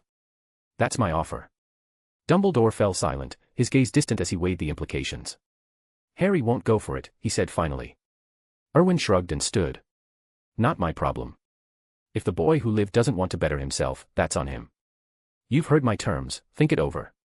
Oh, and I just remembered an errand this afternoon. Good day, Professor. As Erwin slipped out of the office, a sly grin spread across his face. What if this so-called savior started leaning Slytherin? The chaos would be delicious. He couldn't wait to see it unfold. Chapter 88, Harry's Crushing Doubts. Erwin had zero interest in playing babysitter. But if the job came with perks, he could stomach it. Most crucially, the so-called boy who lived could serve as excellent cover, if handled right. Asking anything of Harry meant pulling in Dumbledore as backup, at minimum. Involving the boy was like involving the headmaster himself. From that angle, the kid didn't seem half bad. Erwin snapped his fingers thoughtfully. A useful tool, really. That realization made him second-guess his earlier stance. Maybe he should have agreed to Dumbledore's offer outright. Would the old man dare grant him permission for apparition within Hogwarts? It sounded like a simple magical allowance, but it wasn't. Only past headmasters and the 4 heads of house could apparate on school grounds. Aside from them, even the most senior wizards lacked that privilege. Bestowing such authority meant Hogwarts trusted him completely, no wards against him. Erwin regretted pushing back, his demands had been a touch ambitious. Dumbledore couldn't possibly trust him that much. What if this scared off his handy scapegoat shield? He was already brainstorming excuses to reel Harry back in when a familiar restraint in his body snapped. Erwin froze. What was that? He snapped his fingers again. His form twisted into a vortex, and the next instant, he rematerialized in his bedroom. Stunned, he blinked. Bloody hell. Dumbledore had actually done it. Trust. No, that didn't add up. The headmaster trusted only one person fully, Professor McGonagall. Even then, Erwin doubted it was absolute. Men like Dumbledore, and himself, trusted no one but their own judgment. A sly smile tugged at Erwin's lips. Clearly, he'd misread the game from the start. No matter. Apparition at Hogwarts was a win. Now he could slip off campus whenever he liked. Being cooped up here was dull. More than that, he itched to check on Diagon Alley. Leaving it all to Tom felt off, even with Hagrid's supplier role and the influx of magical creature materials, business that might ruffle pureblood feathers. Erwin had sent Tom with reinforcements and a few Muggle firearms for good measure, but this was his first real venture in the wizarding world. Unease lingered. He couldn't act rashly, though. Better wait until Dumbledore was away. What if the headmaster, or Voldemort, revoked the privilege? Glancing at the clock, Erwin saw it was early enough for a nap. Nothing pressing, anyway. As Erwin dozed, Harry Potter made his way to the headmaster's office. Before he could knock, the door creaked open on its own. Dumbledore sat behind his desk in a comically oversized hat, peering over his half-moon spectacles with a warm smile. Harry. Come in, come in. Harry stepped inside, glancing around the cluttered room with its whirring silver instruments and dozing portraits. Dumbledore waved casually. Take a seat, my boy. I'll just finish this up. Harry nodded and settled into a chair, fidgeting slightly. From a nearby portrait, Headmaster Phineas Black eyed him with pity, shaking his head. Pathetic compared to Erwin. Was this the vaunted savior? Dumbledore must have been duped. And poor Voldemort, tricked into pinning hopes on the boy after meeting a true Slytherin standout like Erwin. Dumbledore scribbled for what felt like ages before setting down his quill. So, Harry, how are you finding Hogwarts? Harry, lost in his thoughts, jolted upright. Fine, Professor. Never better. Dumbledore chuckled, gesturing him to relax. No need to stand in ceremony. I just fancied a chat. Old age makes one chatty. Sherbet lemon. Harry accepted gratefully. Thanks, sir. The headmaster's eyes twinkled. Harry was far more endearing than Erwin, no complaints about sweets, at least. It warmed the old wizard's heart to share. As Harry popped the candy in, Dumbledore leaned forward. Feeling steadier now? Harry nodded, the sugar calming his nerves. Tell me, Dumbledore continued gently, what do you make of Erwin? Harry hesitated, surprised by the shift. He's brilliant, sir. Everyone says so, professors, students, even the older years. He answers every question in class like it's nothing. Nothing stumps him. Dumbledore nodded sagely. Indeed, he's exceptionally gifted. Even I haven't seen his equal among first years, perhaps among any students. Harry scratched his head, a knot forming in his stomach. So that's why he'd been summoned. To rub in the gap between them. He already knew it all too well. His shoulders slumped. Dumbledore's gaze sharpened behind his spectacles. Something troubling you, Harry? The boy shook his head, staring at his shoes. It's quite all right, Dumbledore said kindly. At your age, doubts are as common as Bertie Bott's beans. No shame in it. Harry wavered, then blurted, I feel like I've disappointed everyone. They call me the savior, but I don't see what makes me special. Not compared to Erwin. He's better at everything, maybe he's the real one, and I'm just pretending. Chapter 89, Dumbledore's Art of Persuasion. Dumbledore's eyes twinkled behind his half-moon spectacles. My boy, your role as the savior isn't just what others claim, it's what you've truly accomplished. You defeated Voldemort and brought light back to the wizarding world. To so many, you're a hero. Harry Potter shifted uncomfortably in his chair. Really? But why does it feel like I can't do anything right? There's nothing Erwin can't handle. Professor, I'm just frustrated. Dumbledore nodded sympathetically. If I were your age, I'd probably feel the same facing someone like Erwin. But Harry, remember this, no one starts out great, not even him. Harry leaned forward eagerly. Professor, how can I become as knowledgeable and capable as Erwin? Dumbledore's lips curved into a gentle smile. There it is, he thought. The hook's set. He had a soft spot for children this age, their wide-eyed curiosity was endlessly rewarding. He and Erwin shared that fondness, though their approaches differed sharply. Right now, for instance, Dumbledore found Erwin's influence downright irksome. Want to be like Erwin? Dumbledore continued. It takes hard work and guidance from others. When he's stumped, he turns to friends for group study or asks professors for advice. So if you aim higher, push yourself even further. But effort alone isn't enough, you need to connect with people, ideally a study partner your own age. That's the quickest path to real progress. Harry fell silent, pondering the words. Dumbledore gauged the moment was ripe. Harry, are you familiar with self-study sessions? Harry nodded. Yeah. Erwin suggested them, and at first, the older students weren't thrilled. But lately, Ravenclaw and Slytherin can't wait for them. Dumbledore chuckled. And do you know why? Harry shook his head. Because they free up time for focused learning and interaction. Peers bounce ideas off each other, and their marks soar as a result. Harry's face brightened. Then I could study with Ron. Dumbledore shook his head gently. That's an option, but I recommend joining Erwin in the Slytherin study room instead. As we both know, he's the top of your year, and he's brilliant at tutoring classmates. I hear Draco Malfoy even mastered basic transfiguration under his guidance.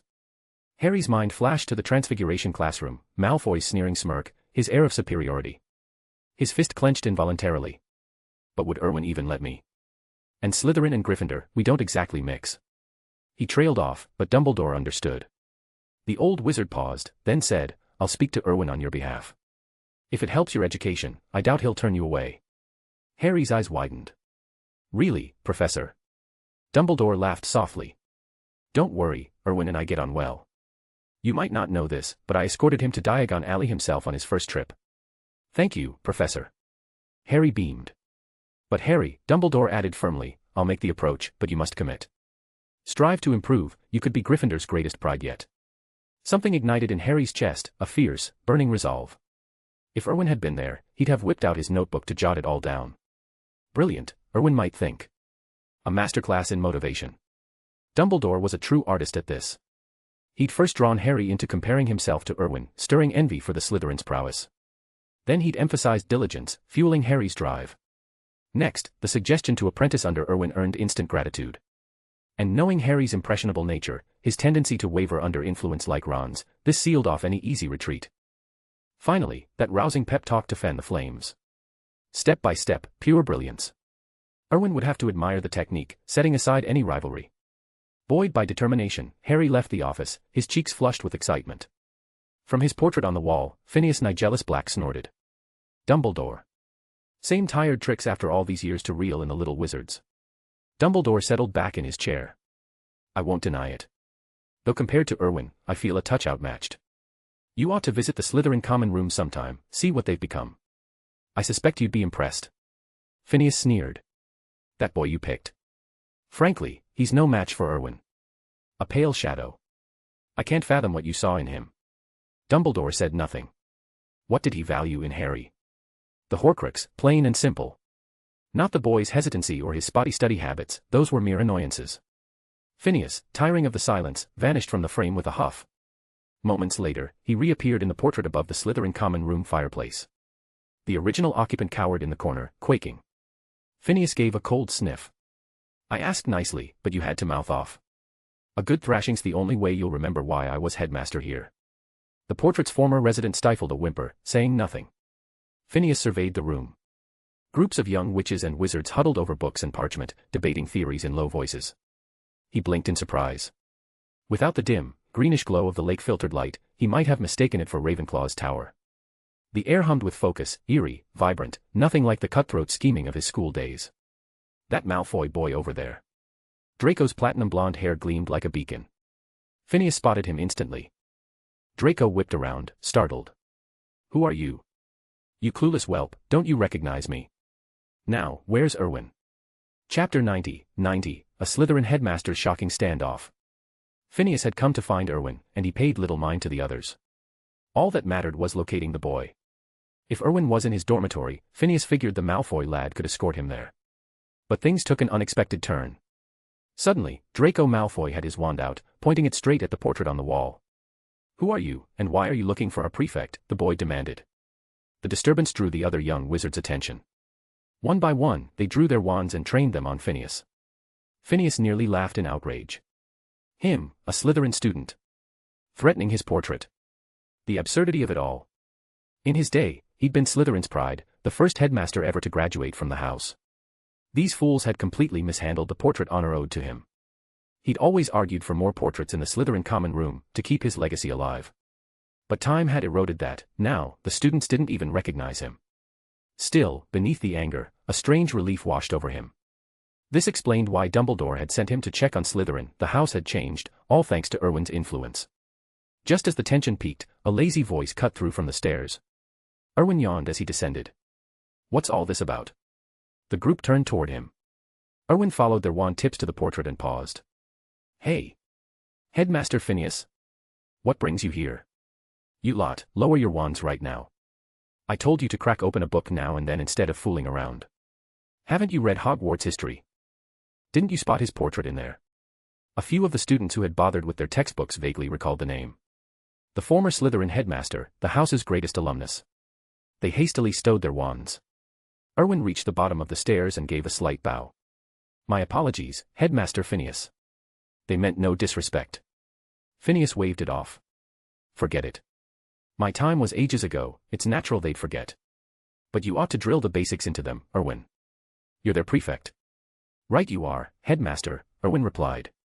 He turned to the group. Apologize to him now. Who taught you to aim wands at a revered Slytherin headmaster? And with your skills, do you honestly think you could scratch a portrait? Use your heads. Phineas's expression soured. So Erwin was scolding them not for the rudeness, but for the poor execution. Unbelievable. A younger Slytherin piped up quickly. Sorry, Headmaster Phineas. Phineas dismissed it with a gesture. Never mind. Erwin, grab a frame. Let's head to your dormitory and chat. Erwin nodded and scanned the room. The nearby portraits looked tense, as if sensing trouble. He considered for a beat. One moment, Headmaster. I'll fetch one from outside. Plenty of old Slytherin alumni portraits scattered about, moving one's a hassle otherwise. With that, he slipped out of the common room and approached a nearby frame. He glanced at the plaque below, a former Gryffindor student. Perfect. Senior, Erwin said politely, mind shifting to another room. The portrait's occupant gaped in shock. What? Asking me to clear out like that? Erwin wasted no time, drawing a small knife. Are you moving yourself, or shall I smash the frame and let you hunt for a new one? The Gryffindor's face twisted in alarm. Vile Slytherin. As treacherous as ever. Without waiting, he bolted, leaping into the adjacent frame, then the next, vanishing at breakneck speed. Erwin hefted the now empty frame back to the common room. Here we are, Headmaster. A tad small, but it'll do for now. Phineas nodded approvingly, eyeing the plaque. Well done. He stepped forward, and in an instant, manifested inside the frame before Erwin. Erwin watched, intrigued. What magic powered that? Noticing the curiosity, Phineas explained. Don't bother puzzling it out. Portraits aren't like photographs, which rely on developing potions. These moving ones. A sliver of the artist's, or subject's, soul essence is infused during creation. But don't get ideas, siphoning soul power from the living dulls the mind and sharpens folly. Erwin nodded, the pieces clicking. A milder echo of a Horcrux, lacking the immortality, but born of similar principles. And Phineas's warning rang true, just look at Voldemort, whose brilliance had curdled into paranoia and rash stupidity after his soul-splitting experiments. Still, the concept fascinated him. His instincts told him it might prove useful someday, worth exploring if the chance arose. Erwin lifted the frame. Carry on with your studies, all of you. More reading, less slacking, I've said it a dozen times. The little Slytherins exchanged glances, eyeing the books on the table with wry grimaces. They'd tried, honest. Up in his dormitory, Erwin set the frame on the windowsill table. Phineas gazed out at the Black Lake's murky depths, the dungeon's sole glimpse of daylight. Been ages since I lingered here, he murmured. I roomed on this level once, the only spot in Slytherin with a view. Nostalgic, really. If you like it, I'll mount the frame here permanently, Erwin offered. Drop by whenever. Phineas eyed him shrewdly. Flattery, eh? Out with it, boy. What's on your mind? Erwin grinned. Caught me. Truth is, I'm wondering about the perks of being a Slytherin prefect. Professor Snape mentioned that becoming a model prefect opens doors to unimaginable rewards. Promise kept. That brings us to 15 chapters for the day. I hope you guys enjoyed the mass release. Please keep reading and keep voting to help us hold our rank. Your support today has been legendary. Mr. Grimm. Chapter 91, Shadows of Slytherin's True Legacy. Phineas fell silent for a moment. Actually, I haven't the foggiest, he admitted. Erwin stared at him, stunned. What had he just heard? This old headmaster didn't know either. Phineas continued, it's an ancient Slytherin legend, really. You might have come across the tale of the four founders' legacies. Hogwarts lore says each left behind something profound after founding the school. Erwin nodded. I've read about it. The exposed one is Slytherin's Chamber of Secrets, people have died there. It's taboo now. Phineas inclined his painted head. I've heard whispers in the other portraits, but what if the chamber isn't his true legacy? Erwin's eyes widened. Not Slytherin's real inheritance. Legend claims the four founders started as middling wizards in their day, Phineas explained. Then they acquired something, nobody knows what exactly, that elevated them to the pinnacle of power, letting them build Hogwarts. Rumor has it they hid this true power here. Slytherin himself devised the hidden prefect trials, passing them down to every head of house by word of mouth. Pass the challenges, and you claim his genuine legacy. Erwin frowned. What about the other houses? They don't have hidden prefect trials. Phineas shrugged. No idea. The founders' secrets wouldn't come cheap, would they? Though I've caught wind of something intriguing, Dumbledore may have unlocked Gryffindor's full legacy. Who knows if it's true, he's never breathed a word. Erwin nodded thoughtfully. Thanks, Headmaster. Phineas waved a dismissive hand. No need.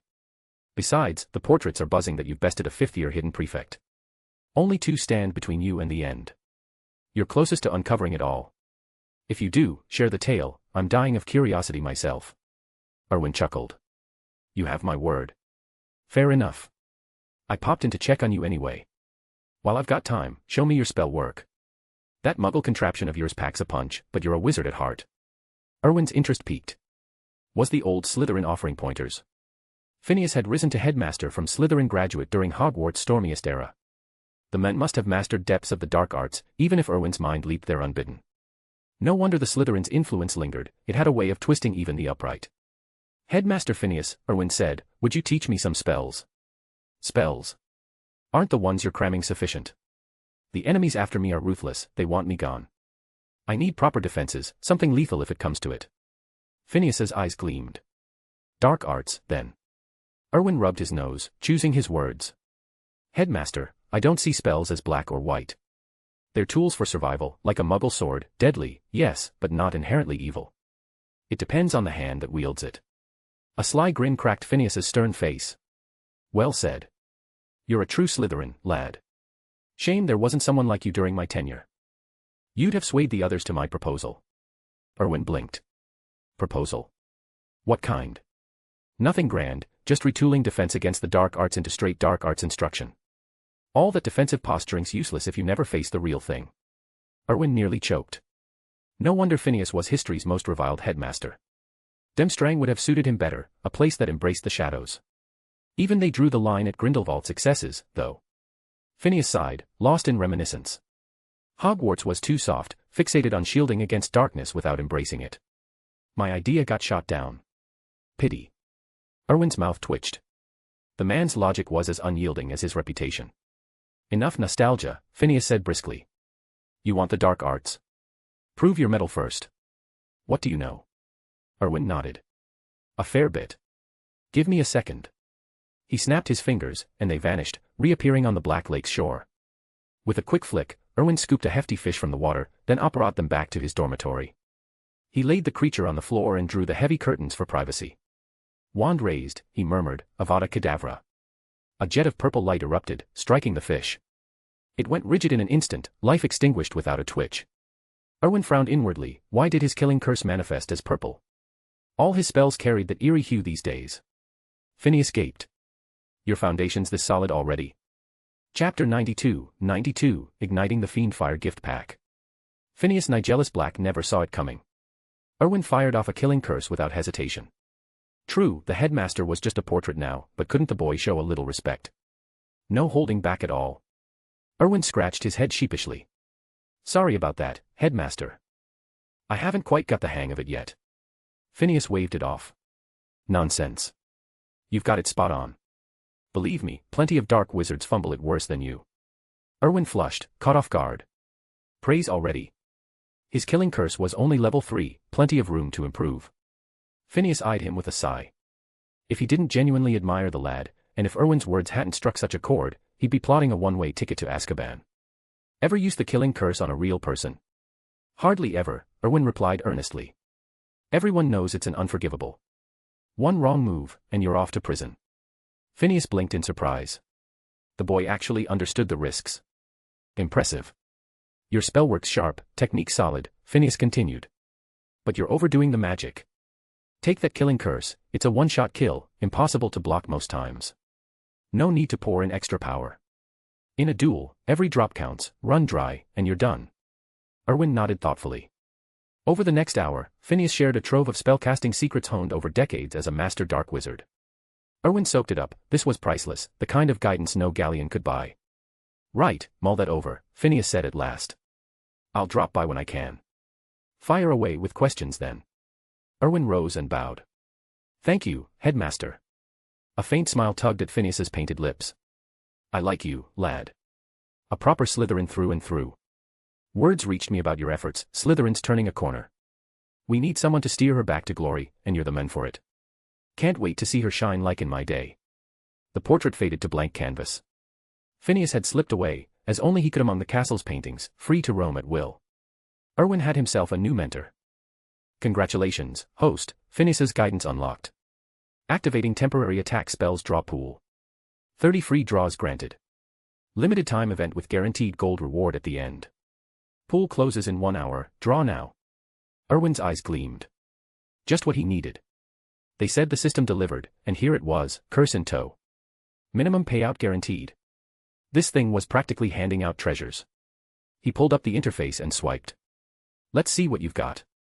With gold assured, why hold back? Worst case, the finale would deliver. 10 draw complete. Rewards distributed. Bomarda X2. Glacius X1. Levi Corpus X1. Spell proficiency X300. Not bad. Bomarda unleashed vicious explosions on targets, though it had a nasty habit of ricocheting wildly, could backfire like it did on Hermione when she botched Harry's wand. Glacius. A rare one, straight from her playbook against those Cornish pixies Lockhart unleashed. And Levi Corpus, Snape's invention, hoisting foes upside down by the ankle. Ironic pull. Erwin kept going. 10 draw complete. Rewards distributed. Purple glow, jackpot. Reducto X2. Incarcerus X1. Stupefy X3. Spell proficiency X300. Congratulations, purple reward unlocked, Fiendfire gift pack. Includes Protego Diabolica for defense and Fiend Fire to blaze the path. Keep pushing, wizard, the next Grindelwald could be you. Erwin jolted upright, stool scraping. His gaze locked on the glowing prize. Fiend Fire gift pack, Protego Diabolica shielding, Fiend Fire raging ahead. He'd never forget those chilling blue flames from the films, Grindelwald's Inferno clashing with Crimson Phoenix Fire. Spectacular didn't cover it. The rest. Child's playthings by comparison. Deep down, Erwin favored Fiend Fire over even the Unforgivables. Power like that demanded leadership, not recklessness. Wouldn't want it getting the wrong idea. Excitement surged as he claimed it. He itched to unleash hell, torch something, anything. But no. Shake it off. Hogwarts ablaze. Straight to Azkaban, bunking next to Sirius. Breathe. Dumbledore's watchmen playing smart, build steady, no wild swings. Still, that Fiend Fire. A grin split his face. Even if the final draw bombed, this pack and the gold guarantee made it a steal. What more could a Slytherin want? He snatched the rewards before the system could glitch. Only then did relief wash over him. Casually, he triggered the last 10 draw. Chapter 93, The Golden Draw, Unstoppable Homing Magic. A chime echoed in Erwin's mind. The 10-pull lottery has ended, and rewards are being distributed. Spell proficiency x 900. Erwin blinked in surprise. Was that it? He'd been half joking about the system's stinginess, but this felt like a slap in the face. 900 points on top of the guaranteed gold reward. It was better than nothing, but hardly the windfall he'd hoped for. The guaranteed gold reward has been drawn. Congratulations, host. You have received a targeted skill. Targeted skill, all your single target attacks now include built-in tracking and guidance. Erwin frowned, turning the description over in his head. Homing attacks. In magic. It sounded gimmicky at first, wands weren't exactly heat-seeking missiles. But then it clicked, and his eyes widened. This could change everything. As any wizard worth their salt knew, the killing curse couldn't be blocked by spells. Avada Kedavra was a death sentence, swift and unyielding. Only a handful of countermeasures existed, each more desperate than the last. The first was the ancient sacrificial protection, like the one Lily Potter had woven around her son. It deflected the curse outright, trading one life for another's safety, a passive shield born of pure love. Unbreakable, but utterly plot-armored, only 2 people in history had pulled it off. Lily, shielding Harry from Voldemort's rage, and later Harry himself, marching into the Forbidden Forest to destroy the Horcrux within him. In that moment, the protection transferred to everyone in Hogwarts, rendering Voldemort's spells useless against them. Erwin had always rolled his eyes at it, pure narrative convenience, defying all logic. The second was Priori Incantatem, triggered by twin wand cores. During the Triwizard Tournament, Harry's Expelliarmus had clashed with Voldemort's Avada Kedavra, forcing a spectral standoff. Wands that shared a core couldn't harm each other fatally, the curses rebounded in a dazzling display of echoes from the dead. Then there were Horcruxes, splitting the soul to cheat death. Hit with the killing curse, and you just reform elsewhere, like a phoenix bursting into flame only to rise anew from the ashes. Outrageous, but effective.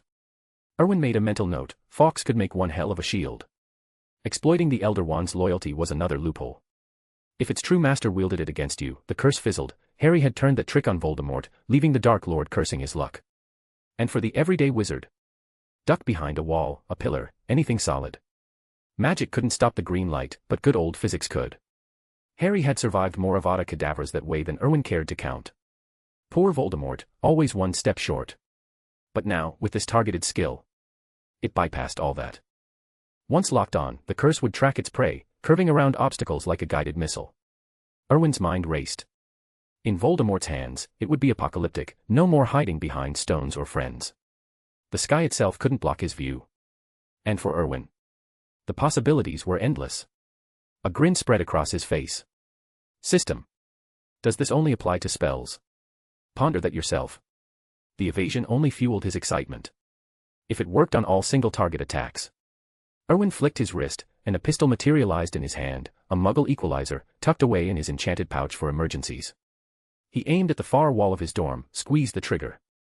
The bullet veered midair, arcing impossibly around a chair before slamming into the target with pinpoint accuracy. Erwin's heart pounded. It worked. Bullets that curved. He laughed, a thrill shooting through him. No more being just a wizard, he could play by Muggle rules too, and win. The lottery ends. Limited time gacha pool closes. Preview, a holiday gacha pool opens for Christmas. Accumulate wizarding acclaim, the festive draws are unbeatable value. Erwin paused, glancing at the calendar in his mind. Halloween was next Thursday, Christmas loomed just beyond. With 5,000 acclaim points left, he could draw now, but why not wait? Stockpile for the holidays, hit the pool with a massive pull. Bigger risks, bigger rewards. He pulled up his status panel. Spell Mastery, Accio, Level 3, Wingardium Leviosa, Level 3, Protego, Level 3, Expelliarmus, Level 3, Sectum Sempra, Level 3, Acclemency, Level 3, Pure Totem Locomotor, Level 3, Bombarda, Level 1, Glacius, Level 1, Levi Corpus, Level 1, Reducto, Level 1, Incarcerus, Level 1, Stupefy, Level 1, Protego Diabolica, Level 1, Incendio, Level 1, Apparition, Level 3, Killing Curse, Level 4, Cruciatus Curse, Level 4, Dot. Spell Proficiency, 2900. The recent additions were all fresh, hovering at Level 1, unreliable in a pinch. But upgrading them would demand choices. The Hidden Prefect challenge loomed largest in his mind, Slytherin's true legacy dangling like a tantalizing secret. He couldn't afford half-baked spells there. Self-practice could build proficiency, but Level 1 casts often fizzled.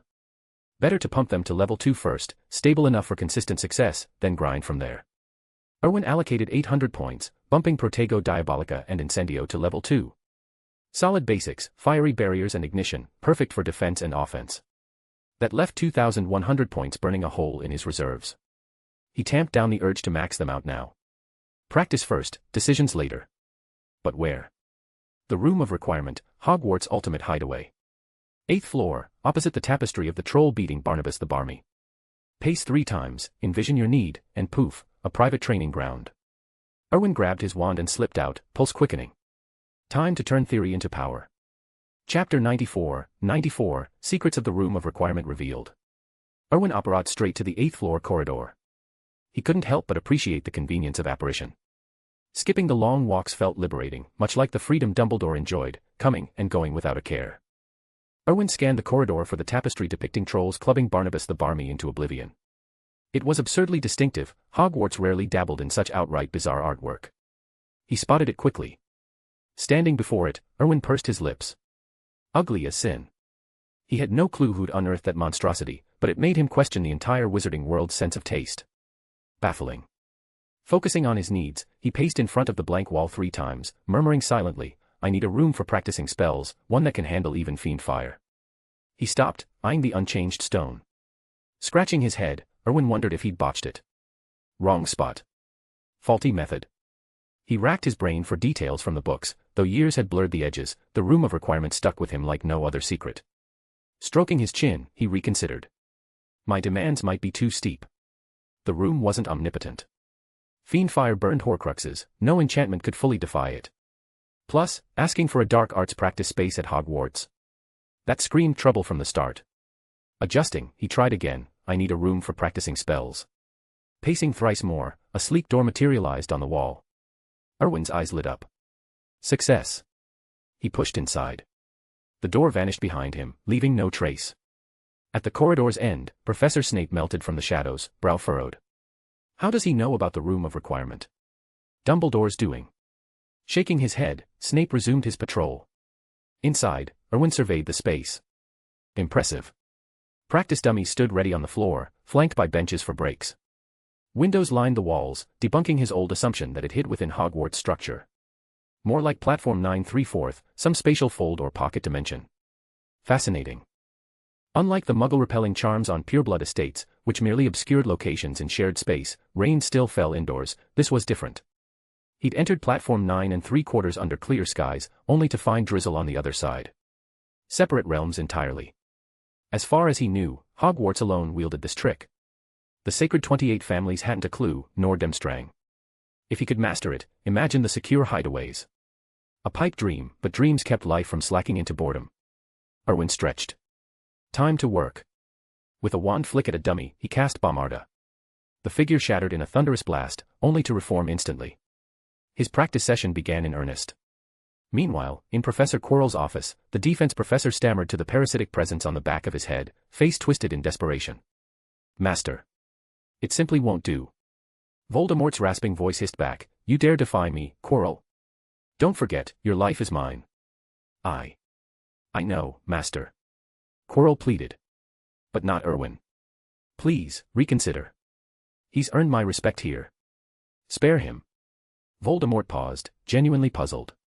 He'd only suggested approaching Erwin for a chat, yet Quirrell resisted, for the first time since their unholy bond. Quirrell, you'll die for this insolence. No, master, I beg you. Why him? Whatever you seek, I'll fetch it myself. Anything. Voldemort seethed, tempted to end the fool then and there. But Quirrell remained his sharpest tool, too valuable to discard yet. Suppressing his rage, he wheedled, I mean him no harm, Quirrell. Just a meeting. You don't grasp the Cavendish name's weight. Erwin's grandfather was my classmate, an old ally. I only wish to see the boy. Chapter 95, Erwin's tireless grind. Professor Quirrell hesitated. Is it really just a brief meeting? Voldemort snapped with irritation. I'm just going to see him. The rest is none of your business. I won't hurt him, I could even train him myself. You don't understand what the Cavendish name means. You don't know what's behind it. Master, Quirrell pleaded, I can call him over for you, but please don't hurt him. I felt a long-lost respect from him, even if it's just his manners and upbringing. I'm grateful for that. Voldemort sighed in exasperation. What was this? Erwin hadn't spent much time with Quirrell. How could he turn such a loyal servant against him? How dare Quirrell contradict him now? But Voldemort pushed the annoyance aside. Cavendish, he was finally going to see Cavendish again. If only he'd uncovered the secret sooner. Once he did, he'd wanted to track down the Cavendish family. Erwin's parents had vanished from the wizarding world under heavy protection, even he couldn't touch them. Then, unexpectedly, fate intervened with the attack on Hogwarts. Amid his awe at Dumbledore's raw power, he'd learned this generation's Cavendish was a student there. No wonder the name had nagged at him before, he just hadn't connected the dots until the assault unearthed a long-buried memory. Quirrell left the office and headed to the Slytherin common room. At the entrance, he bumped into Malfoy, fresh from the library with an armful of books. The boy had thrown himself into his studies lately, a surprising shift for someone from a pure bloodline like his.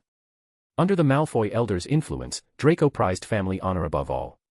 Erwin's words had sparked something in most first years, planting seeds of inspiration that bordered on subtle indoctrination. But they hit hardest for purebloods like Malfoy, whose families among the Sacred 28 were dwindling. These children clung to their legacy fiercely, making them ripe for Erwin's brand of motivation. Spotting Quirrell, Malfoy frowned, his instinct to dodge warring with a recent lesson. True nobility didn't show in sneers or picking on the weak. Real refinement set nobles apart, forming the bedrock of their status. Steeling himself, Malfoy stepped forward. Hello, Professor Quirrell.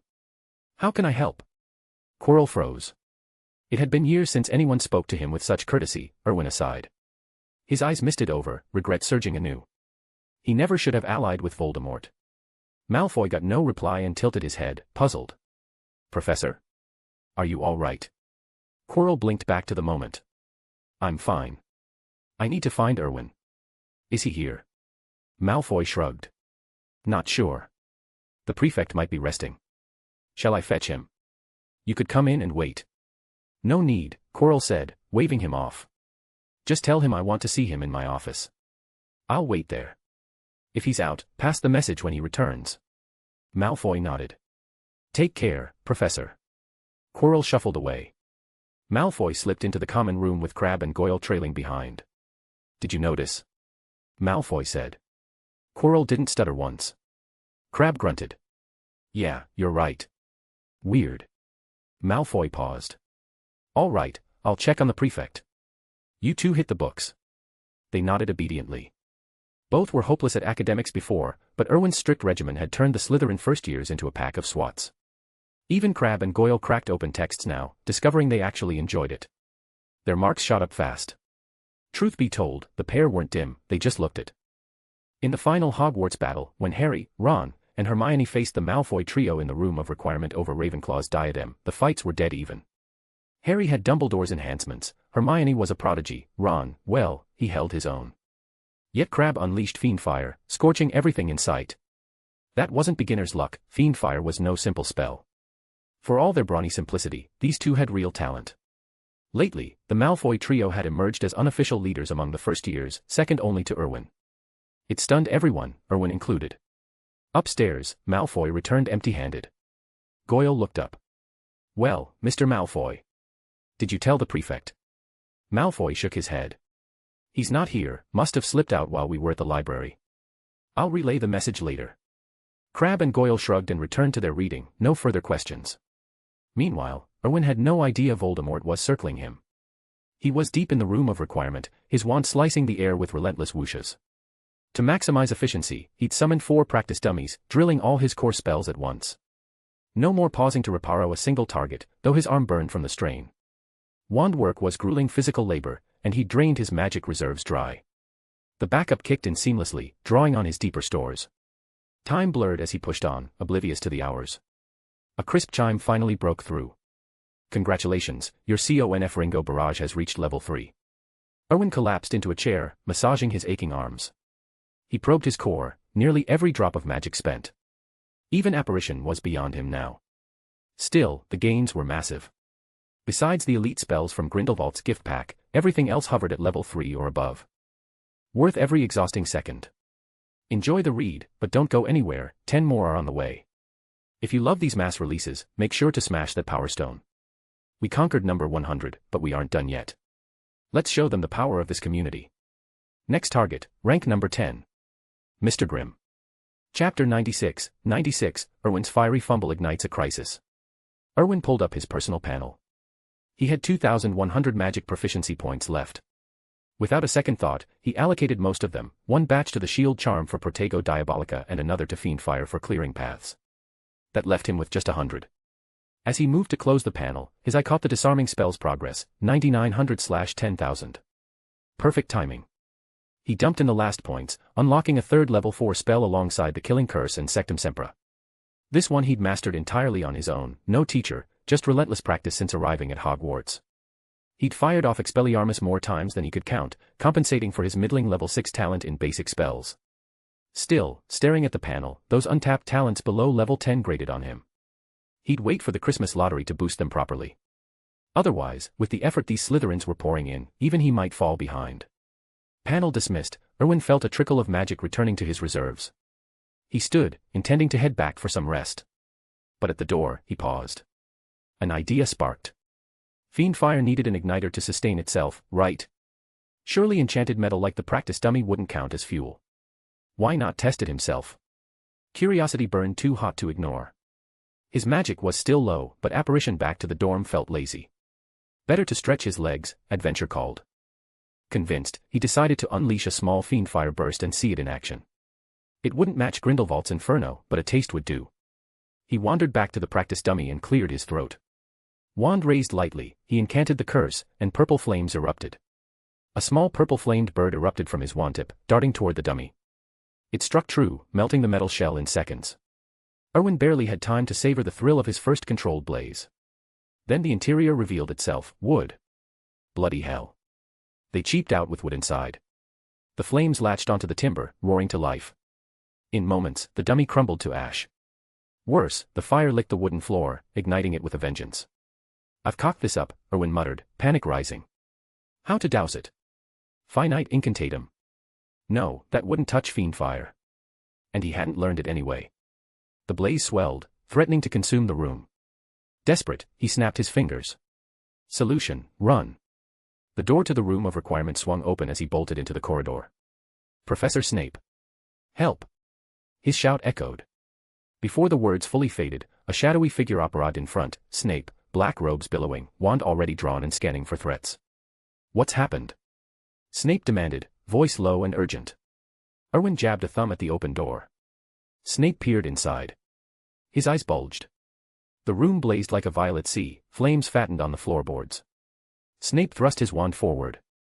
A jet of water shot out, but evaporated into steam on contact. His face darkened.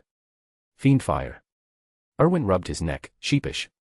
Air, looks impressive, doesn't it? Snape's glare could curdle milk. He didn't dignify that with a response, instead disapparating inside. Wand slammed to the floor, finite incantatum.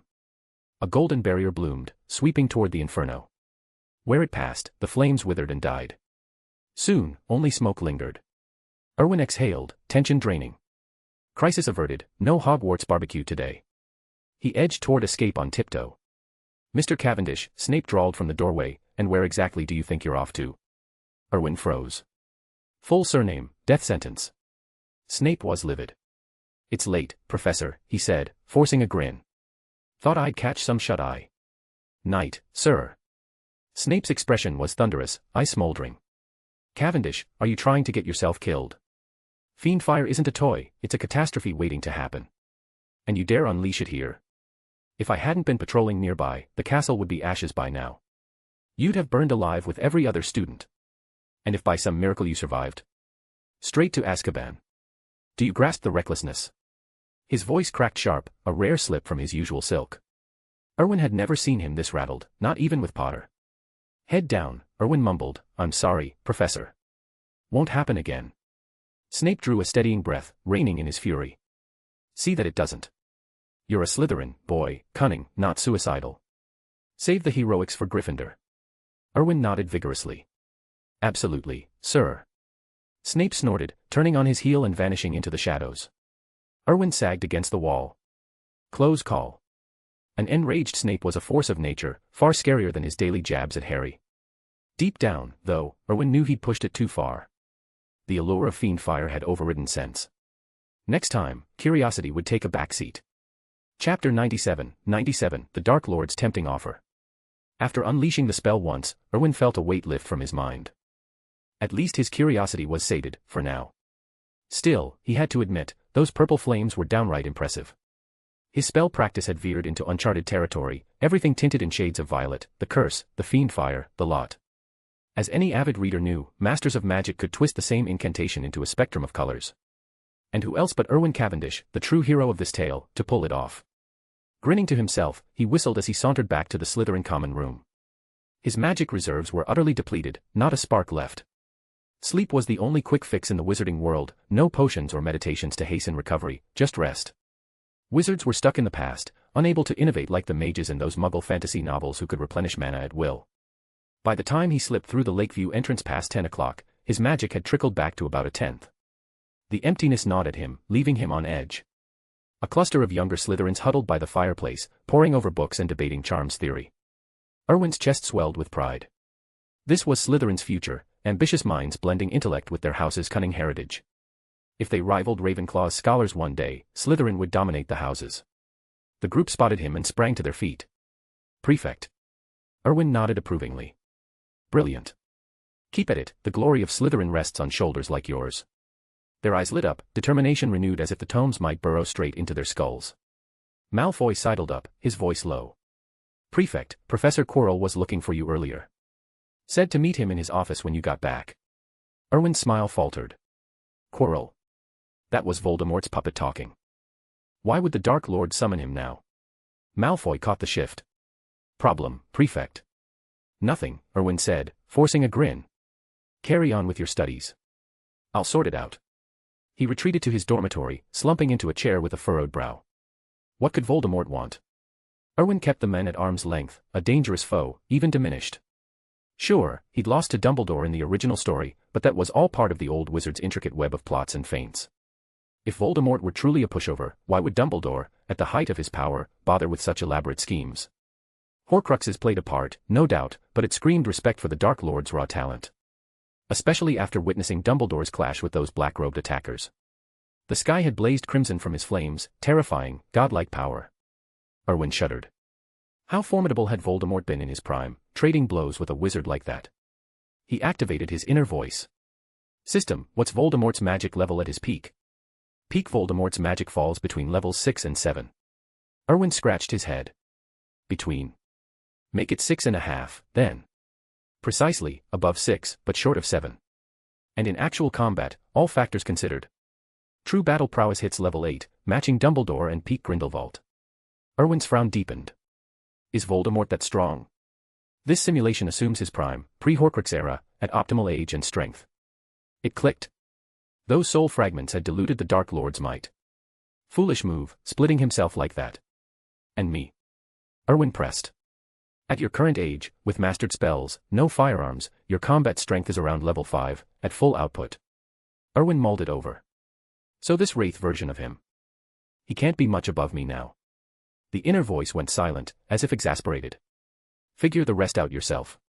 Where's the thrill if I spoil it all? Erwin smirked. Stingy as ever. This system had its limits, but it was better than nothing. Should he meet the men? Curiosity burned brighter than caution, especially with Dumbledore away. Voldemort might try something underhanded, but facing him head-on was a step toward tackling greater threats. Erwin wasn't the type to cower, not when he'd been too feeble to even consider it before. Decision made, he snapped his fingers. Apparition would keep things discreet. But precautions first. With a flick of his wrist, an array of lethal Muggle armaments materialized on the desk, pistols, rifles, their safeties checked and magazines loaded. His gaze lingered on the final piece, an RPG launcher. He hefted it, slid the rocket into place, and armed it with a satisfying click. Ready for whatever the Dark Lord had in store. Chapter 98, Shadows of the Past, Erwin meets the Dark Lord. With his preparations complete, Erwin felt a surge of security. Armed with those gadgets and apparition at his disposal, his confidence swelled. He sensed the magic stirring within him, 30% restored, enough for 4 or 5 more jumps if needed. That would suffice. Time to face Mr. Voldemort. Erwin adjusted his protean battle robes, which dulled incoming spells by 30% on contact. The upper hand was his. He didn't apparate straight to the office, the walk would let him recover a bit more magic. Waiting for a full recharge? No point, Voldemort's intentions were still a mystery, and delaying might raise suspicions. A professor summoning a student demanded prompt obedience. Minutes later, Erwin stood before Professor Quirrell's office door. With a subtle flick, he summoned his wand and tucked it up his sleeve beneath his robe. He knocked. Professor Quirrell. It's Erwin. The door creaked open almost immediately. Quirrell himself peered out, his eyes lighting up with unguarded delight. Erwin, you've come. Erwin nodded, stepping inside, but something felt off. Quirrell wasn't stuttering. Professor? Are you all right? Quirrell blinked, then chuckled. No idea what happened. The stutter just vanished. Erwin forced a smile. Well, congratulations, Professor. Sounds like a win. Thank you, Erwin. Come in, sit down. Quirrell shut the door behind them. What did you need me for? Erwin asked, settling into a chair. Quirrell hesitated, lips parting, then a cold voice cut from the shadows behind him. Enough. Let me take over. I suspect young Mr. Cavendish already knows I'm here. Quirrell nodded obediently and turned to Erwin. Don't be afraid. Someone just wants a word. No harm intended. Erwin kept his expression neutral, unsurprised. Voldemort's slip had given him away. Dealing with minds like his was a nightmare, centuries of cunning outmatched raw intellect every time. Quirrell unwound the turban from his head and pivoted slowly. A grotesque, pallid face emerged from the wrappings, serpentine and malformed.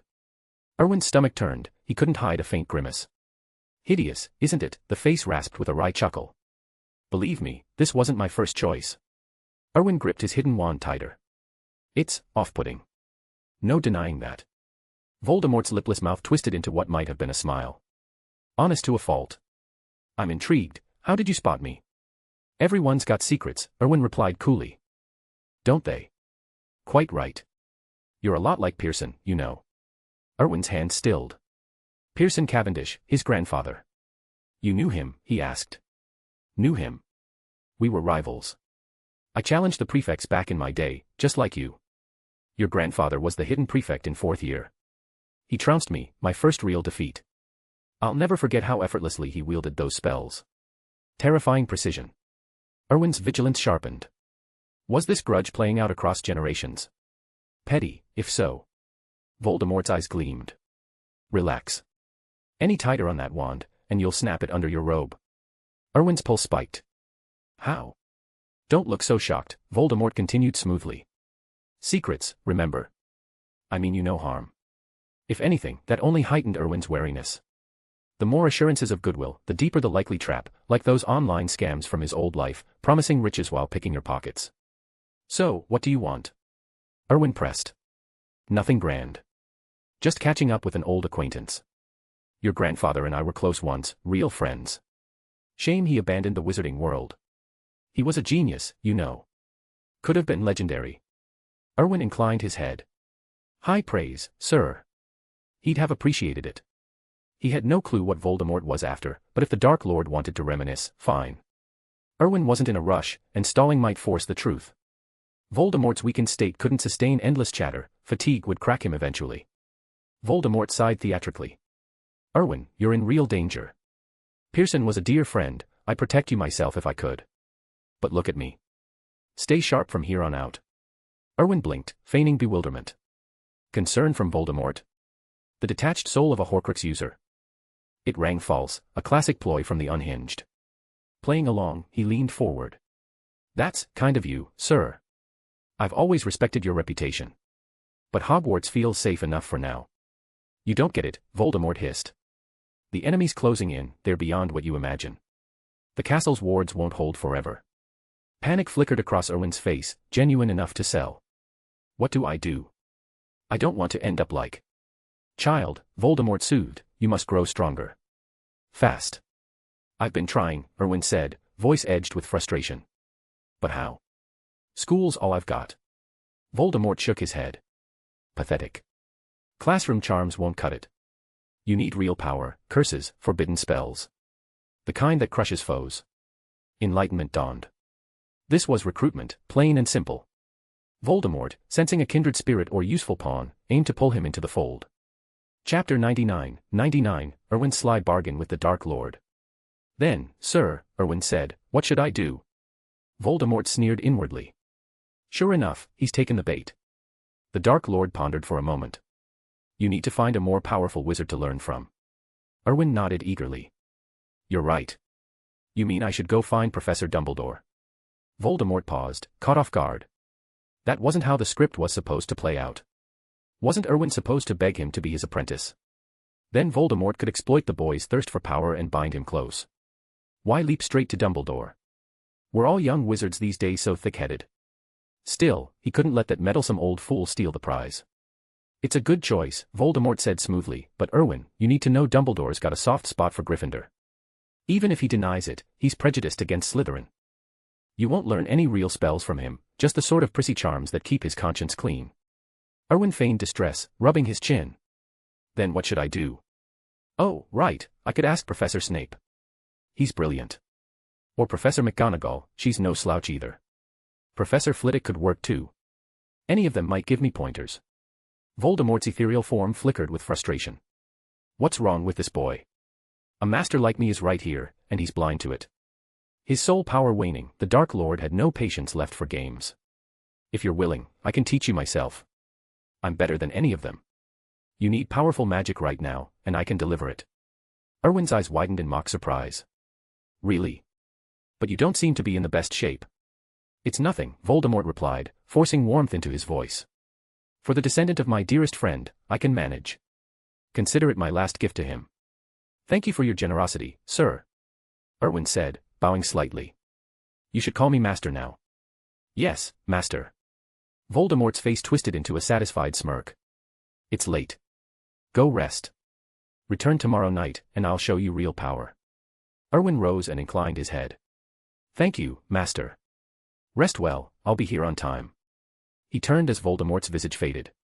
Professor Quirrell spun around, wrapping his scarf tightly over his turban, a flicker of hesitation in his eyes. Erwin pressed a finger to his lips, silencing any protest. Quirrell's pupils shrank. Professor, I'll head back now, Erwin said casually. Quirrell nodded stiffly. Right, Erwin. I'll see you in my office tomorrow. Erwin slipped out and didn't relax until he'd put a good distance between himself and the door. He pocketed his wand with a grin. Interesting, Voldemort wanted him as an apprentice. Of course, it was all a ploy, the talk of dearest friends was utter rubbish. The Dark Lord's real aim was control, plain and simple. But Erwin had his own reasons for playing along. Voldemort's knowledge was unmatched, few wizards could claim legendary status, but he was one. Why pass up a personal tutor like that? As for what the Dark Lord hoped to gain, well, that remained to be seen. Who was using whom? Erwin knew the plot inside out, every twist and turn. He'd planned for this, tweaking details to his advantage. Beating Voldemort at his own game. Child's play compared to the foreknowledge he wielded. The key was squeezing every drop of benefit from the monster, starting with those lessons. Being known as Voldemort's apprentice. Thrilling, in a twisted way. The next morning, Erwin stirred just after 9, washed up, and mulled over his next move. Time to lay groundwork for bigger plans in the wizarding world. He apparat straight to the leaky cauldron's entrance. The drain on his magic reserves hit hard, too far for comfort, even with the backup from the system's rewards. Most wizards couldn't manage it without Dumbledore's raw power. Still, he made it, though depleted. A vanishing cabinet in the room of requirement linked to Borgin and Burke's, if memory served. Handy for shortcuts. He'd check it out later, Cracking its secrets would make trips to Diagon Alley a breeze. Nocturne Alley was no threat to him, anyway. Pushing open the pub door, Erwin stepped into the dim, near-empty space. Tom dozed at the counter, roused by the chime. The barkeep blinked up, spotting the glint of silver hair. Eh? Young wizard. You're Erwin Cavendish, aren't you? Erwin smiled. Spot on. Hello, it's been ages. Tom chuckled. Shouldn't you be at Hogwarts? What's brought you to the leaky cauldron? Heading to Diagon Alley, Erwin replied lightly. Tom didn't pry further, assuming some school outing, no first-year sneaking off alone would faze him after decades behind the bar. Right, then. Through the back, you know the drill. Erwin nodded and approached the brick wall, tapping the right bricks. The archway shimmered open, revealing bustling Diagon Alley. He made a beeline for his shop. Luck had favored the location, Ollivanders on one side, a bookstore on the other, and a sweet shop opposite. Foot traffic was constant. Inside, Tom was arranging herbs and creature parts on shelves. The bell tinkled. Without turning, he called, "Browse away, customer." Tom. The old elf jolted, spinning around. Master Erwin. Chapter 100, Forging the Underdog Facade. Erwin smiled. It's been a while. Tom nodded. Indeed, Master Erwin. What brings you here so suddenly? I've come to check on things and prepare a few items, Erwin replied. Some plans can start now. Tom's eyes lit up. You mean the telecommunications venture you mentioned? Erwin nodded. Exactly. How's your watch on those items I asked about? Just as you predicted, Master Erwin.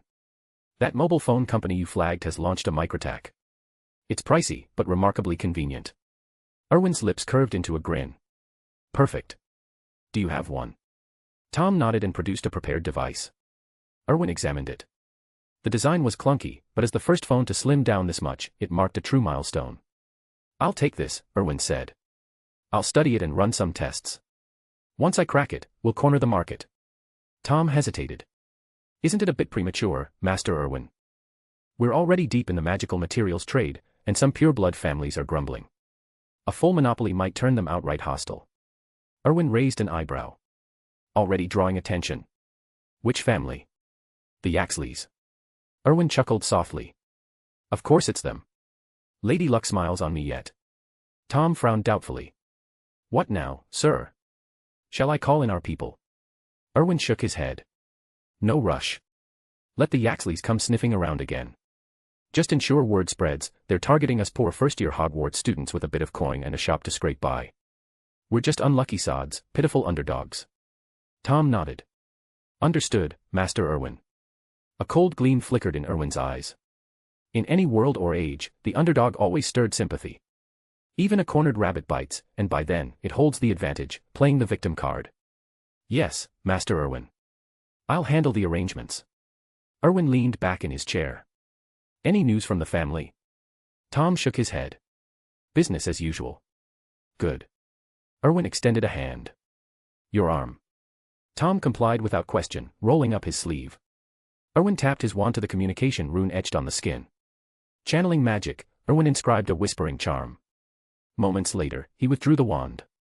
There. Now you can reach me directly through the rune, just speak, and it'll connect. It's easier for me to pop into Diagon Alley these days. Any trouble, call, and I'll apparate over.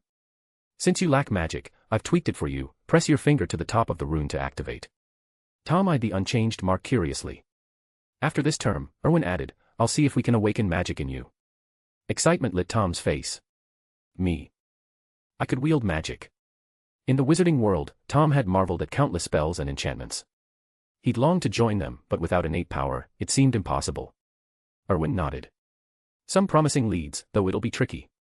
We'll experiment over the holidays. Erwin recalled what Snape had mentioned, rumors that Grindelwald could bestow magic on muggles. True or not, dealing with Grindelwald was no simple matter. The man wanted for nothing, bound only by his word to Ermengarde. If he desired something, his acolytes would fetch it without question. What could Erwin offer?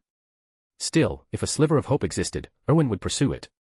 And truth be told, he felt a spark of curiosity, perhaps even admiration, for Grindelwald. The man's vision was visionary, far ahead of its time, rejected only because the wizarding world clung to the old ways. His haste was the fatal flaw. With the acolyte's subtle infiltration tactics, breaking through from a single weak point, the outcome might have differed.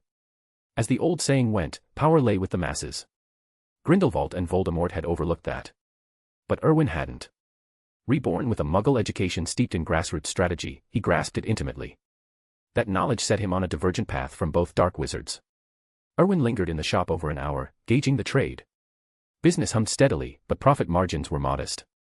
The original intent, to build a stable enterprise, had evolved. Magical materials remained viable, but the Yaxley's interference nixed any monopoly dreams. Scant earnings like these held little appeal. Monopoly awaited elsewhere, though. Erwin had laid meticulous traps for the Yaxleys, eager for them to stumble in.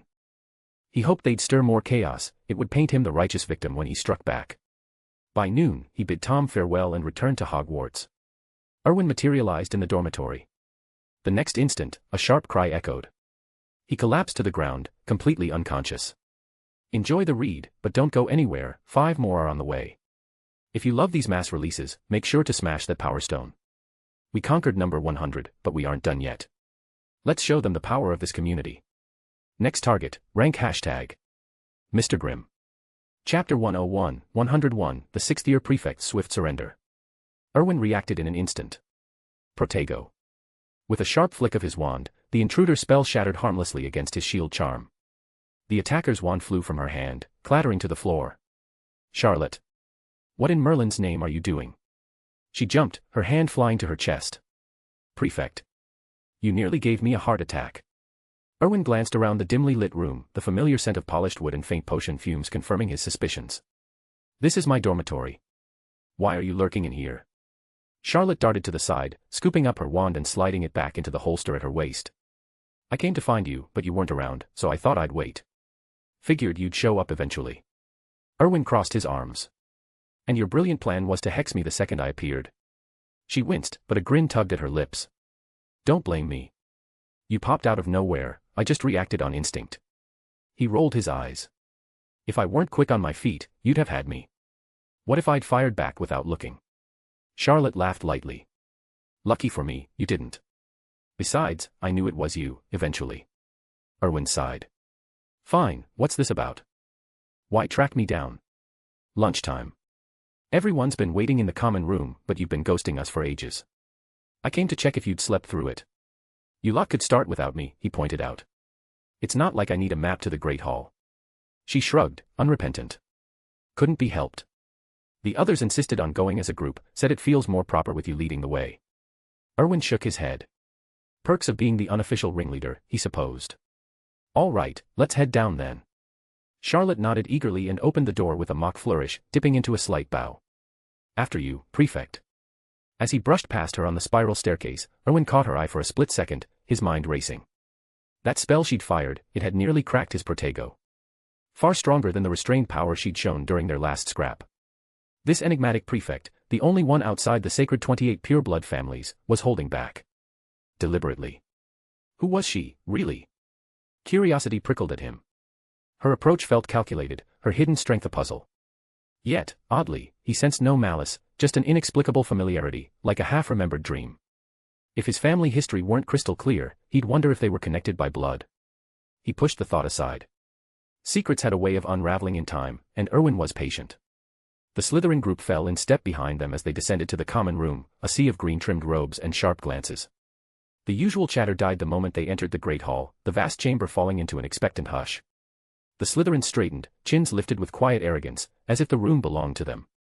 Erwin slid onto the bench at the Slytherin table, waving for the others to join. They sat in neat rows, a far cry from the boisterous clatter at the other houses.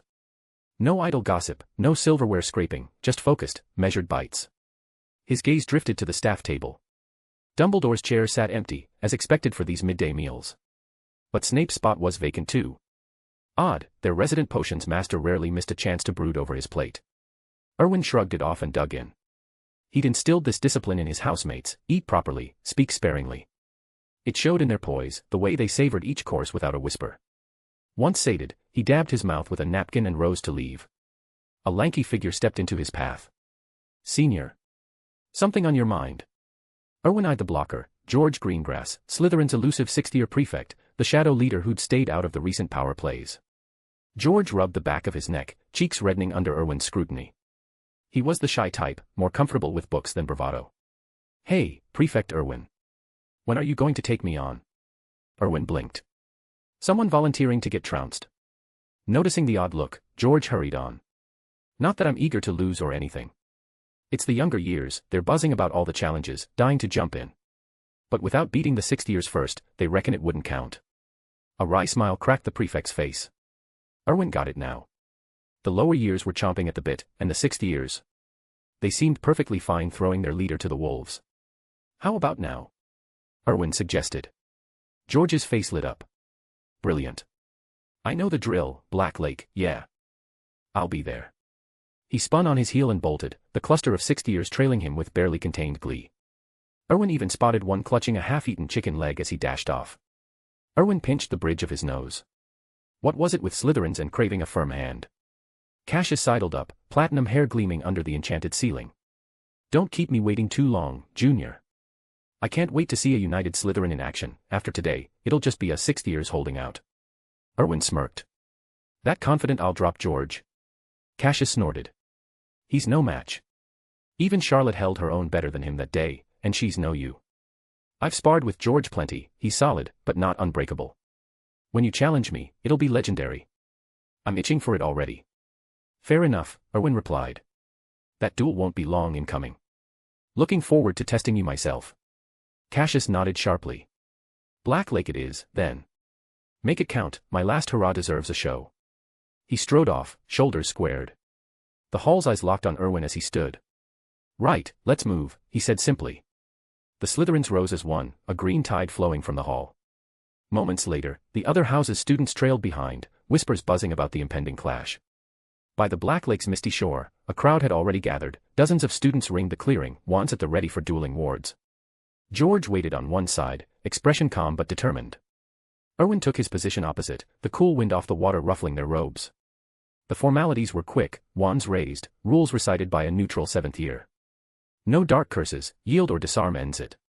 The duel erupted in flashes of light. George's opening charm whistled past Erwin's ear, met by a swift Expelliarmus that nearly caught him off guard. But Erwin was faster, his shield charm absorbing a stunning spell before countering with a Levi Corpus that hoisted George upside down midair.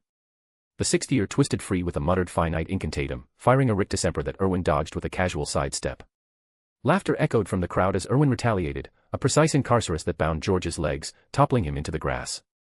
Yield. Erwin asked, wand steady. George, tangled but grinning, raised his hands. Yield. Clean win. No groans of defeat, just nods of approval rippling through the Slytherins. The 6th year surged forward, clapping George on the back, not in pity, but pride. Erwin had done it, another step toward house unity, and the younger students' eyes shone with eagerness to join the fold. As the crowd dispersed, murmuring about the next challenge, Erwin felt the weight of their loyalty settle like a well-forged alliance. Slytherin was changing, one duel at a time. Chapter 102, Slytherin's Grand Duel, a surge of wizarding acclaim awaits. Erwin had pushed the 6th years to their limits lately.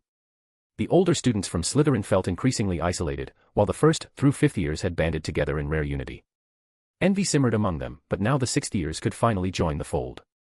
The 7th years, on the cusp of graduation, exchanged uneasy glances. They were the last ones left on the outside, a strange melancholy settling over them. What did it feel like to be cast adrift by their own house?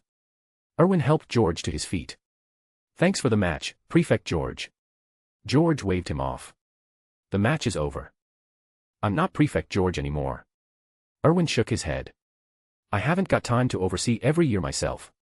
Since we're all here, if I win the final Prefect challenge, the current unofficial prefects stay in place. The system continues as is. He knew better than to shoulder it all alone, it would burn him out eventually.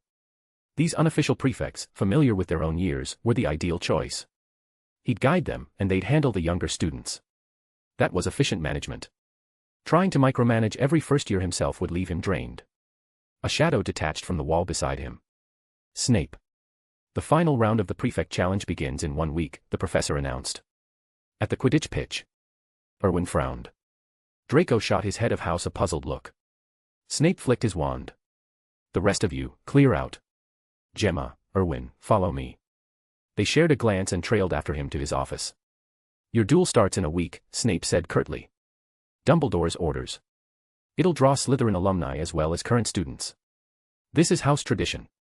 Erwin, you're the first in years to come this close to claiming the true prefect role. It needs witnesses. The Daily Prophet will cover it too. Erwin blinked in surprise. Gemma looked equally thrown. Neither had realized the prefect challenge carried such weight. Snape's lip curled. You think this is child's play? It's bigger than you two, it's Slytherin's legacy across generations. Give it everything. Gemma, no holding back. If you slack off in front of the house, you're doing Erwin no favors. Gemma nodded gravely. Understood, Professor.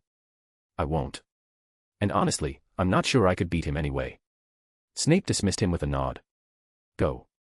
Once Gemma had gone, Erwin pressed, Professor, I don't get it. Is the prefect challenge really this big a deal? Absolutely, Snape replied. It's not just Hogwarts, word spread through the international wizarding world.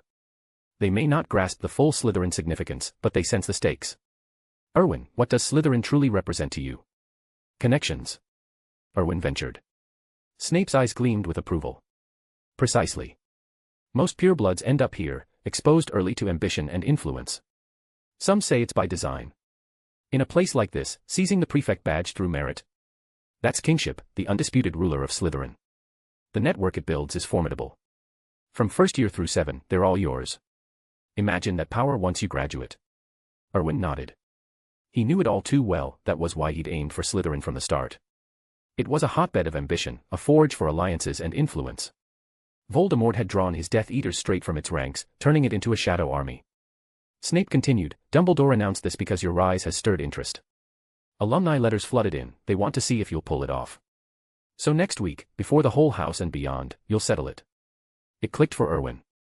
No wonder his wizarding acclaim had spiked lately. This was the source, a massive boost waiting to happen. The Daily Prophet wouldn't ignore an event this juicy. Acclaim would flood in. He suppressed a grin. I'm set. Dumbledore's handing me a golden opportunity. With this, my acclaim will soar. Christmas lucky draws are mine. The old man's come through like a true ally. Snape's voice sharpened. Prepare properly. Don't underestimate Gemma, she's no pushover. Don't worry, Professor, Erwin assured him. I'll win. He left the office and nearly bumped into Hagrid lurking in the corridor. The gamekeeper's bulk made him impossible to miss. Hagrid?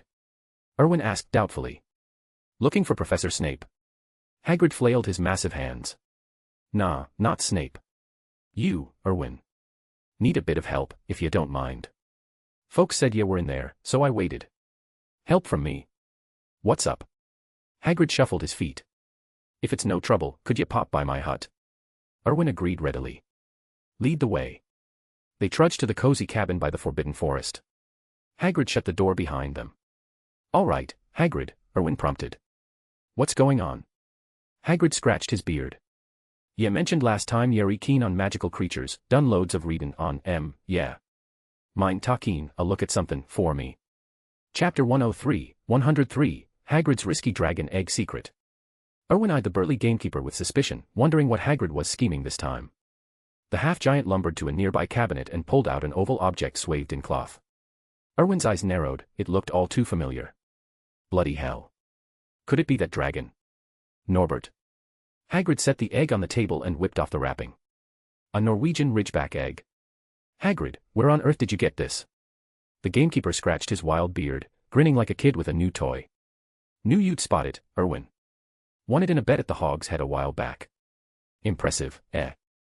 Erwin stared, at a loss for words.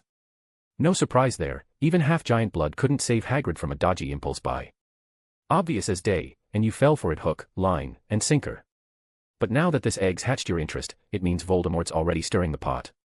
Earlier than in the books, too. Maybe because Dumbledore's off gallivanting. Hagrid beamed. I've been sitting on this little fella for weeks, but I can't figure out how to hatch it. You mentioned last time you've got a knack for magical creatures, fancy helpin'? Erwin nodded. Sure. All dragons brood the same way, the mother breathes fire on the eggs to keep them warm. They're dead sensitive to heat, and it feeds the hatchlings magic through the shell. Hagrid's eyes widened. That explains it. But won't the flames crack the egg? Not a chance, Erwin replied. Dragons are the toughest with fire, phoenixes aside. Hagrid nodded eagerly. Got it. Cheers, Erwin, you're a lifesaver. Erwin waved it off. No bother. But listen, Hagrid, dragons as pets. Strictly off-limits in the wizarding world. You'll land in hot water.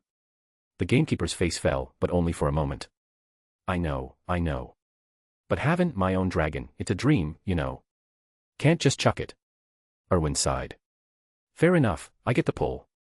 We'll cross that bridge when we come to it. Norwegian ridgebacks grow fast, though, full size in a month. Your hut won't cut it. I'll sort something out then, that's the best I can promise. And don't even think about stashing it in the Forbidden Forest like your acromantula. Hogwarts couldn't handle a dragon, one adult eats enough to decimate the unicorn herd. Hagrid deflated, shoulders slumping. He was clearly gutted. Erwin clapped him on the back. Look on the bright side, you'll see it hatch. Most folks never get that chance. The word sparked a light in Hagrid's eyes. You're right. That's plenty for me. Won't drag Hogwarts into my mess. Erwin smiled. Good man. I'm off, take care of that egg. I'll find it a proper home, and you can visit. I've got the pull for it. Never doubted you, lad, Hagrid rumbled. Erwin slipped out of the hut, a sly grin tugging at his lips as the door clicked shut. Fascinating, Hagrid coming to him for help. That spoke volumes about the trust he'd built. It might not top Harry's spot in the old man's heart, but it was solid groundwork. Trust like that. Gold for leverage. Especially with something this shady. The dragon bond would be Hagrid's Achilles heel, and he'd handed Erwin the reins without a second thought. He blinked back a spark of amusement. What a day. Even a half-giant like Hagrid had his uses. Friendship. Erwin didn't set much store by it. People fell into two camps, tools or threats. The useless ones. Straight to the threats pile. Sentiment was for fools, carving out your own path mattered more. Back in his room, Erwin fished the flip phone from his enchanted ring. Time to tackle the real work, something to revolutionize the wizarding world. He couldn't deny it, deep down, he relished playing the benefactor. Noble, that. First up, the communication rune. He drew his wand, pressing it to the phone's back. The rune bloomed faintly, then the surface shuddered as magic rippled across it. Erwin frowned, channeling more power to stabilize it. The phone quieted. Odd. Maybe the Muggle tech couldn't handle the surge. He dialed back the output this time, and the rune etched cleanly. Next, the whispering charm inscription, no hiccups. There it was, the wizarding world's first enchanted phone. Satisfied, Erwin examined it. A promising start, but hurdles remained. Chief among them, assigning numbers. He'd cracked it already, the telepathic spell could capture unique magical signatures. Link those signatures to a central charm, and dialing would bridge them seamlessly. Dial the charm, ping the signature, connect. Complicated? Sure. But doable in theory. Now to make it practice. Chapter 104, 104, Cracking the Magic Phone Puzzle, Back to the Forbidden Forest. A second issue had cropped up with the prototype. The phone simply couldn't handle an overload of magical energy. It was like a device with a strict cap, push it too far, and it had become a handheld bomb, liable to detonate at the slightest provocation. That snag led to a third problem, recharging. Only Erwin's own magic, fused with the communication rune, could power it properly. He couldn't spend his days tethered to the thing, playing eternal battery pack. Without fixes for these hurdles, the invention remained little more than a clever trinket. Yet this magical mobile was central to Erwin's ambitions in the wizarding world, a genuine game-changer. He knew firsthand how indispensable quick communication could be. Wizards, though, viewed Muggle gadgets with disdain, seeing non-magical folk as primitives stuck in the past. Erwin recalled no one in the original tales, save Arthur Weasley, who warmed to Muggle ways. It was a subtle arrogance, born of power. Once you wielded magic, the mundane seemed lesser. Even Professor McGonagall had declared that wizards needed nothing from Muggles, magic outshone their every contraption. And spells like the Muggle-repelling charm wreaked havoc on tech. Step into an enchanted building, and your signal vanished. No wonder satellites never spotted the wizarding enclaves. Erwin's creation, however, was different, a wizarding phone, immune to such interference. It could revolutionize communication, cornering the market overnight. Sure, wizards had alternatives, Patronus charms for messages, though they lagged far behind instant calls. Flu calls offered real-time chat, but lugging a fireplace everywhere. Absurd. If anyone tried that, Erwin wanted no part of the fallout. Imagine the wizarding world hooked on mobiles. The Selwyn family, holding the monopoly, would be untouchable. Disrupt them, and you'd cut off the lifeline everyone craved. Why wait days for an owl or fumble with ethereal messengers when a phone rang instantly? Fireplaces would gather dust. This wasn't just about galleons, it was strategy, securing influence. And the phones held deeper potential. Erwin's hunches ran wild with possibilities. But first, solutions. The overload issue traced back to materials. Swap them for magic-conducting ones, like silver or gold, and the problem dissolved. Simpler than expected. The recharging puzzle lingered, though. Erwin toyed with the device, mind whirring. Then it hit him, the battery. His eyes gleamed. What if he crafted a magical core to replace it? Infuse it with enchanted materials to store vast reserves, fueling calls and functions without constant input. Better yet, it opened a new revenue stream, phone fees plus magic top-ups, like billing for flu powder. Genius, Erwin thought, grinning. He'd sidestepped the drain on his own reserves and turned the flaw into profit. Of course, it meant a full overhaul, wiring swap for wandwood conduits, perfect for channeling spells. One challenge down. Mass production loomed next, the communication rune bound to his magic alone, impossible to replicate at scale. Erwin raked a hand through his hair, stumped. Extracting his essence remotely. No dice, not yet. He'd improvise, starting small. Flood the market with those magical batteries first, true dominance wouldn't happen overnight. For now, a working model was key to test his theories. Erwin tapped his wand against the phone, purging the rune and embedded charms with a swift finite incantatum. From his enchanted ring, he withdrew a chunk of gold, transfiguring it into a precise battery replica. Temporary, sure, the spell would fade, but ample for trials. Permanent forging could wait for refinements. Satisfied, he snapped his fingers and headed out, straight for the forbidden forest's edge. He lingered there, patient. What for? The stick creatures, of course, his leafy little friends, the bowtruckles. It didn't take long. A vibrant green sprite scampered over, leaping onto his trouser leg and clambering to his shoulder with twiggy determination. It let out a plaintive chirp. Erwin laughed softly. Classes kept me away, mate. Sorry about that. How have you been holding up? The bowtruckle lifted the dim little wand dangling from its neck, flickering weakly. Out of juice. Easy fix, I brought a fresh one. He unclasped the old one, swapping it with a glowing new model from his ring. The creature beamed, batting at the light like a kitten with yarn. Listen, little guardian, Erwin said, can you point me to your tree? I need a twig for my project. The bowtruckle bobbed its head, ready to dash off, but Erwin caught it gently. No need to lead, just show the way. It raised a slender leaf, gesturing into the shadows. Erwin pressed on, the forest swallowing him whole. Afternoon light barely pierced the canopy, casting the undergrowth in perpetual twilight. Towering trunks loomed like ancient sentinels, their branches knitting a ceiling that starved the ground of sun. Flecks of gold broke through now and then, teasing the eye amid the gloom, heightening the wild, secretive air. Chapter 105, 105, The Magical Mobile Breakthrough. Erwin soon reached a sturdy holly tree. The bowtruckle hopped off his shoulder and scampered up the trunk in a blur of spindly limbs. It let out a pair of soft, chirping whimpers toward him. Erwin chuckled. So, you little guardian, this is your holly tree, eh? Holly was arguably the most famous wandwood in the wizarding world. Harry Potter's wand featured a phoenix feather core set in holly, while Voldemort's was yew. No denying its legendary status. Fetch me a branch, Erwin said. Not too many, I can't use them all. The bowtruckle nodded eagerly. Its vine-like arm extended, flicking gently beside a slender branch. With a snap, the wood tumbled down at Erwin's feet. He clicked his tongue in admiration. In the magical world, cuteness often masked formidable power. Bowtruckles were a prime example, right up there with unicorns. Don't let Voldemort's unicorn kill in the stories fool you, that didn't prove weakness. Quite the opposite. The Dark Lord had to possess Quirrell's body to manage it himself, suggesting even Quirrell couldn't take one down alone. Of course, that was just Erwin's theory. He figured it held water, but without testing it, who knew? Unicorns weren't fond of wizards, especially males, though his talent for magical creature affinity might sway things.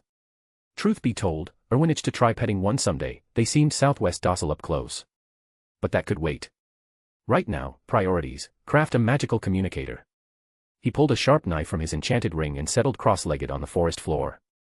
The bowtruckle watched with wide, curious eyes. After a moment, bored, it twisted its twiggy body and sidled closer, curling up in Erwin's lap with a contented snore. Erwin smiled but kept at it. Hours ticked by under his focused labor. He carved precise wooden components from the holly branch, then fished out a screwdriver from his ring.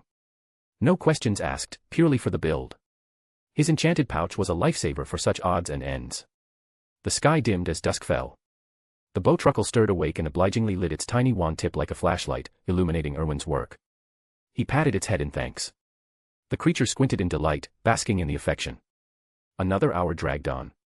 Finally, Erwin leaned back, stretching his aching spine. In his hand gleamed a rudimentary phone, carved and assembled.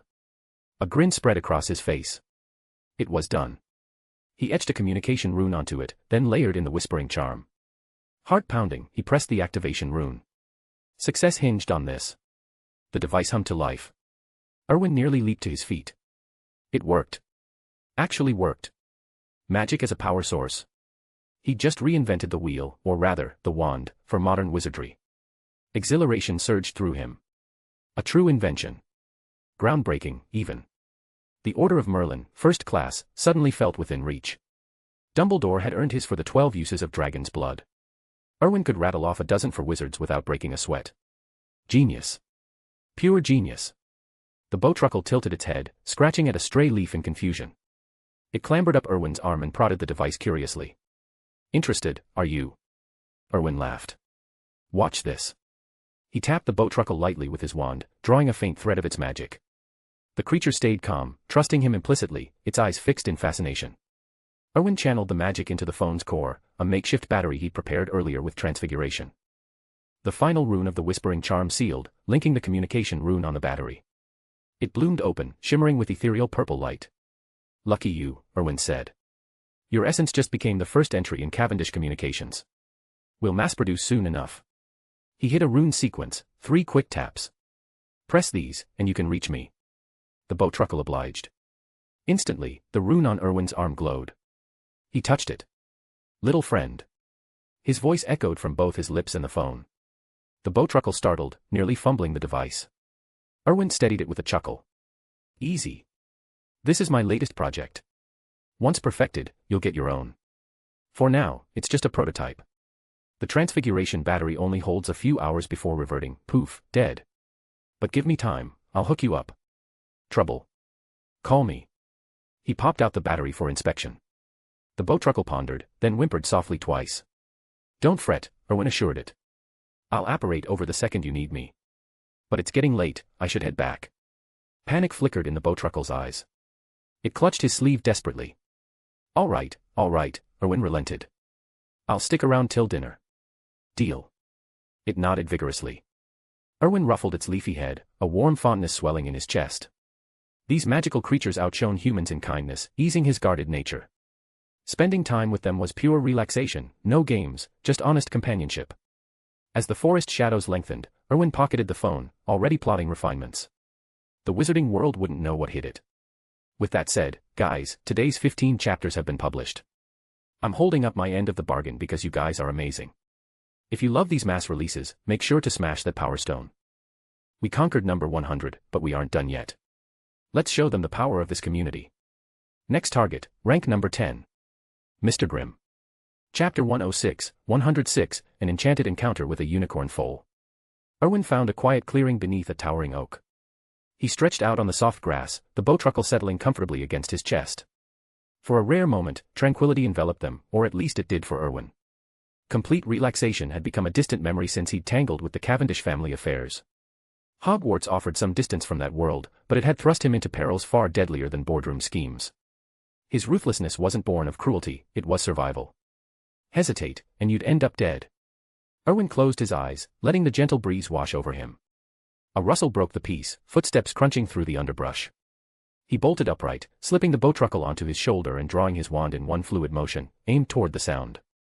The footsteps drew nearer. Erwin tensed, every sense on high alert.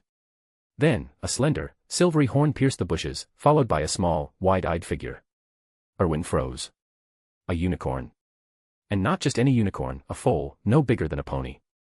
The little creature startled at the sight of his wand, stumbling back and tripping over a tangle of vines. Erwin couldn't help but chuckle. This one seemed a bit clumsy. The foal scrambled up and ducked behind a shrub, peering out with unmistakable curiosity. Seeing no threat, Erwin pocketed his wand and waved gently. Hey, little one. Come say hello. It hesitated, then took a tentative step forward. Erwin sat cross-legged on the ground, keeping his movements slow and non-threatening. Unicorns were drawn to purity of heart, after all, qualities he wouldn't claim to possess in abundance. But his innate affinity for magical creatures, that golden talent of his, must have bridged the gap. It was proving more potent than he'd realized. Emboldened, the foal edged closer, now just a few paces away. That's it, Erwin encouraged softly. I won't hurt you. With a soft snort, it inched nearer, its dark eyes still watchful. Erwin lay back down, feigning disinterest by closing his eyes. Moments later, he felt a warm, velvety nudge against his arm as the foal settled beside him, nuzzling closer to catch his scent. A grin tugged at Erwin's lips. A unicorn, actually touching him. Blimey, I touched a unicorn. The thought bubbled up like a child's glee. The foal rested its head fully on his arm, utterly at ease. Erwin cracked an eye open, only for a chill to run down his spine. That sharp horn hovered perilously close to his midsection. One twitch, and it would be a painful poke. Easy there, little guy, he murmured. Got a name? The foal let out a soft whinny. Erwin tilted his head. Beth? Suits you. How'd a young thing like you end up wandering alone? Where's your herd? Beth sprang to her hooves and nodded toward the deeper woods. You want me to follow? Another nod. Intrigued, Erwin stood, adjusting the bow truckle on his shoulder, and trailed after her into the forbidden forest's heart. They soon reached a serene lakeside glade. A small herd of unicorns grazed peacefully, their coats shimmering like moonlight. At the sight of Erwin, they rose as one, eyes narrowing with caution but holding their ground. Beth neighed twice, and from the shadows emerged a majestic stallion, far larger than the others, his presence commanding. He trotted to the water's edge, turning his gaze on Erwin. Young wizard, she said, her voice a melodic chime in his mind, Beth says you understand us. Erwin nodded. That's right. Every word. Murmurs rippled through the herd. The great mare stamped a hoof, silencing them. What brings you here? Your scent is extraordinary. It's my gift, Erwin replied. I have a natural pull toward magical creatures like you. She inclined her head. That explains it. But tell me, have you come for the lost items? Erwin blinked. Lost items? No idea what you're on about. I was just out for a walk, picking up some ingredients. You truly don't know. The king's tone sharpened with suspicion. He shook his head. Enlighten me. Curiosity sparked in him. This had all the makings of a fateful twist, the sort that protagonists in tales stumbled upon. But the mare's eyes hardened. If they're not yours to claim, then they're none of your concern. Thank you for returning, Beth. Now go, young wizard, and speak of this to no one. Erwin's lip curled in mild frustration. That's not how these encounters usually play out. He'd half expected a grateful gift, some ancient artifact or boon. Instead, dismissal. Still, pressing the issue would be folly. Unicorns weren't to be trifled with, their magic as fierce as it was pure. Fair enough, he said. Just a heads up, the forest feels off lately. Watch yourselves. We sense it too, the mare replied. Farewell, young wizard. May our paths cross again under better stars. With a final whinny, she led the herd into the trees. Beth lingered, glancing back with wistful eyes. Erwin's scent must have left an impression. As he made his way back to the castle, the mare's words gnawed at him. What items? The mystery itched like an unsolved riddle, fueling his endless curiosity. Bloody unicorns and their secrets, he thought. Curiosity killed the cat, after all, but satisfaction brought it back. The wait is over. If you want to dive deeper into Erwin's journey and support this superhit translation, RP at Trian is officially open. Why join the elite? Sacred 28, get 30 chapters ahead plus vote on upcoming projects. The Inner Circle, get 50 chapters ahead plus exclusive R18 content plus decide our next major project. Your support ensures we keep this top-notch quality in our 5 chapters a day momentum. Backhand index pointing right www.p@trian.com/mrgrim_. Chapter 107, 107, Hogwarts' rigorous new timetable shakes the hall. Erwin had no idea what the unicorn was on about, but he committed every word to memory. He'd look into it later. After all, it sounded like one of those fateful encounters straight out of a hero's tale. He wasn't about to pass it up. In the familiar Great Hall, the young witches and wizards savored their final weekend dinner. Classes loomed tomorrow, yet the atmosphere buzzed with chatter and laughter, everywhere except the Slytherin table, where Erwin slurped his noodles with a malicious glint in his eye. He hoped they'd stay this cheerful for a bit longer.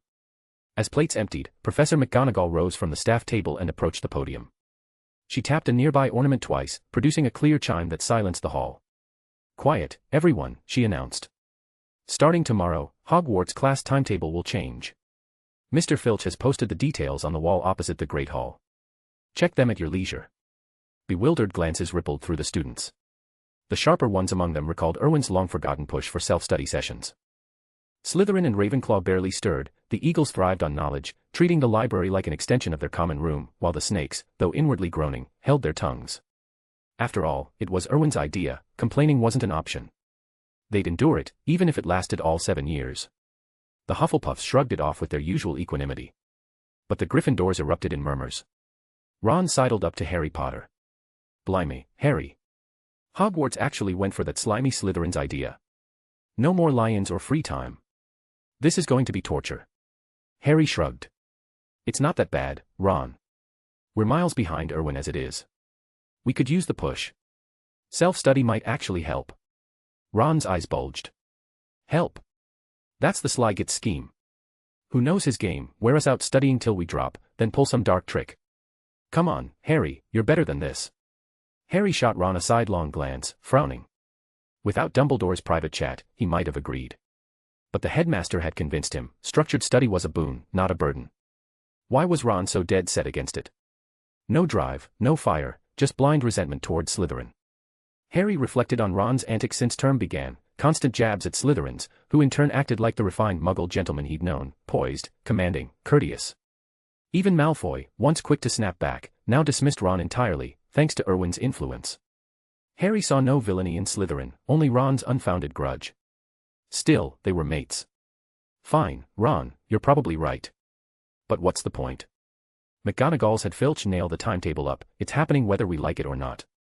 Ron deflated, staring at his shoes in sullen silence. Professor McGonagall scanned the houses, her expression darkening at the Gryffindor grumbles. She was knackered, utterly knackered. Envy twisted in her gut for Snape. Why couldn't Gryffindor have an Erwin? Or, failing that, perhaps she could wrangle head of Slytherin from him.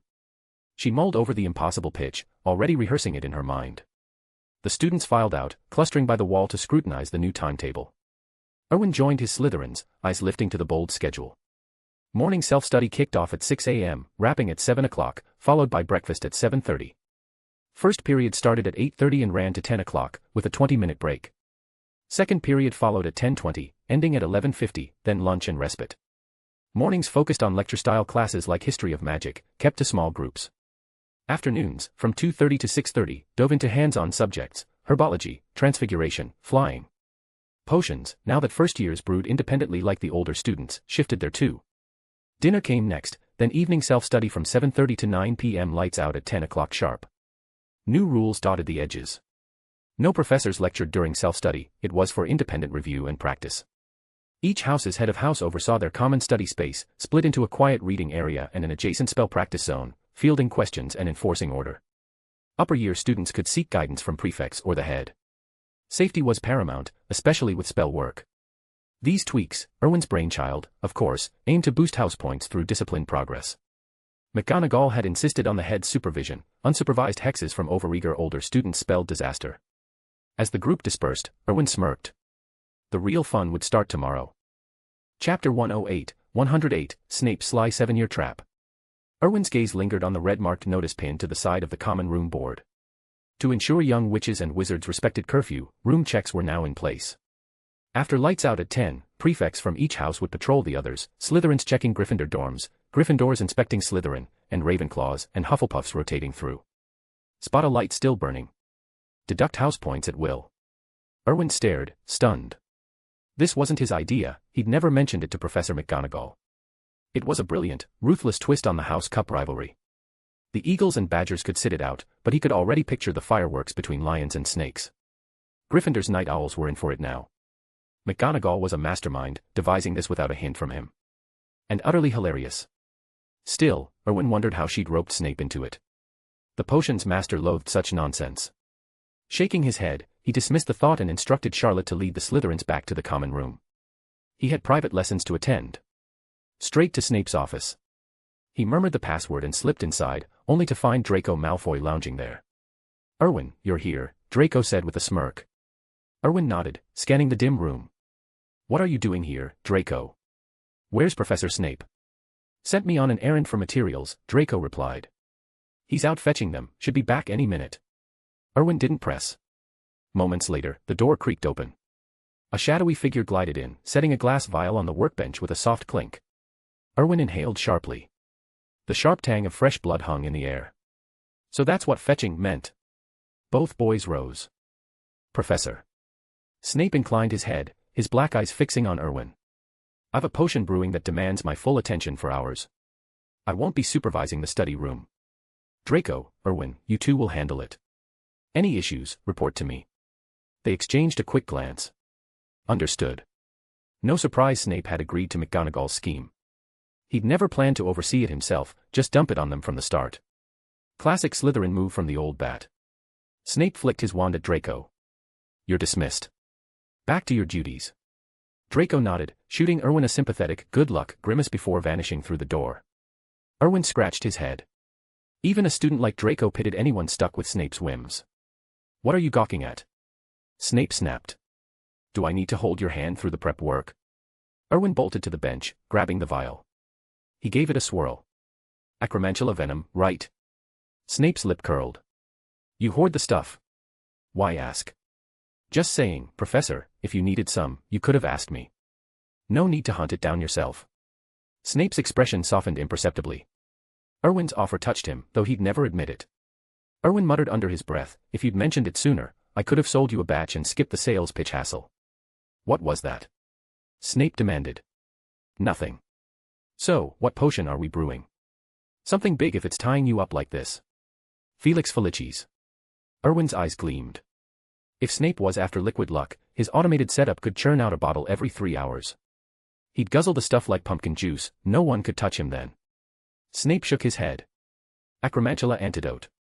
Erwin blinked. The one from the textbook. I can brew that in an hour flat. Should be quicker for you. Need a big batch. 1 vial suffices. Snape's tone was dry. But I refuse to babysit that study room. Erwin's jaw dropped. He said it outright. Professor, how long will this take, exactly? Snape stirred the cauldron methodically. Possibly 7 years. Erwin nearly fumbled the vial, venom sloshing dangerously. 7 years? The bastard was conning him into a lifetime sentence. Snape's mouth quirked upward, the ghost of a smile cracking his sallow face. It looked alien, like he'd forgotten how. Erwin gaped. Professor, were you smiling? Snape's face hardened instantly. Process the venom and get out. You're on study room duty tomorrow, don't test me on punctuality. Erwin stiffened, burying himself in the task. He finished swiftly, the air thick with the venom's acrid bite. All done, Professor. Snape nodded curtly. Go. Erwin headed for the door but paused, glancing back. One more thing, you look good when you smile, you know. You belong in the sunlight, not skulking in shadows. You've paid your dues, no one can demand more. With that, he bolted, half expecting a hex to singe his robes. Chapter 109, 109, Shadows of the Acromantula. Snape's hand paused mid-stir. He watched Erwin's retreating figure disappear down the corridor, his mind drifting into a rare moment of reverie. With a casual flick of his wrist, a dusty mirror flew from a forgotten corner straight to his face. He stared at his reflection, murmuring, under the sunlight. Snape couldn't remember the last time he'd truly laughed. Not since Lily's death, nor since Erwin's parents had fallen. The last genuine smile had come years earlier, during a long talk with Erwin's father amid the chaos of war. Even then, in turbulent times, he'd laughed freely, that had been his happiest day. But it was gone, lost forever. He snapped his fingers. The mirror shattered into glittering shards. Under the sunlight, I have no chance, he whispered fiercely. But your son will stand there, in full view of everyone. I promise you that, even if it costs me my life. His face hardened back to its usual mask of severity. Snape turned to the bubbling potion on his workbench and resumed his task. Outside the office door, Erwin leaned against the cold stone wall, ears catching the faint crash of breaking glass. He sighed softly. In the sunlight. Did he even deserve that? If the world ever glimpsed his true self, the blood on his hands, the ruthless drive fueling him, there'd be no refuge, not even in the shadows. He glanced at his palms, already stained by choices he couldn't wash away. How could someone like him bask in the light? Yet regret was a foreign word to Erwin. Every action served survival, keeping the Cavendish family one step ahead.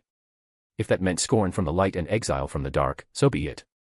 As for Snape's hope, if sunlight ever touched him, he'd ensure Snape stood beside him in it, a silent vow of gratitude. The professor had been more than kind since Erwin arrived at Hogwarts, he'd been a quiet guardian. Straightening his robes, Erwin summoned his habitual smile. Unlike Snape's rare warmth, Erwin's was a tool, worn like a well-fitted cloak. It wasn't always sincere, but it disarmed suspicion, drew people in. Even a killer could pass for a saint with the right expression. Adhering to that philosophy, he set off for his next lesson. Professor Quirrell, it's me, he called, approaching the dimly lit corridor where a silver streak of hair gleamed under the faint torchlight. Erwin knocked on the office door. Footsteps hurried inside, and Quirrell opened it with a welcoming grin. Erwin. Come in. Good evening, Professor, Erwin replied, dipping his head politely before stepping inside. His robes hid the pistol at his waist and the wand in his sleeve. Have a seat. Tea. Quirrell offered, gesturing to a worn armchair. Just water, thanks. Tea might keep me up all night. Quirrell chuckled. Smart thinking, I didn't consider that. As he turned to pour, a rasping, elderly voice cut in. Enough. I'll handle it. Quirrell stiffened. Master, please, let me. I said, I'll do it, the voice snapped coldly. Erwin moved to Quirrell's side, gently taking the glass.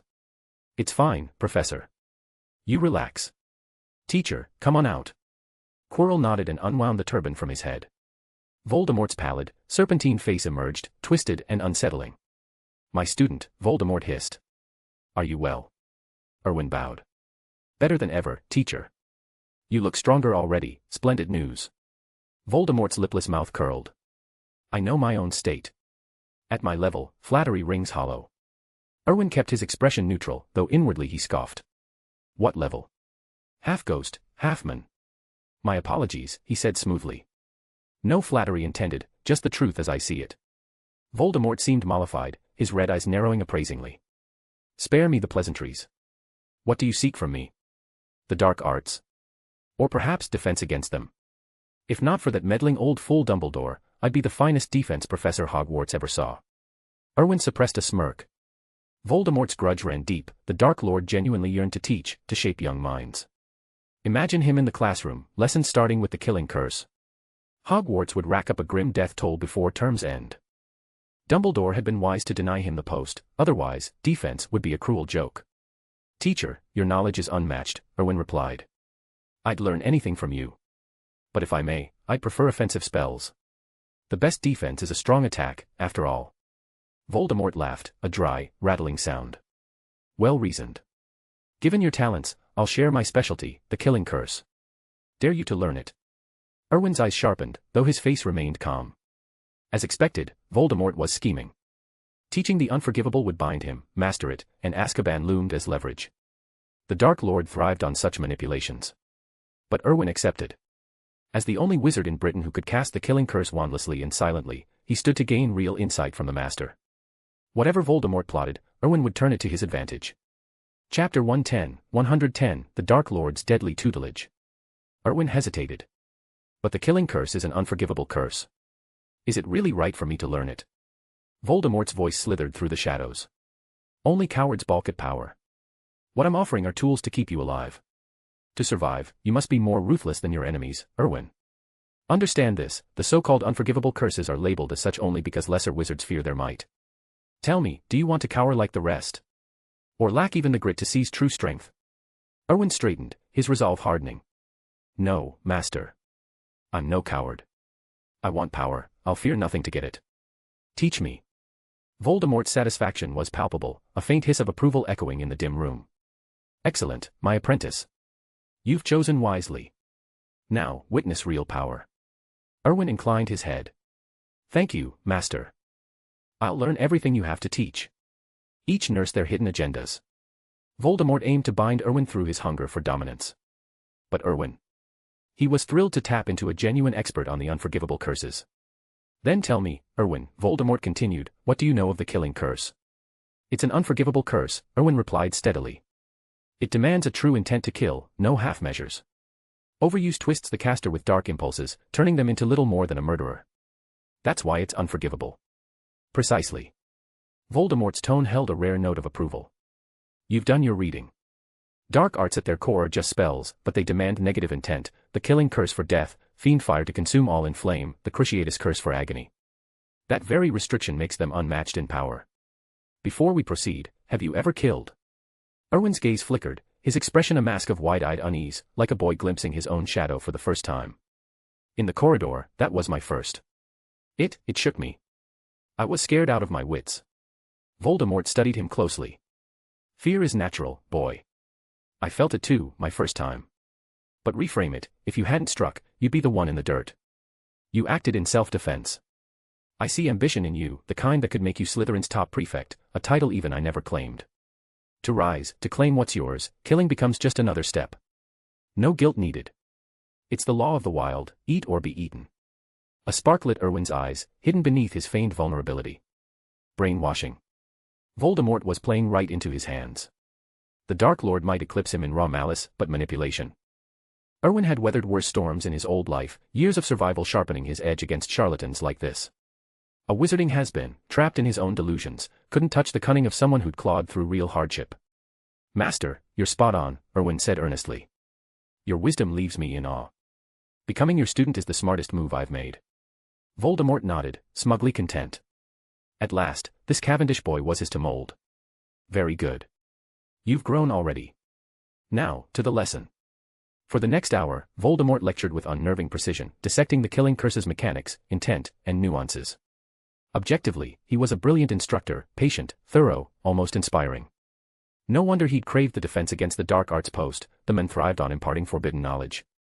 As the session wound down, Voldemort straightened. That's enough for now. Mull it over and return next weekend. We'll practice for real then, away from prying eyes. Erwin rose, injecting a touch of genuine worry into his voice. Take care of yourself, Master. It wasn't entirely an act. The chime still echoed in his mind, instruction from Dark Lord Voldemort detected. Killing curse proficiency increased. Current, 4360/10,000. Before entering Quirrell's office, his progress had stalled at 0.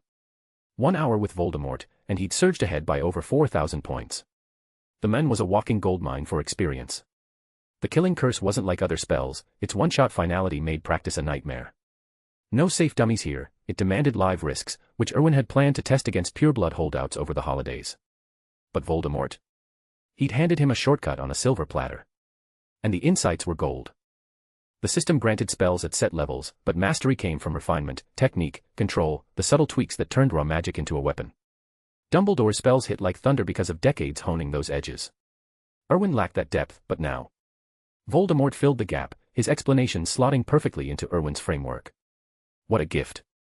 Erwin could almost hug the old snake. Love you, old snake. As he slipped from the office, the castle's chill corridors felt a touch warmer. Power was within reach, and he'd claim it all.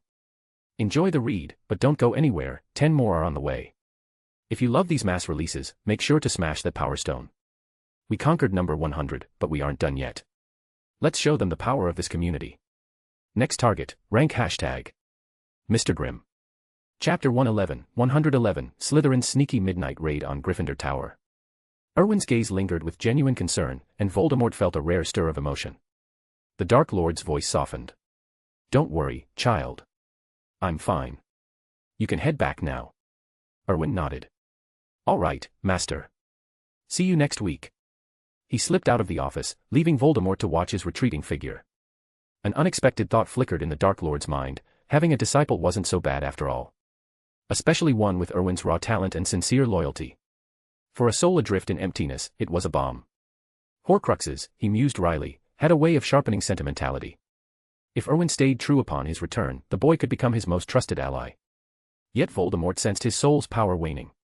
Quirrell, he rasped. Watch over him. We're heading to the Forbidden Forest next week, my strength is fading fast. Quirrell stammered, why yes, Master. The spectral face vanished, and Quirrell tugged his scarf back into place, glancing at the door. A faint smile tugged at his lips. No surprise there, Erwin had even earned the Dark Lord's regard.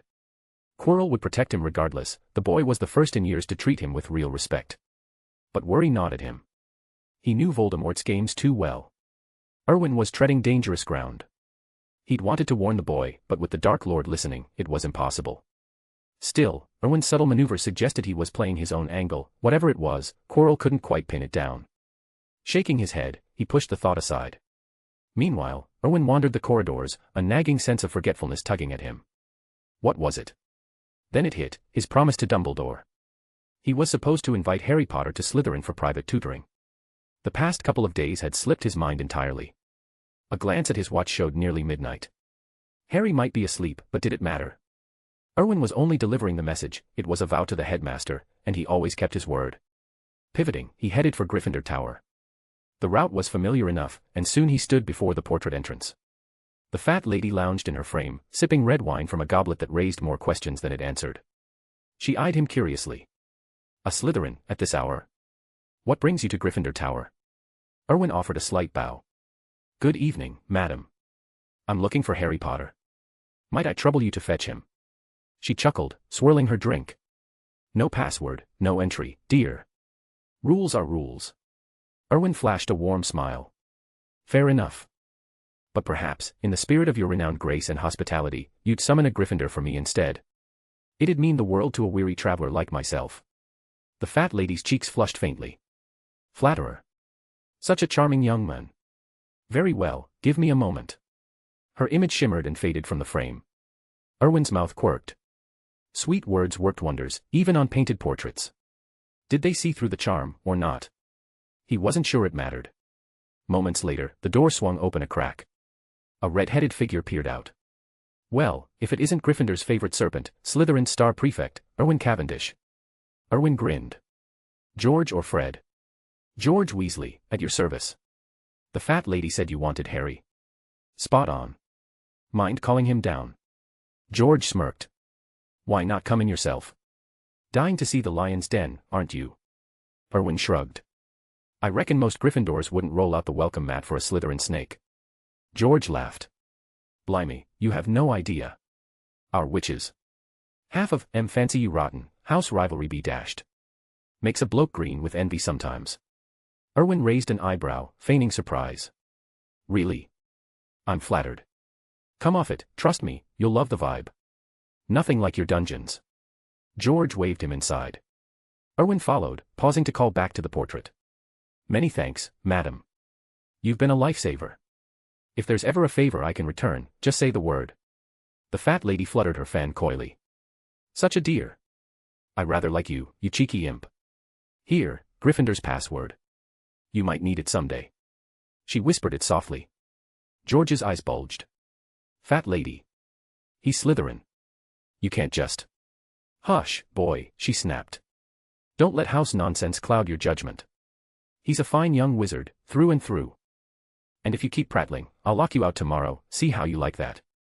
George grumbled but fell silent. The fat lady had form when it came to grudges. The heavy door thudded shut behind them, sealing in the warm glow of the Gryffindor common room.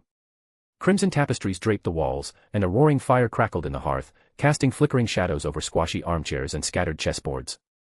The air smelled of polished wood and faintly of treacle, cozy, boisterous, a far cry from Slytherin's chill elegance. George whistled. Outrageous, innit? How do you do it, Erwin? Even the fat lady's smitten. Teach me your ways. Erwin chuckled. No clue. But you don't need lessons, the Weasley twins are legends. Everyone loves a good prankster. George beamed. Merlin's beard, that's why you're so popular. I'm starting to see it, and liking you more by the second. Erwin smiled, glancing around the empty space. It was late, the room had cleared out, leaving only the fire's soft pops. Lead on, then. Harry's dormitory. Right you are. Follow me, this way. Chapter 112, Fractured Bonds and Hermione's Recruitment. Upstairs, George paused outside the Gryffindor dormitory door. This is it. You're on your own from here, I'm off to bed. Bloody morning classes.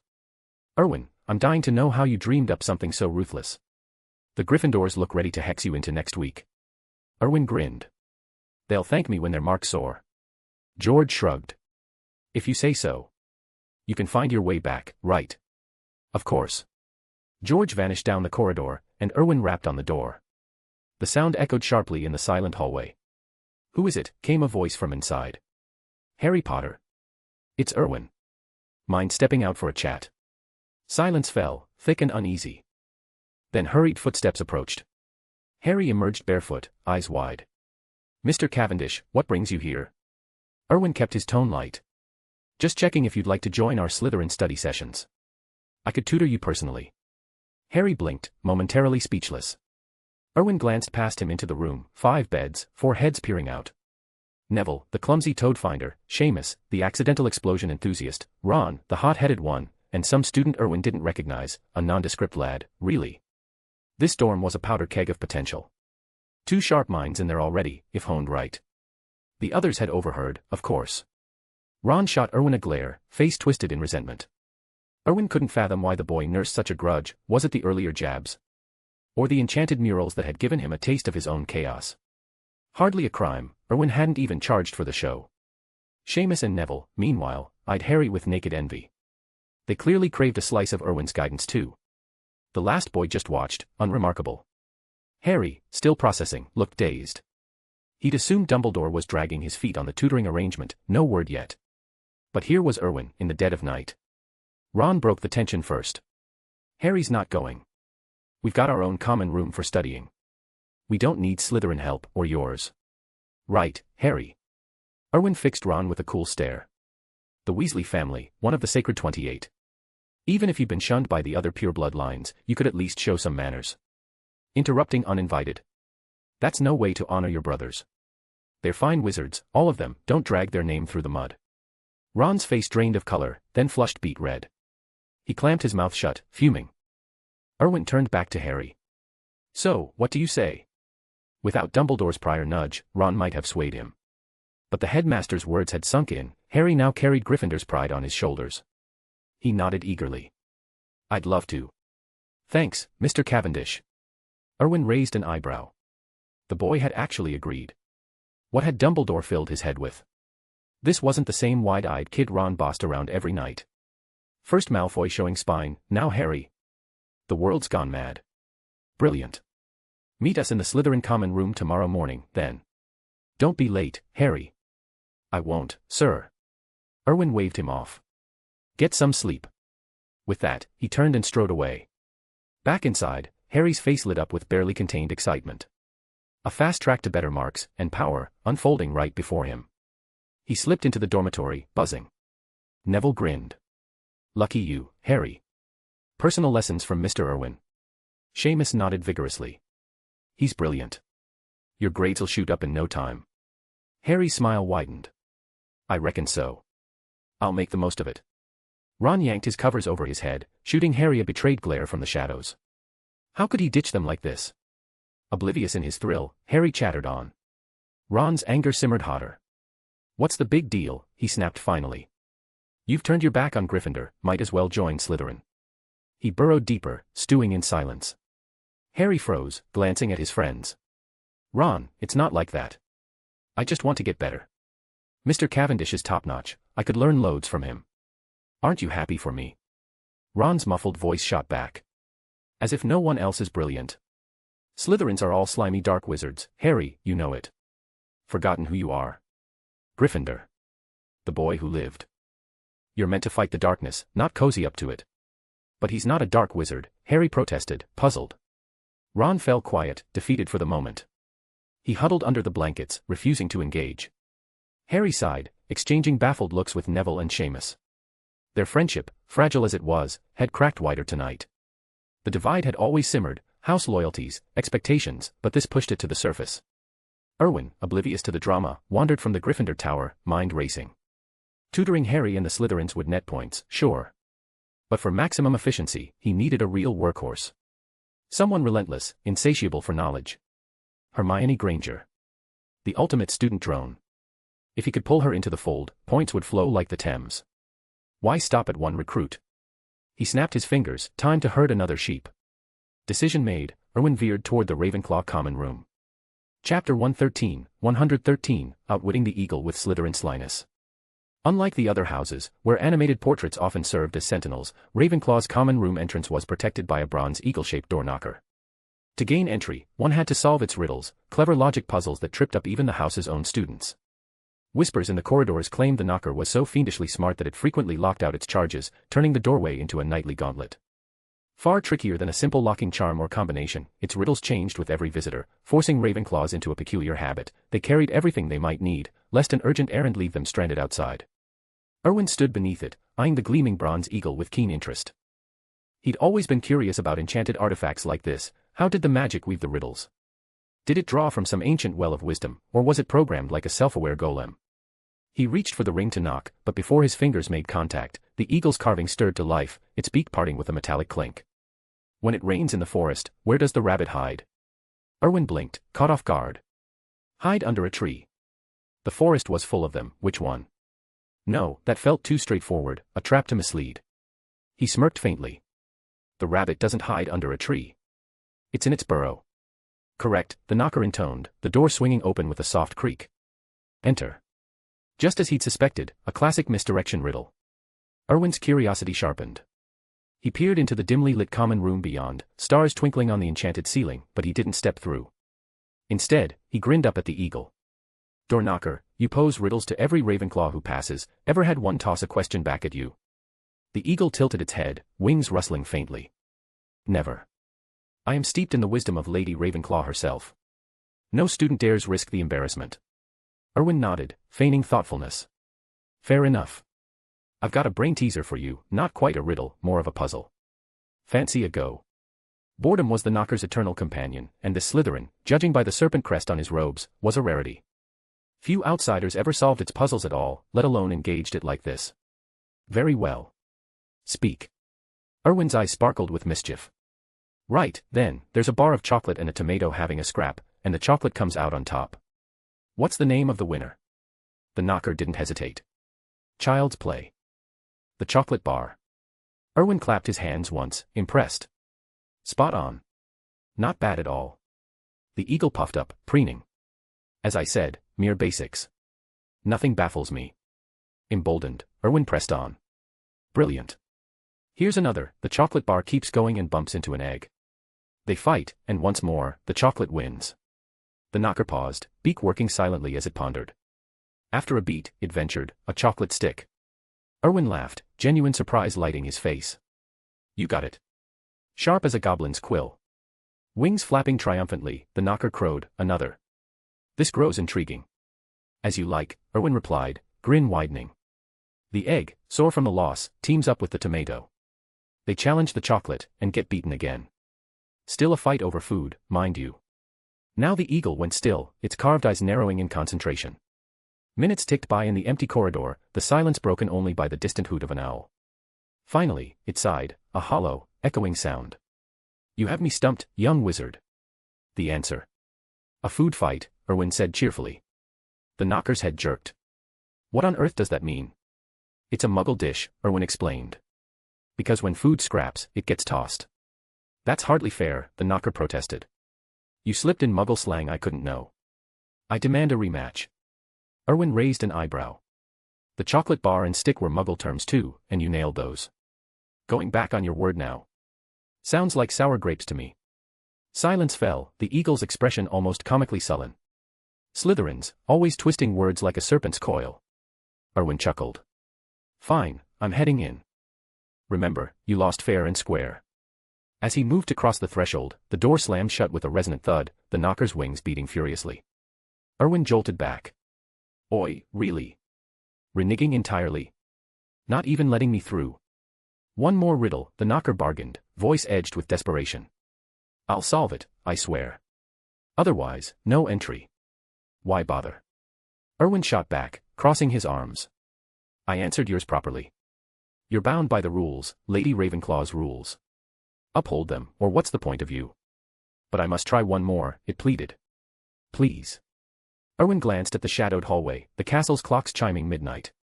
Exhaustion tugged at him, charms revisions waited at dawn. I'm knackered, and I've no time for games. Unless, you sweeten the pot. Something worthwhile. The knocker considered. I possess no gold, I'm an artifact, not a vault. But if you best me again, I'll share a secret. One concerning Lady Ravenclaw herself. Erwin's interest reignited, fatigue forgotten. A secret about one of the four founders. The cleverest witch in wizarding history. That was worth a bit more banter. Deal. Your move, then. If you want to dive deeper into Erwin's journey and support this superhit translation, our Patreon is officially open. Why join the elite? Sacred 28, get 30 chapters ahead plus vote on upcoming projects. The Inner Circle, get 50 chapters ahead plus exclusive R18 content plus decide our next major project. Your support ensures we keep this top-notch quality in our 5 chapters a day momentum. Backhand index pointing right patreon.com/mrgrim_. Chapter 114, Erwin's Goofy Patronus Surprise. Alright, since you're so insistent, I'll get on with it. Tell me. Erwin began. Before he could finish the riddle, the door knocker interrupted. Can we skip the bit about the chocolates brawling? Erwin shot back, mind your own business. I love a good chocolate scrap. Are you answering or not? If not, open up, I've got places to be. The door knocker grumbled, fine, fine. Answer it is. Never met a young wizard quite like you. You're a right pain. Erwin rolled his eyes. You sound like you're the one with the personality here. Anyway, carry on. After the chocolates trounced the egg and tomato squad, they were fuming that the egg had gone after the tomato. So, they stormed the egg's place for round 2. No surprise, the chocolates won again. Still, it's all about clashing with food. The door knocker fell silent. 1 minute ticked by. Then 2. 5 minutes dragged on. Erwin yawned. Come on. Are you up to the task? If not, just say so. It's been ages. With a heavy sigh, the door knocker conceded. All right, I throw in the towel. What's the answer? Simple, Erwin said. The chocolates won, so the egg lost. Egg defeat, that's the pun. Clever, isn't it? You could use a few more tricks up your sleeve, door knocker. The door knocker let out an exasperated huff. Fair enough, Erwin said. Now spill the secret you know. Your wit's sharp enough for it, the door knocker replied. The truth is, Rowena Ravenclaw left a true legacy at Hogwarts, one meant only for her descendants. It was originally for Helena. Erwin's eyes widened. Ravenclaw's legacy. Where is it? The door knocker shook slightly. No one knows for sure, but it's tied to her diadem. On her deathbed, Ravenclaw told Helena the crown would unlock her full inheritance. Details are lost to time, though whispers point to the unicorns in the Forbidden Forest. Erwin's pulse quickened. Unicorns. He recalled the great unicorn's words from the day before. Could that be Ravenclaw's gift? Excitement bubbled up. If true, he'd struck gold. The 4 founders had wielded unimaginable power, building Hogwarts alone must have cost a fortune in magic. Their era brimmed with treasures, and magical creatures roamed freely, yielding riches beyond count. Each founder commanded a quarter of the castle's might. The thought sent a thrill through him. But the diadem. That was in the room of requirement, a Horcrux tied to Voldemort. Tricky business. You can head in now, the door knocker said. I hope you claim that legacy someday. Though it won't be straightforward. Oh, and a tip, all 4 founders hid true inheritances here. Finding them's on you. With that, the door to the common room creaked open. Erwin stepped inside. As it swung shut behind him, he caught a faint mutter, blasted chocolates. He smirked but ignored it, taking in the Ravenclaw common room. It was a sight to behold, distinct from the Slytherin dungeon's sly green, Gryffindor's roaring red, or Hufflepuff's cozy yellow. Everything here was a deep, serene navy blue, elegant and inviting. The space formed a perfect circle, with tall arched windows letting in soft light. Blue silk draped the walls, and overhead, the ceiling mimicked a starry night sky. A matching carpet of constellations sprawled across the floor, blending seamlessly with the illusion above. Bookshelves lined the edges, their pages whispering scents of ink and parchment. At the far end, opposite the entrance, a niche held a pristine white marble statue of Rowena Ravenclaw herself. Behind her loomed a towering arched bookshelf, brimming with tomes. The founder of knowledge had spared no expense on her library. The room was hushed and empty, no one stirred. Erwin scratched his head. Hermione must be in the girls' dormitory. No doubt about it. But how to reach her? An idea struck. He'd need the Patronus charm, mastered ages ago but never deployed. Still, his Patronus was unusual. He hesitated, but there was no better option. Wand in hand, Erwin murmured, Expecto Patronum. Silver mist billowed from the tip, swirling gently. The vapor thickened, shaping into a hazy cloud that solidified into a plump, clumsy form. The instant it materialized, the creature lunged at Erwin, latching onto his leg with surprising force. He staggered back, steadying himself.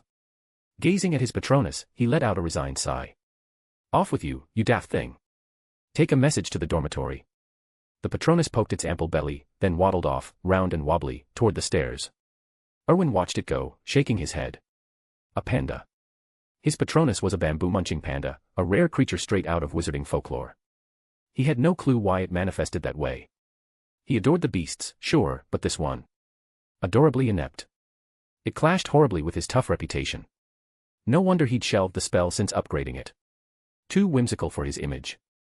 Still, this version looked bulkier than the first, perhaps it had been snacking on happy memories. Chapter 115, Panda Pandemonium in the Ravenclaw Tower. Of course, that was just a joke. The Patronus charm was simply the embodiment of a wizard's positive emotions. But for some reason, Erwin's Patronus seemed unusually human. Just moments ago, it had trotted over and nuzzled his leg, a quirk no other Patronus possessed. Watching the panda waddle up the stairs, Erwin shook his head with a wry smile. A panda it was, then. Cute was what mattered. Besides, Patronusas weren't set in stone. Having one like this meant he still had a sunny side, after all. Why else would it be a cuddly bear and not something slithery like a snake? He was still that cheerful boy at heart. But as Erwin waited for the Patronus to deliver his message to Hermione, a sharp cry rang out, followed by a resounding thud. His face fell. Something was wrong. He bolted toward the noise, climbing the stairs 2 at a time. There, his Patronus had swelled into a hulking, silvery form, facing off against a blocker in the corridor. It glared fiercely, ready to charge. Erwin's eyes followed its gaze and widened.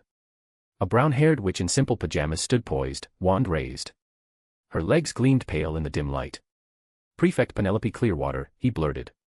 It was the Ravenclaw prefect, Percy's future girlfriend from the books, though they weren't an item yet. Penelope startled at the sight of him. "Erwin. What are you doing here? Get out, this is the girls' dormitory. That Patronus of yours is no joke, it's powerful." Erwin waved his wand hastily, banishing the spell. The massive panda deflated in a swirl of silver mist and vanished. Penelope's eyes narrowed. "That was yours?" He nodded. "Yeah. I needed to talk to Hermione, but I couldn't just waltz into the girls' dorm, so I sent my Patronus. Didn't mean to cause a scene." "You okay, Prefect?" She exhaled. "I'm fine. But blimey, I've never seen a Patronus that could scrap like a real fighter. If I hadn't reacted fast, it might have bowled me over." "Sorry about that," Erwin said, wincing. Penelope waved it off. "No harm done. But you do realize where you are, right?" Erwin nodded. "Ravenclaw Tower." She gave him a pointed look. "The girls' dormitory." His stomach dropped. In the rush, he'd forgotten. He was about to bolt when doors creaked open along the hall. The commotion had woken half the floor. Sleepy witches in nightgowns stumbled out, rubbing their eyes. Erwin froze. This was a view you didn't get for free. "What was that racket?" one grumbled. "I was just drifting off, we've got early study sessions tomorrow." Prefect. "What's going on?" They spotted Penelope first, then turned. Their gazes locked on Erwin. Silence crashed over the corridor like a stunning spell. Then came the scream, high-pitched and piercing, echoing through the tower. The girls scattered back to their rooms in a flurry of flannel and bare feet. Erwin hightailed it downstairs to the common room, heart-pounding. He sank onto a sofa, muttering under his breath to steady himself. At least 3 years' worth of detention, he thought. That sight, well, robes hid a lot during the day. Who knew? He didn't run, though. Penelope would be down soon for a chat, and he'd earned it fair and square. Upstairs, Penelope stifled a smirk as Erwin fled. A chill draft swept through, making her shiver. Glancing down, she realized, with the scuffle, she'd lost her robe. Her cheeks burned crimson. She darted back to her room. Meanwhile, the Ravenclaw girls' dorm buzzed like a hive. A boy, and not just any boy, but Hogwarts' current star, Erwin, sneaking into their space. Scandalous. Cho Chang lingered by her door, whispering excitedly. In Hermione's room, her roommates huddled, giggling. Hermione peeked from under her blankets, setting aside her book and wand light. "What happened?" "I was reading." One roommate bounced over. "Hermione, you missed it." "Erwin, he was right there in the corridor." We all piled out in our pajamas. Hermione blinked. "Erwin. Here." "Yeah. In the girls' dorm, no less." Her face heated. Sneaking in at night. That was serious. She grabbed her robes. "I need to see what's going on. Go back to sleep." She hurried out, and nearly collided with Penelope. "Prefect," Hermione said. Penelope nodded. "In a rush. Perfect timing. Erwin's looking for you. Let's head down, he's probably still there." Hermione agreed, and they descended to find Erwin on the sofa, looking sheepish. "Erwin, you came to see me?" Hermione asked. He looked up, spotting them both. "Yeah. Needed to talk, but, well, misunderstanding." Penelope crossed her arms. "Misunderstanding? Hardly. Breaking into the girls' dormitory at night isn't a lark, Erwin." Before he could reply, Hermione jumped in. "Prefect, there must be an explanation." Erwin wouldn't. He gently tugged her sleeve. "No, she's right. My fault entirely, Prefect." Penelope sighed. "I'll have to report this to the professors. What they decide is up to them. Even if I stayed quiet, it's out now, too many witnesses. They all saw you." Erwin nodded. Understood. She eyed him thoughtfully. That said, I'm curious about your Patronus. Never seen one like it. You owe me a proper look, call it compensation. He managed a grin. Fair enough. Enjoy the read, but don't go anywhere, 5 more are on the way. If you love these mass releases, make sure to smash that Power Stone. We conquered number 100, but we aren't done yet. Let's show them the power of this community. Next target, rank hashtag. Mr. Grimm. Chapter 116, the Panda Patronus that steals hearts. Erwin chuckled. He knew exactly what was going on, he'd seen it all unfold. Since you're interested, of course, he told Penelope. She nodded, satisfied. Even if he'd refused, she couldn't have forced him. After witnessing his strength, she wasn't sure she could take him in a duel anyway. His cooperation pleased her, and her fondness for this intriguing junior grew. Hermione, standing nearby, looked utterly baffled. What Patronus? Senior, Erwin, what are you on about? Erwin drew his wand. Expecto Patronum. In an instant, the adorable panda materialized once more. Penelope's eyes lit up with affection. The creature latched onto Erwin's leg, rubbing against him like a loyal pup. But when he nudged it away, it finally surveyed its surroundings. Spotting Penelope, it bared its teeth, body swelling as if ready to balloon in size. Erwin stared, stunned. Why was his Patronus holding a grudge? Did it remember things? Had he botched the spell somehow? Was it going rogue? He patted its head, and the tension eased. Penelope gasped. Junior, your Patronus seems a bit off. Erwin coughed. Nah, it's the same as any other. Just an illusion, don't overthink it. You daft thing, go apologize to the senior. Can't turn my back for a second without you stirring trouble. The panda scratched its head, then shuffled over to Penelope and bowed politely, almost human-like in its demeanor. Her surprise deepened, and her gaze toward Erwin shifted. This junior had secrets. She knew the Patronus charm well, no one else's took on such a lifelike form.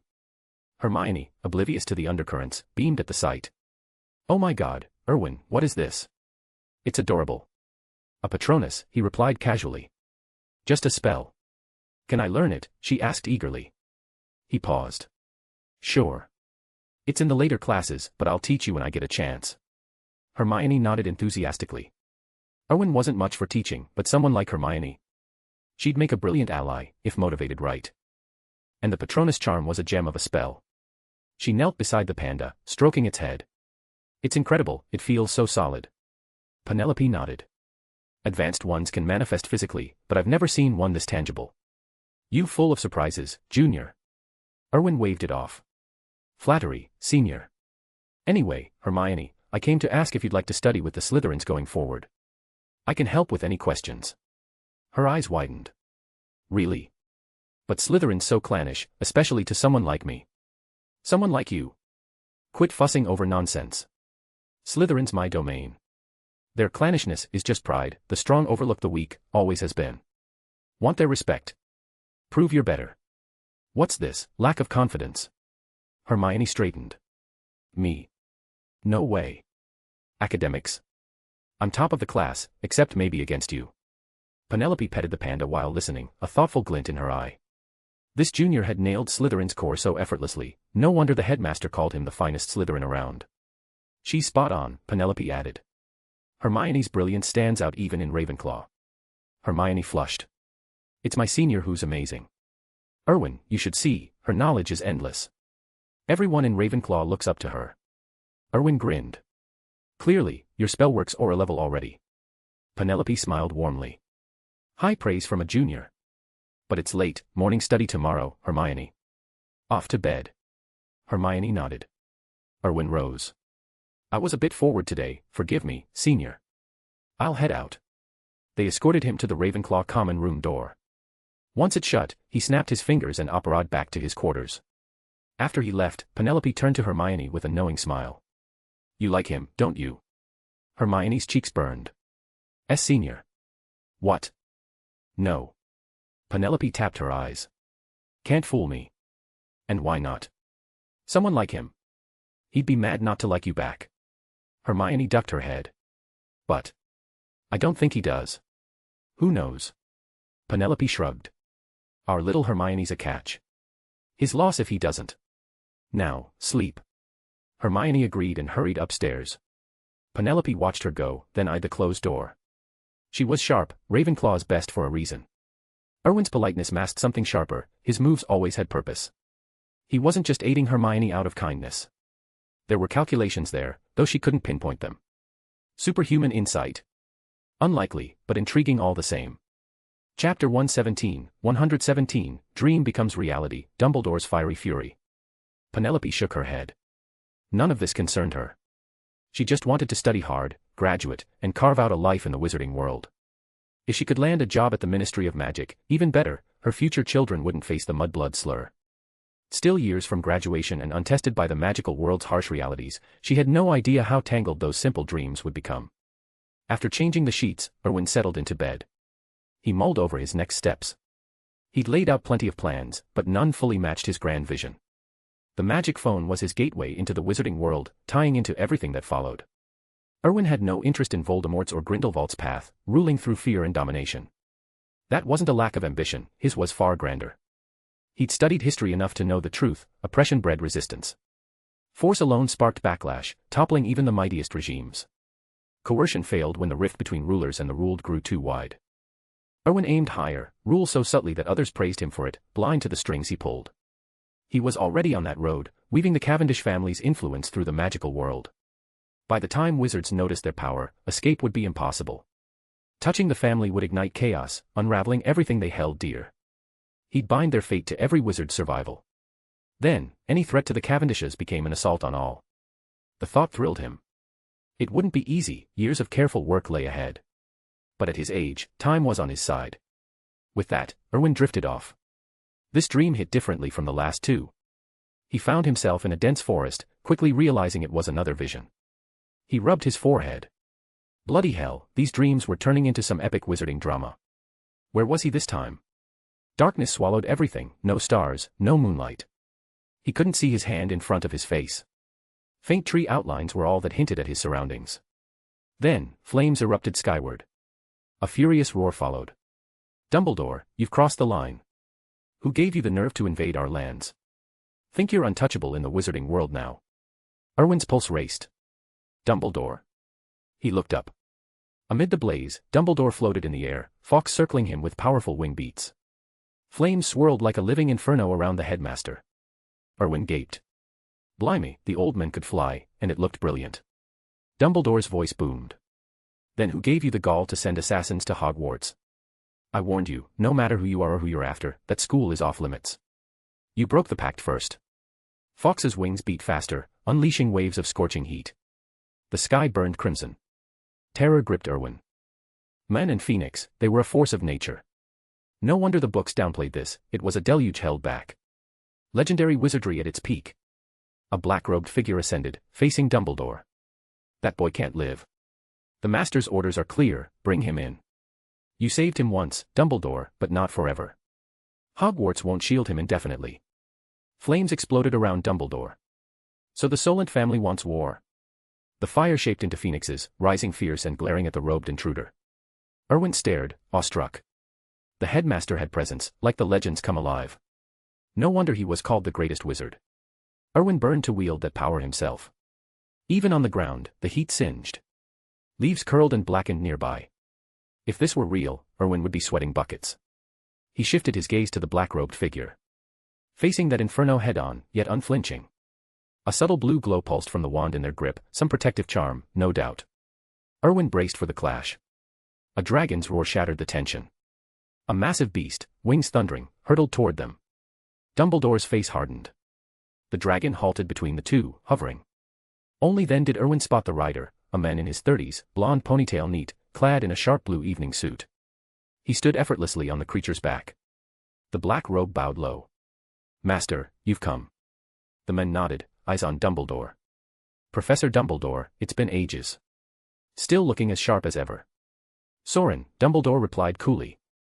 Indeed, it has. Soren chuckled. What's got the headmaster in such a foul mood? Trekking all the way to Solent territory. Chapter 118, Shadows of the Ancient Houses and Their Secret Crest. Dumbledore's voice carried a note of reluctance. I wouldn't have come if it weren't for the Solent family's attack on Hogwarts. There needs to be an explanation. Erwin, still hovering in astral form, watched as Soren Solent echoed the sentiment. Attacked Hogwarts. Soren turned sharply to the men in black robes. Did you do it? The men trembled visibly. Master, I'm sorry. I just.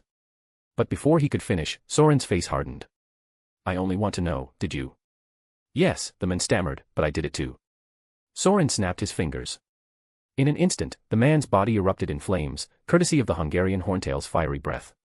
He crumbled to ash, gone without a trace. Erwin stared, stunned. Bloody hell, what was that? Was this even magic? It looked more like a curse from the darkest corners of legend. For a moment, he wondered if he'd been transported to some twisted alternate world. This wasn't the Hogwarts he knew. Soren turned to Dumbledore. Satisfied, Professor? My subordinate was a fool. I've always dreamed of studying at Hogwarts, it's my one great regret that I never did. Dumbledore's expression cooled. You won't set foot there again. Soren nodded. As you say. With a wave of his hand, Dumbledore extinguished the lingering flames. Soren's gaze shifted. And you, Mr. Erwin? Care to show yourself? Both men turned toward Erwin's astral projection. He hesitated, mind racing. How to descend dramatically, and quickly. As if on cue, the ground rushed up beneath him. Suddenly, he materialized beside Dumbledore, solid and disoriented. Soren eyed him with predatory interest. Fascinating. You can astral project already. Erwin studied the men in return. Greed burned in Soren's eyes, like a wolf spotting prey. Pleased to meet you, Lord Solent, Erwin said evenly. Soren chuckled. The pleasure's mine, though we've met before, you were just an infant then. I suppose you'd have no memory of it. Old acquaintances, then. Bold move, attacking Hogwarts. Not many would dare. Soren waved it off. A rogue subordinate's folly. With Dumbledore here, the castle's no easy target. True enough. The professor's formidable. But so are you, Mr. Soren, slipping someone inside to take a shot at me. That's no small feat. Soren's smile was thin. Pity I missed. Indeed, just a hair's breadth short. Soren inclined his head. No matter. Your time will come. Savor what's left, Erwin. Your life is my gift, I could have ended you alongside your parents all those years ago. But I waited, hoping you'd grow into something useful. You won't disappoint, will you? Erwin met his gaze steadily. Never. I wouldn't dream of wasting anyone's generosity. Though I wonder if you'll regret sparing me when the time comes. Soren laughed softly. Regret. I've never known the word. And you're not the sort to inspire it. Remember my name, boy. When death claims you, you'll know who sent you to it. I'll engrave it in stone, Erwin replied. Looking forward to it. Soren glanced at Dumbledore. Until next time, Professor. The Solent family always welcomes a visit from you. Dumbledore nodded curtly. With a powerful beat of its wings, the dragon launched into the night sky, vanishing into the darkness. Killing intent flickered in Erwin's eyes, but Dumbledore placed a steadying hand on his shoulder. Don't dwell on it, Erwin. You're no match for him yet. Who is he, exactly? Erwin demanded. One of the ancient wizarding houses, the Solents. Snape will brief you on the details once you're a Slytherin prefect. For now, wake up. You'll miss your morning study session. Dumbledore tapped Erwin's forehead gently. The world blurred, and Erwin bolted upright in his four-poster bed, heart pounding. He rubbed his brow, the cool press of Dumbledore's finger still lingered, unnervingly real. Solent. One of the ancient wizarding houses. And this astral projection, what was it? Had his astral form slipped free of his body? It didn't feel like a system ability. Soul wandering. He'd never heard of such a thing in the wizarding world. Yet Dumbledore's gravity upon Soren's arrival had been palpable, a rare glimpse of the old wizard on edge. The wizarding world suddenly felt far more treacherous than Erwin had imagined. Were these shadowy powerhouses multiplying? Worse, one had him squarely in his sights. That was the real thorn. A knock interrupted his thoughts. Prefect.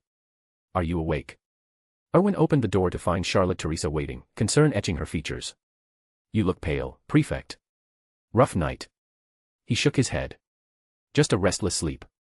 Nothing to worry about. She nodded without pressing. Right. I'll rouse the others, study session starts soon. As she hurried off, Erwin splashed water on his face. Steam fogged the mirror, with a finger, he traced a quick rune in the mist. A lotus flower emblem bloomed on the glass. He slipped off his enchanted ring, comparing the Cavendish house crest etched there to the misty image. Identical, down to the petal curves and stem flourishes. No doubt about it. This was the mark he'd spotted on Soren Solent. His own was purple, Soren's a deep blue. Erwin had no clue what the color difference signified, but it tied back to Dumbledore's mention of the ancient wizarding houses. Was the Cavendish line one of them? And what power did these houses wield? Erwin wiped the mirror clean with a swipe of his hand and sighed. No answers yet. Snape had promised details after the prefect appointment. He'd wait, for now. If you want to dive deeper into Erwin's journey and support this superhit translation, our Patreon is officially open. Why join the elite? Sacred 28, get 30 chapters ahead plus vote on upcoming projects. The Inner Circle, get 50 chapters ahead plus exclusive R18 content plus decide our next major project. Your support ensures we keep this top-notch quality in our 5 chapters a day momentum. Backhand index pointing right patreon.com/mrgrim_. Chapter 119, Slytherin's Dawn of Discipline. After freshening up, Erwin examined his reflection in the mirror. He adjusted his robes, then traced a finger along the corner of his mouth, sketching a bright, cheerful smile. Satisfied, he nodded. That was the image, a sunny, upbeat young wizard. Whatever challenges lay ahead, he'd focus on executing his plans one step at a time, giving his all and letting fate handle the rest. Not everything depended on him alone.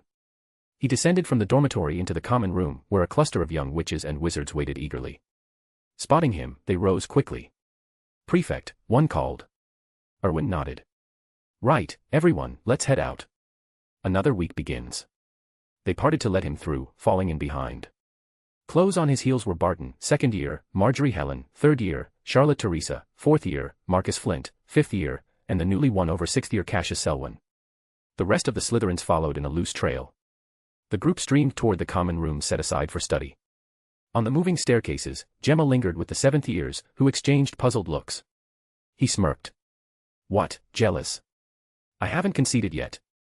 One more week outside Slytherin, might as well make the most of it. The 7th years murmured agreement, and Grodia led them along. Outside the castle, the sun barely crested the horizon, a sight many students had never witnessed at Hogwarts. Ghosts and portraits, privy to the schedule shift, still blinked in surprise at the early morning procession. The Slytherins marched in orderly file through the dim corridors, straight to the study spaces. These rooms for the 4 houses adjoined one another, repurposed from unused classrooms. Hogwarts excelled here, space was never an issue. Students from other houses watched the Slytherins pass, a twinge of envy stirring despite themselves. The unity, whatever its roots, carried an undeniable pull. Erwin led at the front, his silver-white hair catching the faint light like a beacon. At the door, he pushed it open, and the wall sconces flickered to life. He stepped aside, ushering the group in with disciplined precision. Hurried footsteps echoed then, Harry Potter, breathless, skidding to a halt. Malfoy caught sight of him and felt an inexplicable pull to charge over and trade barbs. He couldn't explain it, the impulse just gripped him. If Erwin recognized the sign of a potent bond, he'd have been impressed. Harry approached Erwin. Sorry, running late. Erwin waved it off. No harm done. Hang back a moment, I'll introduce you once we're settled. Get a feel for things with the others in the meantime. Harry nodded, eyeing the Slytherins with a mix of awe and wariness. Their house's dominance at Hogwarts was legendary, after all, an outfit of dozens strong enough to daunt anywhere. A few Slytherins by the door overheard, Malfoy among them. He glanced at Harry, then at Erwin, confusion knitting his brow. What was the Gryffindor doing in their common room? Studying with them. Erwin met Malfoy's gaze. Something wrong, Draco? Draco shook his head hastily. No, Prefect. Nothing at all.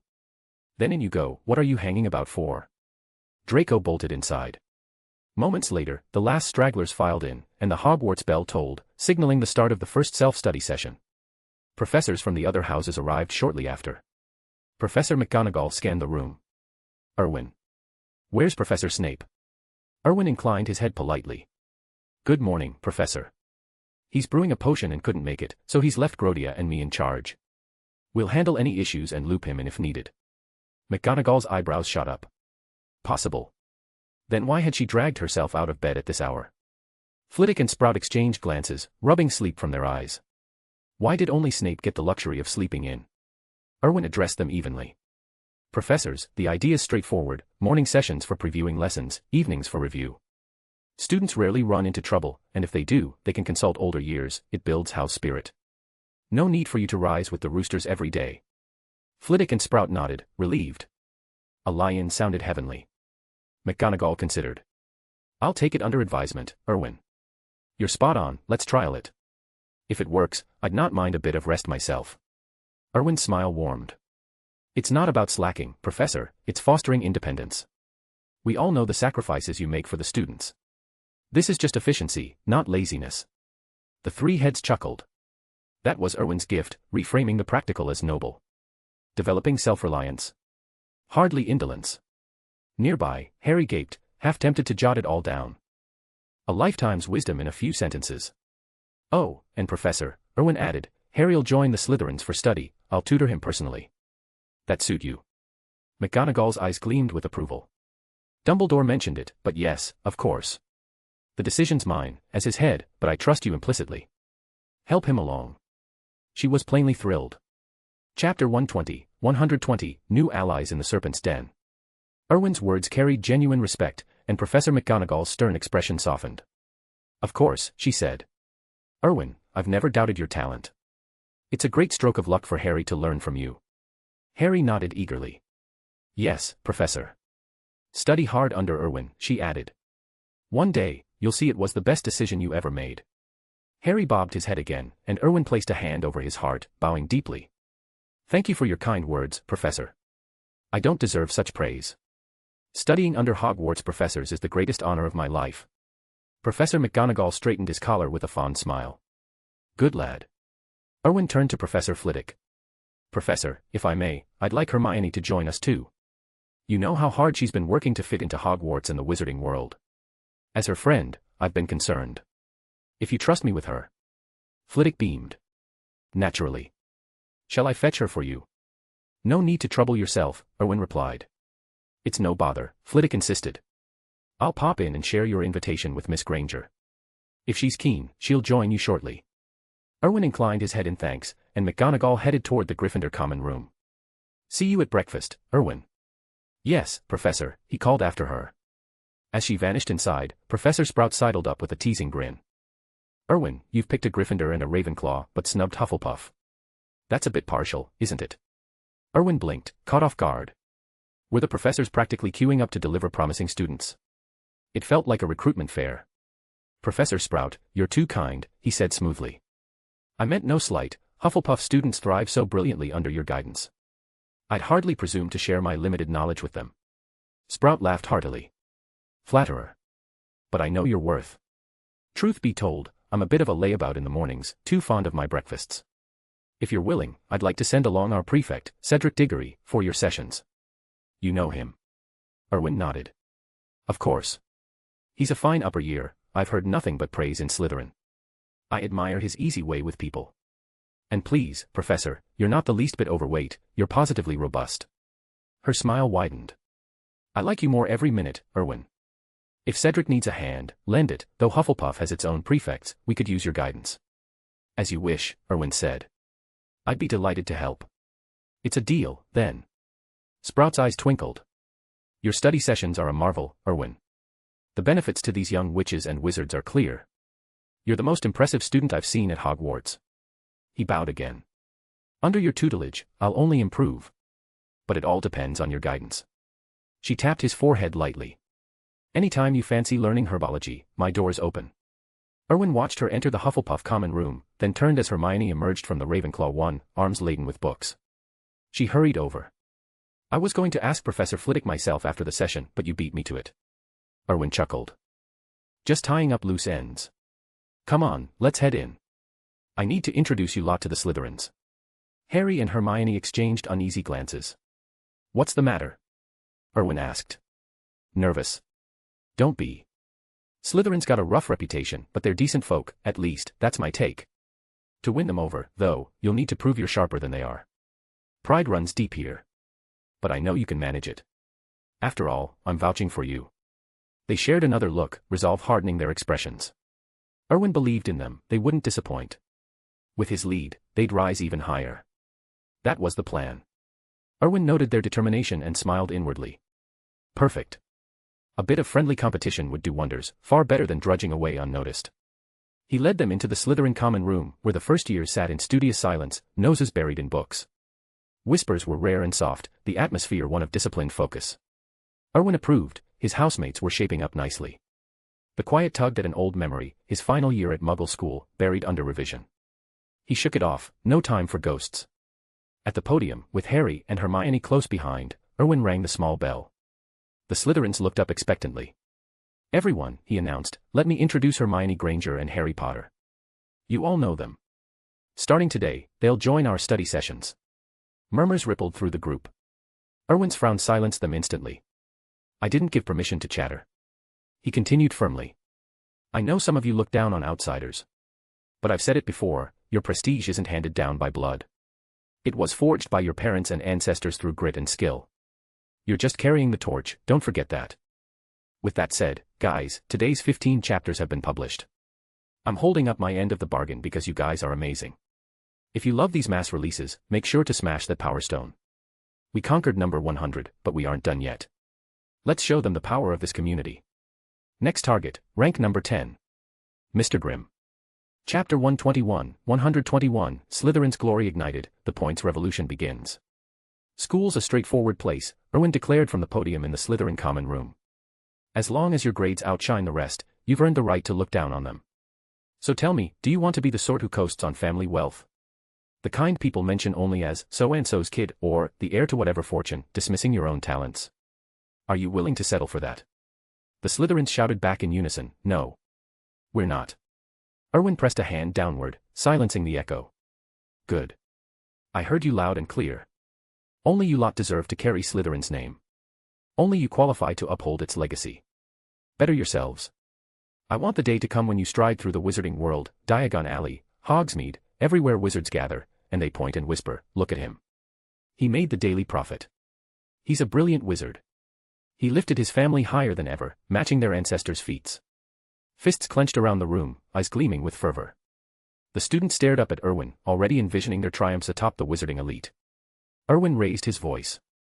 "As prefect, I, Erwin Cavendish, hereby issue my first decree. Starting today, Slytherin adopts a point system. You'll earn points for contributions to the house, tallied at the end of each year. The top scorer claims the title of Slytherin's Glory, and I'll carve their badge myself. It'll be your badge of honor. So, who agrees? Who objects?" Blaise Zabini shot to his feet first. Second years agree. The other prefects exchanged quick glances before rising. "We agree too." Finally, Grodia stood. Seventh years agree as well. Erwin flashed Grodia a knowing smile, which the older boy returned. No words needed. "Excellent," Erwin continued. "Each prefect will track their students' points. I'll install a bulletin board in the common room displaying everyone's totals, a constant spur to excel. And to keep things interesting, Hermione Granger and Harry Potter are in the mix too. I'll have their scores recorded. If you don't want outsiders snatching Slytherin's badge, you'd best work for it." Hostile glares turned toward Hermione and Harry. This was Slytherin's prize, no way it'd go to outsiders without a fight. Erwin savored the competitive fire in their eyes. The harder they pushed, the more he'd gain from their edge.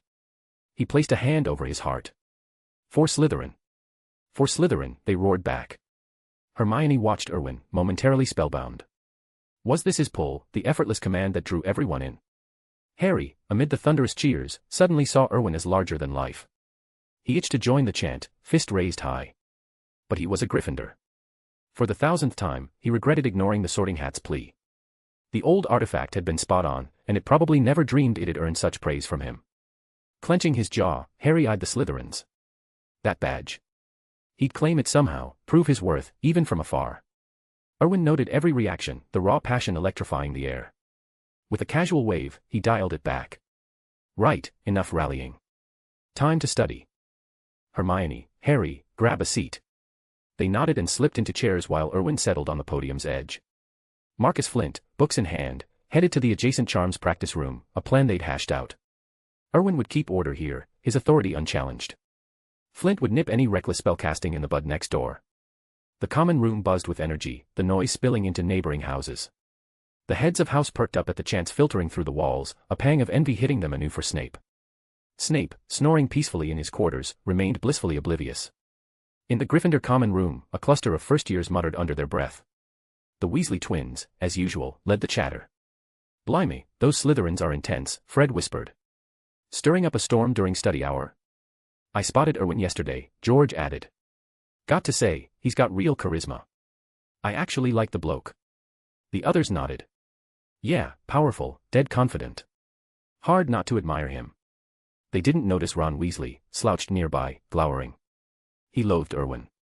The empty seat beside him, Harry's old spot, stung like a fresh wound.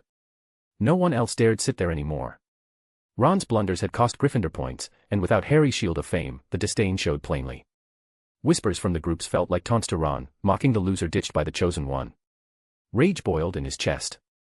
He hated Erwin for appending everything. And Harry, too, that backstabbing friend, who'd abandoned him. Ron never paused to think Erwin had never cared about him in the first place, or that Harry's drive to improve was hardly a crime. From the start, he despised Slytherin. Erwin had only sharpened that edge, dragging Harry into his grudge too. Chapter 122, Erwin's reluctant mentorship. Erwin had no clue what was going through Ron's head, and even if he did, he wouldn't have given it a second thought. To him, Ron was little more than dead weight. The boy's talent was mediocre at best, far below even Harry's middling skills or Hermione's sharp intellect. Sure, Ron had his moments, like a knack for turning spells into accidental fireworks or fumbling potions into something dangerously potent, much like Neville. But who didn't have some quirky strength? It hardly made Ron stand out. Erwin had dismissed him from the start, focusing instead on the rest of the Weasley clan, who brimmed with real potential. Mr. Weasley could cobble together enchantments to build a flying car from scraps.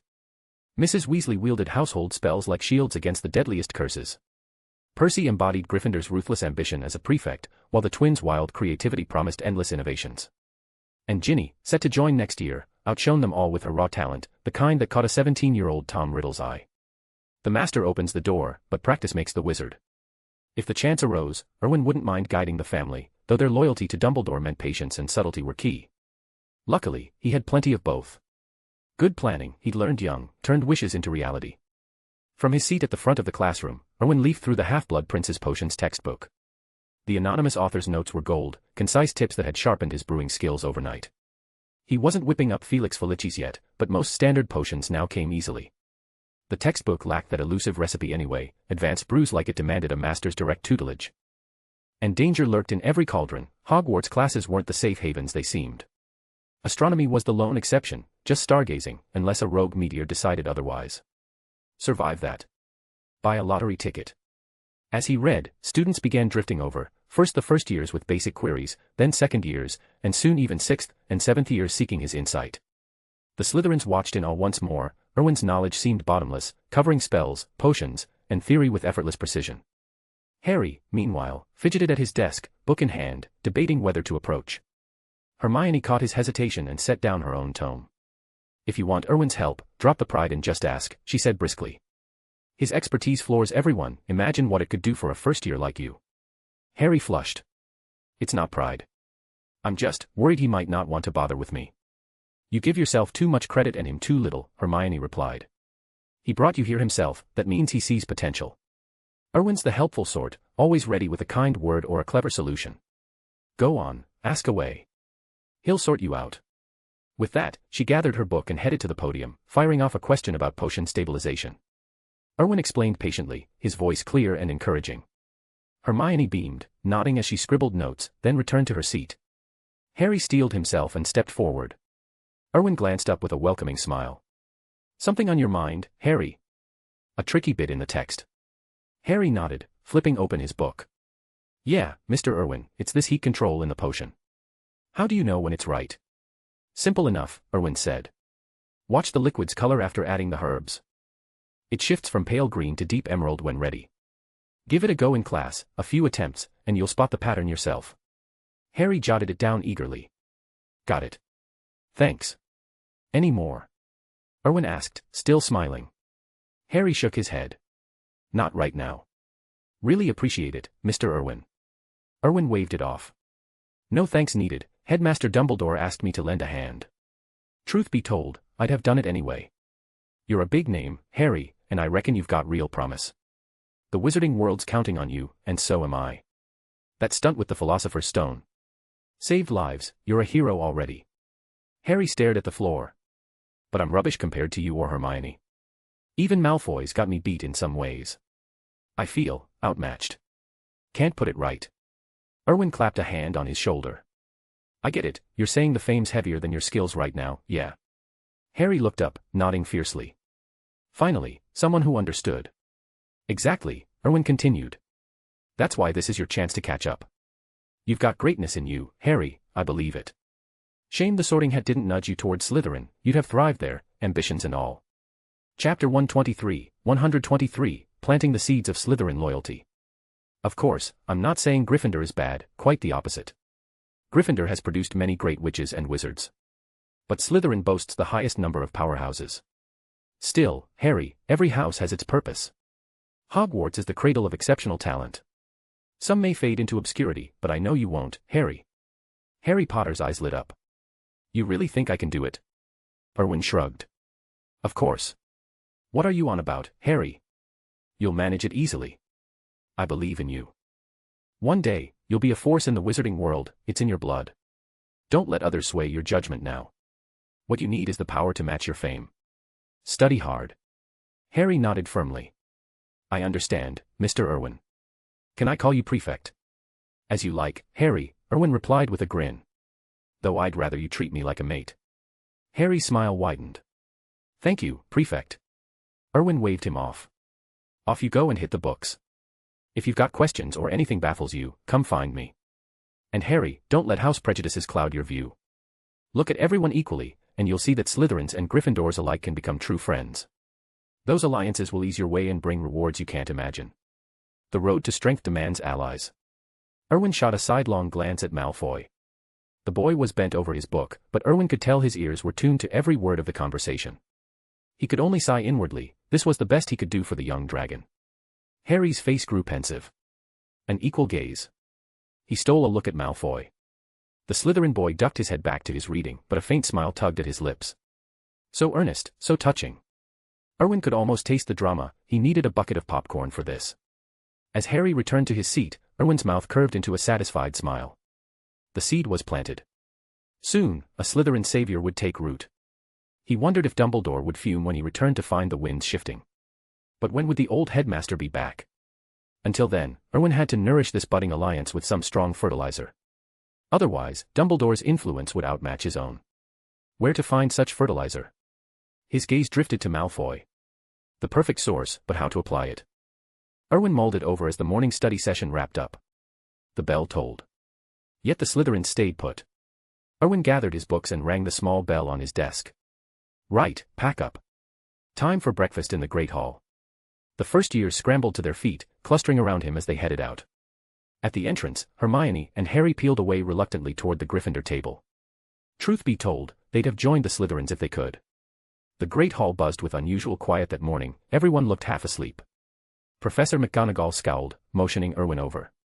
He set down his cutlery, dabbed his mouth, and stepped outside. Erwin, she said sternly, the students seem off. So drowsy. Is something amiss? It's just the first day, Professor. They're adjusting to the schedule. Weekend lie-ins don't help. If you like, cut breakfast to half an hour, it's generous as is.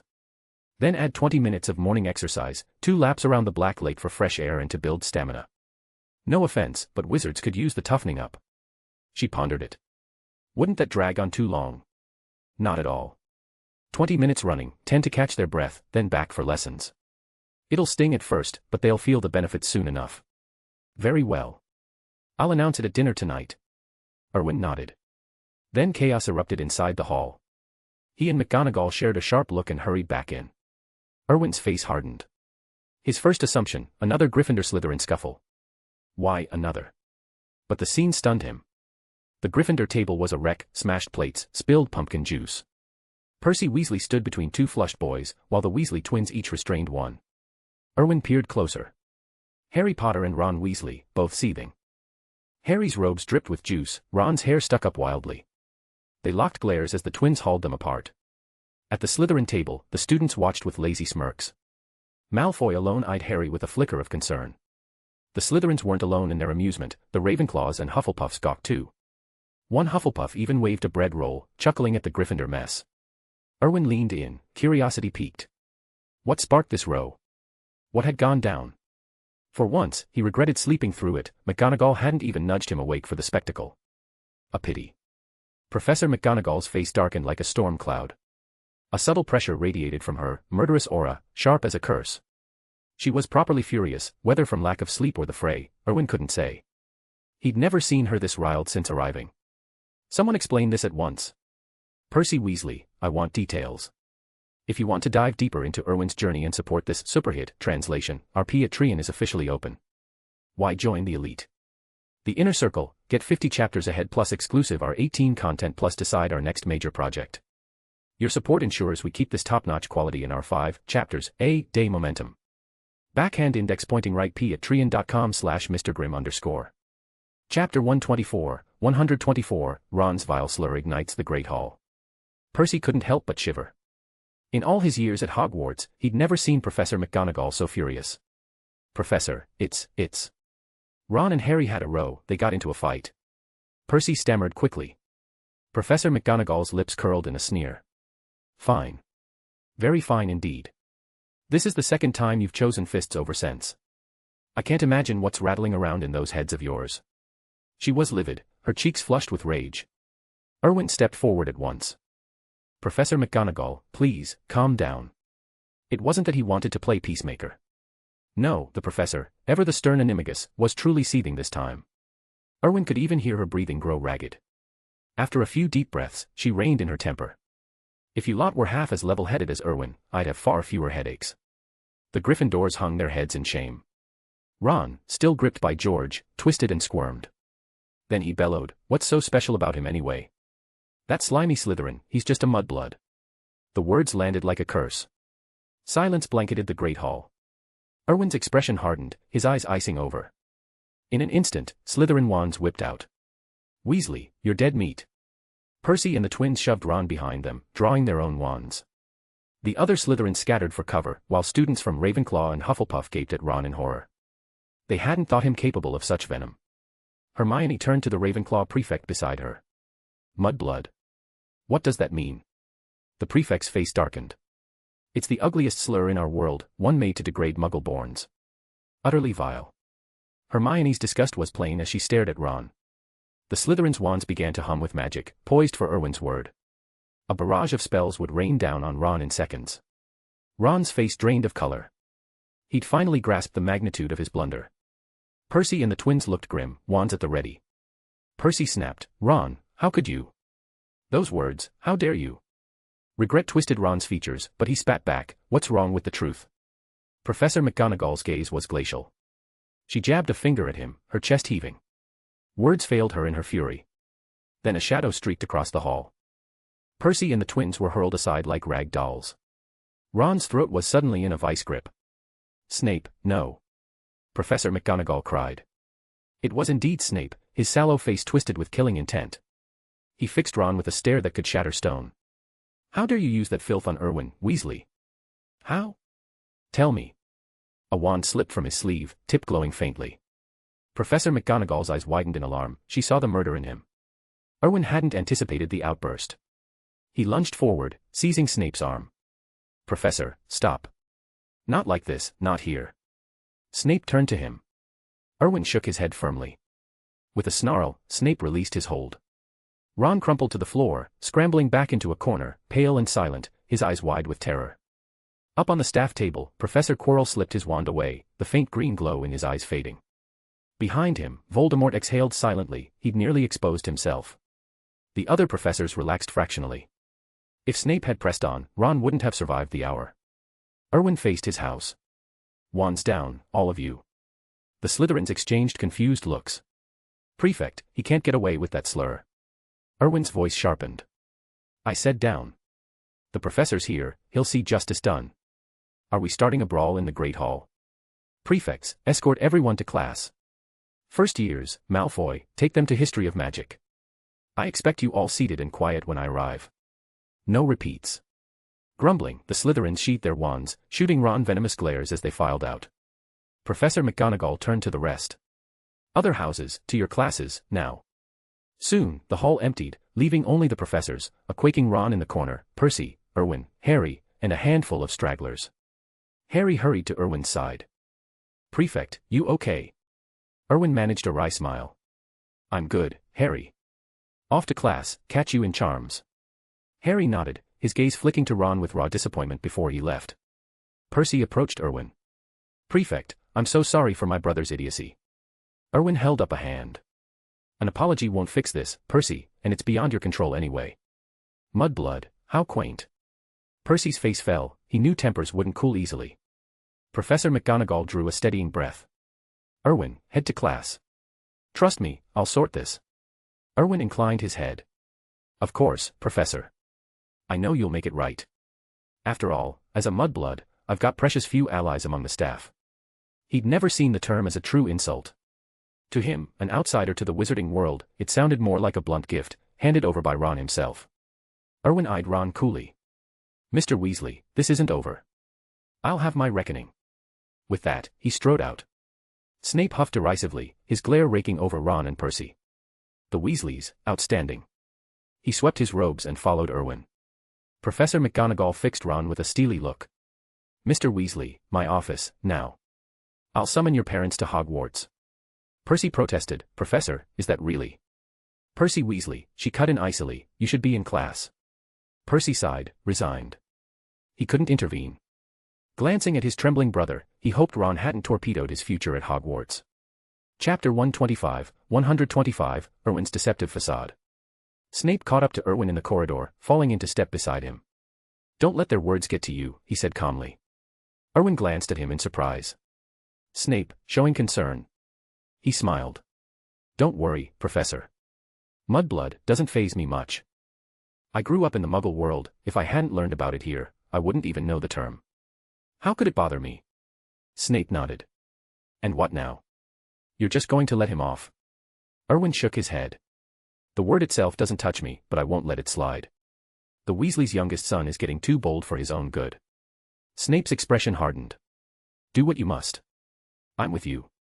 Erwin grinned. "Thanks, Professor. Off to class now." Snape inclined his head and watched him go. In the History of Magic classroom, the Slytherins sat in heavy silence. Even the Hufflepuff students sharing the lesson with them held their tongues. The air crackled with tension, every face etched with barely contained fury.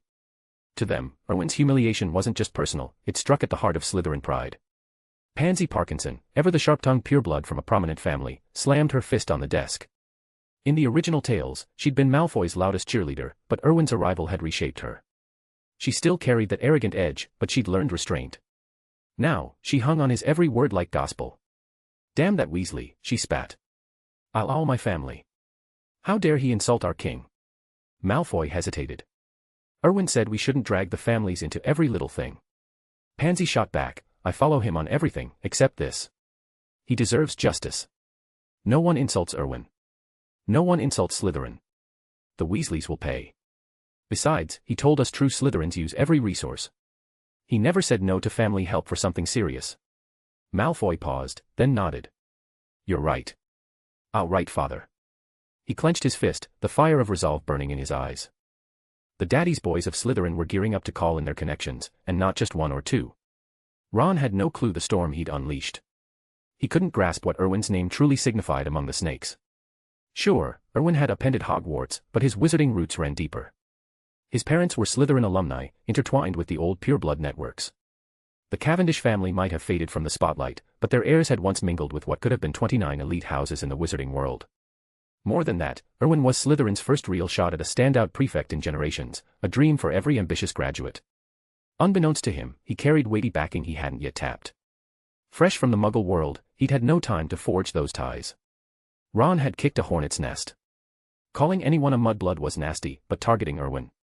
It was personal, explosive. As Erwin had warned, this was only the beginning. From the moment the Slytherins vowed to unleash their full arsenal, events spiraled in unexpected directions. On his way to class, Erwin touched the communication rune on his arm. Old Tom's voice echoed in his mind at once. "Master Erwin." "We move ahead of schedule," Erwin replied. "I've got a sharp tool ready, one that'll yield massive gains." "Yes, Master Erwin. I'll handle it right away." Erwin severed the link, a sly smile curving his lips. It was like finding a feather pillow just as sleep called, perfect timing. The Weasleys' fool of a son was their curse, but his blunder handed Erwin a golden opportunity. He'd barely asked for leverage, and it had wandered right to him. Whistling softly, he reached the classroom door. He smoothed his robes, summoned his usual charming grin, and softened his eyes with practiced melancholy. Time to shine. He stepped inside. Every gaze snapped to him. The Slytherins leaped up. Prefect. Erwin nodded calmly. Professor not here yet. Malfoy checked his watch. A few minutes early. Sit, everyone. Prepare for lesson. They obeyed, but their eyes brimmed with concern. Erwin's smile was in place, yet a flicker of sorrow lingered in his gaze, subtle but enough to pierce their hearts. Pansy whispered fiercely, "Look at him. Smiling through the pain. That Weasley bastard." Malfoy and the others seethed, their anger rippling outward. Even the Hufflepuffs caught it. They weren't blind, they saw the hurt Erwin masked so well. Disgust for Ron swelled among them. His careless slur had lumped everyone together, but ironically, Slytherin housed fewer Muggleborns than any other house. If you want to dive deeper into Erwin's journey and support this superhit translation, our Patreon is officially open. Why join the elite? The Inner Circle, get 50 chapters ahead plus exclusive R18 content plus decide our next major project. Your support ensures we keep this top-notch quality in our 5 chapters a day momentum. Backhand index pointing right patreon.com/mrgrim_. Chapter 126, 126, The Weasleys' Crushing Regret. Ron had pulled off an impressive blunder. In one fell swoop, he'd managed to alienate all 4 houses, a feat that made the old Slytherin grudge seem tame by comparison. He wasn't just carrying the weight of one house anymore, he'd shouldered it all himself. The class bell rang, and Professor Binns drifted into the history of magic classroom, launching into his usual drone. Oblivious to the morning's drama in the Great Hall, after all, ghosts didn't need lunch, he was taken aback by the Slytherin's sudden zeal. They were actually answering questions, earning points left and right.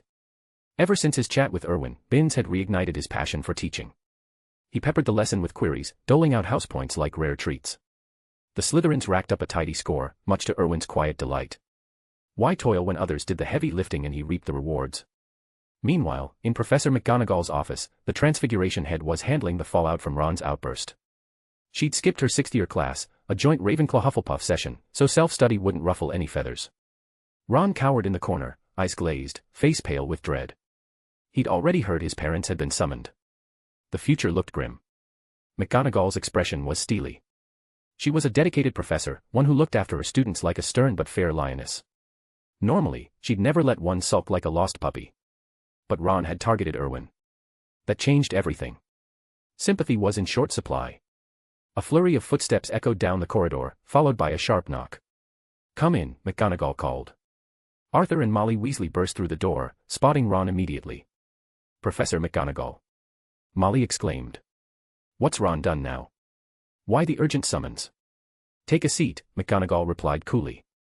The couple shared a worried glance and settled across from her desk. McGonagall wasted no time. "Ron Weasley called a Muggle-born student a mudblood in public today." Molly's hand flew to her mouth. "No. Ron, how could you? That word is poison." Arthur leaned forward. "Where's the boy? I want to apologize properly." "He's in class," McGonagall said. "But it happened in the Great Hall, in front of every student and professor." The Weasleys paled. They knew the implications. Ron had slighted nearly half of Hogwarts, professors included. Even Professor Snape was there, McGonagall added. You can imagine his reaction. That slur hits him personally. Molly surged to her feet and stormed over to Ron, delivering a stinging slap. "How dare you? How could you be so cruel?" Her chest heaved, face crimson with rage. Arthur and McGonagall stayed put, letting the moment sink in. Ron hung his head, silent. McGonagall pressed on. The boy he targeted.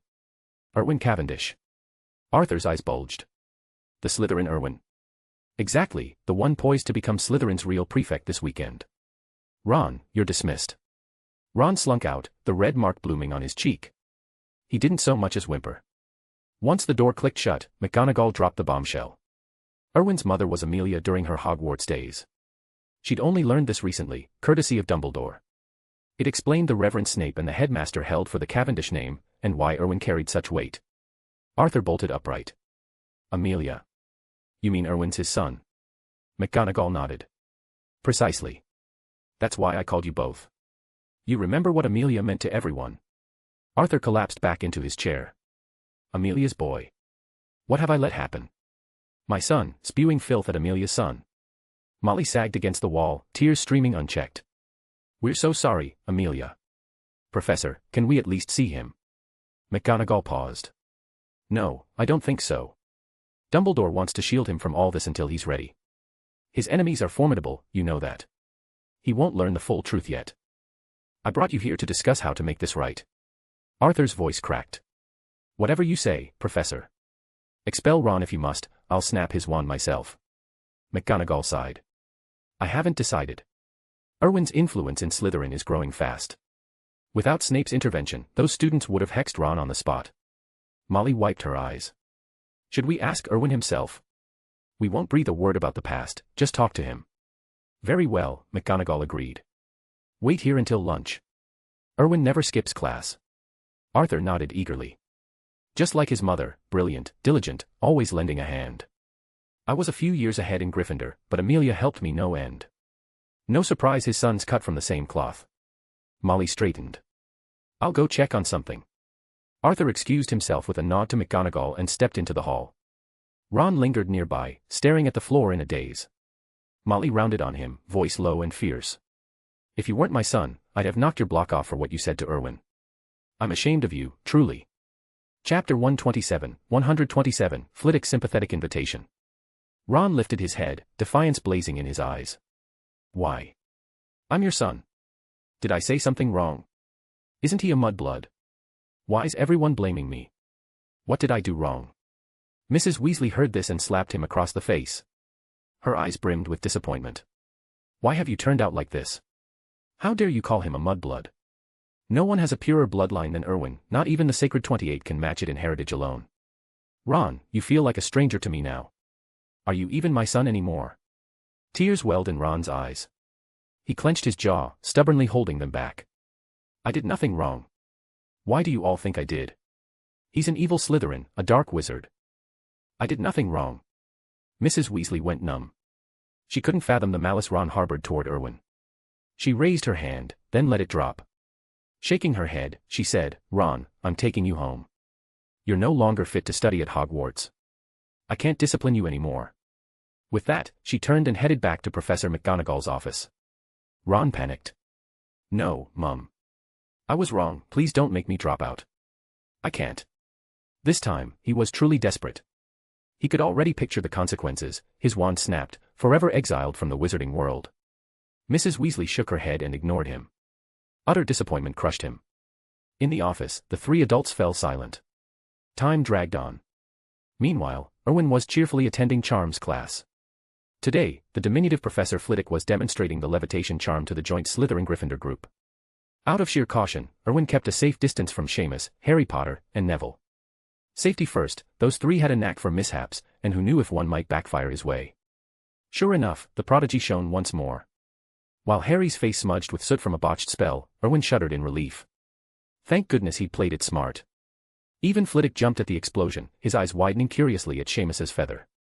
The professor scratched his head, baffled. With all his expertise, he couldn't fathom why it had detonated. Under Erwin's guidance, every Slytherin levitated their feather flawlessly, even Malfoy's bumbling cronies managed it. Flitwick beamed, awarding 20 points to Slytherin collectively. Erwin scribbled the score on a scrap of parchment for the ledger, then grew bored. Propping his chin on his hand, he flicked his wand idly, making his feather pirouette in a choppy waltz across the desk. Lost in thought, he didn't notice Flitwick approach until the professor loomed over him. The class gaped at the dancing feather. Remarkable spell work. Flitwick exclaimed. Erwin, I'm endlessly curious about your practice methods. Erwin swiftly dispersed the charm. Sorry, Professor, I got distracted. Flitwick waved it off. No harm done, lad. I saw the commotion in the Great Hall. It wasn't your doing. That Weasley boy went too far. His parents are splendid folk, and his brothers are top-notch. Erwin nodded. I know, sir. I don't hold it against him. My bloodline's a gift from my parents, I've never resented it. You're a magnanimous soul, Erwin, Flitwick replied warmly. Such qualities pave the way for greatness. If you're feeling low, pop by my office tonight. I've got some fine southern black tea. Tell me what's on your mind, I'm all ears. Thank you, Professor, Erwin said, inclining his head. Flitwick grinned. And for that display, Slytherin earns 10 more points. Erwin bowed slightly. Your generosity is appreciated, sir. This is your due, Flitwick insisted. The Slytherins shot Erwin pitying glances. Their usually sharp prefect had zoned out, must be the heartbreak from Ron's barbs. Their disdain for the Gryffindor deepened. Even some Gryffindor boys stirred with sympathy for Erwin and revulsion toward Ron. Unbeknownst to them, Erwin was merely plotting how to turn the incident to his advantage. He was oblivious to his father's long-standing ties with the Weasleys, which could have opened even more angles. Dumbledore's vagueness had thrown a real wrench in things. The bell rang, ending class. Erwin gathered his books to leave when Harry Potter hurried over. Prefect Erwin. Hold on. Malfoy stepped in front. What do you want, Potter? Clear off, Weasley's mate is Slytherin's enemy. Harry hung his head, silent. Erwin snapped, Malfoy, stand aside. But, Prefect, he's that Ginger Weasley's pal. Don't lash out at the innocent, Erwin chided. I taught you better, remember? Malfoy grumbled but moved. Erwin gestured. Come on, Harry. What is it? As Harry approached, Malfoy muttered, watch it, Potter. Harm our prefect again, and I'll duel you to the end. Harry ignored him and faced Erwin. I'm sorry, sir. I apologize for Ron. Erwin waved it away. This isn't on you, Harry. No, it is, Harry insisted, voice low. It's because of me. Ron badmouthed you, I argued back, and it escalated into a fight. That's why he insulted you, my fault entirely. I'm sorry, Prefect. I've let you down. Harry looked utterly dejected. Chapter 128, Erwin's Ruthless Game of Hearts and Minds. Erwin clapped Harry on the shoulder as he rose. No, Harry, this isn't about you at all. If anything, I owe you thanks. You stood up for me, right? So don't beat yourself up. I taught Malfoy and the others not to lash out at innocents, and I'll extend the same courtesy to you. Choosing friends is your call, we're all mates here. We won't meddle with your other chums. Real friends just want what's best for you. Got it. Harry eyed him skeptically. Really? Erwin shrugged. Of course. Though if I'm honest, one thing did disappoint me, you shouldn't have scrapped with your friends. Fists aren't the wizarding way. Talk it out, resolve the row, don't chuck spells or worse. Learn that lesson, Harry. Now, let's grab some grub. With that, Erwin strode from the classroom. Harry stared after him, mind flickering between Ron and Erwin. The contrast hit harder than ever. Prefect, Harry called, Ron's not my friend. Erwin's mouth twitched in a hidden grin, but he kept walking toward the door. The words lifted a boulder from Harry's chest. No more squeezed between absurd loyalties. Malfoy sidled up. You backed Prefect Erwin, fair play. I'm Draco Malfoy. He thrust out his hand, cheeks tinting pink. Harry glanced at it, then at Malfoy's earnest face. A grin broke across his own. He clasped the hand firmly. Draco. Harry Potter. Sunlight spilled through the window, gilding their grip. Erwin caught the exchange from the corner of his eye. His pulse quickened with delight. What a stroke of luck. Ron truly was a catalyst, no wonder the original trio clicked. The brains, the bloodlines, and Ron as the spark. More mascot than mastermind. The knot Erwin had dreaded untying. Sorted in a single morning. Slytherin's Redeemer was taking root. As the old saying went, no plot outshines Providence. He wondered when Dumbledore would return. The headmaster's shock would be priceless. But one spark remained. The climax of this little drama. Timing felt ripe. Just waiting on the extras. In the Great Hall, Erwin scanned the tables. No Professor McGonagall at the staff dais or Gryffindor bench. Ron was absent too. The Weasleys, and the twins, wore strained expressions. After the meal, Erwin headed to the dungeons. Professor McGonagall intercepted him in the corridor, clearly lying in wait. Professor, he greeted with a nod. Erwin. Eton. My office, if you please. A sly glint lit his eyes. The players had arrived. A shadow detached from the wall, Professor Snape. I'm coming along. No room for debate in his clipped tone. He swept ahead. Erwin glanced at McGonagall. She sighed. Very well. As Slytherin prefect, Snape's input matters. Erwin said nothing, falling in step. Snape's support was a shield, unneeded against the Weasleys, who were mostly harmless save Ron. But the gesture warmed him. The real act was underway. Unseen, Alls had lifted from the Slytherin table post-dinner, winging messages across the wizarding world. 2 more fluttered from Diagon Alley. Tom watched them vanish, then shuttered the shop. He slipped into Nocturne Alley. Outside McGonagall's office, Erwin spotted Ron lurking by the door. Resentment flared in the boy's eyes, raw and devouring. Erwin's smile sharpened. He hung back as the professors entered, then leaned close. So, Ron, expel you for snapping your wand, or let you linger under Hogwarts scorn? Too soft to boot you out? Nah, stay and stew in the stairs. Picture it, everyone loathes you. No dorm mate, no desk partner, no mates at all. Professors turning away in disgust. Tut-tut, sounds like a riot. Ron's eyes bulged. The vision slammed home. He'd overlooked it, assumed dropout was the fix. Now, staying seemed the true nightmare. You won't win. Ron stammered. I'll quit. I'll scarper from Hogwarts. Erwin shrugged. Not on my watch. This is just the opener, Ron. I'll chain you here. Big plans, and you're the star. Can't shine without you. No. Ron bellowed. You slimy Slytherin. Dark wizard. Filthy mudblood. There it was, the slip. Erwin's face crumpled into feigned sorrow, eyes glistening. The office door flew open. Snape stormed out, murder in his aura, flanked by McGonagall. If you want to dive deeper into Erwin's journey and support this superhit translation, our Patreon is officially open. Why join the elite? The Inner Circle, get 50 chapters ahead plus exclusive R18 content plus decide our next major project. Your support ensures we keep this top-notch quality in our 5 chapters a day momentum. Backhand index pointing right patreon.com/MrGrim_. Chapter 129, Snape's shocking claim, Erwin's secret godfather. Ron, Erwin said earnestly, I really want to be your friend. I don't care if you look down on my bloodline, I've never meant to be anyone's enemy. These were the first words Professor Snape, Professor McGonagall, and the Weasleys overheard as they emerged from the office. Snape's hand tightened around his wand, his face a mask of fury. McGonagall swiftly positioned herself between him and Ron. Snape, calm yourself, she urged. Leave this to me. Erwin caught at Snape's sleeve, trying to steady him. Snape's voice was ice cold. The second time. This is the second time, Arthur Weasley. Your precious son, how dare he speak to Erwin like that? If you don't explain yourself today, believe me, even Dumbledore won't protect him. Have you forgotten what I've done for you?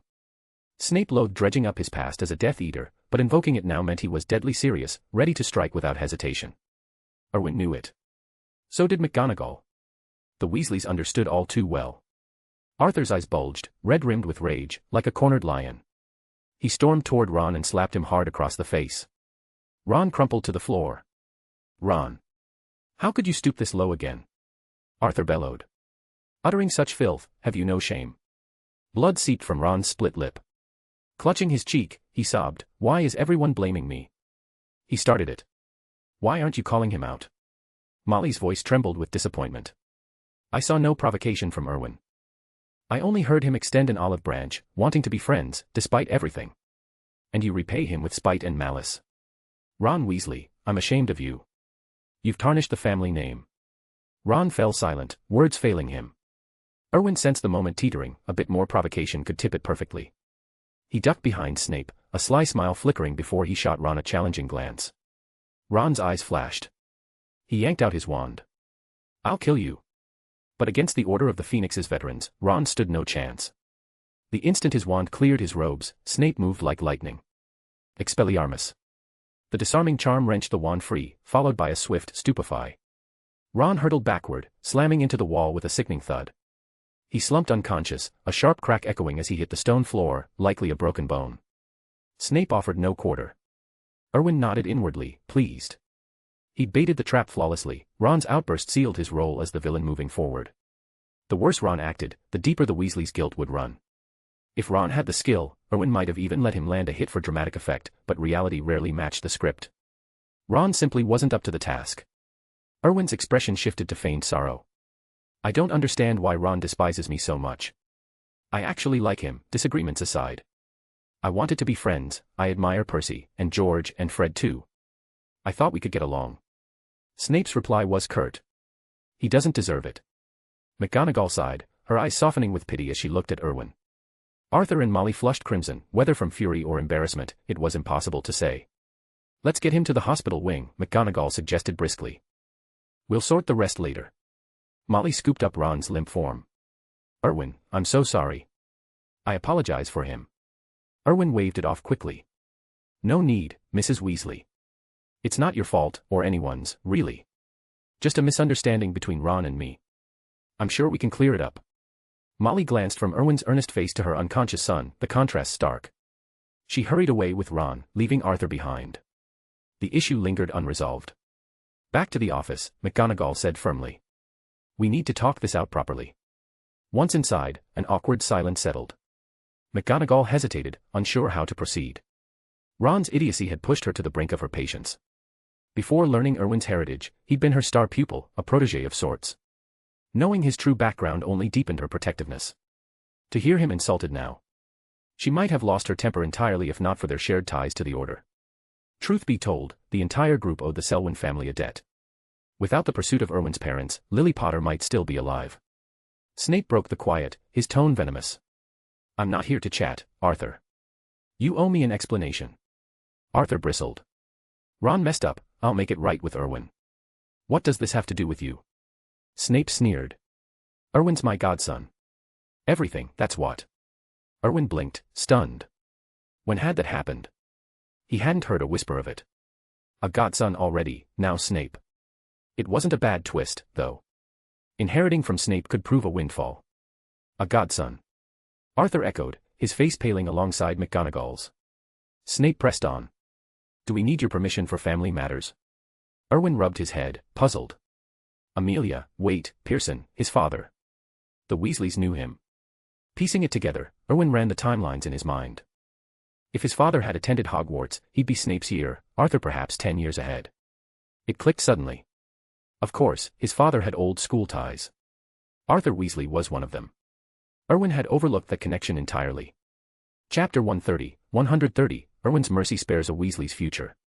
Judging from Arthur's words, their connection ran deeper than Erwin had expected. If that was the case, he wouldn't have to go to such lengths. He'd missed so much of his father's growth. No, that wasn't quite right. It was the other way around. Shaking his head, Erwin cleared the tangled thoughts. He needed to focus on the matter at hand. Erwin, Arthur said earnestly, I apologize on Ron's behalf. He was completely out of line. Erwin replied with a gracious smile. You're too kind, sir. It wasn't that serious. We're just children, disagreements happen. Arthur shook his head firmly. No, he was ungrateful. I can't imagine how deeply those words must have cut you.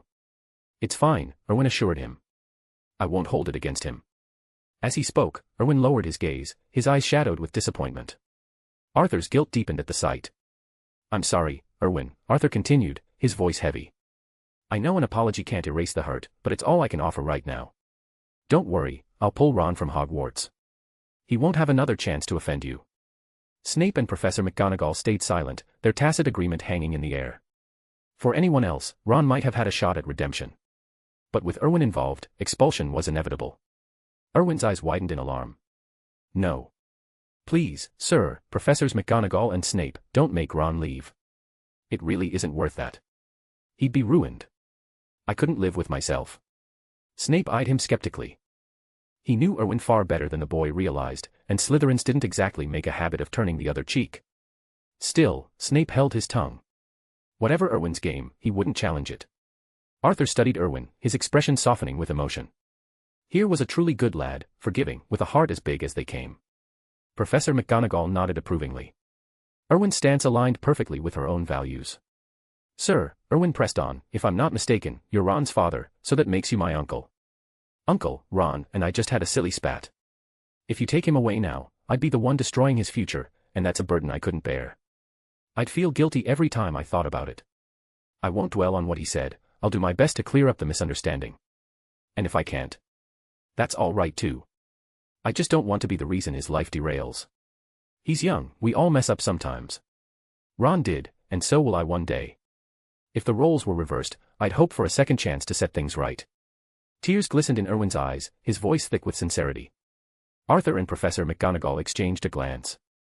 But this isn't fair to you, Arthur protested. Erwin smiled faintly. Uncle, life's not always fair. We're classmates, I'm willing to give him a shot at making it up to me. And maybe that clears the air for both of us. Arthur looked conflicted, rubbing his chin. Professor McGonagall interjected, since Erwin isn't pressing the issue, we'll let it slide. But Ron will apologize to him in the Great Hall, publicly, at the next meal. Arthur nodded. He owes him that much. Then he turned back to Erwin. Your tolerance reminds me so much of your father. Erwin's gaze dropped. Thank you. I miss him terribly, even though he's gone. But I want to make him proud and honor the Cavendish family. Arthur's eyes filled with sympathy. I'm sorry, I didn't mean to dredge up old wounds. Erwin waved it off. If that's all, I'll head out. I need some rest before afternoon classes. Of course, Arthur said. Sorry again for disrupting your day, Erwin. Erwin bid farewell to Professor McGonagall and turned to leave. Snape fell into step beside him. Once they were gone, Arthur sighed heavily. What a generous boy. The more forgiving he is, the worse I feel. It's downright unfair. Amelia raised an extraordinary son. I failed her, and him. Professor McGonagall leaned forward. Enough, Arthur.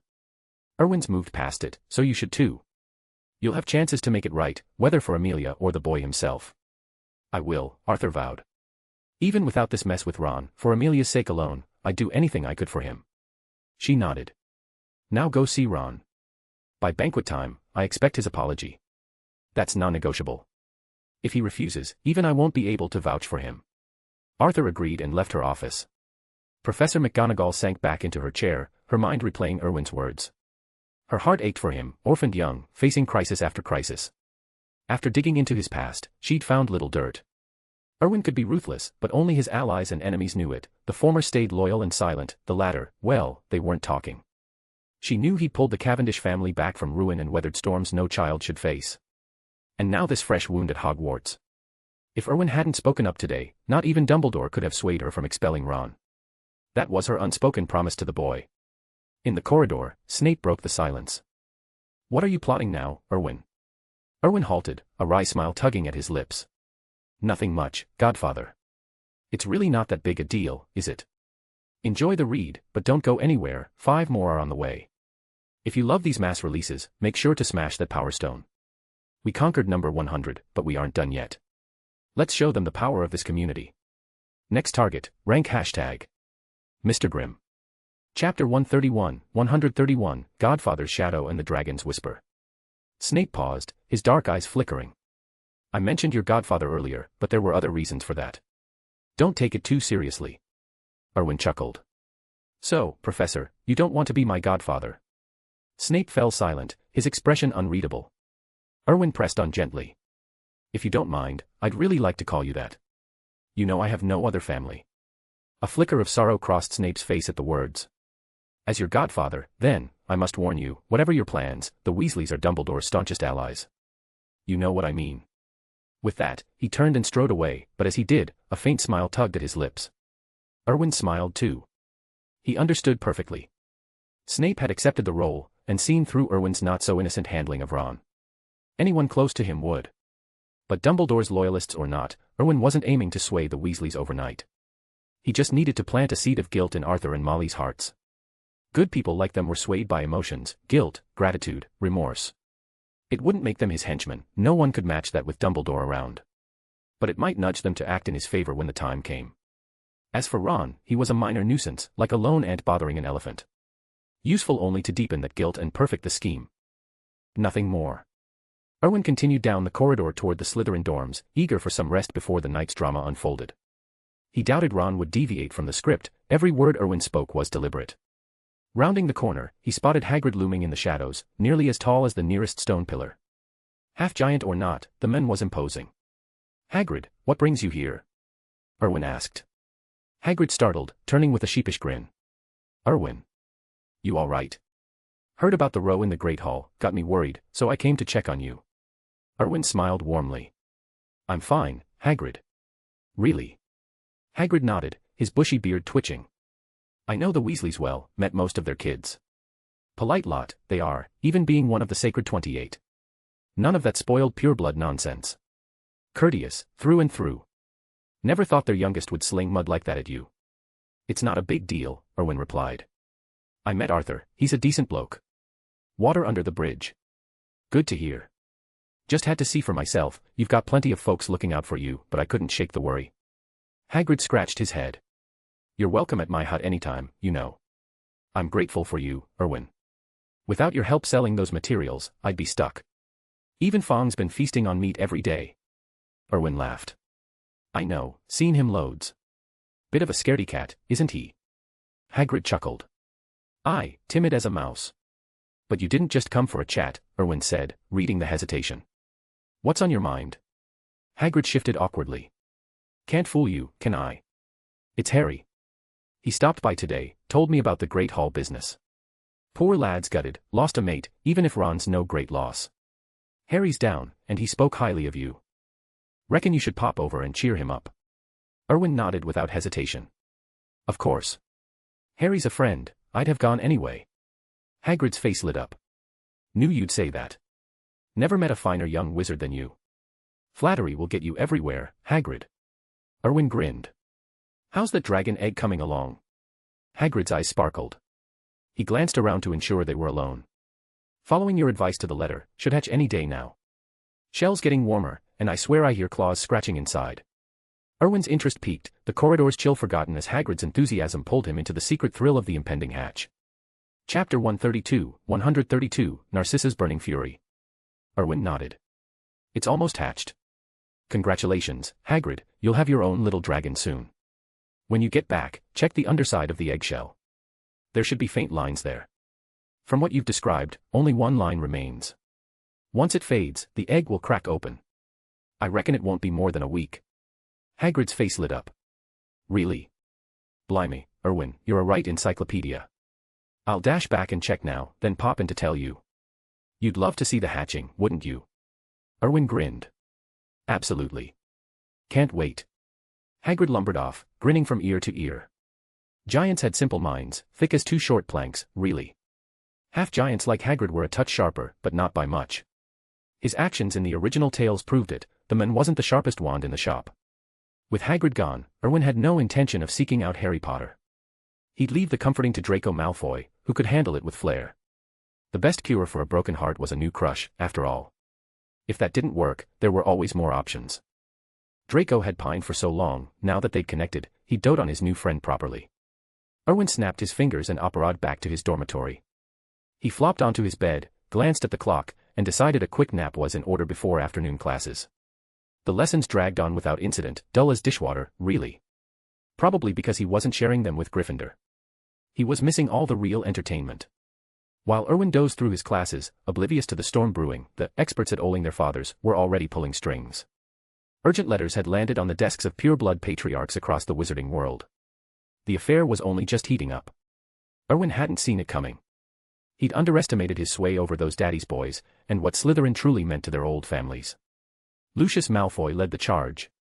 In his study at Malfoy Manor, he clutched a sheaf of letters, his face purple with rage. His chest heaved, hands shaking as he read.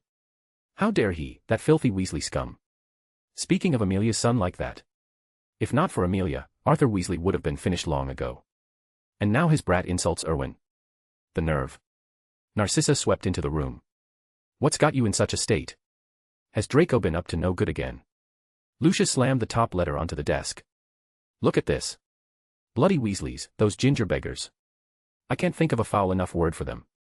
Narcissa lifted the parchment, brow furrowed in puzzlement.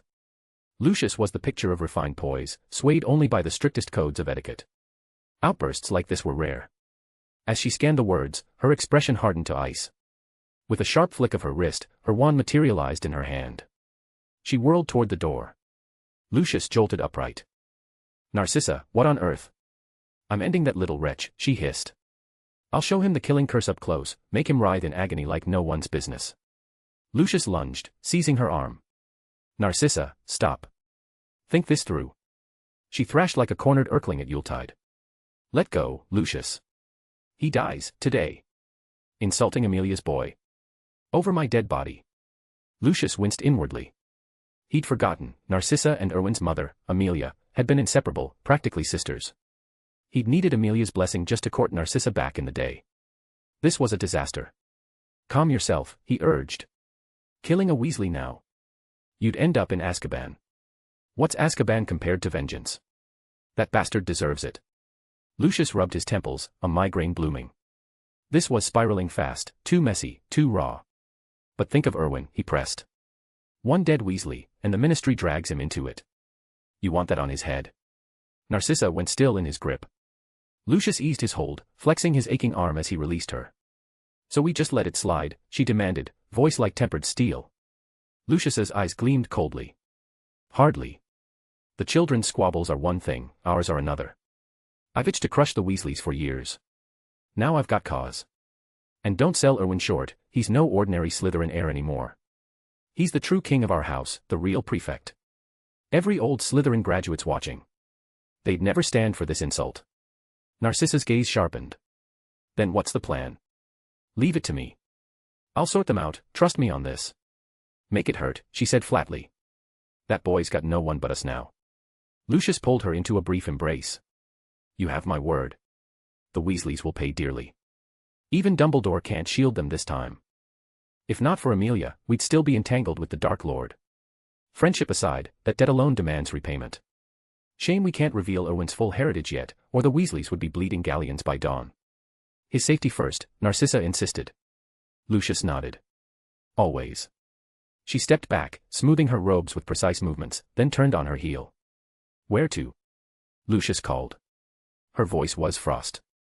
Settling old scores. I was a black once. The family's faded, but we still have teeth. Chapter 133, Ron's chilling public reckoning. Lucius didn't stop Narcissa. He knew better than to try. She was seething, and anyone who intervened now would pay dearly, likely with him exiled to the study for weeks. The other pureblood families, unaware of Erwin's true lineage, rallied anyway. Erwin's imminent coronation as Slytherin's king demanded it. This was a fight for the house's honor, transcending bloodlines. They were united under one banner, Slytherin alumni. Even if Erwin faltered this weekend and failed to claim the throne outright, he remained the closest contender. That alone made him Slytherin's pride, worthy of their defense. Outside, the wizarding world churned with intrigue, but Erwin remained blissfully unaware. Had he known, he'd have reined in those overzealous fools before they spiraled out of control. Alas, the brats were invoking his name like a patron saint, oblivious to his real wishes. Meanwhile, our protagonist wrapped up his classes and strode toward the Great Hall for lunch, trailed by an entourage of Slytherins.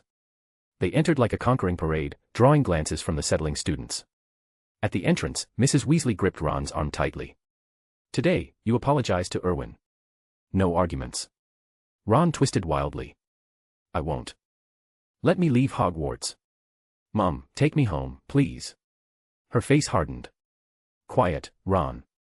Erwin's generous enough to forgive you, but that doesn't erase what you did. If I could drag you out of here myself, I would, but he's too kind to wreck your future over this. Be grateful, not petulant. Ron's struggles intensified. I won't go. Take me away, Mum. I'll die here, I swear I will. Disappointment etched her features. Ron, you can't even face the consequences. I'm ashamed of you. He begged, voice cracking. You've all been fooled. He's dangerous, believe me. Mrs. Weasley shot back icily, Erwin forgave you, and now you slander him with those afternoon ravings. Ron Weasley, I wish I'd never had you. You've shamed our family. Ron fell silent, stunned. He'd already confessed what Erwin had whispered to him, but it earned only a stinging slap. She dismissed it as a ploy to smear the boy, shocked her son could stoop so low. Disgust sealed her lips. Fine, she added curtly. Apologize first, then you can leave if you must. Hope flickered in Ron's eyes. Escape from Hogwarts, from that horrifying vision Erwin had painted, was all that mattered now. The chill of it lingered, undeniable even to his rattled mind. Inside the Great Hall, dinner wound down. Professor McGonagall spotted the pair at the doors and rose, tapping her glass for attention. Quiet, everyone. Heads turned. As you all know, today's incident in the Great Hall was regrettable, she announced. Erwin has graciously offered forgiveness to Mr. Weasley, but I believe an apology is in order. What say you, Mr. Cavendish? Erwin stood, waving it off. Professor, it's unnecessary. Truly, it's no great matter. I know Ron didn't mean it, conflicts like this happen among boys our age. At the Slytherin table, eyes glistened with admiration. This was their prefect, noble, powerful, and forgiving. They'd noticed his subdued mood all day, yet here he was, rising above it. It humbled them. Pansy leapt up. No, prefect. Weasley doesn't deserve mercy, but for your sake, and Slytherin's, he must apologize. The table erupted in agreement. Yes, make him say it. You're too kind, prefect, but he owes us. Apologize. The chant spread, other houses joining the uproar. Outside, Ron paled to a sickly green. McGonagall tapped her glass again, but the din persisted. Erwin raised a hand. Quiet. Silence crashed down like a spell. Slytherins froze mid-shout, the rest followed suit. Even McGonagall exhaled in relief. Ron had ignited a firestorm this time. Erwin blinked, surprised at his own influence. Good thing this wasn't some cutthroat court drama, such authority could be lethal. Mrs. Weasley, McGonagall said, please bring Mr. Weasley forward. All eyes swung to the doors. Mrs. Weasley, legs unsteady, hauled a trembling Ron inside. Slytherins glared daggers, their fury palpable, as if ready to hex him on the spot. Ron quaked harder. She dragged him to the staff dais and shoved him down. He stumbled, sprawling on the flagstones. Apologize to Erwin, now, she demanded coldly. A shiver raced through Ron. He scrambled up. I'm sorry. I was wrong, please forgive me. Erwin rose with a warm smile. I accept, Ron. As I said, I never held it against you. Let's put this behind us, you know that. Friends still, right? Ron met his gaze, and the afternoon's chilling prophecy replayed in his mind. Another wave of dread washed over him, icy and unrelenting. If you want to dive deeper into Erwin's journey and support this superhit translation, our Patreon is officially open. Why join the elite? The Inner Circle, get 50 chapters ahead plus exclusive R18 content plus decide our next major project. Your support ensures we keep this top-notch quality in our 5 chapters a day momentum. Backhand index pointing right patreon.com/mrgrim_. Chapter 134, Hermione's fiery stand for Erwin. Erwin picked up the water glass from the head table and stepped onto the raised dais in the center of the Great Hall. All eyes followed him as he turned toward Ron, who stood frozen amid the murmurs rippling through the crowd. Ron, Erwin began, his voice steady and earnest, I don't know why you harbor such resentment toward me. If I've wronged you somehow, I'll make it right. Perhaps I offended you without realizing it. I'm here now to apologize. He held up the glass. I've read about an old custom where foes share a drink to wash away grudges. We can't have fire whiskey here, so water will do. Ron, can you find it in your heart to forgive me? He approached Ron slowly. From the Slytherin's angle, Erwin's expression seemed open and sincere, a picture of remorse. But Ron, facing him directly, caught the faint, chilling glint in those sharp eyes. It sent a shiver down his spine. The hall erupted in whispers of admiration. What a gentleman, someone from Hufflepuff murmured. Erwin's class personified. The Slytherin seethed. How could their prefect humble himself like this? Draco couldn't hold back. Prefect, you don't owe him a thing. He's just envious, lashing out with those nasty barbs. The others piled on. It's all his fault. Why should you apologize? Students from the other houses shifted uncomfortably too. This isn't on Erwin at all, a Ravenclaw agreed. He's too forgiving, it's admirable, but it leaves him open to idiots like Weasley. Exactly, another Gryffindor added reluctantly. The Cavendish families had a rough go. Erwin lost his parents young and rebuilt everything single-handedly. No one in London has a bad word for them. Maybe that's why he's so patient.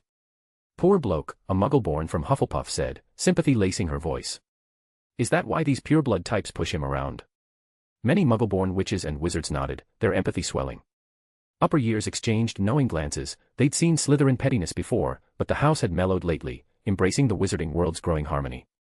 Then Ron had stirred the pot. Hermione's face flushed with fury. She shot to her feet, fists clenched. This isn't Erwin's fault at all. Are you pressuring him into this? Bullying muggle-born wizards.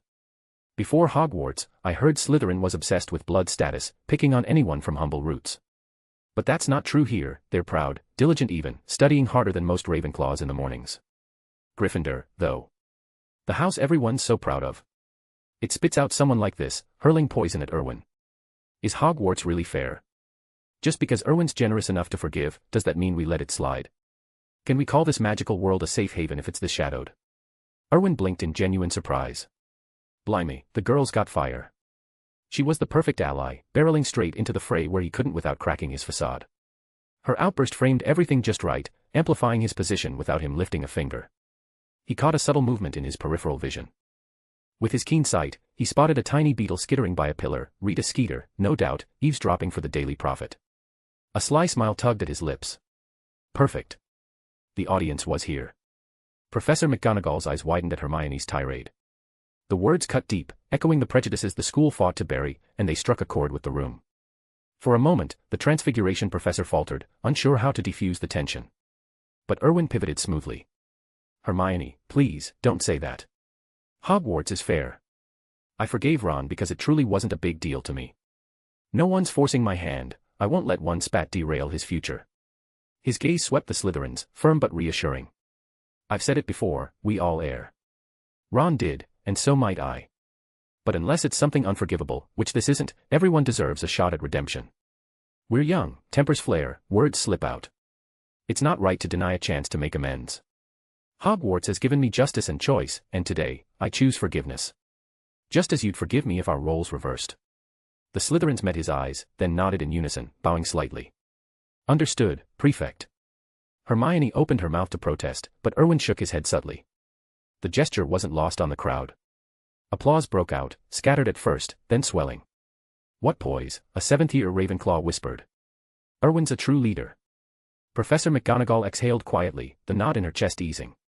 She'd never navigated a scene like this, raw emotions clashing in the open. Thank Merlin for Erwin. Thank you, Erwin, she said, her voice steadying. Without you, this could have spiraled. You're too kind, Professor, he replied modestly. They're my friends, they spoke up for me. Please don't hold it against them, it came from loyalty. If blame must fall, let it be on me. She smiled faintly. No blame today. Carry on. Erwin turned back to Ron, extending the glass. So, Ron, shall we shake on it? After this, I reckon we'll be mates. Ron's stomach twisted. The hall's reactions replayed in his mind, mingled with Erwin's ominous words from earlier that afternoon. Fear clawed at him. He raised a hand instinctively, warding off the approach. Chapter 135, Erwin's seamless deception ignites Slytherin rage. Erwin's eyes lit up. Perfect, another opportunity had walked right into his hands. He seized Ron's wrist with a firm grip, giving it a subtle tug. Ron, already on edge, froze for a split second. Before he could pull away, Erwin guided his hand straight into the glass of water, sending it tumbling from his own grasp. It shattered against the stone steps with a sharp crack, water splashing everywhere and trickling down the stairs. Erwin staggered back 2 paces, his face a mask of shock. Silence gripped the hall for a heartbeat. Then the professor's expressions darkened. Mrs. Weasley's face hardened like flint. The Slytherins exploded in outrage. Weasley. You've gone too far. How dare you lay hands on our prefect? Teach him a lesson, he deserves it. Curses flew as the boys whipped out their wands. Even the students from other houses scowled, Ron had crossed a line. Hermione, fuming, yanked out her own wand and leveled it at him. You've gone too far. Erwin was trying to make peace, and you shove him like that. What gives you the right? Ron blinked, panic rising. No, I didn't. It was him who. Erwin cut in, his voice steady but laced with hurt. Ron, I never thought you'd hold such a grudge. If you're set against reconciling, forget I said anything. I still accept your apology. From now on, I'll steer clear of you at Hogwarts. I'm sorry. He turned to the Slytherins. Lower your wands, everyone, Hermione, that means you too. Pansy bristled. Prefect, we can't just let this slide. He needs to learn. Erwin shook his head firmly. Enough. Put them away. This is the Great Hall, Hogwarts itself. Wands are for enemies, not classmates. Ron's one of us. Pansy huffed and sheathed her wand with a stomp. The others followed suit, grumbling. Penelope gently pressed down Hermione's arm. Hermione, the professors are watching. They'll handle it, she murmured. Percy and the Weasley twins exhaled in relief as the tension eased. Blimey, has Ron lost his mind? George muttered. Fred nodded. Wouldn't put it past someone slipping him a hex. Percy shot his brother a stern look, inwardly cringing. He hadn't expected such idiocy from Ron, and Erwin's restraint. Admirable, really. Percy doubted he could match it. But if this stunt tarnished the family name, it might jeopardize his own ambitions, prefect badge, spotless record, all leading straight to the ministry. A clown like Ron could ruin everything. Mrs. Weasley stormed up to Ron and delivered a resounding slap across his cheek. Ron Weasley. You've shamed us all. Out of the Great Hall, now. I'll take you home. You don't belong at Hogwarts. The sting snapped Ron back to reality. He knew he'd been framed, and the memory of those Slytherin wands trained on him chilled his blood. For a terrifying moment, he'd thought it was the end. He bolted for the doors, flinching as he passed the Slytherin table. Their glares bored into him like vipers ready to strike, sending a shiver down his spine. Erwin called after him. Mrs. Weasley, please, it's not that serious. She turned to him, eyes softening with sympathy. No, lad, he had it coming. He doesn't deserve your grace. I'll drag him home and drill some manners into him. I'm so sorry, this is on us. Forgive Ron, if you can. Erwin shook his head. It's hardly your fault. Nonsense. I should have raised him better. She faced Professor McGonagall. Professor, my apologies. I'll handle this myself, even if it means expulsion, I won't fight it. I can't show my face here anymore. Professor McGonagall sighed. We'll discuss it with the headmaster.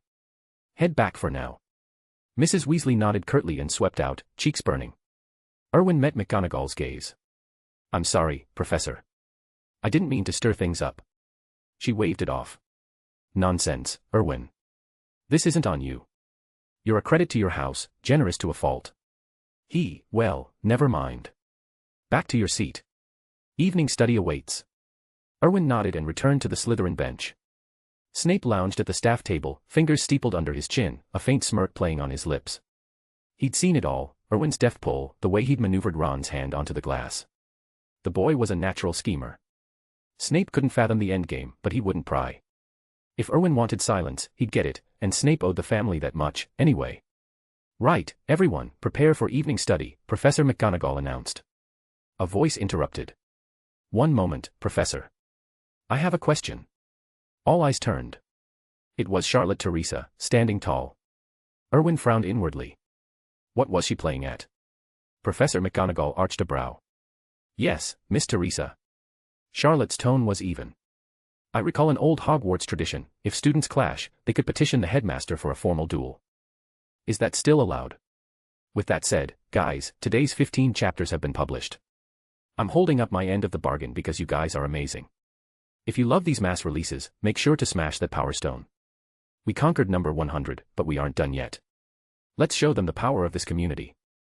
Next target, rank number 10. Mr. Grimm. Chapter 136, Slytherin's Dual Declarations Ignite the Hall. Chapter 136, Slytherin's Dual Declarations Ignite the Hall. Professor McGonagall paused, visibly taken aback. Snape looked equally puzzled, his dark eyes narrowing as he wondered what Charlotte had up her sleeve. Erwin truly had no idea about this. The original books never mentioned it. Professor McGonagall recovered first. It seems Miss Teresa has some knowledge of Hogwarts history. Indeed, the school does have this tradition, though few ever invoke it. Duels are rare, but the rule stands, as long as it's not life-threatening and both parties are of equal standing, conflicts can be settled that way. Charlotte nodded firmly. Very well, then. I, Charlotte Teresa, on behalf of Slytherin, challenge Fred Weasley and George Weasley to a duel, in the presence of all the professors. Erwin's eyes widened in surprise. Fred and George stared, slack-jawed. The twins exchanged a quick glance.